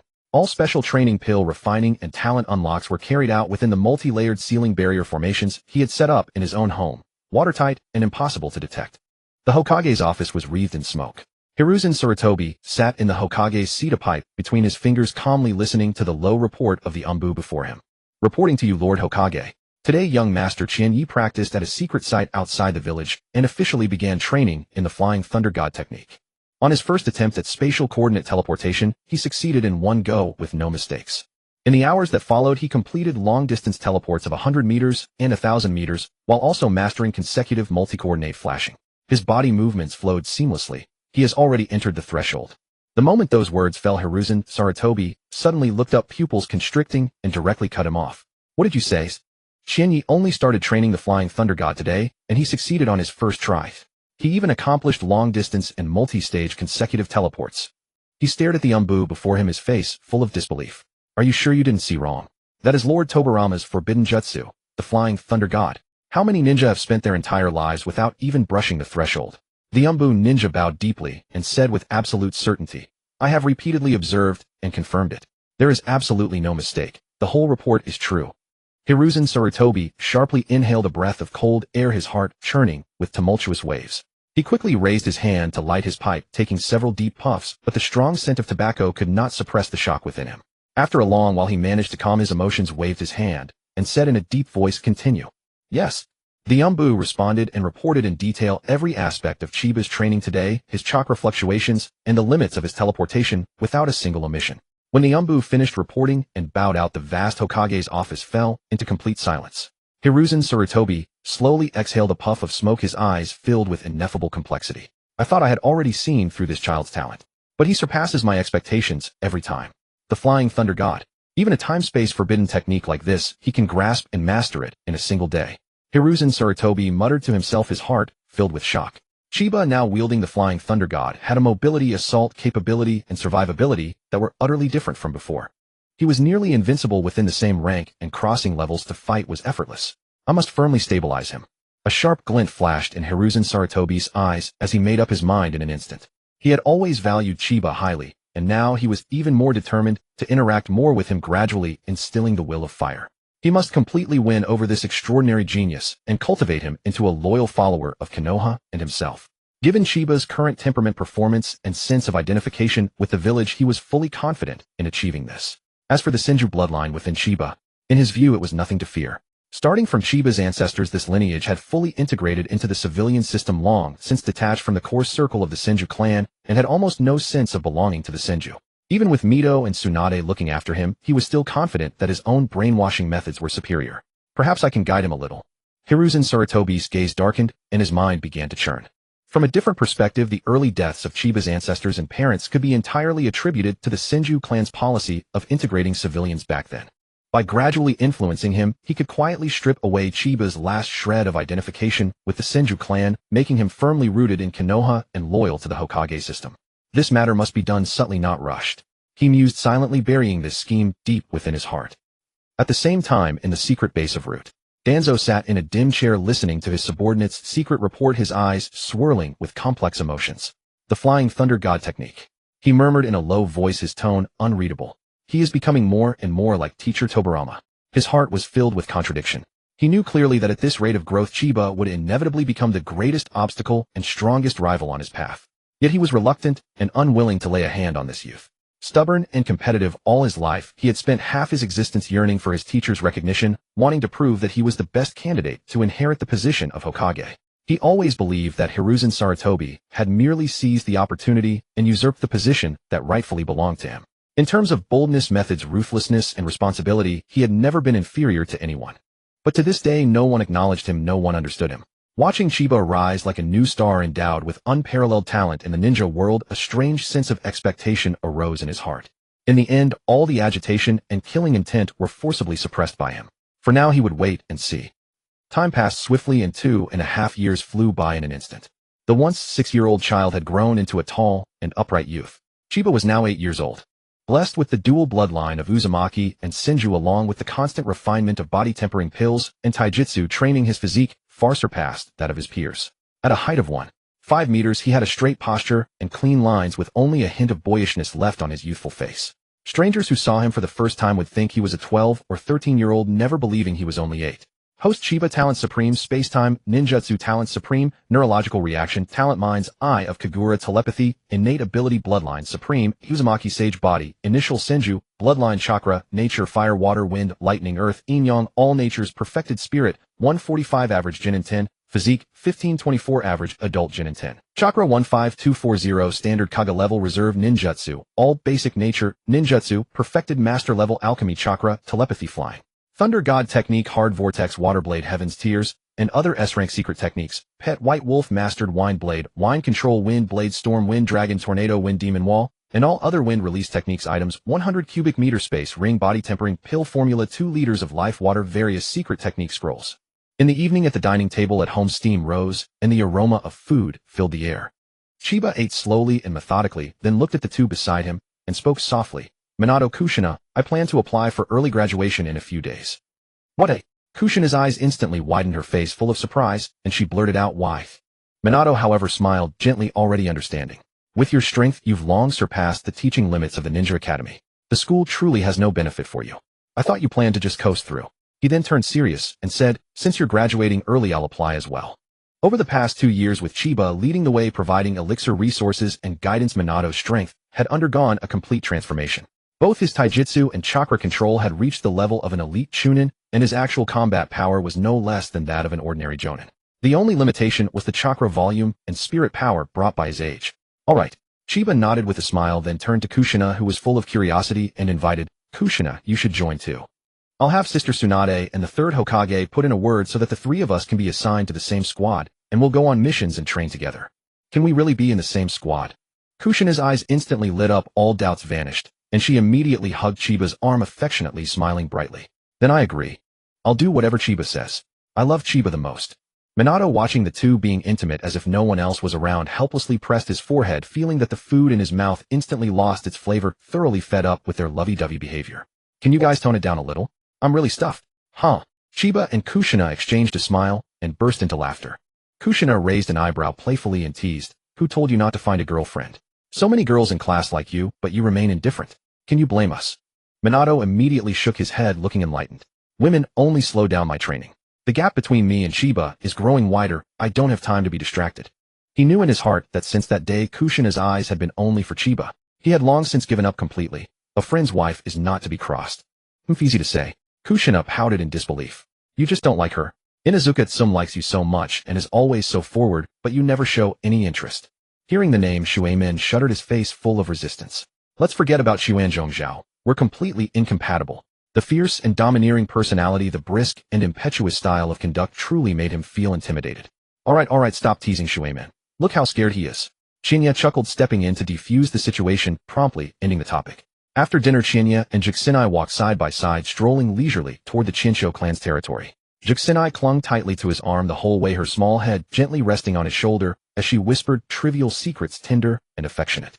The villagers and ninjas they encountered along the way all smiled and glanced sideways, no one daring to disturb them, leaving only heartfelt fond smiles. A journey that should have taken only a few minutes was stretched into a full half-hour by the couple. Stepping into Shuehu's courtyard, it was brightly lit.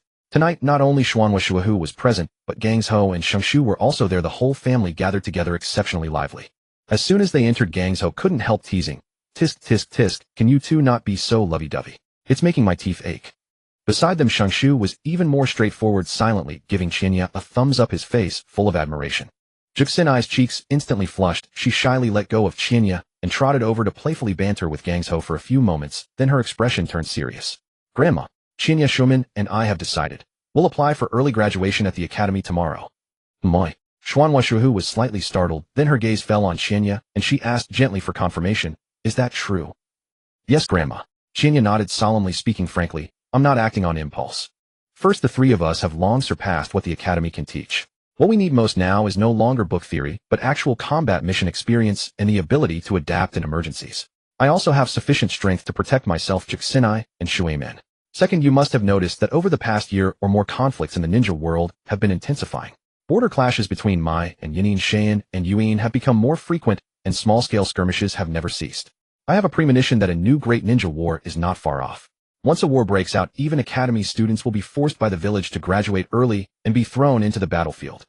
Rather than being forced to fight, it's better to graduate voluntarily now, while the war hasn't started, and take on more missions to accumulate practical experience. His reasoning was clear and thorough. Hearing this, Xuanhua Shuehu's eyes were filled with relief, and she nodded slowly. You've thought it through comprehensively. Your vision is far more long-sighted than your peers. I agree to this. She turned to look at Gangsho and proposed, I'll have Gangsho speak with Sarutobi to arrange for the three of you to be placed in the same squad, with Gangsho personally serving as your supervising jonin. How about that? No. Gangsho quickly waved her hands in refusal, looking helpless.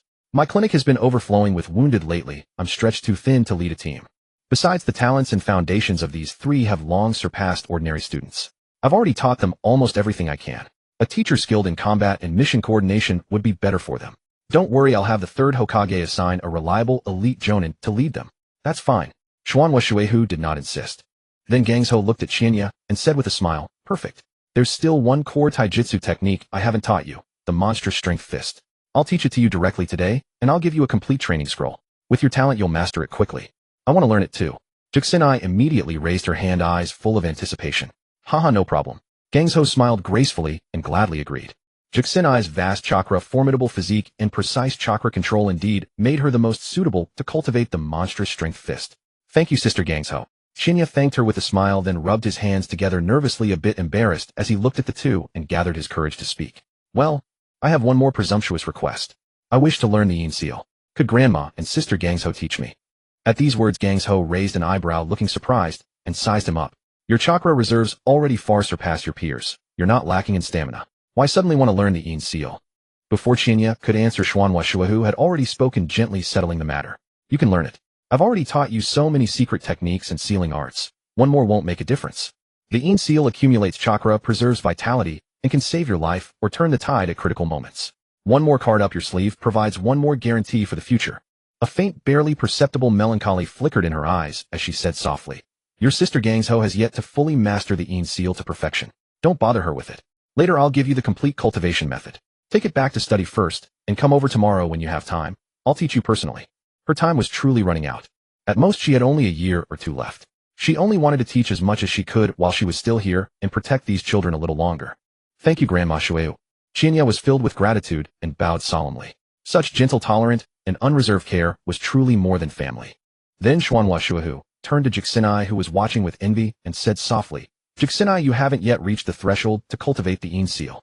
Wait until you break through to elite jonin and your chakra control and mental strength are fully up to standard. Then it won't be too late to learn. Even if I'm no longer here in the future, Qianya and Gangsho will teach you. Grandma. Juxinai's nose instantly tingled, her eyes reddened, and she quickly rushed into Shuhu's arms, hugging her tightly, her voice choked with sobs. You will live a long life for sure. My brother Qianya and brother Shangshu are still young. We can't be without you. That's right, Grandma. Don't say such unlucky things. Gangsho frowned slightly, her eyes filled with unconcealed worry, and her tone lowered. Among everyone present except for Qianya, she was the one who knew best the state of Shuehu's health. Relying on her perception far beyond ordinary people, she had long sensed that the flame of life within Grandma was growing ever fainter, like a candle flickering in the wind, ready to be extinguished at any moment. That's right, Grandma. You haven't seen me become Hokage yet.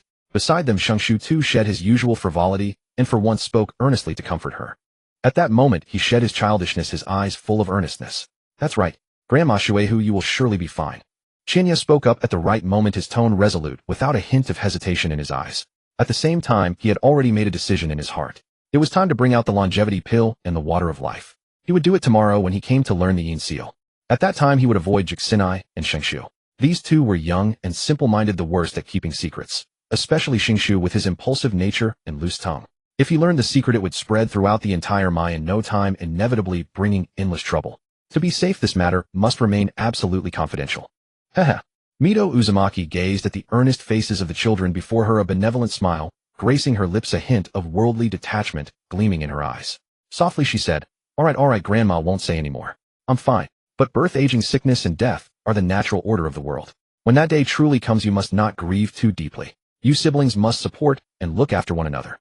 As her voice faded, her gaze fell heavily upon Chiba, and she admonished earnestly, especially you, Chiba. Your temperament is the most mature and steady. Grandma has the most peace of mind in trusting matters to you. Henceforth many household affairs shall depend on you.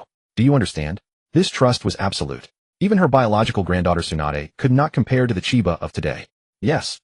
Chiba spoke not a word more, merely nodding heavily, engraving this charge deep within his heart. The atmosphere grew heavy and oppressive from this discourse on life and death, and no one had the heart to continue their idle chatter. Tsunade swiftly composed herself, breaking the silence with a gesture. She raised her hand, beckoning the others, and officially began teaching the fist of the monstrous strength. She personally dissected the details of force exertion, the trajectory of chakra flow, and the techniques of tendon compression. With patient and meticulous explanations, she covered every key point, and also handed Chiba a scroll containing the complete cultivation method of the strength of 100 technique. The moment the scroll touched his hand, the system's alert abruptly resounded in Chiba's mind. Congratulations, host, for obtaining the rare collectible strength of 100 technique. Reward top-tier taijutsu talent, complete version of National Martial Arts, Shingi Quan Dragon and Snake Chapter. National Martial Arts, Shingi Quan comprises 6 major realms: Ming Jin and Jin Hua, Jin Dan Jin Gang Jin, and Jin Shinbu Hua. It is a supreme body tempering method that hones the flesh, controls chi and blood, and breaks the limits of the human body, perfectly compatible with the chakra system. Jackpot! Chiba's heart surged with ecstasy, a brilliant gleam of delight flashing in his eyes. The taijutsu talent was within expectations, but the complete dragon and snake chapter of Shingi Quan was an unexpected windfall. His thoughts raced as he began to calculate internally. If he could cultivate Shingi Quan to the level above Hua Jin, combined with the physique forged by his Senju and Uzumaki dual bloodlines, his combat power would undergo earth-shattering growth. If he could merge the force of Shingi with chakra, he could even develop an entirely new combat system. More importantly, if he passed this technique to Tsunade, it would undoubtedly double her battle prowess.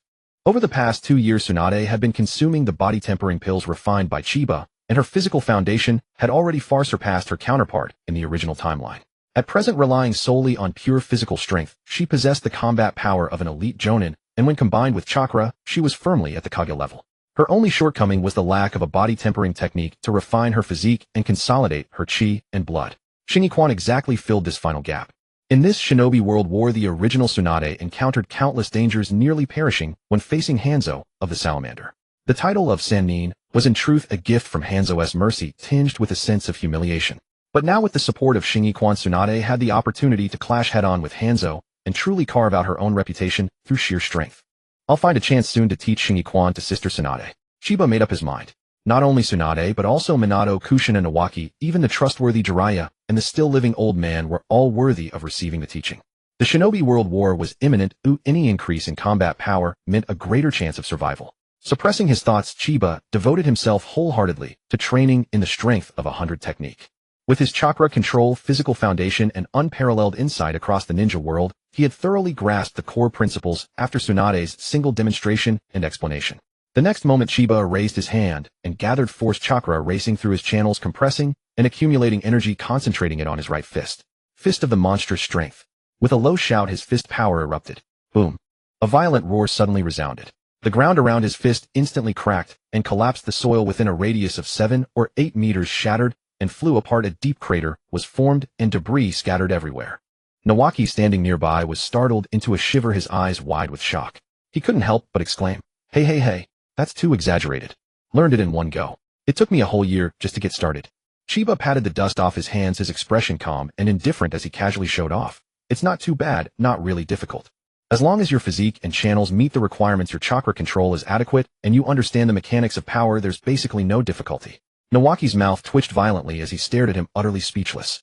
If you don't show off, we can still be good brothers. Tsunade stood with her arms crossed, her brows slightly raised, a hint of accustomed admiration in her eyes, and praised loudly, Not bad. As expected of my disciple, you never bring shame to your master. Over the years, Chiba's miracles were too numerous to count. She had long cultivated a calm mind, and no matter how stunning the scene, she wouldn't be astonished. Kushina, on the other hand, looked utterly composed. She gently patted Nawaki's shoulder and said with an air of maturity, Brother Nawaki, you're too unstable. This is all just basic routine for Chiba. Stay calm. Nawaki was completely speechless. So I'm the only one here who hasn't seen the world. Alright, Sister Tsunade, hurry up and teach me. I still haven't learned it. Kushina ignored the flustered Nawaki, immediately clinging to Tsunade and coaxing her to teach, then turned to Chiba with sparkling eyes. Chiba, you learn so fast, you must have a trick. Teach me too. No problem. Chiba smiled knowingly and together with Tsunade patiently began to guide Kushina in her training. Another hour passed, the night had deepened and time was already late. Chiba bid farewell to the others, and under Kushina's reluctant gaze, he left the Senju clan compound using the body flicker technique to return home. Back in his bedroom, he did not rush to rest. Instead, he raised his hand and activated the layered ceiling barrier. This barrier, after multiple upgrades, was sufficient to block all forms of surveillance from Konoha. Even the third Hokage and Danzo could not detect a thing.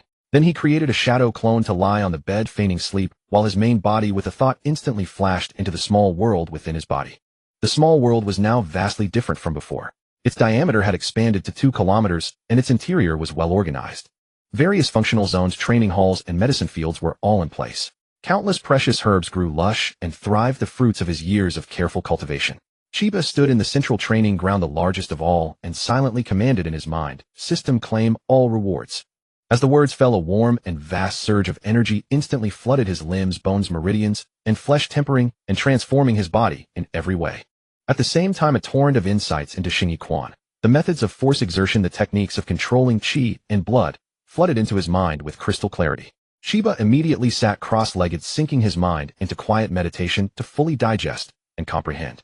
After an hour, the warm current dissipated completely, and all the technique information was thoroughly integrated. He then rose and assumed the stance of the standing pole practice, firmly planting the 3-body stance. With his top-tier taijutsu talent and body control, he achieved the initial level of the 3-body stance instantly. 10 minutes minor mastery. Half an hour major mastery. An hour later, the 3-body stance was directly perfected. The foundation under his feet instantly stabilized like a mountain. Chi and blood surged through his waist, legs, and abdomen.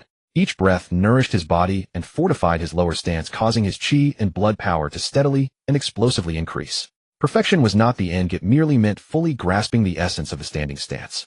From then on, daily cultivation would allow gradual accumulation and continuous improvement. Then Xianyi rose and proceeded to practice the 5 elements fist and the 12-form intent boxing.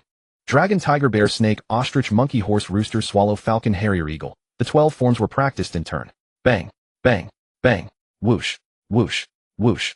The boxing winds howled, and the sounds of piercing air were unbroken. Each move was condensed and fierce, with penetrating force, twisting the power of the physical body into an unparalleled giant strength. After completing the entire set of form intent boxing, Qian-Yi felt his entire body's bones and tendons were thoroughly clear, his chi and blood seething. All the feelings of stagnation in his body dissipated, and the hidden bottleneck of his physical body shattered with a roar. Mingjin accomplished.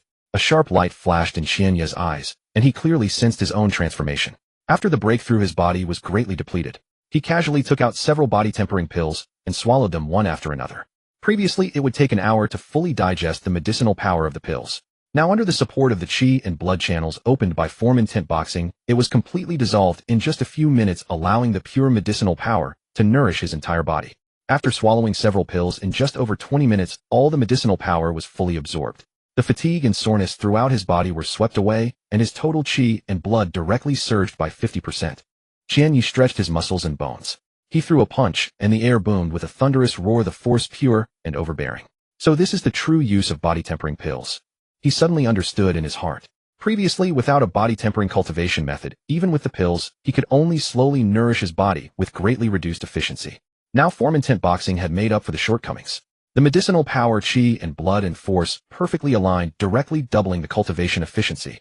Next, I must refine more body-tempering pills, stockpile them in batches, and help everyone around me break through their physical shackles as soon as possible. With his mind decided, Qian-Yi withdrew his practice and regulated his breathing, stabilizing the newly broken Mingjin realm. The night passed in a flash. The next morning, the dawn light broke through. After breakfast, Qian-Yi casually called out, "Let's go Shuaimin." The two of them lightly tapped the rooftop with their toes, using Shunshin to leap continuously, and in a moment arrived at the entrance of the Chinsho clan compound, where they saw Jixinai waiting from afar. The three of them landed with a leap. Qian-Yi smiled and took Jixinai's hand.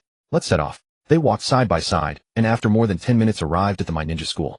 They did not go to the classroom. Instead, they went straight to the homeroom teacher's office, raised their hands, knocked, and entered. Inside the office, the homeroom teacher, Huan Ilong, looked up, surprise in his eyes. "It's you three. Is there something?" Qian-Yi got straight to the point, his tone resolute.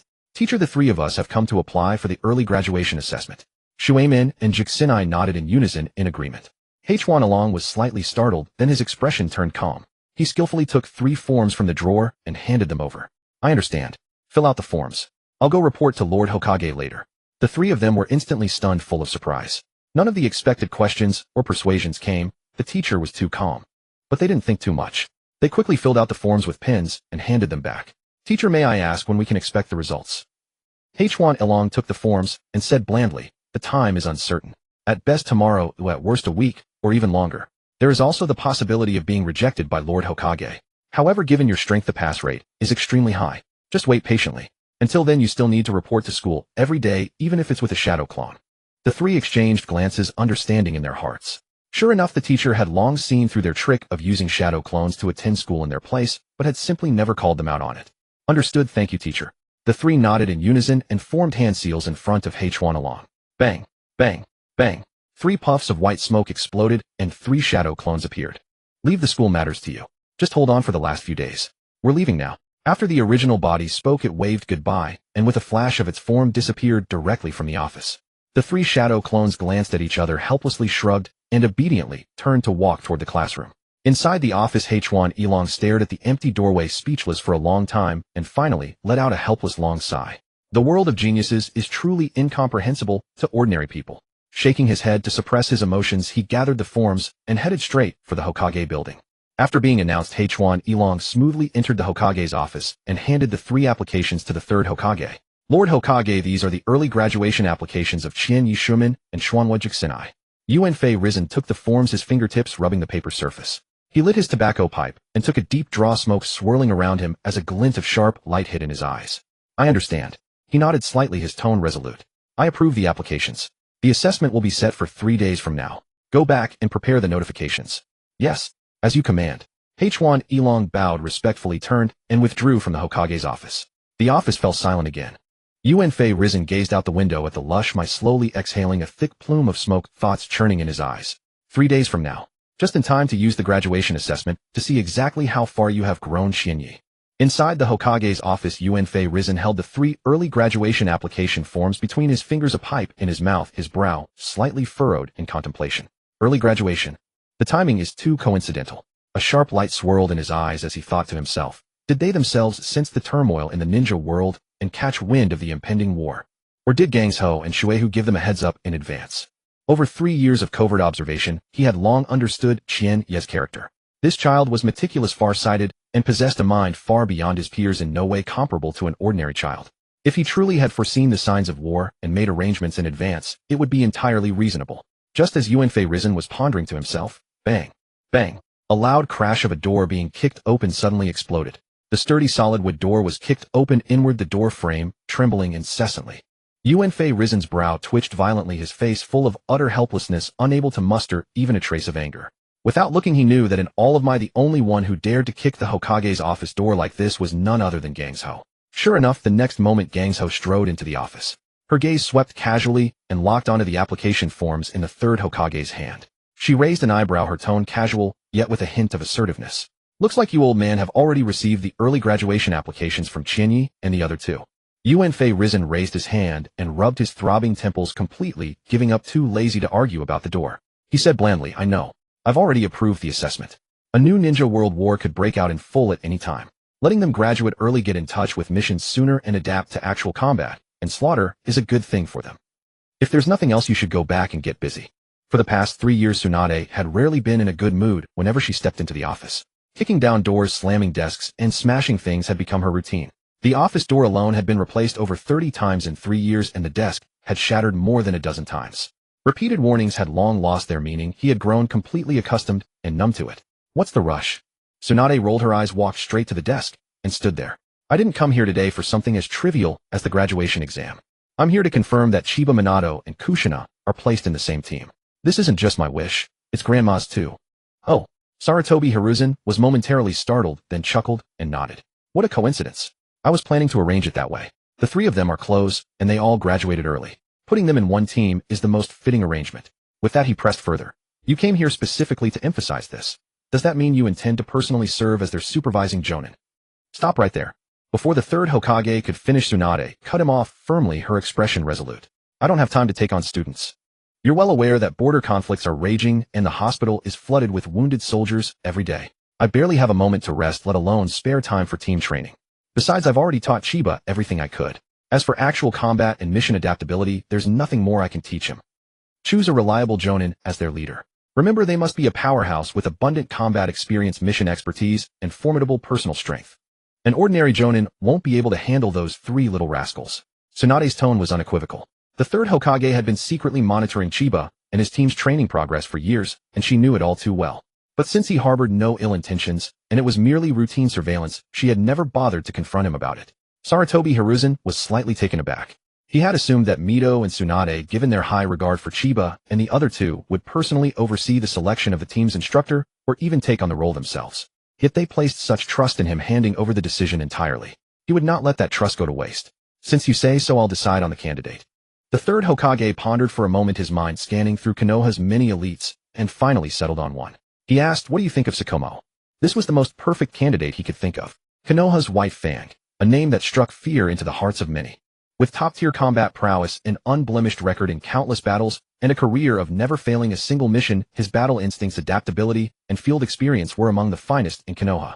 More importantly, Tsukumo was fiercely loyal, absolutely devoted to Konoha and the Hokage, upright in character, and clear in distinguishing public from private matters. He was the safest and most reliable mentor. In the third Hokage's mind, the Hokage was Konoha, and Tsukumo's loyalty to the Hokage meant loyalty to him, a trusted confidant. "Tsukumo-senpai." Tsunade's eyes lit up with instant approval, and she nodded without hesitation. Couldn't be better. With him leading the team, the three of them will hone their combat skills and mission discipline in no time. Grandma and I will rest easy. Then it's settled. The third Hokage nodded in satisfaction, waving his hand. "If there's nothing else, go attend to your duties. I'll handle the rest."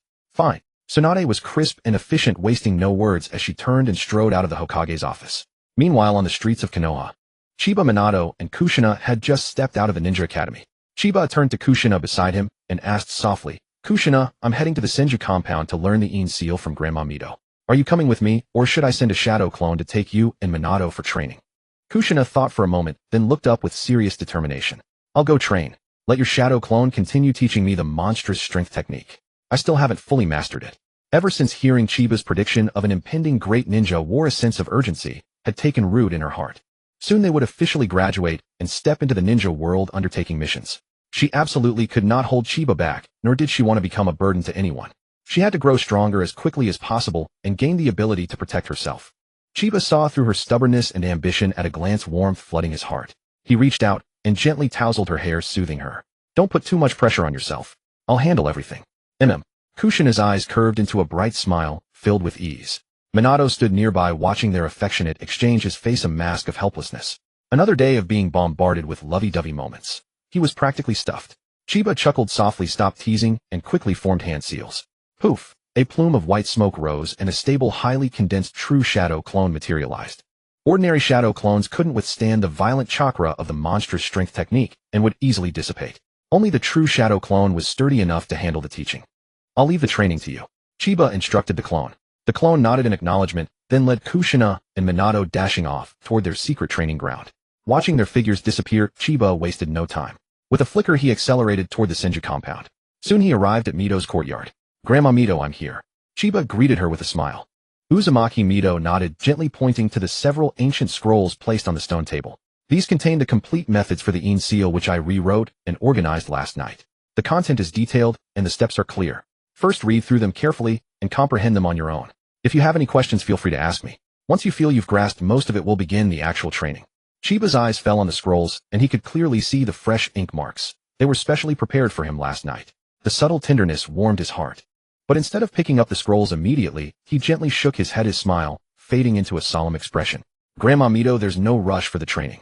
As he spoke, he lightly stamped his foot, instantly activating the double-layered isolation barrier hidden in the courtyard, sealing off all perception and blocking any prying eyes.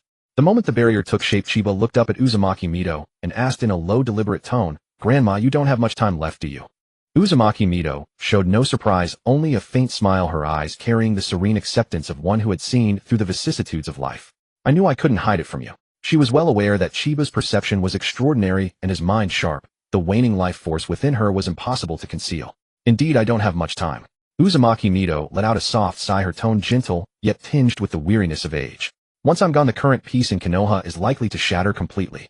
Then the ninja world will be thrown into turmoil and undercurrents will surge within the village. Whether it's you or the declining Senju clan, you'll face countless storms and hardships." She looked deeply at Chiba, her words like a final entrustment. "I don't ask much of you, Grandma. Only that after I'm gone you look after Tsunade Nawaki and Kushina. If possible also lend a hand to the Senju clan. Though their abilities vary, their loyalty is pure. In the future they can become your support, helping you establish a foothold in Konoha. Of course, aiding the clan will inevitably invite countless troubles and suspicions. The choice of whether it's worth it is yours. Chiba shook his head lightly, his smile open and resolute. I've long since had no other choice. From the moment I came to the Senju cared for by you and grandfather Maku, I have been irrevocably bound to the Senju clan. I cannot break free, nor do I need to. I accept all of your entrustments. His tone turned earnest as he added, but that is not the main point I wish to discuss with you today. He had never intended to let this gentle and kind elder fade away. Bearing the burden of the Senju's rise and fall, weathering the storms within the village, and contending with the chaos of the shinobi world. These heavy responsibilities were too much for an 8-year-old to shoulder. He hoped instead that Uzumaki-Mito herself would preside over their safety, protecting this peace and guarding them all. Uzumaki-Mito was momentarily stunned, her eyes filled with confusion. Then what is your main point? A faint suspicion stirred in her heart, but she dared not be certain. She studied Chiba carefully, and at this moment the boy's eyes held no sorrow or reluctance, only the calm assurance of one who had already made up his mind. This anomaly was utterly beyond comprehension. Chiba did not beat around the bush and spoke directly. Grandma, your lifespan is nearing its end, not because your own longevity is exhausted, but because you have been continuously draining your life force by sealing the Nine Tails all these years. Am I correct? Uzumaki-Mito's eyes flickered, and she nodded calmly. Indeed. Our Uzumaki clan is naturally long-lived. Without such draining, passing away peacefully after 100 years would be effortless. My current decline is entirely due to the backlash from the Nine-Tails seal. Creating a tailed beast sealing space within the body is like carving a hole in one's life essence, causing a constant leakage of vitality. If the Nine Tails were docile, fitting the seal and filling the gap, this loss would be negligible. But the Nine Tails is violent and restless, constantly rampaging. I have to expend chakra and life force to suppress its turmoil, while also continuously replenishing the life lost through the sealing hole. The dual drain accumulated over the years has depleted my life force prematurely, leaving me unable to reach my natural end. Chiba instantly understood completely. A person is like a vessel, life force, the essence within. Sealing a tailed beast is like drilling a hole in the vessel, temporarily plugging it with the beast's body. If the beast is calm, the hole is stable and leakage is minimal. If it rages, the plug fails, the hole leaks, and extra essence must be consumed to suppress it. A double drain that inevitably shortens one's life. Once the tailed beast is extracted, the hole is left unplugged, life force gushes out instantly, and death follows immediately.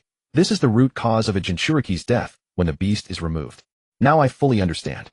Chiba nodded firmly, then reached out and took out an ancient spatial sealing scroll, spread it flat on the stone table, and touched it lightly to release the seal. With a puff, white smoke rose and dissipated, revealing a transparent container holding a pale green clear liquid quietly appearing before them. In an instant, a gentle, vast, and boundless life force silently filled the entire barrier space. This is... Uzumaki-Mito's pupils contracted, and she leaned forward, instinctively staring at the liquid in the container, her face filled with shock. Having lived for decades and seen countless treasures of the shinobi world, she had never felt such pure, gentle, and immense life force. Even a wisp of its aura surpassed the total life force of her own peak. Even the vibrant vitality of Senju Hashirama at his peak might not match 1% of this small bottle. What was more terrifying was that this life force was gentle and flawless, perfectly compatible with the essence of the human body. A brief perception was enough to judge that this substance could not only rapidly replenish depleted life force, but also elevate the upper limit of life essence, repairing physical injuries and cracks in the foundation.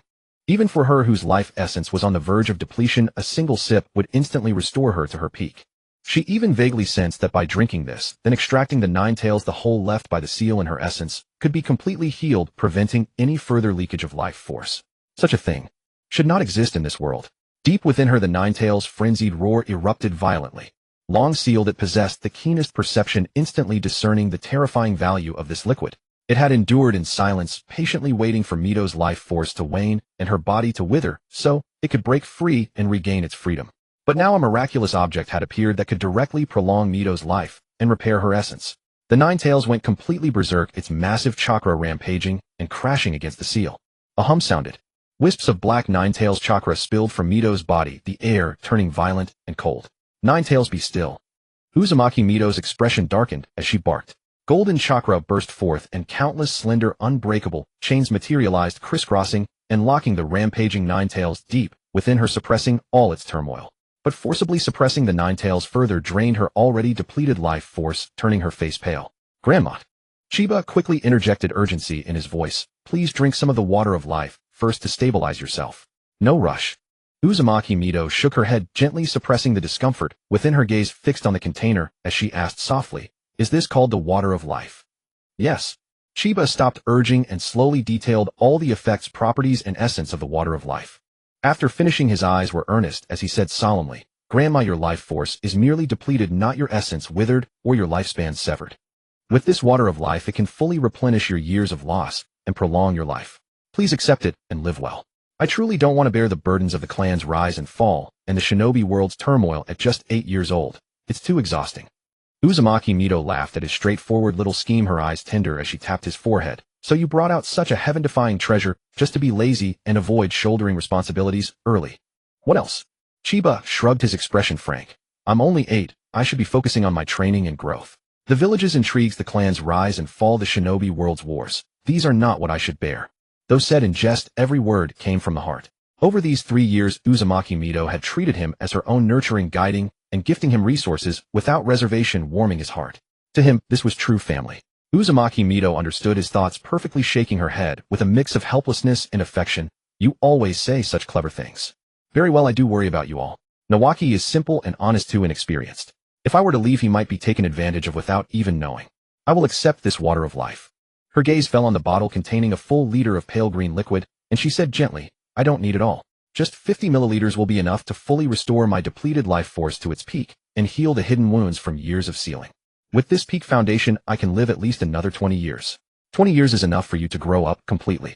By then you will surely surpass Hashirama and Tobirama, standing at the pinnacle of the shinobi world, while Tsunade and Nawaki will be able to stand on their own. When that day comes, Grandma will have no worries and can go to the Pure Land in peace to see Hashirama and the others." "No." Qianyi immediately shook his head, his tone earnest and unyielding.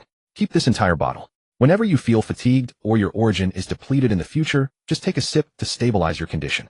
His gaze firm, he slowly revealed his plan. "Even if one day you grow tired of the seal and the village no longer needs the Nine Tails host, we can safely extract the Nine Tails. Then I will help you completely heal the hidden injuries left by the tailed beast seal, allowing you to live comfortably in your old age. Just keep it with peace of mind.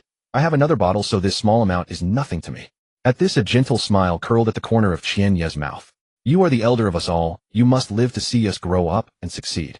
He sighed inwardly. At present, he had not yet unlocked the path to immortality, though otherwise he would surely give a share to Xuanwashu, leading this kind old woman to tread the path of eternal life together. With the system by his side, his immortality was already a predetermined future without any doubt. But if immortality meant being alone, without friends, family, or attachments, spending day after day in solitary meditation, severing all emotions, then such immortality would ultimately be nothing but an illusion. The true essence of immortality is to keep those you cherish and to enjoy the long years, not to pursue a cold, indifferent outcome. He could never abandon his loved ones and seek the immortal path alone. "You child, are you trying to turn me into an old monster?" Xuanwashu was both amused and moved, yet her eyes brimmed with warmth. Having lived for decades through wars, separations, and witnessing countless evils of the human heart, she had long been indifferent to life and death. Yet she was deeply moved by Qianye's pure filial devotion. She no longer insisted on refusing.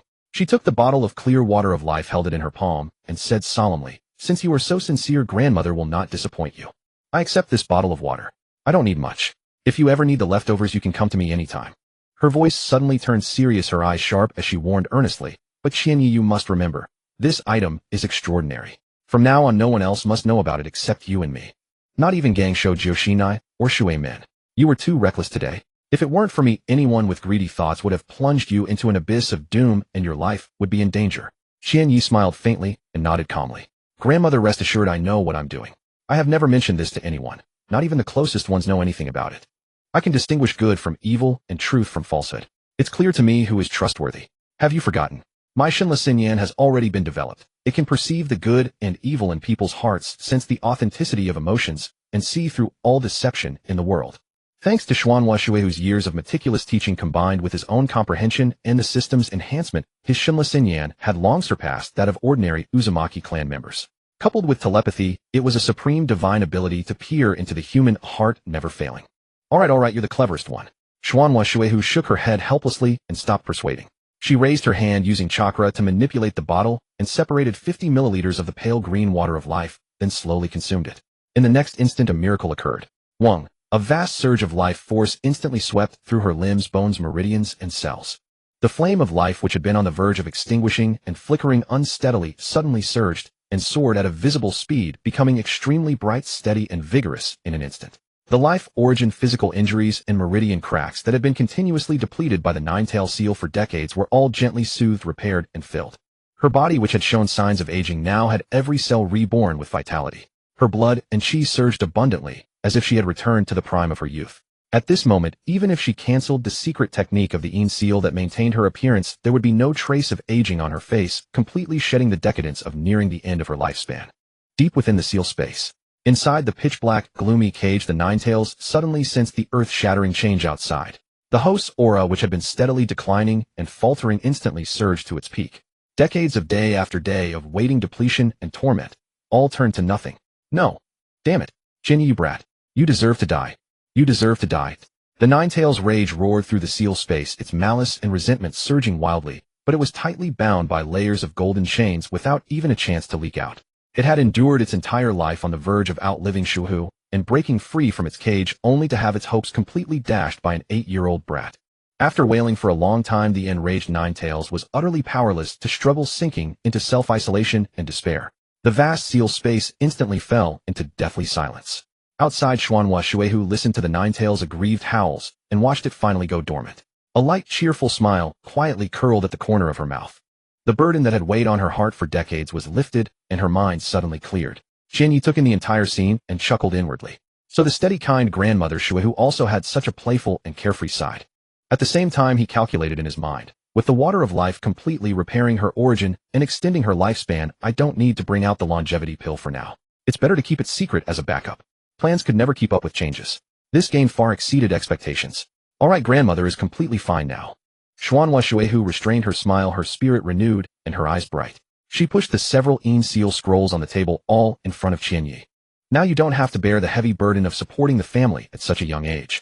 Come, continue learning the Yin seal. The sooner you master it, the more life-saving cards you'll have, and the more confidence you'll gain. At this moment, she was even more eager and enthusiastic than Qianyi himself. Good. Qianyi gladly agreed, reached out to take the scrolls, and immersed himself in studying them. The moment the scroll was in his hand, and he fully perused the technique, the system notification suddenly blasted. Congratulations, host. You have unlocked the treasure collection Yin seal. Reward Supreme Spirit Cultivation Technique, Zifu Spirit Refining Method, and 4 Spirit Restoration Pills. Zifu Spirit Refining Method, a top-tier mental cultivation technique that can open the upper dantian Zifu in the human body, temper the spirit, nourish the soul, condense the primordial spirit, transcend the mortal shackles of the mind, and achieve eternal progression. Spirit Restoration Pill can rapidly restore mental depletion, eliminate soul fatigue, slightly increase the upper limit of spiritual power, and boost mental cultivation speed by 50% for 2 hours after consumption. In an instant, profound insights into spirit refinement and the mysteries of Zifu opening flooded his mind. Qianyi's heart was overjoyed. Even though he had anticipated it, he could not contain his excitement. Spiritual power and the soul are the most secret, hardest to cultivate, and most difficult to enhance core foundations for a ninja. Countless powerful figures in the ninja world were trapped by their mental limitations their entire lives, unable to make progress, yet he had directly leaped to the heavens. He forcibly suppressed the surging emotions within him, maintaining a calm exterior. He merely pretended it was the joy of mastering the Yin seal, not letting Shuhu notice anything unusual. Thoughts raced through his mind. Xingyi Quan cultivates flesh, tempers bones and sinews, and strengthens blood and qi. This is Jing. The Zifu refining spirit method cultivates the spirit, purifies the soul, and condenses the primordial spirit. This is Shun. Currently among the three, Jing, Qi, and Shun, the only missing piece is an orthodox and complete method for cultivating qi. Chakra is formed from the fusion of physical energy and mental energy. It cannot be stored permanently, nor can it be steadily accumulated and enhanced over time. It can hardly be considered a true path of qi cultivation. To perfect his foundation, he must fill the final gap, an orthodox qi cultivation technique.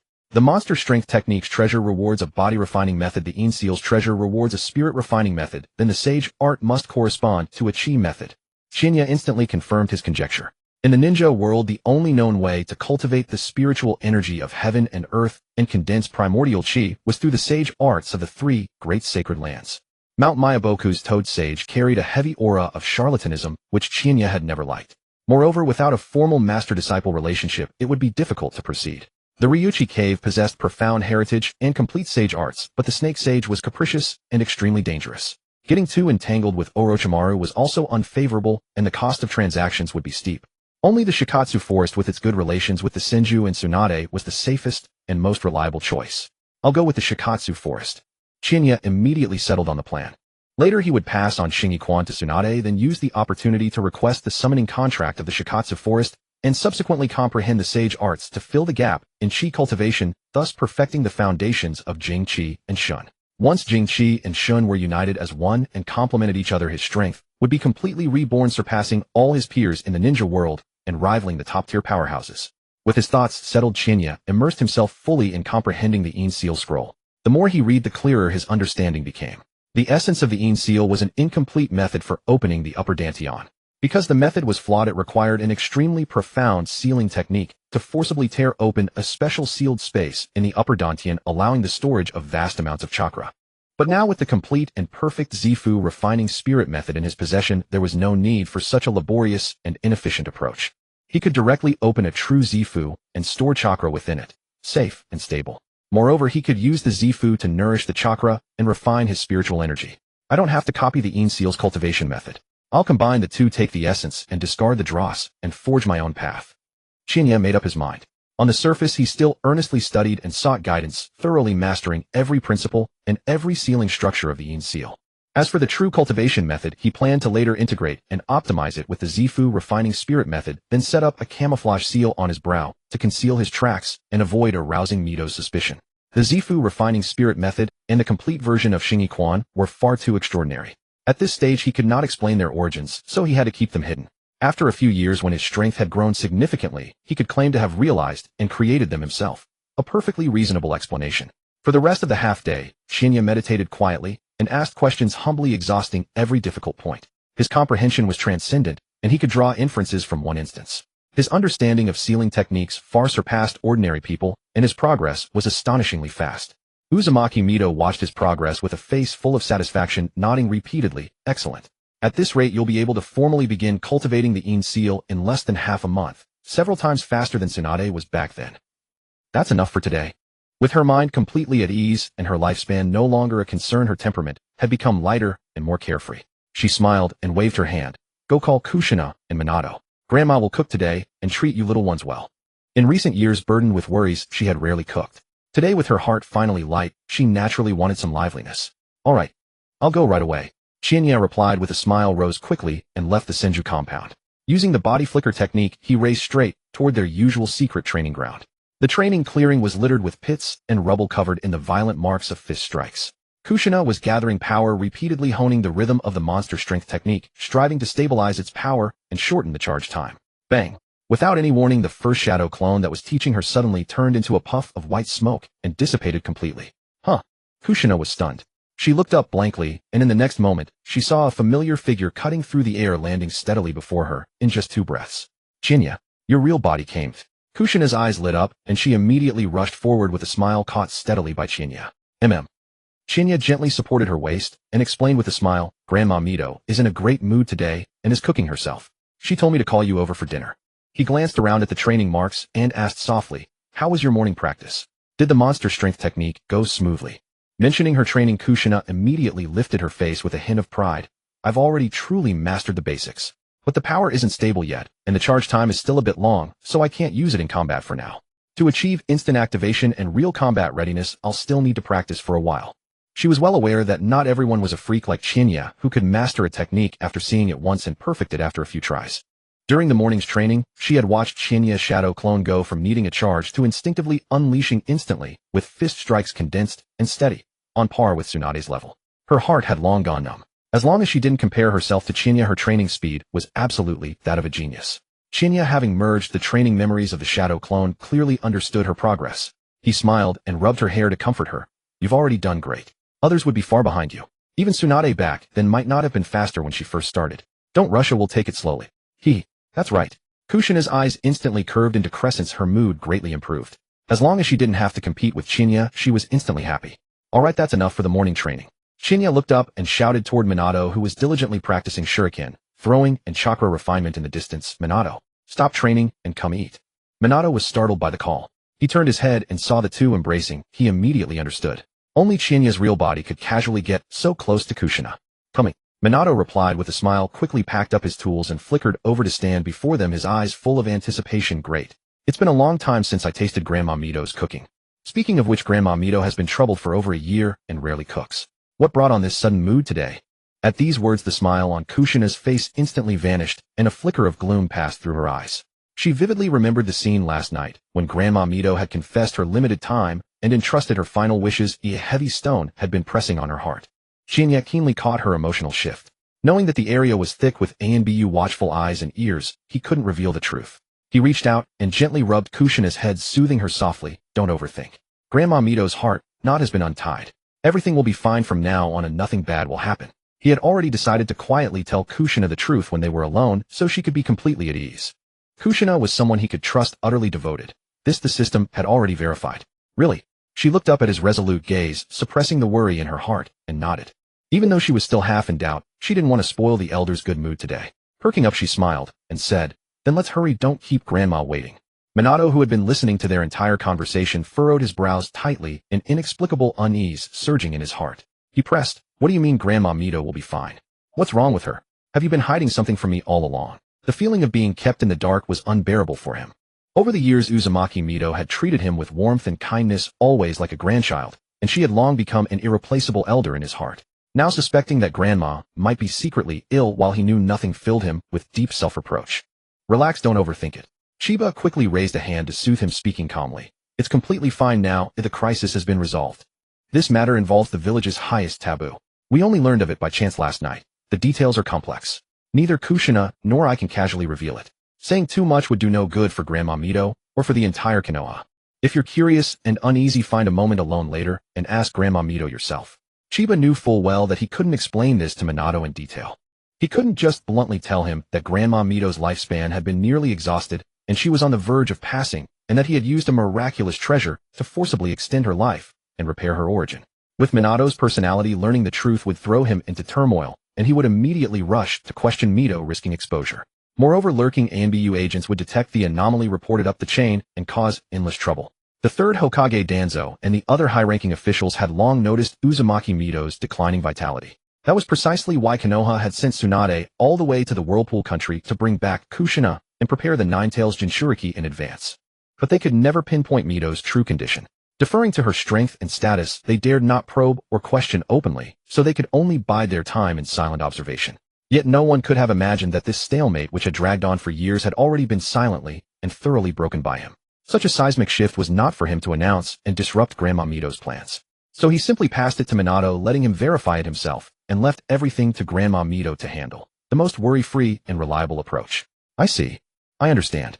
Minato's expression turned solemn.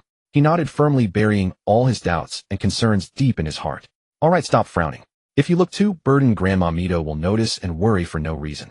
Let's go. Chiba patted Minato's shoulder, dispelling his heavy mood, and took Kushina's hand. The three of them walked side by side toward the Senju clan grounds.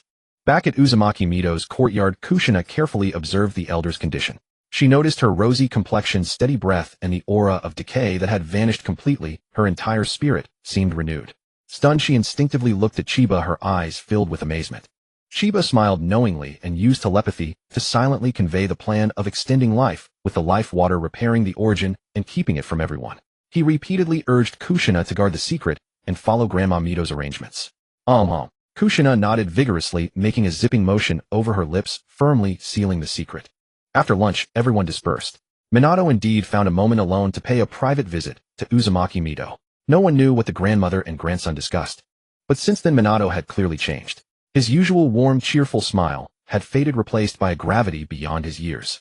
He threw himself into training with unprecedented intensity, pushing himself to grow stronger. The next day, Chiba came to the Senju clan grounds, as usual, to learn the Ine seal.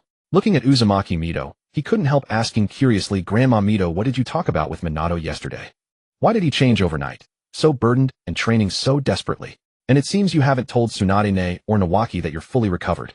In fact, I can sense that you're deliberately hiding most of your restored vitality, maintaining a state of decline. If not for his exceptionally keen perception from Kagura's mind's eye and his mastery of sealing techniques to see through illusions, he might have been completely fooled by the elder's perfect disguise. Uzumaki-Mito winked playfully, a knowing smile on her face, showing no sign of being caught out. That's right. I deliberately concealed the truth, and I actively suppressed and hid my immense vitality. First to fool the monkeys Danzo and the rest of Konoha's high-ranking officials. The reason they've been so restrained these past few years rarely targeting the Senju clan or you is precisely because they're convinced that my lifespan is nearly exhausted and my days are numbered. They fear pushing too hard, making a dying person like me completely reckless fighting to the death and dragging them down with me. So they'd rather endure for a few years waiting for me to pass peacefully before settling old scores and making their moves. But if they learn that I've fully recovered and can live for decades more, they simply couldn't afford to wait. They would definitely lose their composure, secretly scheming, stirring up trouble, and suppressing the Senju to clear all obstacles in advance. Keeping up this appearance of being on the brink of death is just right. It buys us a moment of peace. TSK. Chiba clicked his tongue in admiration. Grandma, you've thought of everything. I was too happy and oversimplified things.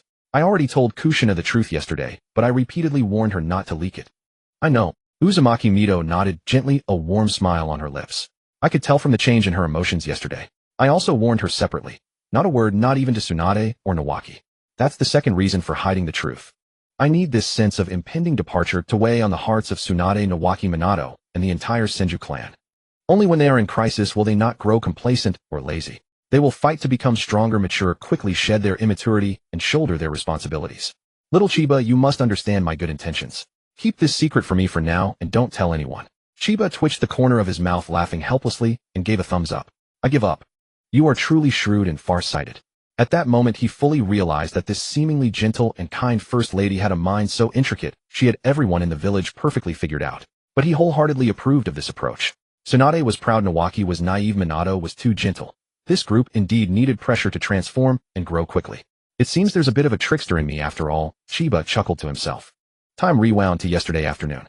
After leaving the Chinsho clan grounds, Chinya, as usual, split off his first true shadow clone to accompany Joshinai and Shuemin in training the strange power technique. He himself returned home, activated an isolation barrier, sealed off the entire house's perception, left a clone outside on guard, and with a thought completely vanished into his portable micro-world. Inside the meditation chamber, Chinya sat on a cushion and murmured softly, "System claim all rewards." The next instant, a vast torrent of profound information surged into his mind. The complete cultivation truths of the Zifu refining spirit method, the precise formula for the resuscitating pill, the ratios for herb gathering, and the fire control for refining. All imprinted deep within his soul, clear and flawless. After more than 10 minutes, Chinya fully digested all the information and slowly opened his eyes, his gaze filled with shock.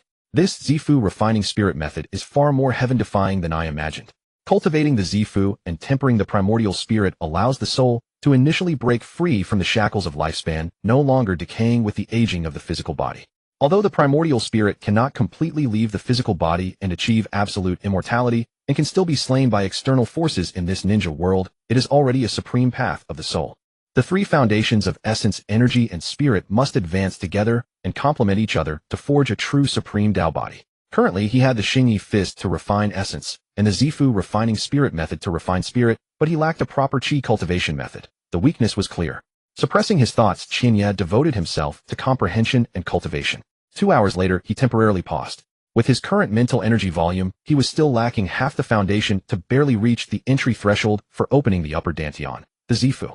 In the past, doubling his mental energy would have been as difficult as reaching the heavens. But now with the Zifu refining spirit method as a foundation and the resuscitating pill as an aid, his cultivation efficiency soared. Breaking through the bottleneck was only a matter of time. He recognized all the herbs required for the resuscitating pill formula. The ninja world was vast. Aside from a few extremely rare main ingredients, the auxiliary herbs could be found everywhere. The ninja world lacked systematic medical and alchemical traditions. People utilized herbs at a very low rate, leaving countless heavenly materials and earthly treasures buried in the wild, which gave him ample room to gather them. Over the next 2 days, Chinya's routine was regular and intense. Every morning, he went to the Chinsho clan grounds to study the Yin seal, while secretly honing the Zifu refining spirit method, and also had Uncle Taimu focus on gathering all the herbs needed for the resuscitating pill. Although he no longer needed the Yin seal to store chakra, the underlying sealing logic and spatial construction of the secret technique were extremely valuable. More importantly, the Yin seal contained the complete prototypes of the creation rebirth technique and the 100 healings technique. Chinya suppressed the urge to collect them and did not rush to record these two secret techniques. The rewards for prototype secret techniques were limited. He planned to wait until Gangzhou perfected them later, or take the time to perfect them himself before collecting them to obtain maximum rewards. Previously, he had curiously asked Shuhu why she hadn't completely perfected these two heaven-defying secret techniques. The elder's answer was simple and direct. the Xuanhua clan's physical self-healing and chakra recovery are already among the best in the ninja world. This secret technique combined with our clan's constitution is more than sufficient. There's no need to go to the trouble of perfecting it. Qinya instantly understood. The reason Gangsho was able to develop the complete 100 healings and creation rebirth was firstly her own physical shortcomings that needed secret techniques to compensate, and secondly relying on Konoha's systematic medical knowledge base, she could innovate and perfect the techniques. 2 days passed in a flash. On the morning of the third day, Shuimen, let's go, today is our early graduation exam. Alright. The three had breakfast, met up, and walked together toward the examination grounds of the Ninja Academy. The grounds were already set up, the atmosphere solemn. On the elevated platform, the third-generation Hokage Tuanzang Gansho Zilai and Deshuin were all present, and even the usually low-key Konoha's White Fang, Chimu Shimao, was seated there.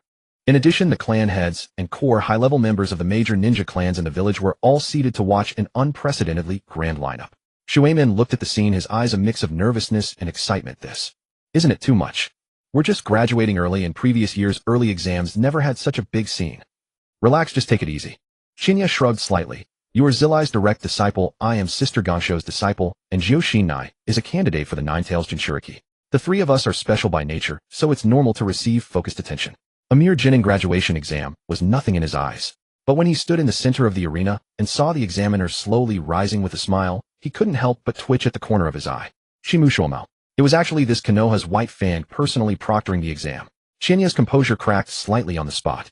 He looked up at the group of big shots on the platform and complained helplessly, are you serious? Letting a Kage-level powerhouse like Konoha's White Fang examine an 8-year-old rookie who hasn't even graduated? That's too much. This wasn't an exam at all, it was pure dimension reduction strike. He carefully probed with his perception. Chimu Shimao's total chakra volume was similar to his own, but the quality and purity of his chakra were far superior, and the sharp blade aura surrounding him made his hairs stand on end. A genuine Kage-level powerhouse. Setting aside the huge gap in combat experience and mental state, just this foundation alone was something he could not face head-on at this moment. His only confidence was the Flying Thunder God's lightning-fast teleportation and the strange containment of his many secret techniques. Give me half a year or a year, and I'll definitely thrash you. Shinya couldn't help but grumble, inwardly regretting that he had started the Zifu refining spirit method and Shinyi Fist too late. If he had trained half a year earlier, he wouldn't be so passive. On the platform, the third-generation Hokage Gansho and others couldn't help but chuckle softly at his frustrated and helpless expression. Meanwhile, the high-level members of the various ninja clans below were startled, their minds shaken. White Fang proctoring personally was enough to prove that Konoha's high regard for Shinya far exceeded the rumors. This 8-year-old boy's talent and strength had probably already surpassed the scope of ordinary geniuses. In the center of the arena, Chimu Shimao spoke with a light laugh, his voice gentle. You are no ordinary rookie. The Hokage and Lady Gangsho have already told me that you are a genius comparable to the second-generation Hokage, and your actual strength has already reached the level of a Jonin. So today your exam opponent is me. The rules are simple, you don't need to defeat me, as long as you can hold out against me for 3 minutes you pass. At the same time, this is also my first assessment of your strength as your future squad leader. As he spoke, Chimu Shimao lowered his stance slightly, his right hand gripping the hilt of the White Fang short sword behind his back, and his aura instantly changed dramatically. An unmatched sharp blade aura swept across the entire arena, the air seeming to freeze, and a killing intent rushed toward him. In that case, forgive my rudeness.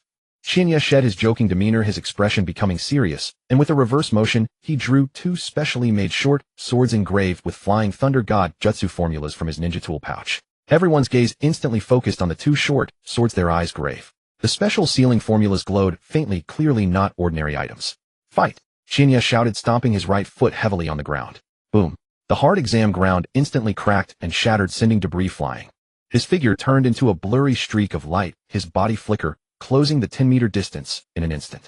Both swords shot out sharply, aiming directly for Chimu Shimao's neck, the sword paths tricky and swift. Oh, starting with swordsmanship. Good. A flicker of approval passed through Chimu Shimao's eyes, his reaction lightning fast. Clang. A flash of white light, and the White Fang short sword was instantly unsheathed, precisely blocking Shinya's right short sword. Clang. A piercing sharp metallic clash exploded across the arena, brilliant sparks flying everywhere. The powerful impact spread along the blades, causing the broken stones on the ground to burst layer by layer.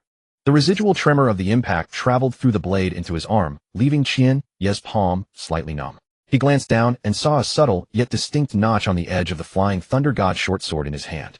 It was worth noting that he had already infused the short sword with condensed compressed chakra tempered with wind nature transformation to reinforce the weapon and enhance his cutting power. Indeed, compared to the White Fang short sword, a chakra weapon meticulously maintained and purely refined over the years. The material hardness of my standard issue Flying Thunder God short sword falls short. The thought flashed through his mind in an instant. Qian Ye's expression remained unchanged and his combat rhythm was not disrupted in the slightest. With his right hand he smoothly withdrew the short sword to release the force, while his left hand wielded the other blade at a cunning angle, suddenly slashing horizontally, with a chilling gleam aiming straight for the opening at Qi Mu Shimao's neck. Clang! The crisp sound of metal rang out once more. Qi Mu Shimao's reaction speed had become instinctive. He withdrew his blade, spun it, and blocked in one fluid motion, intercepting the sudden strike with pinpoint precision. Clang, clang, clang, clang, clang. The next moment, a dense succession of metallic collisions erupted like a torrential rain, striking iron sparks flying in all directions. Qian Ye's wrists moved so swiftly that only overlapping afterimages remained. The two short swords struck alternately, each move targeting vital points with thrusts, slashes, chops, and flicks in endless variations. His assault was both ferocious and meticulous, leaving no opening. In contrast, Qi Mu Shimao remained as steady as Mount Tai, shifting his feet lightly. His short sword glowing with a faint white chakra calmly blocked every incoming strike. At first he had no intention of counterattacking. He merely guided the rhythm and controlled the force. Appearing defensive, he was in fact probing step by step, measuring the depth of Qian Ye's swordsmanship and the limits of his combat ability. The more he engaged, the more astonished he became. Qian Ye's swordsmanship foundation bore the unmistakable sharpness, swiftness, and minimalist lethal style of the second Hokage, Qian Shoufeijian. A foundation so solid, it was almost unbelievable. But it was by no means a rigid imitation. After dozens of seconds and hundreds of rapid exchanges, Qi Mu Shimao clearly perceived that within Qian Ye's sword path lay a unique shrewdness, agility, and rhythm control of his own. He had already broken free from the shackles of mere replication of tradition and had begun to forge his own style of swordsmanship. The only shortcoming was that his repertoire of sword techniques was still limited, lacking the refinement and transformation to fully establish his own school. Yet for an 8-year-old boy this was already an astonishingly unprecedented achievement. Qi Mu Shimao, who had been obsessed with the way of the sword his entire life, delving deep into the art of the blade and witnessing the techniques of countless powerful figures in the ninja world, now felt a tempest raging within his heart. This was no ordinary genius. This was clearly a sword successor bestowed by heaven upon the Qi Mu clan. Countless thoughts surged within him. He had even begun to silently calculate how to tailor his teaching to polish Qian Ye's sword foundation and whether to impart the core blade techniques of the Qi Mu clan passed down for a millennium. Of course, the assessment of character and integrity was indispensable. What he sought was a successor who could bear the weight of the sword legacy and remain true to his heart, not a mere hot-blooded brute with talent. At this moment, it seemed he was forcing Qian Yi to go all out and reveal his limits. But in truth, was he not also feeding moves, using his own decades of battle-honed sword experience to subtly help Qian Yi refine his flaws? Qian Yi, at the center of the duel, instantly grasped this profound intention. How could he possibly let go of such an excellent top-tier whetstone? Immediately, he activated his full comprehension, his mind operating at high speed. Every block, every clash, every shift in rhythm. He was frantically absorbing the details of Qi Mu Shimao's swordsmanship, force techniques, and offensive and defensive strategies. For others, combat was consumption. For him, it was iteration. The rhythm he had just grasped, the flaws he had just understood, the techniques he had just borrowed. In the next second, he could integrate them and apply them in actual attacks. Everyone present could clearly see that the boy's swordsmanship proficiency, offensive and defensive rhythm, and on-the-spot experience were rapidly rising and transforming at a visibly astonishing rate. On the high viewing platform, there was a moment of dead silence, then suppressed whispers broke out. Hiss! This child is terrifying. At 8 years old, he grows stronger with each battle. His combat talent is simply defying the heavens. A genius. This is absolutely a monstrous genius, unseen in the ninja world for 10,000 years. Based on his swordsmanship alone, he is already on par with a Jonin. No wonder it requires Lord White Fan to personally oversee the exam. Such talent simply cannot be measured by common sense. The third Hokage, Yuan Fei Risen, was stunned. His gaze locked onto the flashing sword light in the arena. Then he turned to Tsunade beside him and asked in a deep voice, "Tsunade, did you know his swordsmanship was this profound? This sword path clearly bears the shadow of Lord Feijian. It's no rough, untrained style." "I knew." Tsunade shrugged slightly, appearing calm and composed and casually dismissed. "It must be a legacy passed down from his grandfather. His ancestors hid among commoners and quietly preserved this foundation." "I see." The third Hokage nodded, and understanding his doubts dispelled. Only Tsunade herself felt a turmoil within, gritting her teeth. She had just lied. She had never seen Qian Yi practice swordsmanship and had not even known he possessed such sword skills before. All the information about Qian Yi's swordsmanship came from fragments casually mentioned by Gyo Xian Nai. She had thought it was just superficial knowledge, but never expected it to rival the second Hokage. "Good for you, Qian Yi. Keeping such a big secret and not even mentioning a word to me." Tsunade fumed inwardly, making a mental note. Just wait. After the exam I'll deal with you. How dare you hide your trump card from your own teacher? Beside them, Shiwan narrowed his elongated eyes, lightly licked the corner of his mouth, and gazed greedily at the boy, rapidly improving in the arena, his tone filled with undisguised admiration. SSS. Amazing. Truly a surprising child, far exceeding my expectations. He turned to look at Tsunade, who wore a smug expression, and said flatly, Tsunade, I regret it. At this moment, Shiwan was still young, having not yet experienced the fall of Shengshu and the complete distortion of his mentality. He was not as obsessive and insane as in later years, and he did not covet others' bodies and bloodlines. He simply cherished talent, and regretted casually refusing when Tsunade had proposed co-mentoring. It's too late for regrets now. Tsunade instantly swept away her inner gloom, beaming with pride, and raising an eyebrow teasingly. Back then you were the one who refused to take a disciple. Now this disciple is already mine. You don't have a single chance. Zilai Yi immediately chimed in to rub salt in the wound, showing off smugly. Shiwan, your judgment is off this time. Although my disciple Shui Min is not as monstrous as Qian Yi, he is still a genius among geniuses, and in the future, he will definitely be on par with me. Shiwan cast a sidelong glance at Bo Feng Shui Min, who was silently training in the distance with a steady aura, and his pupils contracted imperceptibly. At 8 years old, his chakra reserves had already reached the peak of a Chunin with a solid foundation and a calm temperament. Truly a 1 in a 10,000 prodigy. But his words remained sharp as he quipped, on par with you.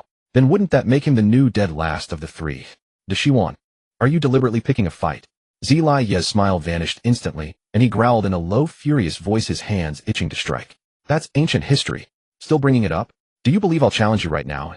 Shiwan completely ignored his rage, turning his gaze back to the battlefield and quietly observing. The fierce battle on the field raged on. In the blink of an eye, 2 minutes had already passed, with only the final few seconds remaining before the 3-minute assessment limit. An ordinary person locked in hundreds of exchanges of intense swordsmanship would long ago have depleted their stamina and lost their rhythm. Yet Chiba remained steady in breath and bright in gaze, growing more fervent and more lucid with every clash, his stamina, chakra, and endurance absurdly formidable. Hatake Sakomo sighed inwardly with admiration, then immediately collected himself. Today was the graduation assessment, not a swordsmanship lesson. He could not simply feed him openings forever. He had to force Chiba to reveal the trump cards beyond his swordsmanship and thoroughly map out his full repertoire, so as to set the direction for future teaching and development. This ends here.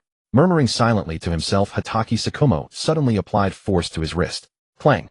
A deep, resonant metallic clap exploded through the air as overwhelming chakra burst along the blade, violently forcing Chiba to stagger backward. Before Chiba could steady himself, the white fang short blade in Hatake Sakomo's hand suddenly blazed with blinding lightning. Blue arcs coiled around the blade, crackling sharply, and the fierce killing intent radiating from it multiplied several-fold in an instant. He chuckled softly. Now I'm going to get a little serious. Show me what you can truly do beyond swordsmanship. Ninja sword art swift. As his words fell, Hatake Sakomo transformed into a streak of snow-white light, wrapped in thunder, crossing over 10 meters in an instant. With a blade gathering an exquisitely condensed aura of lightning-natured chakra, he slashed directly toward Chiba's face with an air-rending explosion. The speed far surpassed every exchange before. Earth release, earth flow wall modified, 5-fold. Chiba's expression remained unchanged as he formed seals with one hand at astonishing speed, while stamping the ground hard with his right foot, using the sole as a medium to draw on the chakra of the earth's veins. Rumble. Massive layers of earth heaved upward. 5 earth walls rose in staggered layered sequence, leaving ingenious buffer gaps between them. Fully 5 meters thick, 8 meters tall, and over 10 meters wide, they stood firm before him as an unshakable bulwark. One-handed seals. Using his foot to channel chakra and activate a jutsu. He even modified the earth flow wall structure. Orochimaru's eyes lit up, and he praised with genuine admiration tactics, talent, creativity, none less than top tier. Everyone present was deeply shaken. Such an unconventional method of executing ninjutsu had long surpassed the comprehension and capability of ordinary genin and shunin. Meanwhile, Hatake Sakomo's lightning blade had already crashed into the earth wall. Crack! The hard rock and soil exploded apart. The slash tore through the first and second layers in an instant. But upon reaching the third layer, the resistance suddenly shifted. The gaps between each layer perfectly absorbed the force, draining away most of the blade's momentum. Deliberately left gaps. A remarkably clever modification. A trace of approval flickered through Hatake Sakomo's eyes, but he did not halt his assault. The remaining force of his slash exploded outward, shredding through every earth wall, in an instant breaking through the formation and continuing its crushing advance toward Chiba. But Chiba, at the instant the wall rose, had already flashed back more than 10 meters away. The moment his feet touched the ground, his hands formed seals, once more accelerating the rhythm of battle. Lightning release, charge complete. Lightning release, thunderous electric domain. A deep blue orb of lightning coalesced in an instant, appearing less than a meter in front of Hatake Tsukumo. Before the opponent could slash it apart, the orb detonated with a thunderous blast, unleashing countless strands of dense lightning that spread outward, instantly forming an airtight electric field that completely engulfed Hatake Tsukumo as he burst through the walls. Zzzz. The dense lightning writhed wildly, seeking to numb the opponent's nerves and seal his movements. Excellent tactical foresight, and the modified jutsu is nearly flawless. Lightning flickered around Hatake Tsukumo as he gave a faint smile. Pity, you ran into someone of the same affinity as you. The lightning chakra coiled around him, instantly assimilated and cancelled the paralytic effect of the scattered electricity. He appeared to be trapped within the field, yet in truth he was not affected in the slightest. On the high platform, Tsunade clicked her tongue in wonder, helplessness filling her eyes. This move again, and he even improved and strengthened its power. That kid's battle instincts and rhythm control are simply innate. She herself had once been caught by surprise with this move. Even though her physical resistance and regenerative ability had long since been reborn, if she were struck by this enhanced version of the thunderous electric domain, now she would still be paralyzed for several seconds. On the battlefield, in a flash of fire and lightning, Chiba pressed the attack once more, giving his opponent no room to breathe. Water release, twin water dragon bite burst. Two tremendous torrents of water surged up from the ground, transforming into two colossal savage water dragons. One from the front, one from behind, one striking high and one low. They lunged at Hatake Tsukumo with crushing water pressure in their open jaws. Ninja body art, lightning release, sky-splitting slash. Hatake Tsukumo remained perfectly composed. The lightning on his blade flared into brilliance, and a dazzling arc of lightning-colored sword light spanning heaven and earth flashed across the space. Ryup. The two water dragons were abruptly severed in mid-burst, sending spray flying across the sky. Borne by the momentum of cleaving, the water dragons, Hatake Tsukumo accelerated once more, closing in on Chiba in an instant. He twisted his wrist, turned the razor-sharp blade, and struck heavily with the broad, thick flat of the blade toward Chiba's shoulder. He had deliberately withheld the lethal edge, intent only on subduing his opponent and ending the assessment. Yet the next second his blade met empty air, and his heart seized with alarm. Wrong. Poof. The Chiba struck by the flat of the blade instantly dissolved into a puff of white smoke and scattered in the wind. Shadow clone. Hatake Tsukumo's pupils contracted as his mind raced through the exchange. Did he swap out? At the instant the earth flow wall rose and cut off my vision. Almost in the same instant the smoke burst, his perception locked onto a point behind him. From the air at his back, a cold gleam of steel suddenly stabbed toward him. The real Chiba at some unknown moment had circled behind him, dual-wielding flying thunder god short swords, thrusting straight at the exposed center of his back. With extreme speed, Hatake Tsukumo spun and swept his blade across the block. But just as the blades were about to meet, Chiba's form suddenly emptied. Swish! Without the slightest warning, space rippled faintly and Chiba's figure vanished from where he stood. The next second the boy landed with effortless grace on a broken wall more than 10 meters away, both swords held behind his back, a smile in his eyes. His clear voice carried through the entire venue. Senior Tsukumo, the 3-minute limit has already passed. This assessment should be over right. Instantly the field fell into silence. Hatake Tsukumo stood frozen, staring at the boy standing calmly on the wall, his eyes brimming with the utmost shock and disbelief. He murmured in a lost voice, "That is the flying thunder god technique." There was no mistake about it. It was no ordinary body flicker technique, nor the displacement of advanced taijutsu. The spatial fluctuation and traceless teleportation of that instant were purely the second Hokage's unique space-time ninjutsu, the flying thunder god. The spectator stands erupted in an uproar. Everyone rose to their feet, faces filled with shock. So it really is the flying thunder god. I suspected as much earlier when I saw the sealing formula on his short swords. I never imagined it was true. 8 years old. Not only does he possess top-level swordsmanship and all-around ninjutsu genius, he has even mastered the second Hokage's exclusive space-time ninjutsu. This is no longer genius. This is a monster. With the flying thunder god, he is practically invincible. As long as he does not recklessly challenge a full-scale siege of peak Kaga-level fighters, he can roam the ninja world freely. There is no chance of him dying young. Countless voices of astonishment, admiration, and envy interwove, resounding across the entire assessment ground. In a corner of the high platform, Danzo stood silently, his gaze locked on the silver-haired, red-eyed boy on the wall. Seeing his spirited, composed bearing, he was briefly lost in thought and murmured, "Teacher." His brow, his temperament, his talent, his heart. It was all far too familiar. It is uncanny, is it not? The third Hokage's low, hoarse voice drifted to his ear, carrying a faint, hardly perceptible hint of complexity and wariness. Danzo instantly reined in all his emotions, his face once again shadowed with gloom. He turned his head and cast a glance at the third Hokage, his tone, "I see, Hiruzen, you will regret this." With that he said no more, flicked his sleeve, and strode away without looking back. Walking down the path, turbulent thoughts surged in Danzo's mind. In a mere 3 years he had grown from an unknown child into a supreme powerhouse, now on par with a jonin wielding space-time ninjutsu and peerless swordsmanship. In a few more years, when the boy's talent bloomed to its fullest, his power would inevitably slip beyond their control. The Senju clan, dormant for many years, had been secretly supporting its members scattered among the common folk, seeking to return to the heart of Konoha's power. Chinya, a direct descendant of the Senju, possessed talent unmatched in the current era and was bound to become the central pillar of the Senju revival. To the third Hokage, and to the entrenched beneficiaries who had controlled Konoha for years, this was an utterly intolerable hidden danger. For now, with Mito's protection, no one dared to lay a finger on him. But once Mito departed from the world, the surging momentum of the Senju revival, the balance of power among the high ranks, and the conflict between old and new forces would erupt completely. Hiruzen, I would like to see just how you will control and handle this unbridled blade when that day arrives. Danzo's eyes glimmered with cold light, his thoughts dark and unfathomable. He would never sit idle and watch Chinya rise completely beyond his grasp. Secret schemes, hidden cards, and means to check or destroy him had long been placed at the top of his agenda. In the first 2 years, he had still tried to win Chinya over, but he had long seen through the boy's shrewdness, cunning, and duplicity, and knew that his will was unyielding. This child will surely become a great enemy in the future. Wait just a little longer. Once Uzumaki-Mito's curtain finally falls, that will be the moment the situation is rewritten. Danzo looked back one last time, his gaze lingering on the dazzling young figure standing atop the rubble, a cold curve tugging at the corner of his mouth. Kid, the peaceful time left for you is running short. Oh. At the edge of the arena, Chinya watched Tsukumo Hatake nod in approval, and the third Hokage show admiration, fully confirming his assessment results. He then tactfully withdrew from the field, yielding the central stage to the others. The moment he steadied himself, his heart gave a faint start, his sharp senses catching a cold, somber gaze. Chinya turned his head and happened to see the retreating figure of Danzo. Watching that silhouette, Chinya narrowed his eyes as thoughts churned within him. Danzo, you have already missed the best possible chance to move against me. Had it been 3 years ago, 2 years ago, or even 1 year ago, he was still too immature before Danzo, his wings not yet grown. One misstep would have left him ensnared in some scheme and entirely at the other's mercy. But today things were vastly different.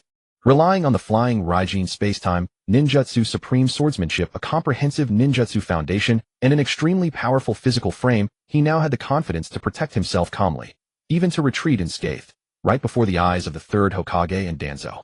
Keeping only myself safe is not enough. Shinya's gaze swept over Minato and Kushina, who were waiting not far away, and he mused to himself, I must as soon as possible reinforce the protective trump cards for those closest to me.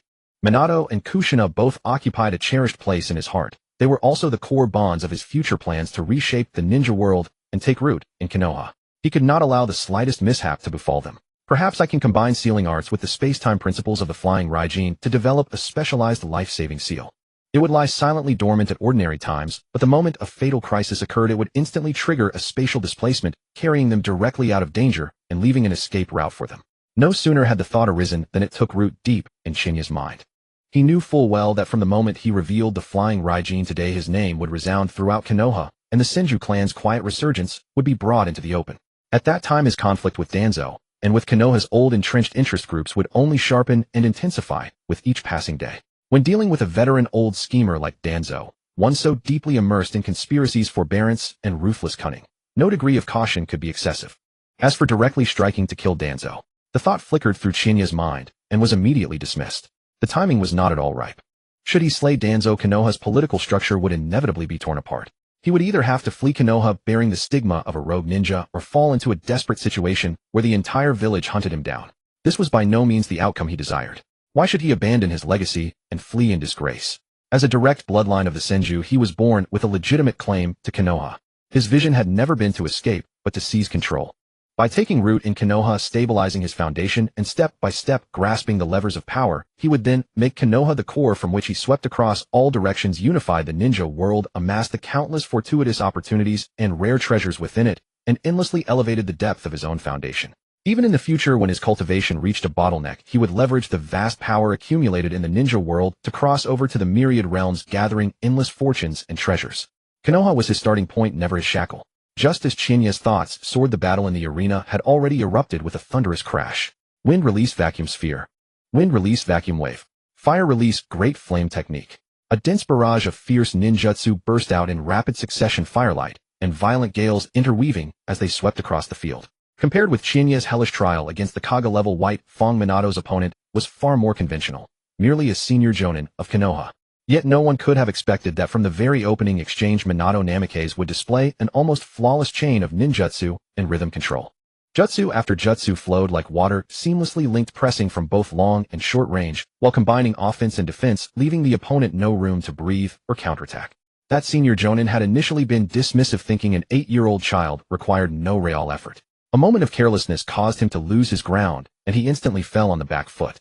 No matter how he struggled to break free afterward, Minato read his movements every time and sealed him off layer by layer, leaving him only hurried blocks and flustered responses. The entire battle he was crushed, utterly unable to fight back. In less than 2 minutes, victory and defeat had been completely settled. To avoid injuring his examiner, Minato deliberately restrained his power, holding back while shattering the opponent's defense. The referee immediately stepped in to halt the attack and announced the end of the test. "Thank you for your concession."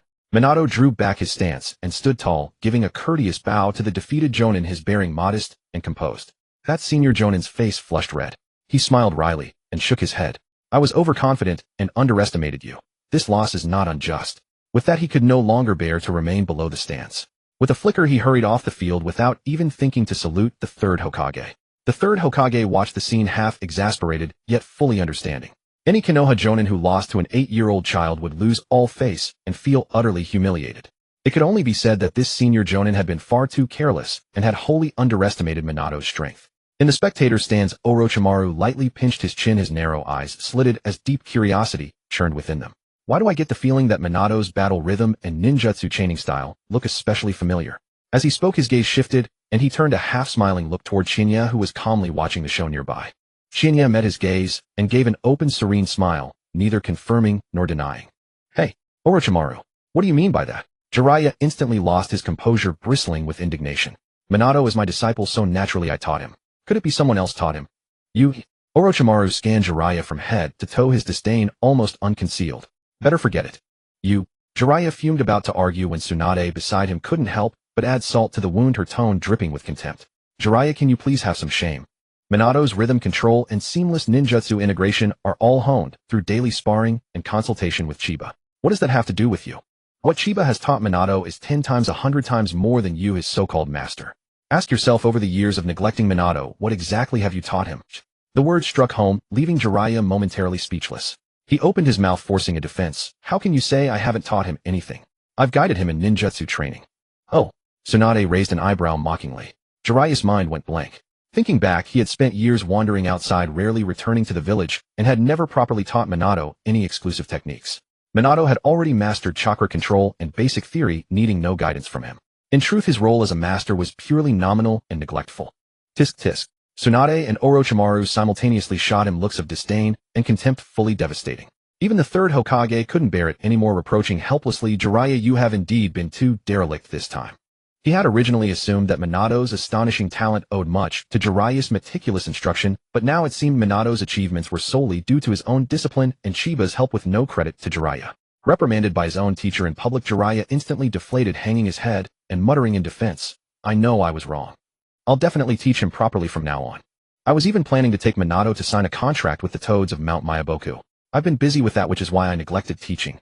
The others rolled their eyes inwardly. Everyone knew he spent his days peeping, wandering, and slacking off.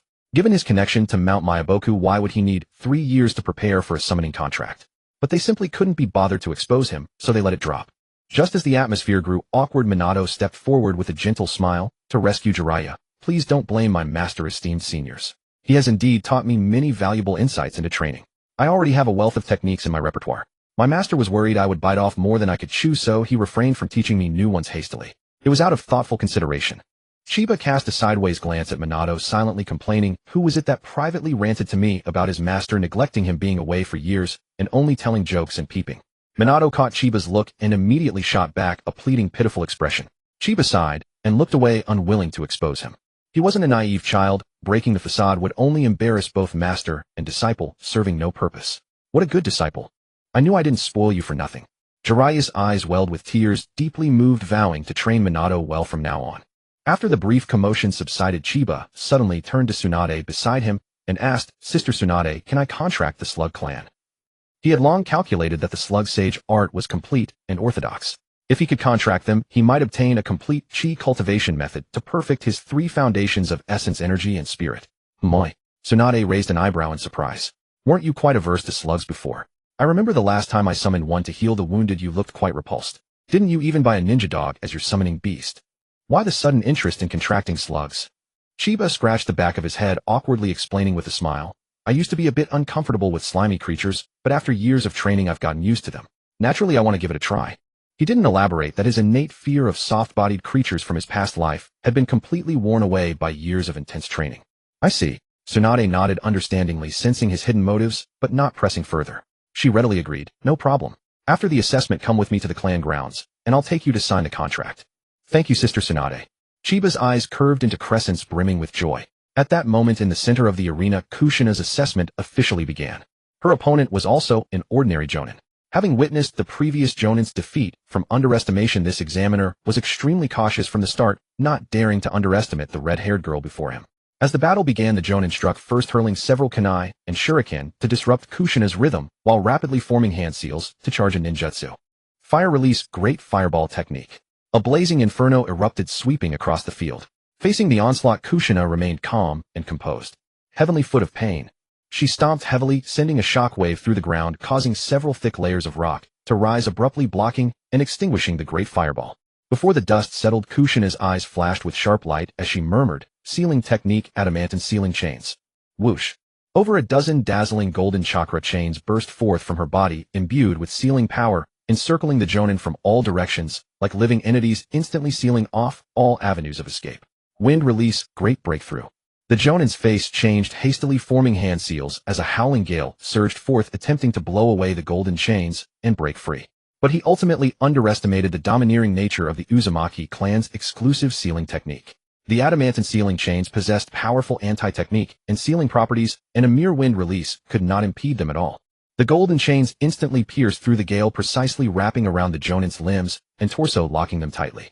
In an instant, the jonin's entire body stiffened, his limbs immobilized, and the chakra within him was fiercely suppressed by the chain's sealing power, rendering it completely unusable. Damn, my chakra is suppressed. What kind of sealing technique is this? The jonin was utterly incredulous, his mind shaken, and could only concede defeat. Kushina retracted the sealing chains at the right moment, clean and decisive. The jonin, humiliated, dared not linger and vanished from the scene in a flash. From the observation stand, Orochimaru watched with great interest, clicking his tongue in admiration. Tsunade's monstrous strength taijutsu combined with the Uzumaki clan's adamantine sealing chains. Lady Mito, and you have trained Kushina exceptionally well. If she were older, she would already be a mini Tsunade, or even stronger. He coveted the adamantine sealing chains, a top-tier sealing technique capable of directly suppressing tailed beasts, incredibly practical. Unfortunately, this technique was an exclusive bloodline seal of the Uzumaki clan, unlearnable by outsiders, so he had to abandon the idea. Jiraiya suddenly raised an eyebrow, looking at Chiba with a teasing grin. Chiba, is this your future wife? Monstrous strength plus binding. I'm really curious to see if you can handle it. As he spoke, he glanced at Tsunade beside him, a phantom pain in his chest, instantly recalling the terror of being dominated by Tsunade's monstrous strength in his youth. He couldn't help but shudder, his psychological trauma fully surfacing. Chiba smiled helplessly, replying calmly, Uncle Jiraiya, rest assured. My physical strength is sufficient, I can handle it completely. Besides, I can use the monstrous strength technique myself. Kushina's moves are mostly taught by me, so what's there to fear? He added silently, not just monstrous strength, I can also use the adamantine sealing chains personally taught by Granny Mito, but it's not convenient to reveal. Oh, is that so, Zillai? Gangzhou narrowed her eyes, instantly looking at Zillai with a half-smile, her tone dripping with dangerous intent. Zillai's body stiffened, and he panicked instantly, inwardly cursing, this little brat is too wicked, setting a trap just for me. I don't have any psychological shadows. Besides, this kid had a girlfriend at 8, that's outrageous. He should be condemned. And, why does he call you sister, and me uncle?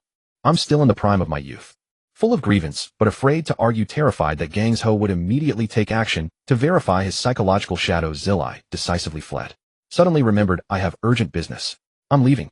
Schwa? Using the body flicker technique, his figure vanished instantly, and a distant instruction floated back, Shueiman. Remember to come find me for training this afternoon. Okay, teacher. Shueiman replied with a smile. Thus all 3 assessments came to an end. Sandame Hoying, with a gentle expression, slowly walked up to the 3 of them, and said with a kind smile, congratulations to all 3 of you for passing the special graduation assessment. From today onward, you are officially registered ninja of Mai. Later follow Shamao to the Hoying Tower to receive your forehead protector's complete photo registration and be entered into the ninja registry. After speaking, he looked at Chimu Shamao and instructed in a deep voice, Shamao, you are the 3's supervising jonin. Handle all subsequent matters entirely on your own. Yes, Lord Hoying. Chimu Shamao solemnly accepted the order. Thank you, Lord Hoying. Qianya Shueman and Jixinai bowed in unison. Ha ha ha, train hard and protect my... Sandaime laughed heartily and turned to leave. Subsequently, the three followed Chimu Shumao to the Huiying Tower. Inside the Huiying's office, Sandaime personally presented the three with brand new My Forehead protectors, his smile gentle and warm throughout. In the following 2 hours, Sandaime kept the three in casual conversation, constantly instilling the will of fire in his words, subtly trying to influence their thoughts and win their hearts. However, all his scheming was ultimately in vain. Over the past few years, in the secret chamber of his home, protected by a ceiling barrier, Chinya had countless times deeply analyzed with Shuemin and Jixinai the layout of the entanglements of the high-ranking officials, the undercurrents of power, and the pros and cons of the factions. Under Chinya's influence, Shuemin and Jixinai shed their childhood innocence, saw the true face of Mai's higher-ups, and developed the mindset of a Huiying. They would never be easily swayed by a few empty words of the will of fire. Throughout, the three listened respectfully on the surface, but their hearts remained clear and unaffected. After the long casual chat, the final steps were taking photos, entering information, and registering. Half an hour later, all graduation procedures were fully completed. Chimu Shumao looked at the sky and said with a gentle smile, "It's almost noon now.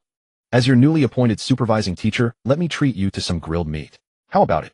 Chinya had already thoroughly figured out his new teacher. Chimu Shumao in combat mode was completely different from his usual self. On the battlefield, he was a cold, merciless blade that never returned to its sheath with a sharp edge and decisive killing intent. His mere presence was suffocating. Yet after shedding his battle attire and setting aside his killing intent, he was a humble, warm, and gentle uncle. "Great. Thank you, teacher." Chinya Boshue Shumin and Xuanhua Jixinai naturally had no objections. They nodded in unison, their eyes full of lightness. After a hot and hearty grilled meat meal, the sense of strangeness completely dissipated, and the four of them became initially acquainted. During the meal, they chatted endlessly, introducing each other's basic situations. Chimu Shumao was exceptionally patient, carefully inquiring about the three's expertise in ninjutsu chakra natures, as well as their daily training habits and weaknesses, silently noting them down, without any haughtiness of a jonin teacher. After eating and drinking their fill, Chimu Shumao restrained his smile and looked at the three with a serious expression. "From now on, Shumao's squad is officially established. Tomorrow at 8 in the morning, assemble punctually at the Huiying Tower. We will begin our first official mission. Any questions?" "No." 3 crisp replies chimed in unison. Jixinai's eyes sparkled, her face full of excitement, and Shumin's eyes also hid unconcealed anticipation. Both were eager to try, filled with longing for the new ninja life and unknown mission adventures. Only Chinya remained calm. He already knew the turbulence of the ninja world and understood that this peace was only temporary. Then dismissed. With Chimu Shumao's command, the four parted ways. Shumao turned back to the Huiying Tower to report the squad situation, while Xuemin with a thought headed straight for Zilai's training grounds. Chinya then took the chattering Jixinai and returned together to the Qinsho clan territory. In the courtyard, Gangsho was chatting with Xuanhua Shu, recounting the entire process of today's 3 graduation assessments, her tone laced with a hint of approval. "Sister Gangsho, Grandma Shuehu, we're back." The two hurried forward, greeting respectfully. Xuanhua Shuehu's eyes were soft, and she nodded with a smile. "Hee.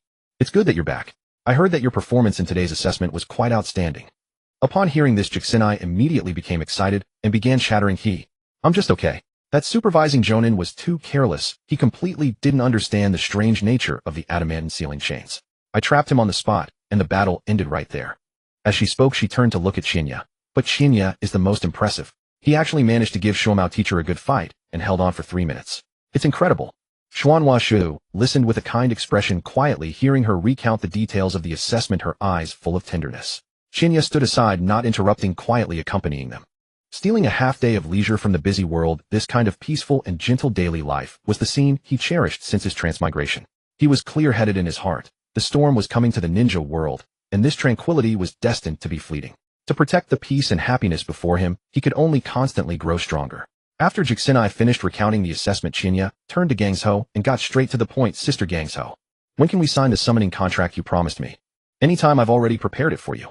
Gangsho rolled her eyes at him, arms crossed, and instead of immediately taking out the contract scroll, she looked at him with a scrutinizing gaze and said with a somewhat serious tone, "The reason you gave earlier for wanting to contract the slug was too perfunctory. You didn't tell the truth at all.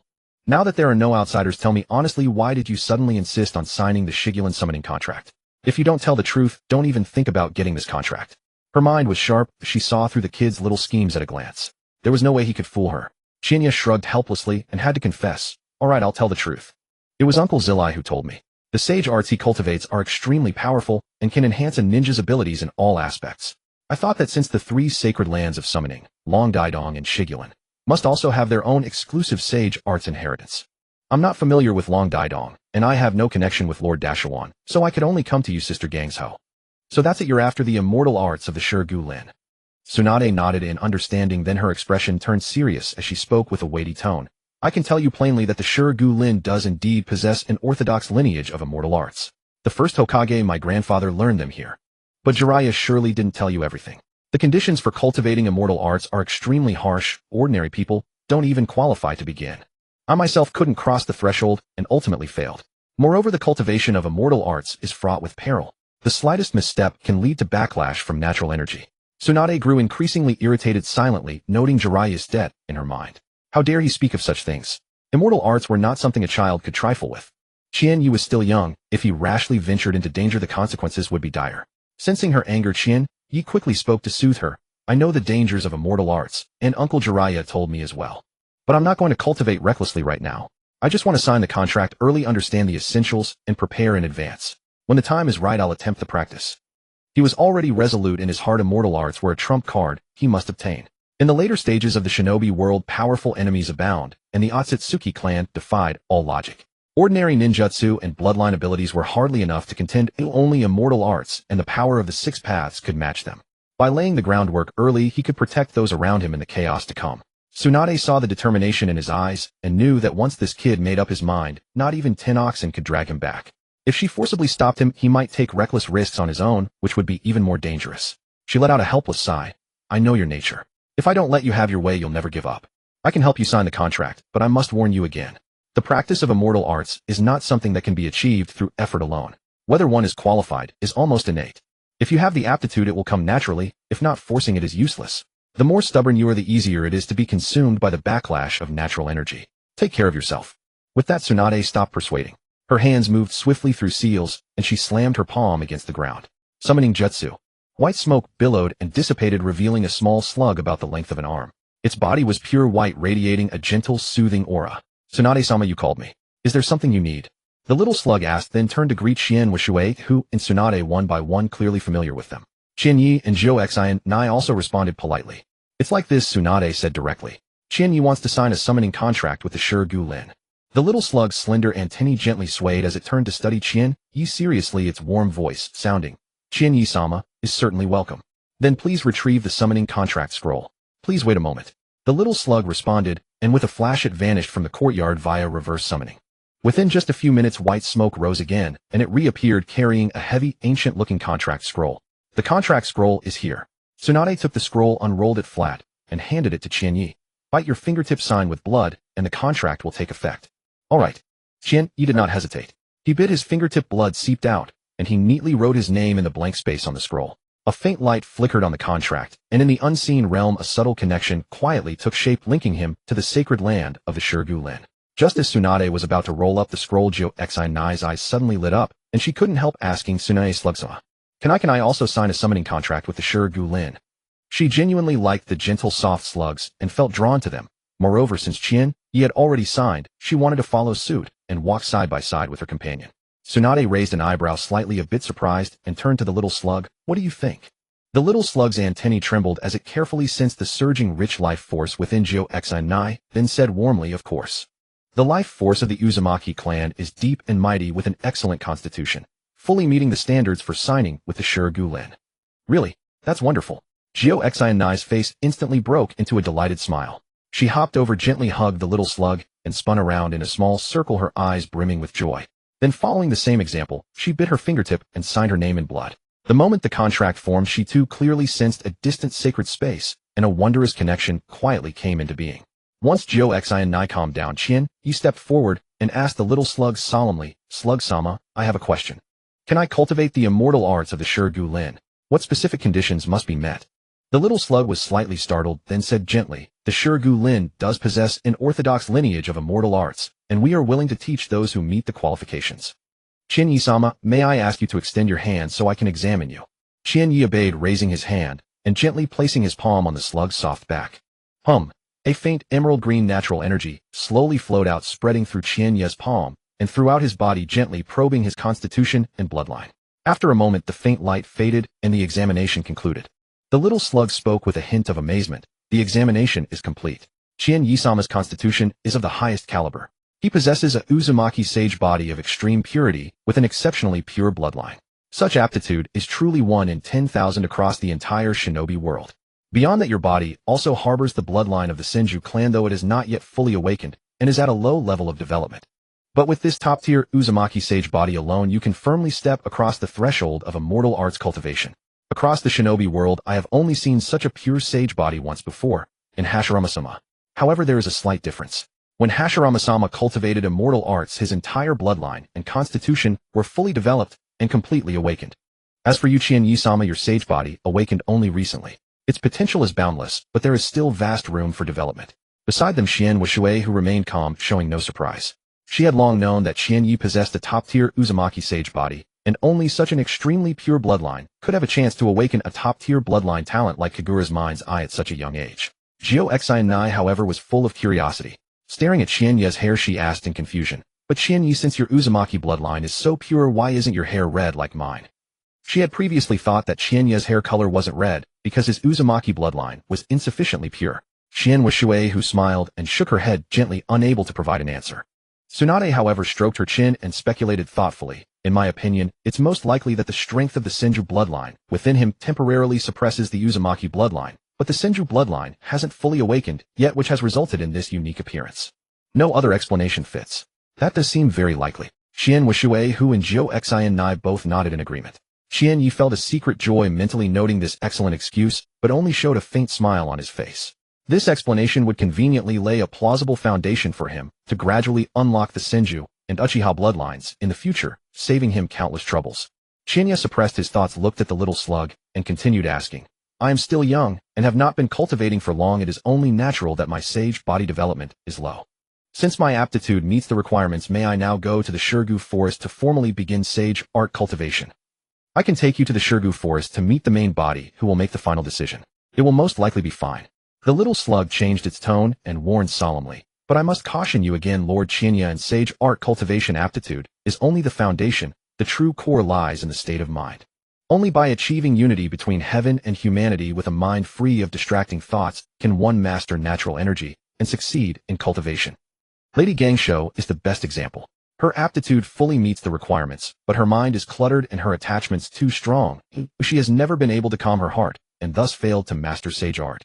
"Slug, you must expose my weakness, right?" Gangsho's face flushed instantly, both embarrassed and annoyed. She glared fiercely at the little slug and retorted, "What state of mind insufficient? Clearly this sage art is not suitable for intelligent people to cultivate.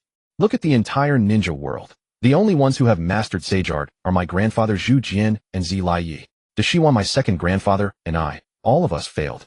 The biggest difference between us and them is that we are too intelligent, and thus cannot calm our minds. That guy Zilai Yi has a simple mind, so he could barely master sage art." Xuanhua Shihu found it both amusing and exasperating and lightly tapped Gangsho's forehead. "You girl, how can you tease your elders like this?"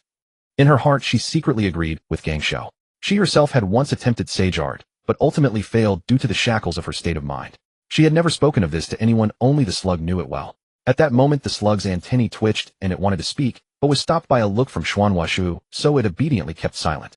Gangsho, completely unaware, turned to Chinya and earnestly advised, "I've told you all this just to make you understand you kid are meticulous and exceptionally intelligent. You will most likely fail the state of mind hurdle and cannot master sage art at all. Drop the idea now. That may not be true." Chinya gently shook his head, a faint confident smile curling at the corners of his lips, his eyes clear and composed. Gangsho raised an eyebrow. "Oh, then tell me, why can't we succeed?" Xuanhua Shuehu Jioshinai and the little slug all pricked up their ears, looking at him with full curiosity. Chinya pondered for a moment and said slowly, "In the final analysis, it is because your state of mind does not meet the standard. Sister Gangsho, Grandma Shuehu, and Senior Da Shiwan, Uncle Zilai Yi. The problem for all of you has never been insufficient aptitude, but rather excessive attachments and too many thoughts. You all have concerns, attachments, desires for victory, and thoughts of gain and loss in your hearts. When cultivating, you are always thinking about how to become stronger, how to break through, how to surpass others. With such utilitarian minds, you remain forever separated from natural energy. The so-called unity of heaven and humanity is never about forcibly controlling nature, but about letting go of the self and merging with nature. Without contention, without attachment, without thought, can one receive the power of heaven and earth. You are too intelligent. You see too much, think too chaotically, and are too deeply attached. Thus you are trapped by your own shackles. While Senior Zhu Jian and Uncle Zilai Yi appear simple in nature, they precisely lack many distracting thoughts. Without deliberate intent and cultivation, they succeeded by following the natural flow.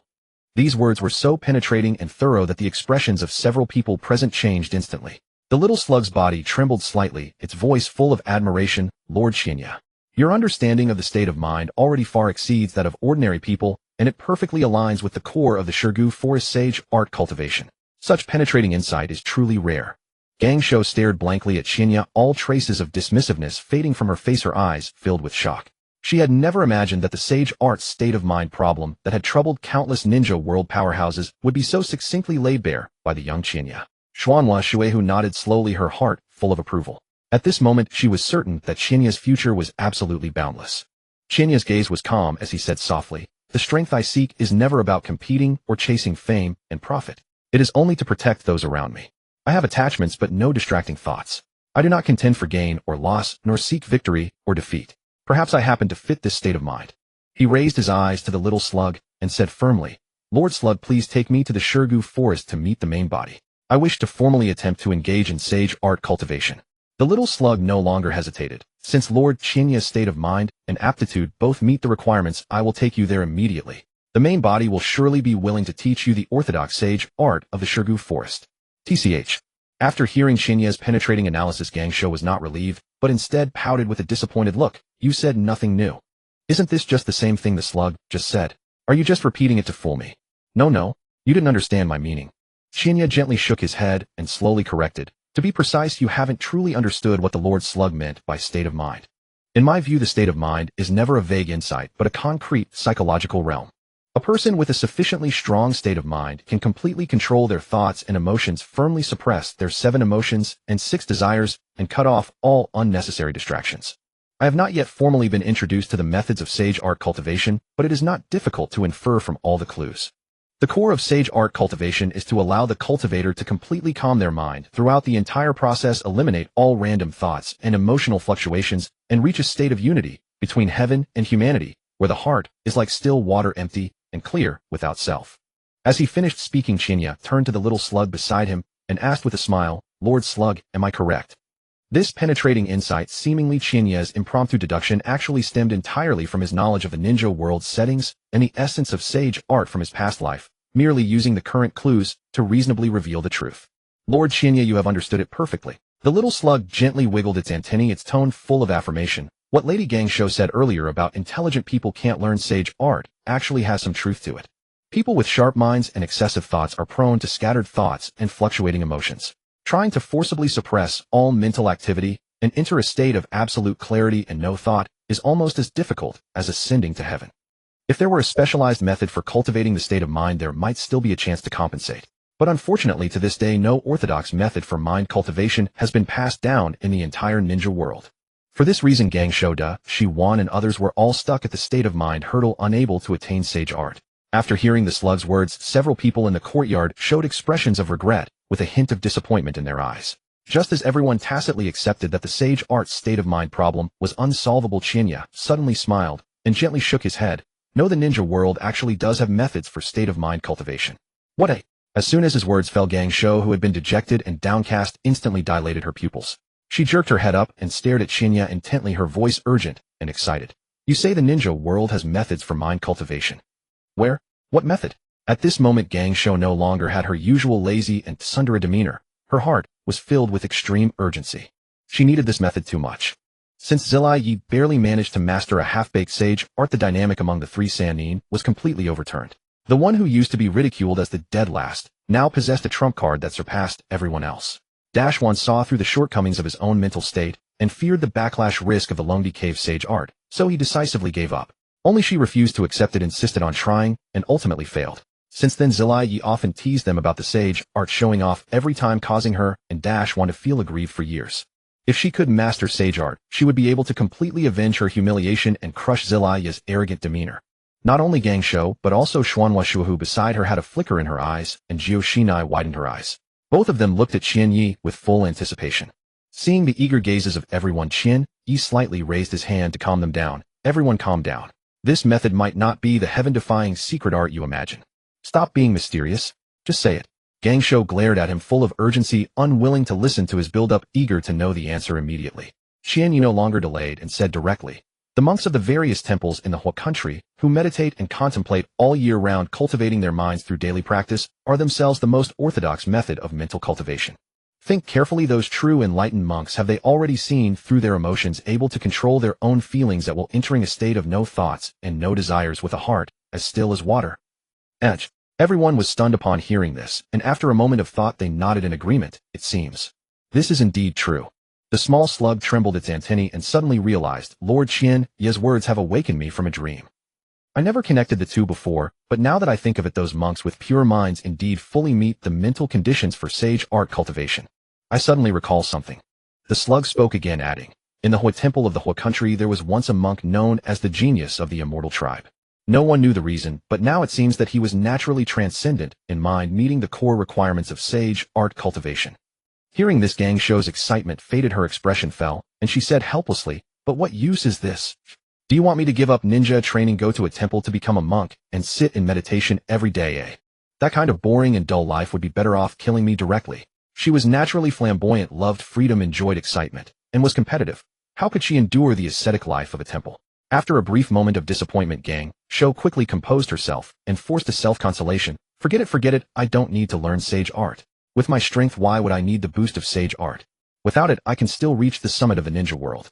Seeing Gang Shou's stubbornness, Xuanhua smiled lightly, then pondered, and voiced her guess. "According to this, I have been the Jinchuriki of the Nine Tails for years, suppressing its malice every day, always guarding my heart, and calming my emotions to avoid being eroded by the tailed beast. Doesn't this constant tranquility count as a form of mental cultivation? I can often achieve absolute stillness of mind like calm water without ripples. In that case, do I also meet the mental requirements for sage art cultivation?" As her words fell, she glanced at the slug inconspicuously, subtly signaling it to be careful and not to casually reveal secrets.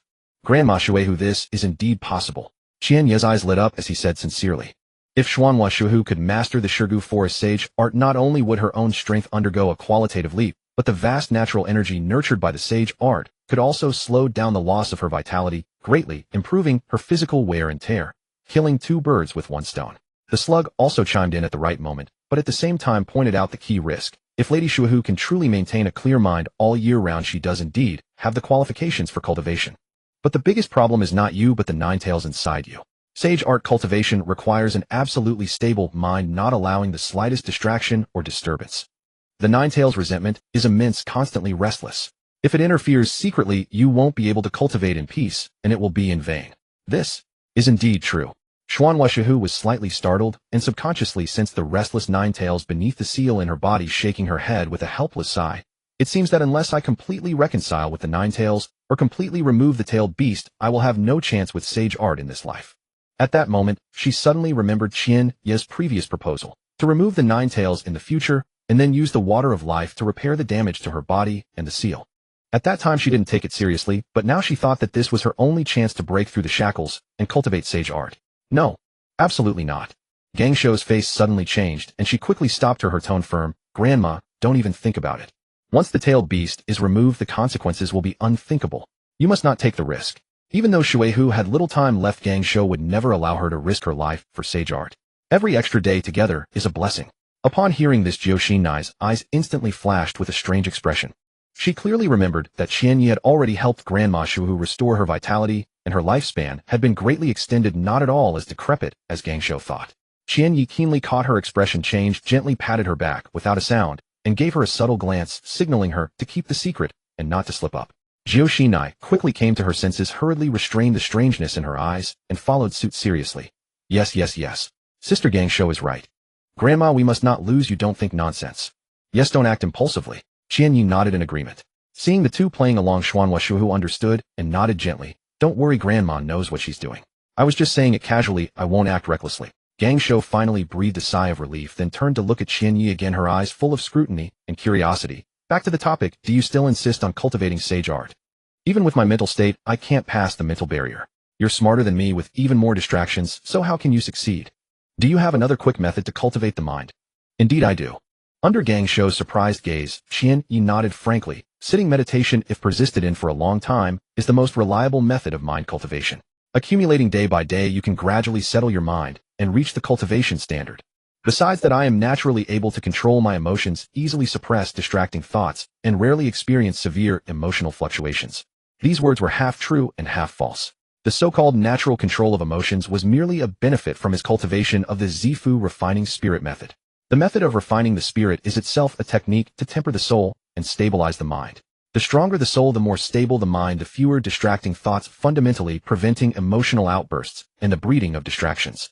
However, this method was too heaven-defying, and its origin could not be explained. Now was definitely not the time to reveal it. Qianyi thought to himself this method could be taught to Joshinai in advance. She has a pure heart and is absolutely trustworthy, so there is no worry about leaks. It would be perfect to help her temper her mind early. Really? Tsunade, Kushina, and Mito Uzumaki all looked surprised and skeptical, yet they could not help but choose to believe. Chiba had always been monstrously talented, his actions repeatedly outrunning expectations, so one more special gift, command over his own heart, hardly seemed extraordinary. Naturally, it's true. Chiba's tone was resolute. So for me, the state of mind threshold for cultivating sage arts hardly counts as a difficulty. He paused, then changed tack and corrected her with a smile. Furthermore, I must overturn the conclusion you made earlier, Sister Tsunade. It was never only the dull-witted can learn sage arts while the smart cannot. The first Hokage's rapid mastery of sage arts came not from being slow-witted, but from a pure heart, like a child's. His mind was utterly unadulterated, born in harmony with the ideal of heaven-man unity, which was why his training went so smoothly. That makes sense. Mito Uzumaki gave a slight nod, thoroughly approving. Hashirama was no fool. It was simply that his heart was too unadulterated, like a young child's, and therefore unbound by any mental obstruction. I can see the point about my grandfather. Tsunade immediately retorted, her face full of contempt. But what about a wretch like Jiraiya? What makes him worthy? He's just a lecherous, play-loving deadlast with a head full of messy, indecent thoughts. How is that a pure heart? In her eyes, Jiraiya's heart was full of nothing but lascivious, cunning, filthy, and restless, having not a sliver of purity about it. Mito Uzumaki smiled in silence, her eyes fixing on Chiba as she awaited his explanation. Chiba smiled helplessly, then explained at length. Jiraiya is indeed lecherous and frivolous. Acquired habits have stained him with many stray thoughts. But at the base of his true heart, he still has a pure-hearted nature. It's just that this purity has been buried by the acquired habits and desires of his later life. And because of this, it took him years of training in sage arts merely to scrape by the threshold. For the rest of his life, he could only manage a half-finished sage mode, unable to achieve the perfect form. If his nature had been pure, his talent in sage arts would not have been any worse. The innate character of Asura's reincarnation is by nature the most suited to sage arts in this world. Naruto could swiftly master perfect sage mode because despite the trials of his childhood, he held firm to his original heart. Jiraiya's purity, however, was completely covered by his environment and personal habits, forcibly dragging down his talent. When you put it that way, it does seem to have some truth. Tsunade pinched her chin, pondering, gradually accepting the reasoning. Then she gave another contemptuous snort. But at the end of the day, it's still his own problem. As for who polluted him, it must have been that doddering third Hokage. No, wait. Her words halted, then with even more disgust in her eyes she asserted, the two of them are birds of a feather, influencing each other for the worst. Jiraiya's nature carried the rotten seed of lust, the third merely stimulated it into full display. Huh. Kushina instantly widened her eyes, utterly taken aback, looking at Tsunade in sheer disbelief. Sister Tsunade, the old man you mentioned, could it be the third Hokage himself? If not him, who else? Tsunade pouted contemptuously, laying it out without a trace of restraint. Don't be deceived by his usual serious and upright appearance. That old coot is no less lecherous than Jiraiya. He simply puts on a better act and hides it even deeper. Do you know what that crystal ball you see every time you go to the Hokage office is for?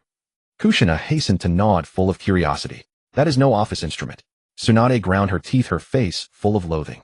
It's a ninja tool he specially made for peeping at hot springs and female ninja. He even developed a specialized telescope technique on top of it, and embedded it into Konoha's barrier, letting him spy whenever and wherever he wants. Absolutely shameless. Hearing this, Mito Uzumaki also shook her head helplessly and sighed softly. That monkey's nature has not changed in decades. I truly don't know how Tobirama picked his disciples back then. With so many students, not one turned out normal. Kushina remained dumbstruck, unable to snap back to reality for a long time. This secret she had stumbled upon today had completely upended her worldview. She hastily turned to Chiba to verify. Chiba, were you aware of this? She recalled that Chiba knew the Konoha higher-ups like the back of his hand and was well acquainted with many secret matters. I was. Chiba nodded without hesitation and smiled lightly. That crystal ball is at bottom an artifact of sealing arts. A careful observer can see its true nature with a little attention. As for these little tricks of the third, I learned of them by chance when Jiraiya was boasting. Not only me, Minato knows about this too. It's just that everyone accepts it tacitly and no one deliberately calls it out. My God. Kushina sat in speechless discomfort, her heart full of mixed feelings. I never thought highly of the third to begin with, but after all this I can't help feeling that his image has completely collapsed. That such a man could hold the position of Hokage for so many years is merely a disgrace to Konoha. At that moment the occasional dreams she had once entertained of becoming Hokage and protecting the village scattered by more than half. We should speak such words only among ourselves. Mito Uzumaki gently stroked Kushina's head, cautioning her in a low voice. You absolutely must not discuss the Hokage recklessly when you are outside. If someone with ill intent latches onto it, it will only bring disaster. She gave no admonitions to Chiba. This youth was careful in his thoughts, prudent in his advance and retreat, and had always known his place. Just as the several of them were chatting, the little slug who had been ignored all along finally couldn't hold back and carefully broke the silence. Everyone, Lord Chiba. So do you still intend to visit Shikatsu Forest and formally practice sage arts? At that moment, the little slug's feelings were thoroughly complicated. In just a short period it had overheard a startling secret about the third Hokage of Konoha. It had truly relished the juicy gossip, yet now it felt overwhelmingly uneasy, as if it had uncovered forbidden knowledge it ought not to possess. Of course I do. Chiba promptly nodded, emphatically, determination shining in his eyes. He then added, but from tomorrow onward I will formally start carrying out missions under Master Tsukumo, which will cut down my daily training time. For the time being I cannot remain at Shikatsu Forest for extended sage art training. Today I intend to go to the sacred land, first get familiar with the surroundings, pay respects to the slug sage, and thus obtain the sage art practice method to learn about it early. Would that be all right? He had already made his calculations. Whether or not he could cultivate soon obtaining the orthodox Shikatsu Forest sage art method and stowing it away as a treasured collection was a guaranteed win. Naturally that's no problem. The little slug gently swayed its soft antennae, answering warmly. Since Lord Chiba has made up his mind, I will immediately go back to the sacred land, and then receive you with a reverse summoning technique. When the time comes, simply relax your mind, and be sure not to resist the tug of space. I will trouble you, Lady Slug. Chiba gave a slight nod, his expression respectful. Poof! White smoke suddenly rose, and the figure of the little slug vanished in an instant from the courtyard.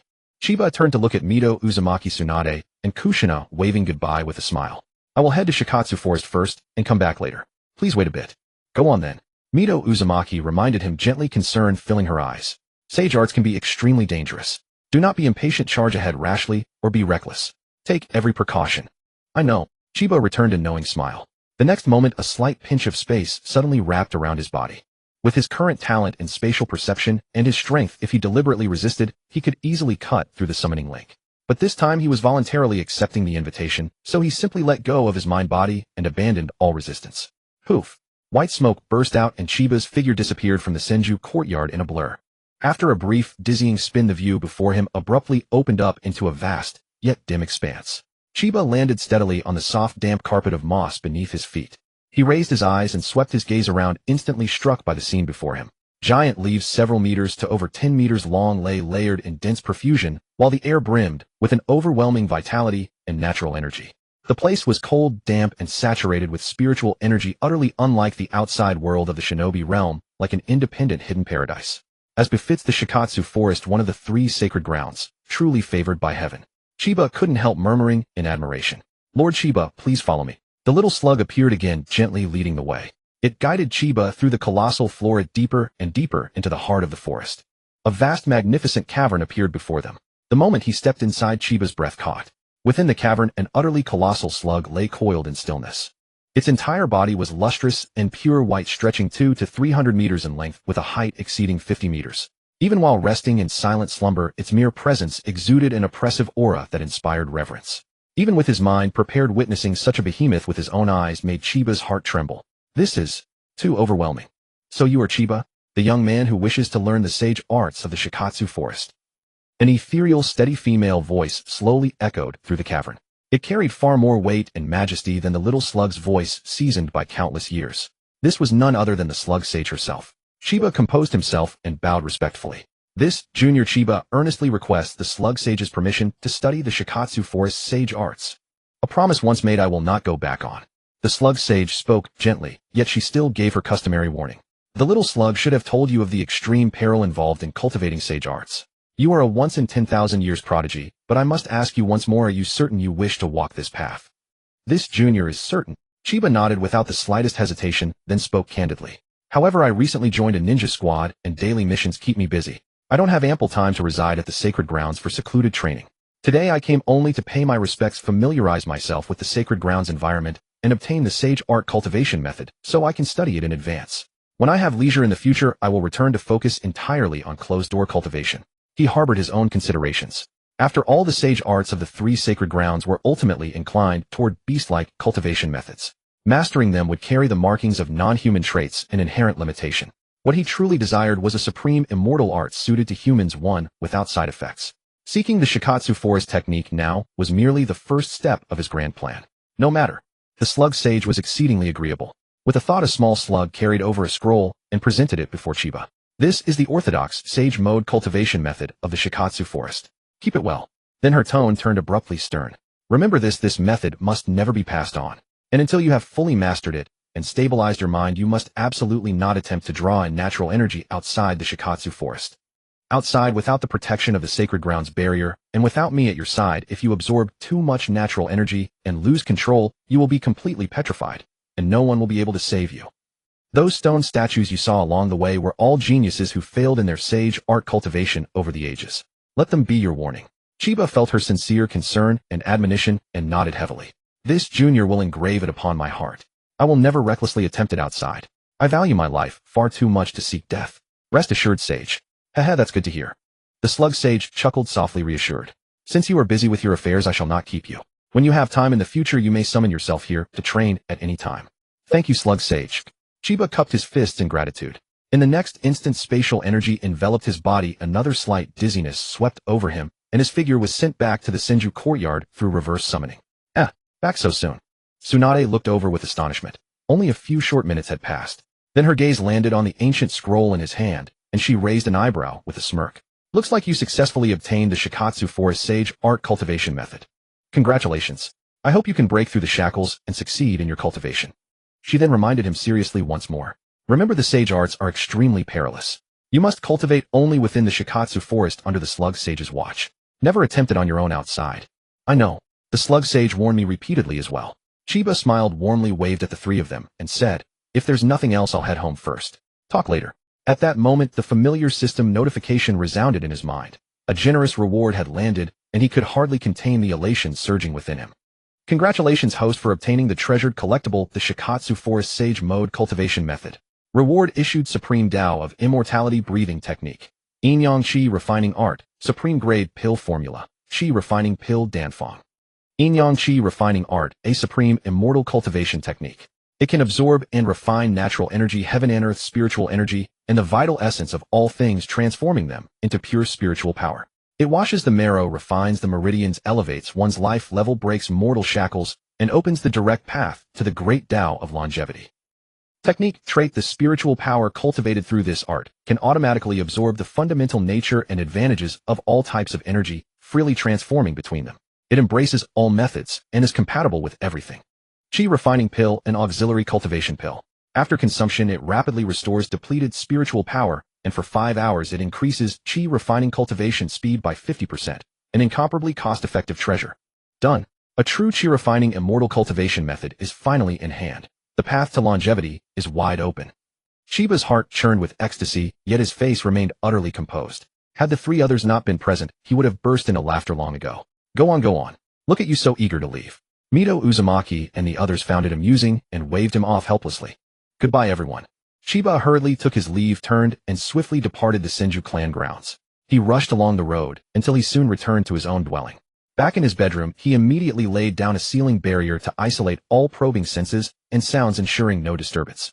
Then he sat cross-legged on the bed, sank his mind into his sea of consciousness, and murmured softly, "System claim all rewards." Boom! A flood of information surged into his mind. The complete cultivation system of the Yin-Yang Qi refining art, its circulation methods, meridian routes, and operational cycles, along with the full herb ratios, refining procedures, and heat control for the Qi refining pill, were all indelibly engraved in his consciousness. Chiba closed his eyes in deep contemplation. Only after more than 10 minutes did he slowly open them again, a restrained gleam in his gaze, his breath long and profound. So that's it. With the Yin-Yang Qi refining art, I don't need to restrict myself to the Shikatsu forest sage mode at all.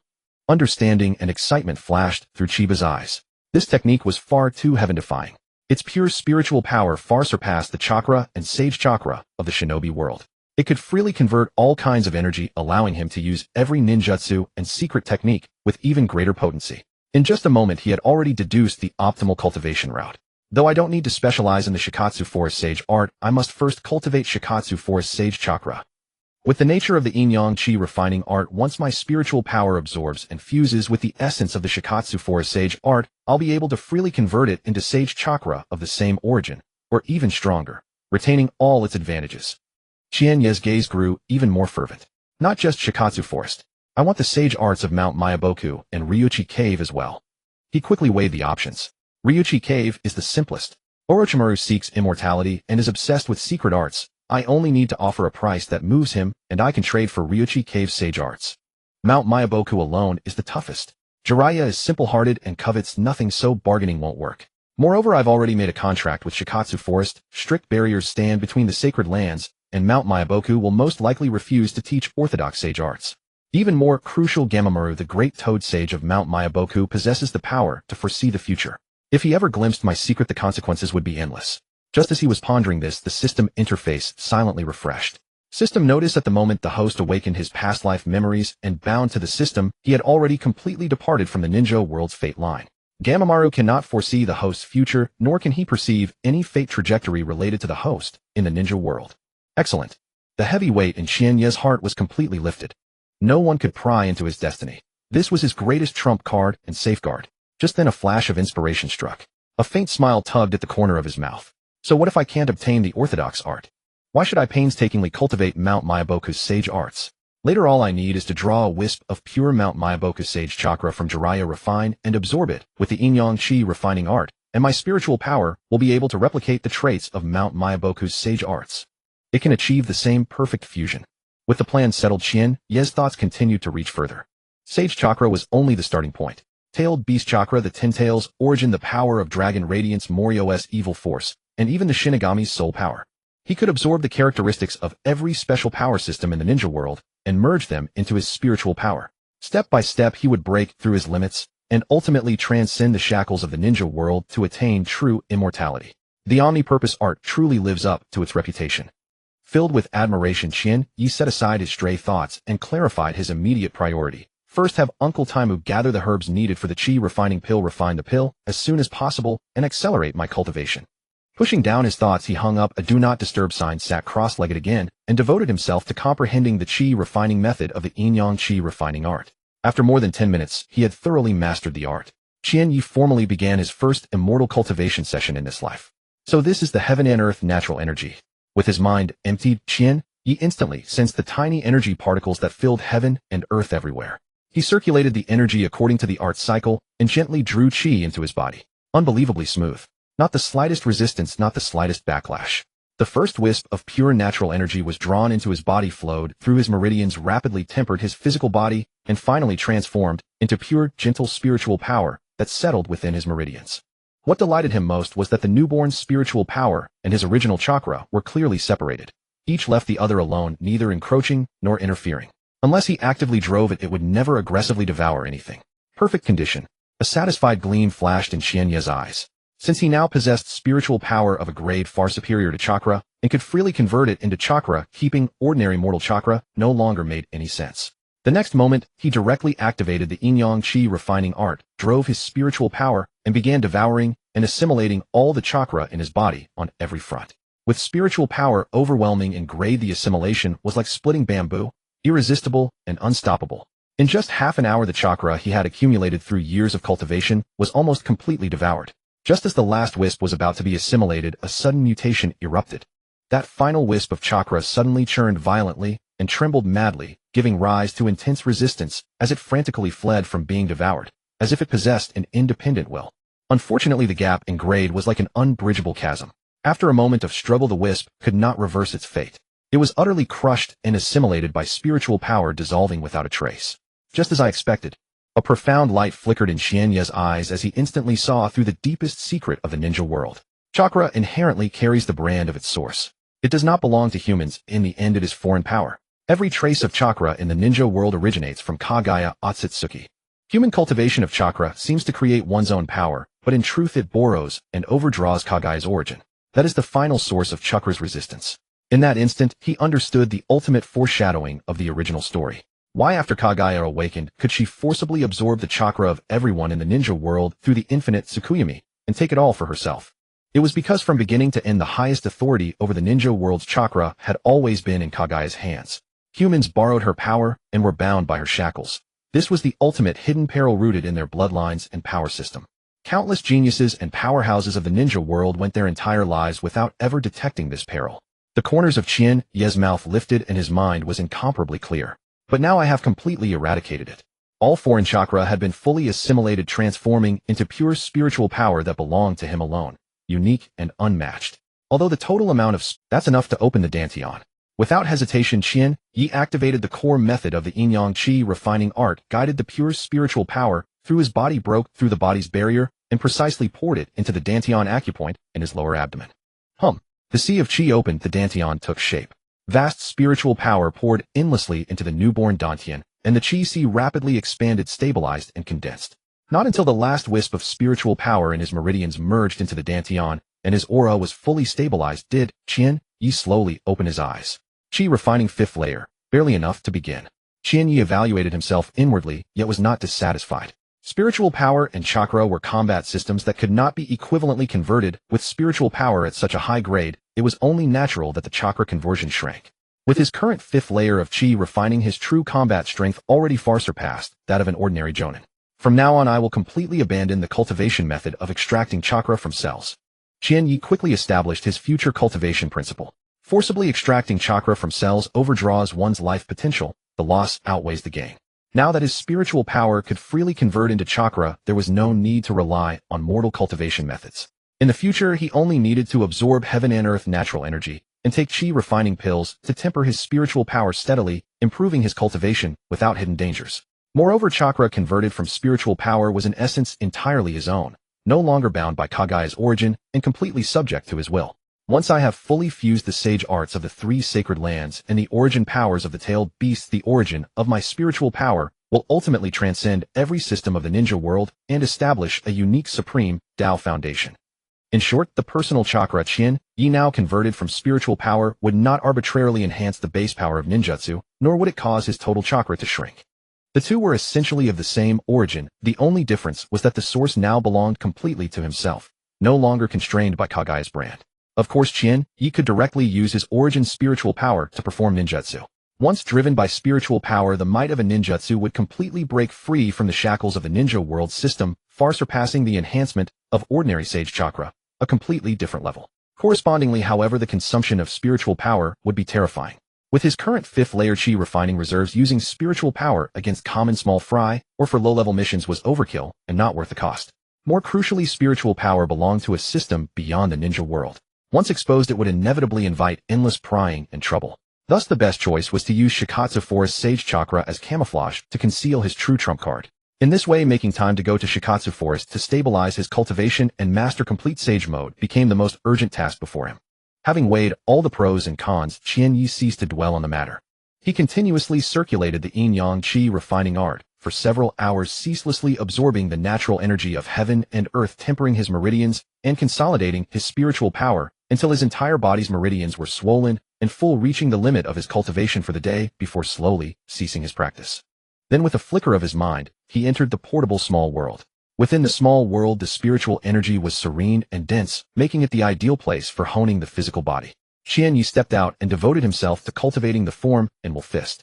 Each stance was steady and heavy, with perfect control over the release and retraction of power, his mastery over his physical body, reaching an increasingly consummate level. At the same time, several shadow clones each took on their own duties. Some studied the Shikatsu Forest Sage art scroll, unraveling the logic of natural energy circulation, others polished various basic ninjutsu, optimizing hand seals and chakra control, thereby enhancing his overall foundation in all aspects. Several days of arduous cultivation passed in the blink of an eye. Qian Yi's national martial arts cultivation steadily advanced, having already reached the peak of hidden strength, only a step away from the transcendent master realm. This astonishing speed was no coincidence. His physical foundation far surpassed ordinary people. His comprehension was extraordinary, his mind was steadfast, and his control over his body was meticulous. He utilized every ounce of his strength to its fullest, so naturally his early cultivation progressed 1,000 miles in a single day. He understood in his heart that this rapid progress was more of a consumption of the accumulated knowledge from his past life and his initial physical potential. Once the foundation was exhausted, the pace of cultivation would slow. But even without these enhancements, relying solely on his own heaven-defying talent and supreme comprehension, his cultivation speed would still overwhelmingly surpass that of his peers. There was never an exception.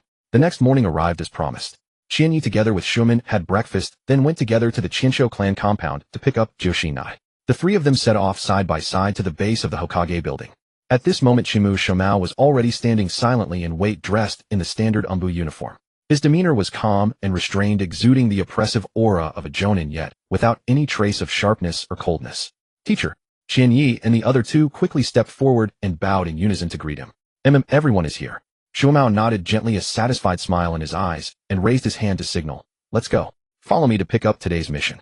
As he finished speaking, he turned and took the lead, walking with the three of them up to the mission hall on the second floor. Today the third Hokage was not on duty in the hall. The ninja in charge of issuing missions, upon seeing that it was Chimu Shimao the Umbu captain, dared not show any negligence and directly handed over the prepared mission list.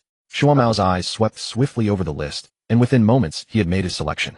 He took 3 mission scrolls, turned around, and handed them to his 3 disciples. Here today's missions. The 3 of you will complete them together. The 3 of them quickly took the scrolls and unrolled them to examine closely. In just a few seconds, Joshinai's eyes widened, her face full of shock and confusion. She looked up at Shimao, her voice laden with deep disappointment and resistance. Teacher, how are they all D-rank missions? This is the lowest level of missions in the ninja world. With our strength, there's absolutely no need to do this kind of mission, right? It's a complete waste of time. She had already inquired from Shengshu about the mission rankings, and my D-rank missions were nothing but trivial chores like weeding, sweeping, finding lost cats, and cleaning waterways, utterly devoid of training value. Shuiman beside her remained silent, though a faint trace of disappointment flickered in his eyes. Yet his steady temperament prevented him from showing it. Qianyi had long anticipated this inevitable process for newly promoted genin, and his heart remained utterly calm. Shumao took in the expressions of all 3 and spoke gently, offering a patient explanation. This is the arrangement of the Hokage, and also the rule of Mai.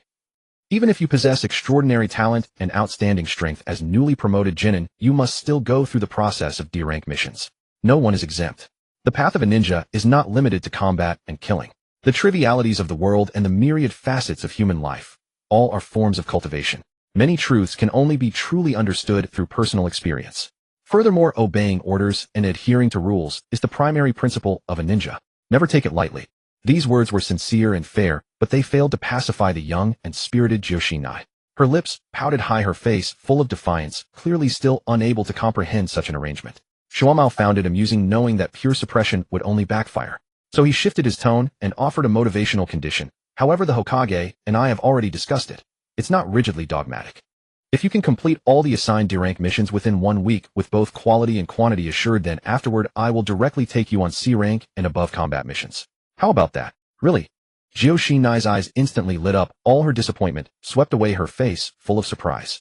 She clearly remembered that Shengshu back then had to slog through months of D-rank chores before he could advance to higher-ranked missions. For them to need only a week was already an exceptional privilege. Shuiman's eyes also brightened, faintly a hint of anticipation appearing in his gaze. Higher-level missions not only accumulated practical combat experience, but also offered more generous mission rewards, greatly beneficial to the growth of the 3. Of course it's true. I mean what I say. Shumao nodded with a smile, then raised his hand to urge. All right, let's set off. We'll complete the first mission first. Today I'll lead the team personally to familiarize you with the mission process. From tomorrow onward for the next week, you'll need to come and pick up, complete, and hand in the missions on your own. Can you do that? As the Umbu captain of my Shomao had a busy schedule.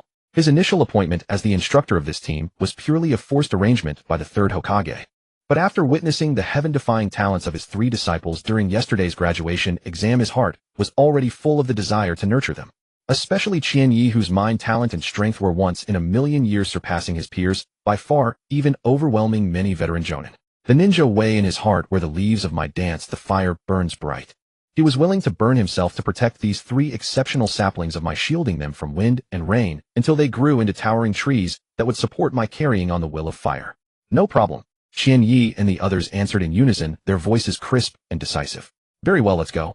Without another word, Shimao's figure flickered, and he was the first to dash out of the Hokage building, leading the 3 toward the farmland mission point south of the village. Moments later, a stretch of neatly arranged fertile fields appeared before them. We've arrived. Today's first mission, weeding and tilling the farmland. Let's begin, Shuamao said calmly. Understood. Qianyi responded, and his figure flashed to the ridge. He lightly placed his left foot on the ground, his chakra flowing steadily.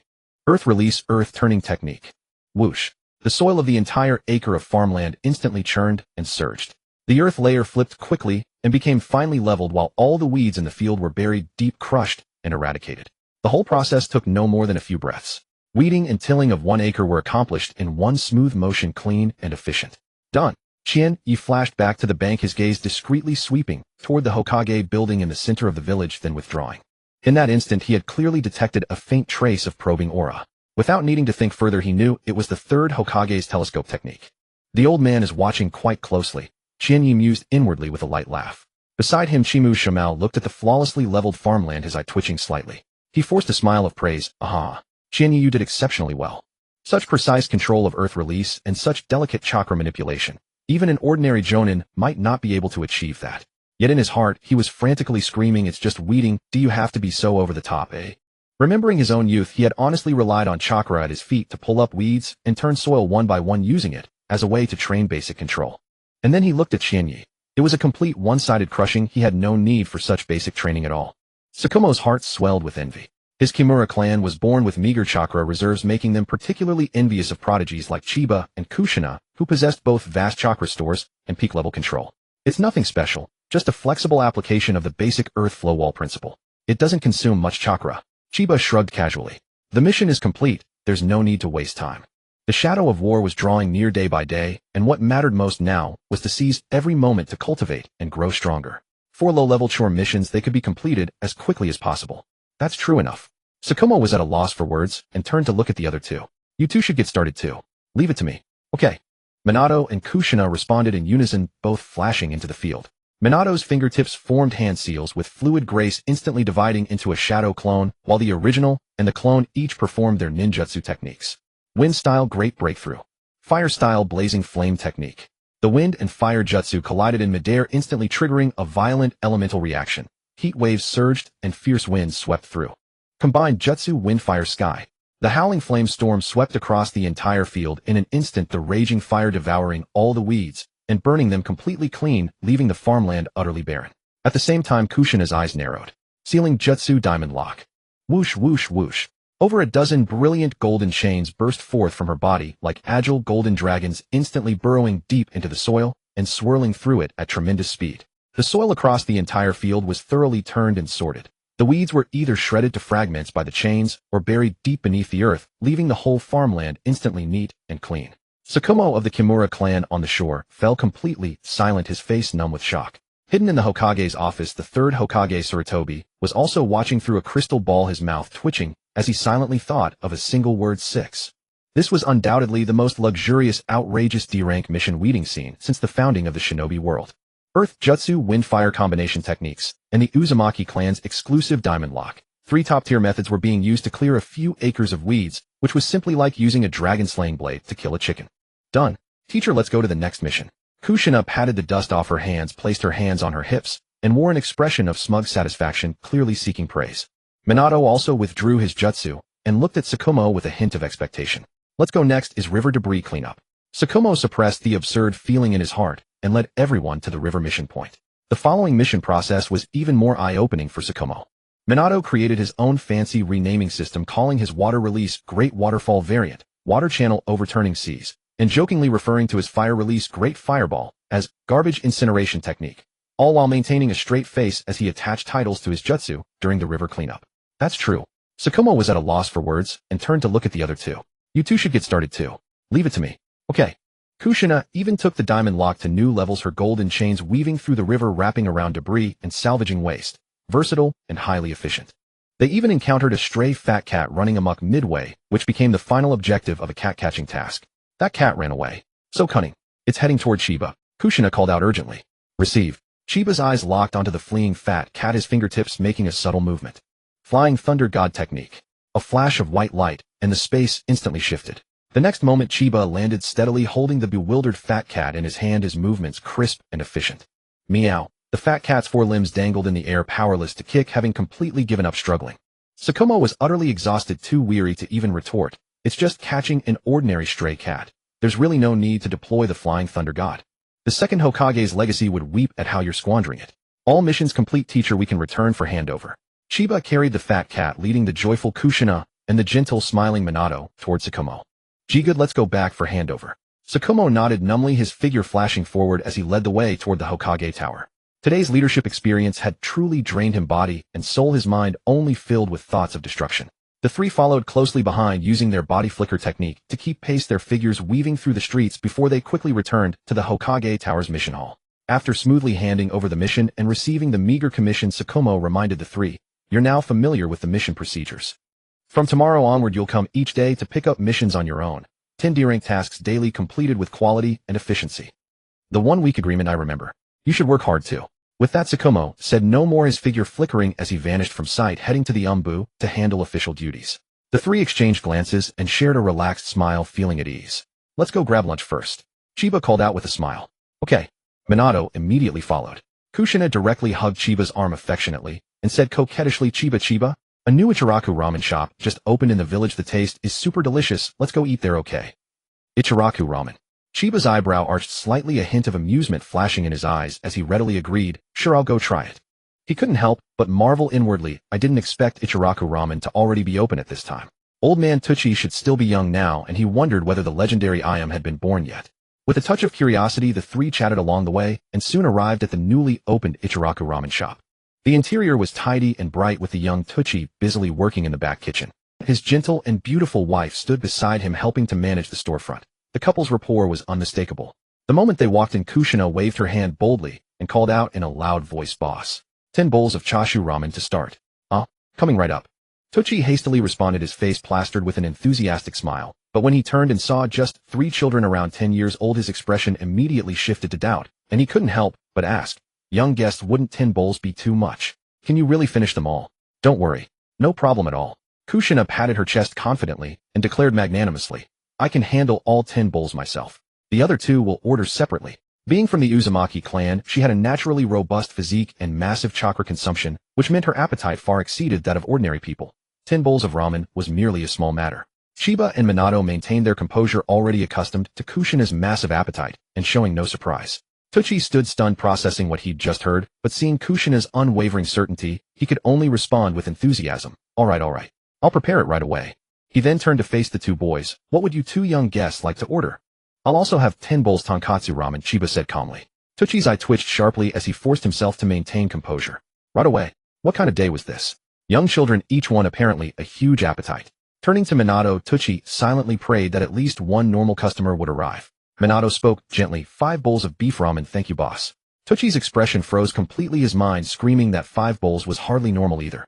But as a merchant, turning away paying customers was foolish, so he steeled himself and called out enthusiastically before rushing into the kitchen to begin. Steam curled through the air and the aroma grew richer. The three's leisurely lunch hour was officially underway. Within the Hokage's office, sunlight streamed through the window lattice, casting its glow upon the piles of documents and the crystal ball. Hatake Tsukumo gently knocked, stepped inside, and bowed respectfully, "Lord Hokage." The third Hokage, Sarutobi Hiruzen, lifted his head, tapping his fingertips lightly on the desk, a hint of amusement in his eyes. "I observed the entire process just now. I must say those 3 children are truly impressive." Tsukumo's eyes twitched slightly, and he nodded with a wry smile. "Forgive me, Lord Hokage, for causing you amusement. The way those 3 little ones handled D-rank missions was indeed rather unconventional and excessive. But fortunately, every task was completed flawlessly without any oversight. That is enough." The third Hokage slowly nodded, his expression turning more serious. "Means and methods are not constrained. As long as the results are satisfactory, there is no need for harsh criticism." Chiba, Minato, Kushina. They are all prodigies of Konoha, and I entrust them all to you. Tsukumo, you must guide them well. Above all, ensure they take root in Konoha, embrace the village, and identify with the will of fire. His words were gentle, yet deep within his eyes lay a profound apprehension. Unrestrained geniuses, if their hearts stray and they lack a sense of belonging, would be not a blessing, but a calamity of annihilation for Konoha. "I understand." Hatake Tsukumo bowed solemnly, accepting the command, already etching in his heart the resolve to protect and guide the 3. The will of fire, as he understood it, was the tenderness and responsibility of safeguarding the younger generation, the village, and the bonds between them. But he was unaware that this sense of identity the third Hokage spoke of meant absolute priority of the village, absolute adherence to rules, and absolute obedience. Each harbored their own thoughts. A conversation that seemed to reach consensus was ultimately nothing but a dialogue of the deaf. Meanwhile, inside the Ichiraku ramen shop, Chiba, Minato, and Kushina, under the utterly astonished gaze of Tucci Ichiraku, devoured 25 bowls of ramen like a whirlwind. It was impossible to tell that these were the appetites of 3 10-year-old boys. They paid cheerfully and walked out of the shop with satisfaction. Kushina gently patted her slightly bulging belly, eyes curved with joy, her face brimming with happiness. That was so satisfying. Chiba Minato, isn't this ramen incredibly delicious? The flavor is excellent. Chiba nodded slightly, the lingering fragrance of the rich pork bone broth still on his tongue. We can come here often. Minato also smiled gently and agreed. Indeed, it's worth visiting regularly. After a moment of silence, Minato suddenly spoke, voicing his thoughts. By the way, do you think tomorrow's tasks will still be trivial D-rank missions like today's? If that's still the case, there's no need for us to waste our actual time. His gaze was serious, his tone resolute. We can send multiple shadow clones to complete them, or even dispatch several groups of clones in parallel to save time. The shadow of war was growing thicker, high-rank missions, combat experience, and cultivation advancement. Each was far more important than weeding or finding cats.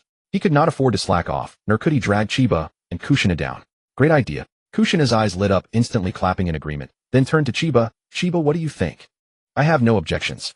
Chiba shrugged nonchalantly. Trivial D-rank chores can be perfectly handled by shadow clones. There's no need to waste our main body's training time. Then it's settled. The three quickly reached an agreement, easily deciding their task mode for the coming week. Early the next morning, outside the mission hall in the Hokage building, a faint trace of chakra lurked covertly. Hatake Tsukumo hid in the shadows, silently observing the three figures arriving to accept missions. One glance was enough for him to see through the truth. All three figures were shadow clones. Chiba's clone was indistinguishable from reality. Its aura, expression, and chakra fluctuations showed no flaw enough to deceive most jonin. But Kushina and Minato's shadow clone techniques were still shallow. Subtle breaks in aura and stiffness and expression were glaringly obvious to a veteran Kage-level powerhouse like Tsukumo, revealing all their flaws at a single glance. These three little ones certainly know how to cut corners. Tsukumo gave a helpless, bitter smile, shaking his head. After a moment of deliberation, he ultimately chose to let them be. They were only D-rank missions. With the talent and strength of the three, even shadow clones could easily complete them perfectly with no need for excessive censure. As long as the tasks are up to standard, it's fine. If they are sloppy, I can discipline them properly later. With his mind made up, Tsukumo ceased his surveillance, quietly retreating to attend to his ANBU duties. On the other side, after accepting the missions, the three shadow clones did not rush to execute them, but instead dispelled themselves on the spot, synchronizing all information back to their main bodies. In the courtyard, the three who had been immersed in cultivation opened their eyes simultaneously. Minato spoke first, his words quick and light. The missions are confirmed, similar to yesterday's. Farm tending, river cleaning, hot spring repairs, public toilet cleaning, pet and person searches. All trivial chores that shadow clones can handle perfectly. Then we'll distribute them uniformly. Chiba nodded slightly, quickly finalizing the plan. Each of us sends out 2 shadow clones working in parallel groups for maximum efficiency. No problem. I have plenty of chakra. I can make even more. Kushina responded with a cheerful smile, utterly unafraid of the cost. Minato's eyes twitched, and he shook his head helplessly. 2 is my limit. If I make more, the clone's combat ability and duration will drop significantly, and it will hinder my main body's training. With that, the 3 formed hand seals simultaneously. Puff, puff, puff. White smoke burst forth, and 6 clones materialized silently, each taking on their assigned duties and heading for various mission points in the village. The 3 main bodies, freed from task distractions, immersed themselves entirely in cultivation. Time flew by, and a week passed in the blink of an eye. Relying on their shadow clones to handle the work, the 3 easily completed all D-rank missions, while gaining an entire week of uninterrupted cultivation time. Their strength skyrocketed across the board during that week. Kushina's chakra control became ever more refined, and her mastery of sealing techniques grew more polished. Minato's body flicker technique and ninjutsu were honed to a mature level. But Chiba's improvement was the most astonishing. The yin-yang chi refining technique steadily broke through, successfully reaching the 6th layer of chi refining, with his spiritual energy, reserves, purity, and circulation speed all doubling. His martial arts underwent a qualitative transformation, surging from the peak of dark force to break through into the realm of transformation grandmaster. His blood and chi surged like a dragon, his strength, agility, physique, and sensory perception all skyrocketed several-fold. His control over his body reached its peak. No leakage, every subtlety perceived. Truly achieving that not even a feather could be added, nor a fly could land. Even the brush of a breeze against his hair or the settling of dust on his sleeve could be keenly sensed and precisely controlled. The transformation realm is complete. My physical body is fully stabilized.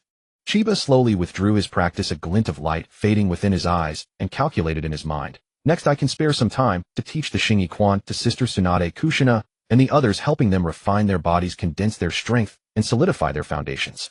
Early morning. After breakfast, the 3 of them gathered on time and headed to the Hokage building.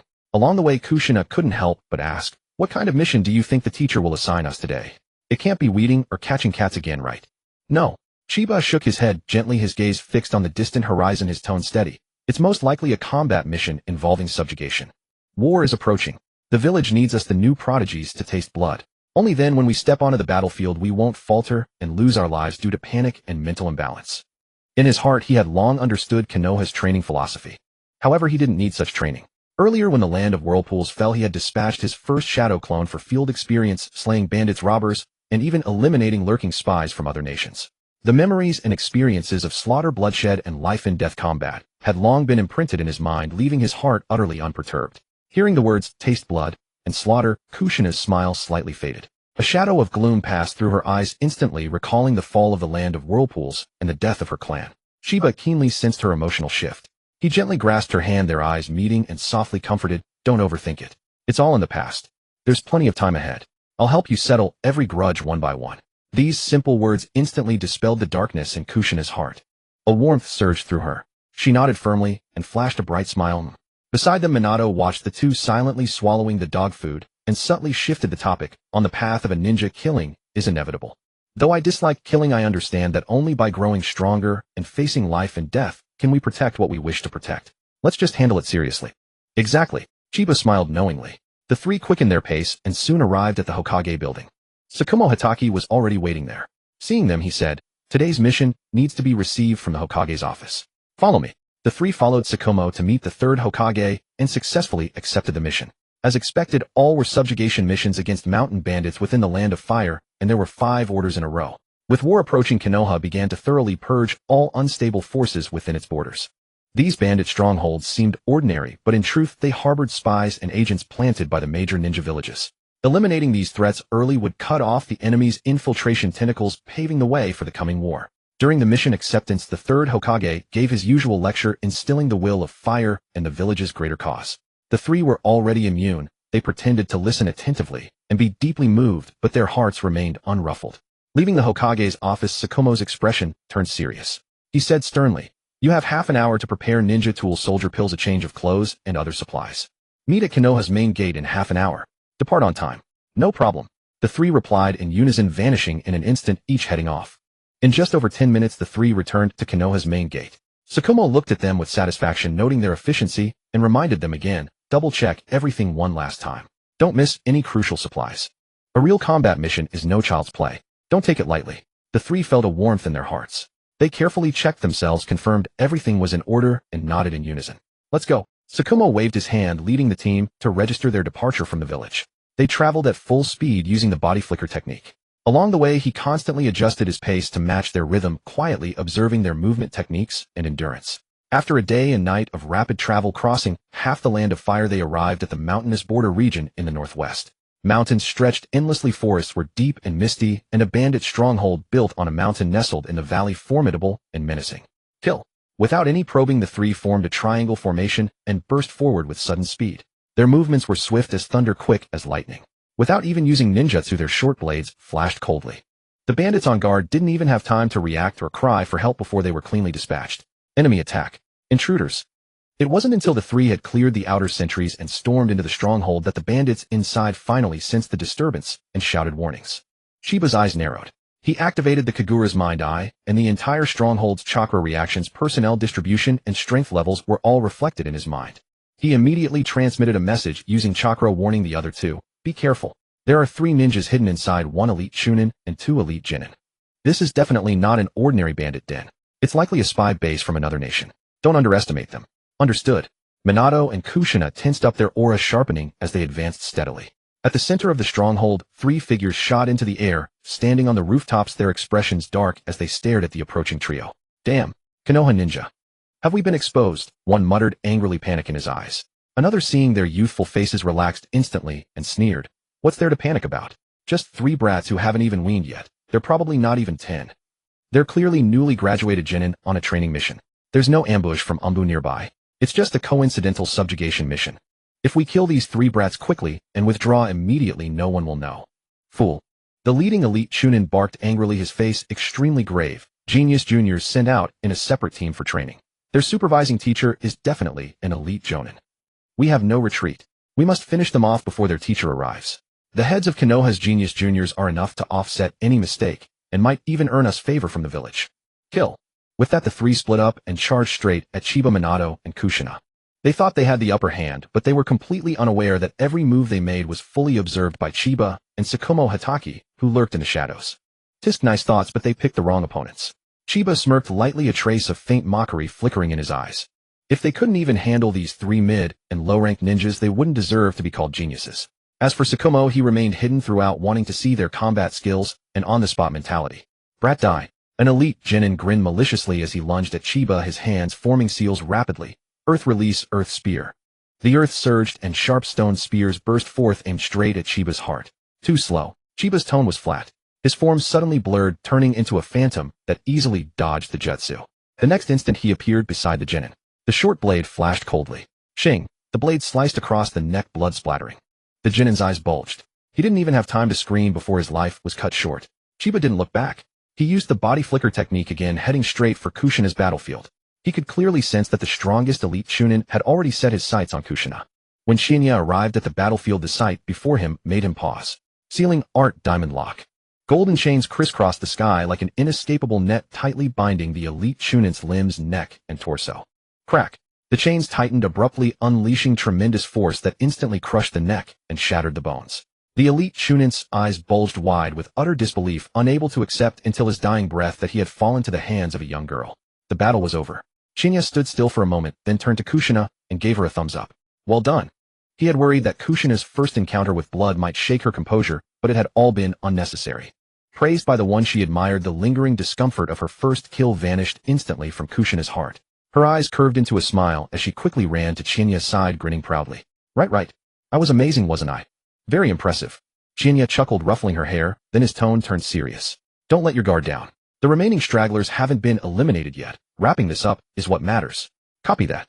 The two moved out once more, swiftly sweeping through the remnants. Within minutes, not a single living soul remained in the stronghold. The three regrouped at the central clearing of the stronghold, having dominated throughout. Minato had already cleanly dispatched the final elite genin, his expression calm and his breathing steady. Let's start clearing the battlefield. Shinya scanned the area, his tone grave. An ordinary bandit camp would not have trained shinobi, let alone an elite chunin holding position. This has to be a spy outpost for another nation. Search the corpses and quarters thoroughly. Gather all intelligence supplies and scrolls. Leave nothing behind. Understood. Minato and Kushina responded in unison and immediately divided their tasks. Shinya and Minato took charge of processing the corpses, while Kushina searched each dwelling and hiding spot. An hour later, over 100 bandit corpses were gathered in the clearing, each one thoroughly searched. Among all the loot, the elite chunin's belongings proved the most substantial. 2 ancient scrolls of earth-style jutsu rested quietly in his palm, their inscriptions crisp and their techniques complete. They were Earth Release, Earth Rising Dragon Spear, and Earth Release Seismic Core. The three gathered around, their attention fixed on the 2 earth-style scrolls. Shinya spoke first, his finger tracing the scroll's surface. Let's share what we've found. I recovered these 2 jutsu scrolls from the elite chunin.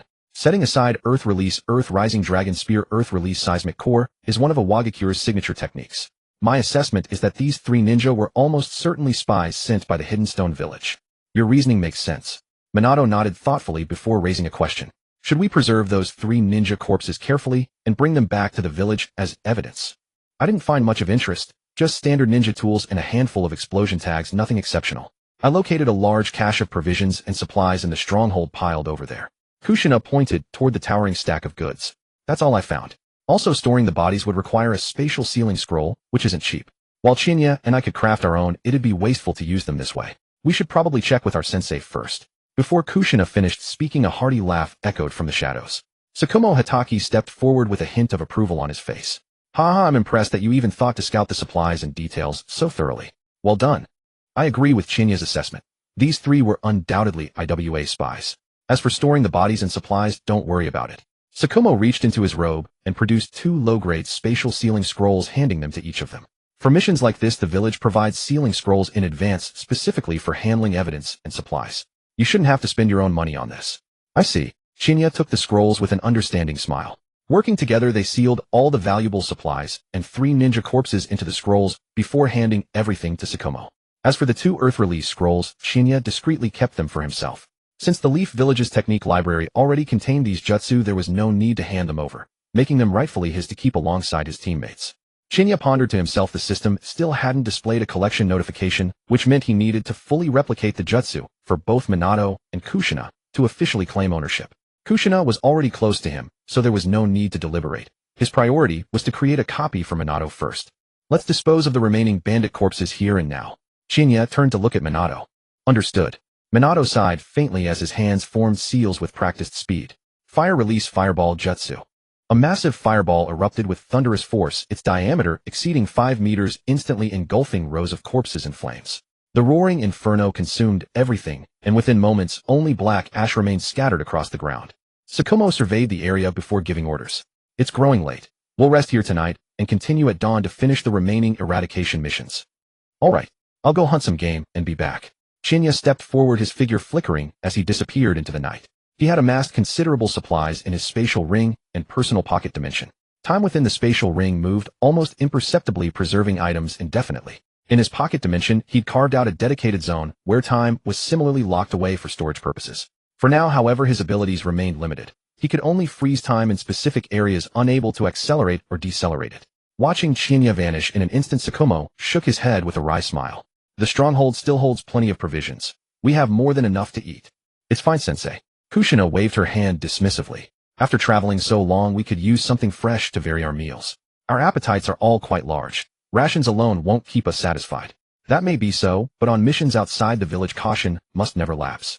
A single moment of carelessness could invite fatal danger. Tsukumo's expression grew increasingly grave. We remember. Minato and Kushina dropped their playful demeanor, nodding solemnly in agreement.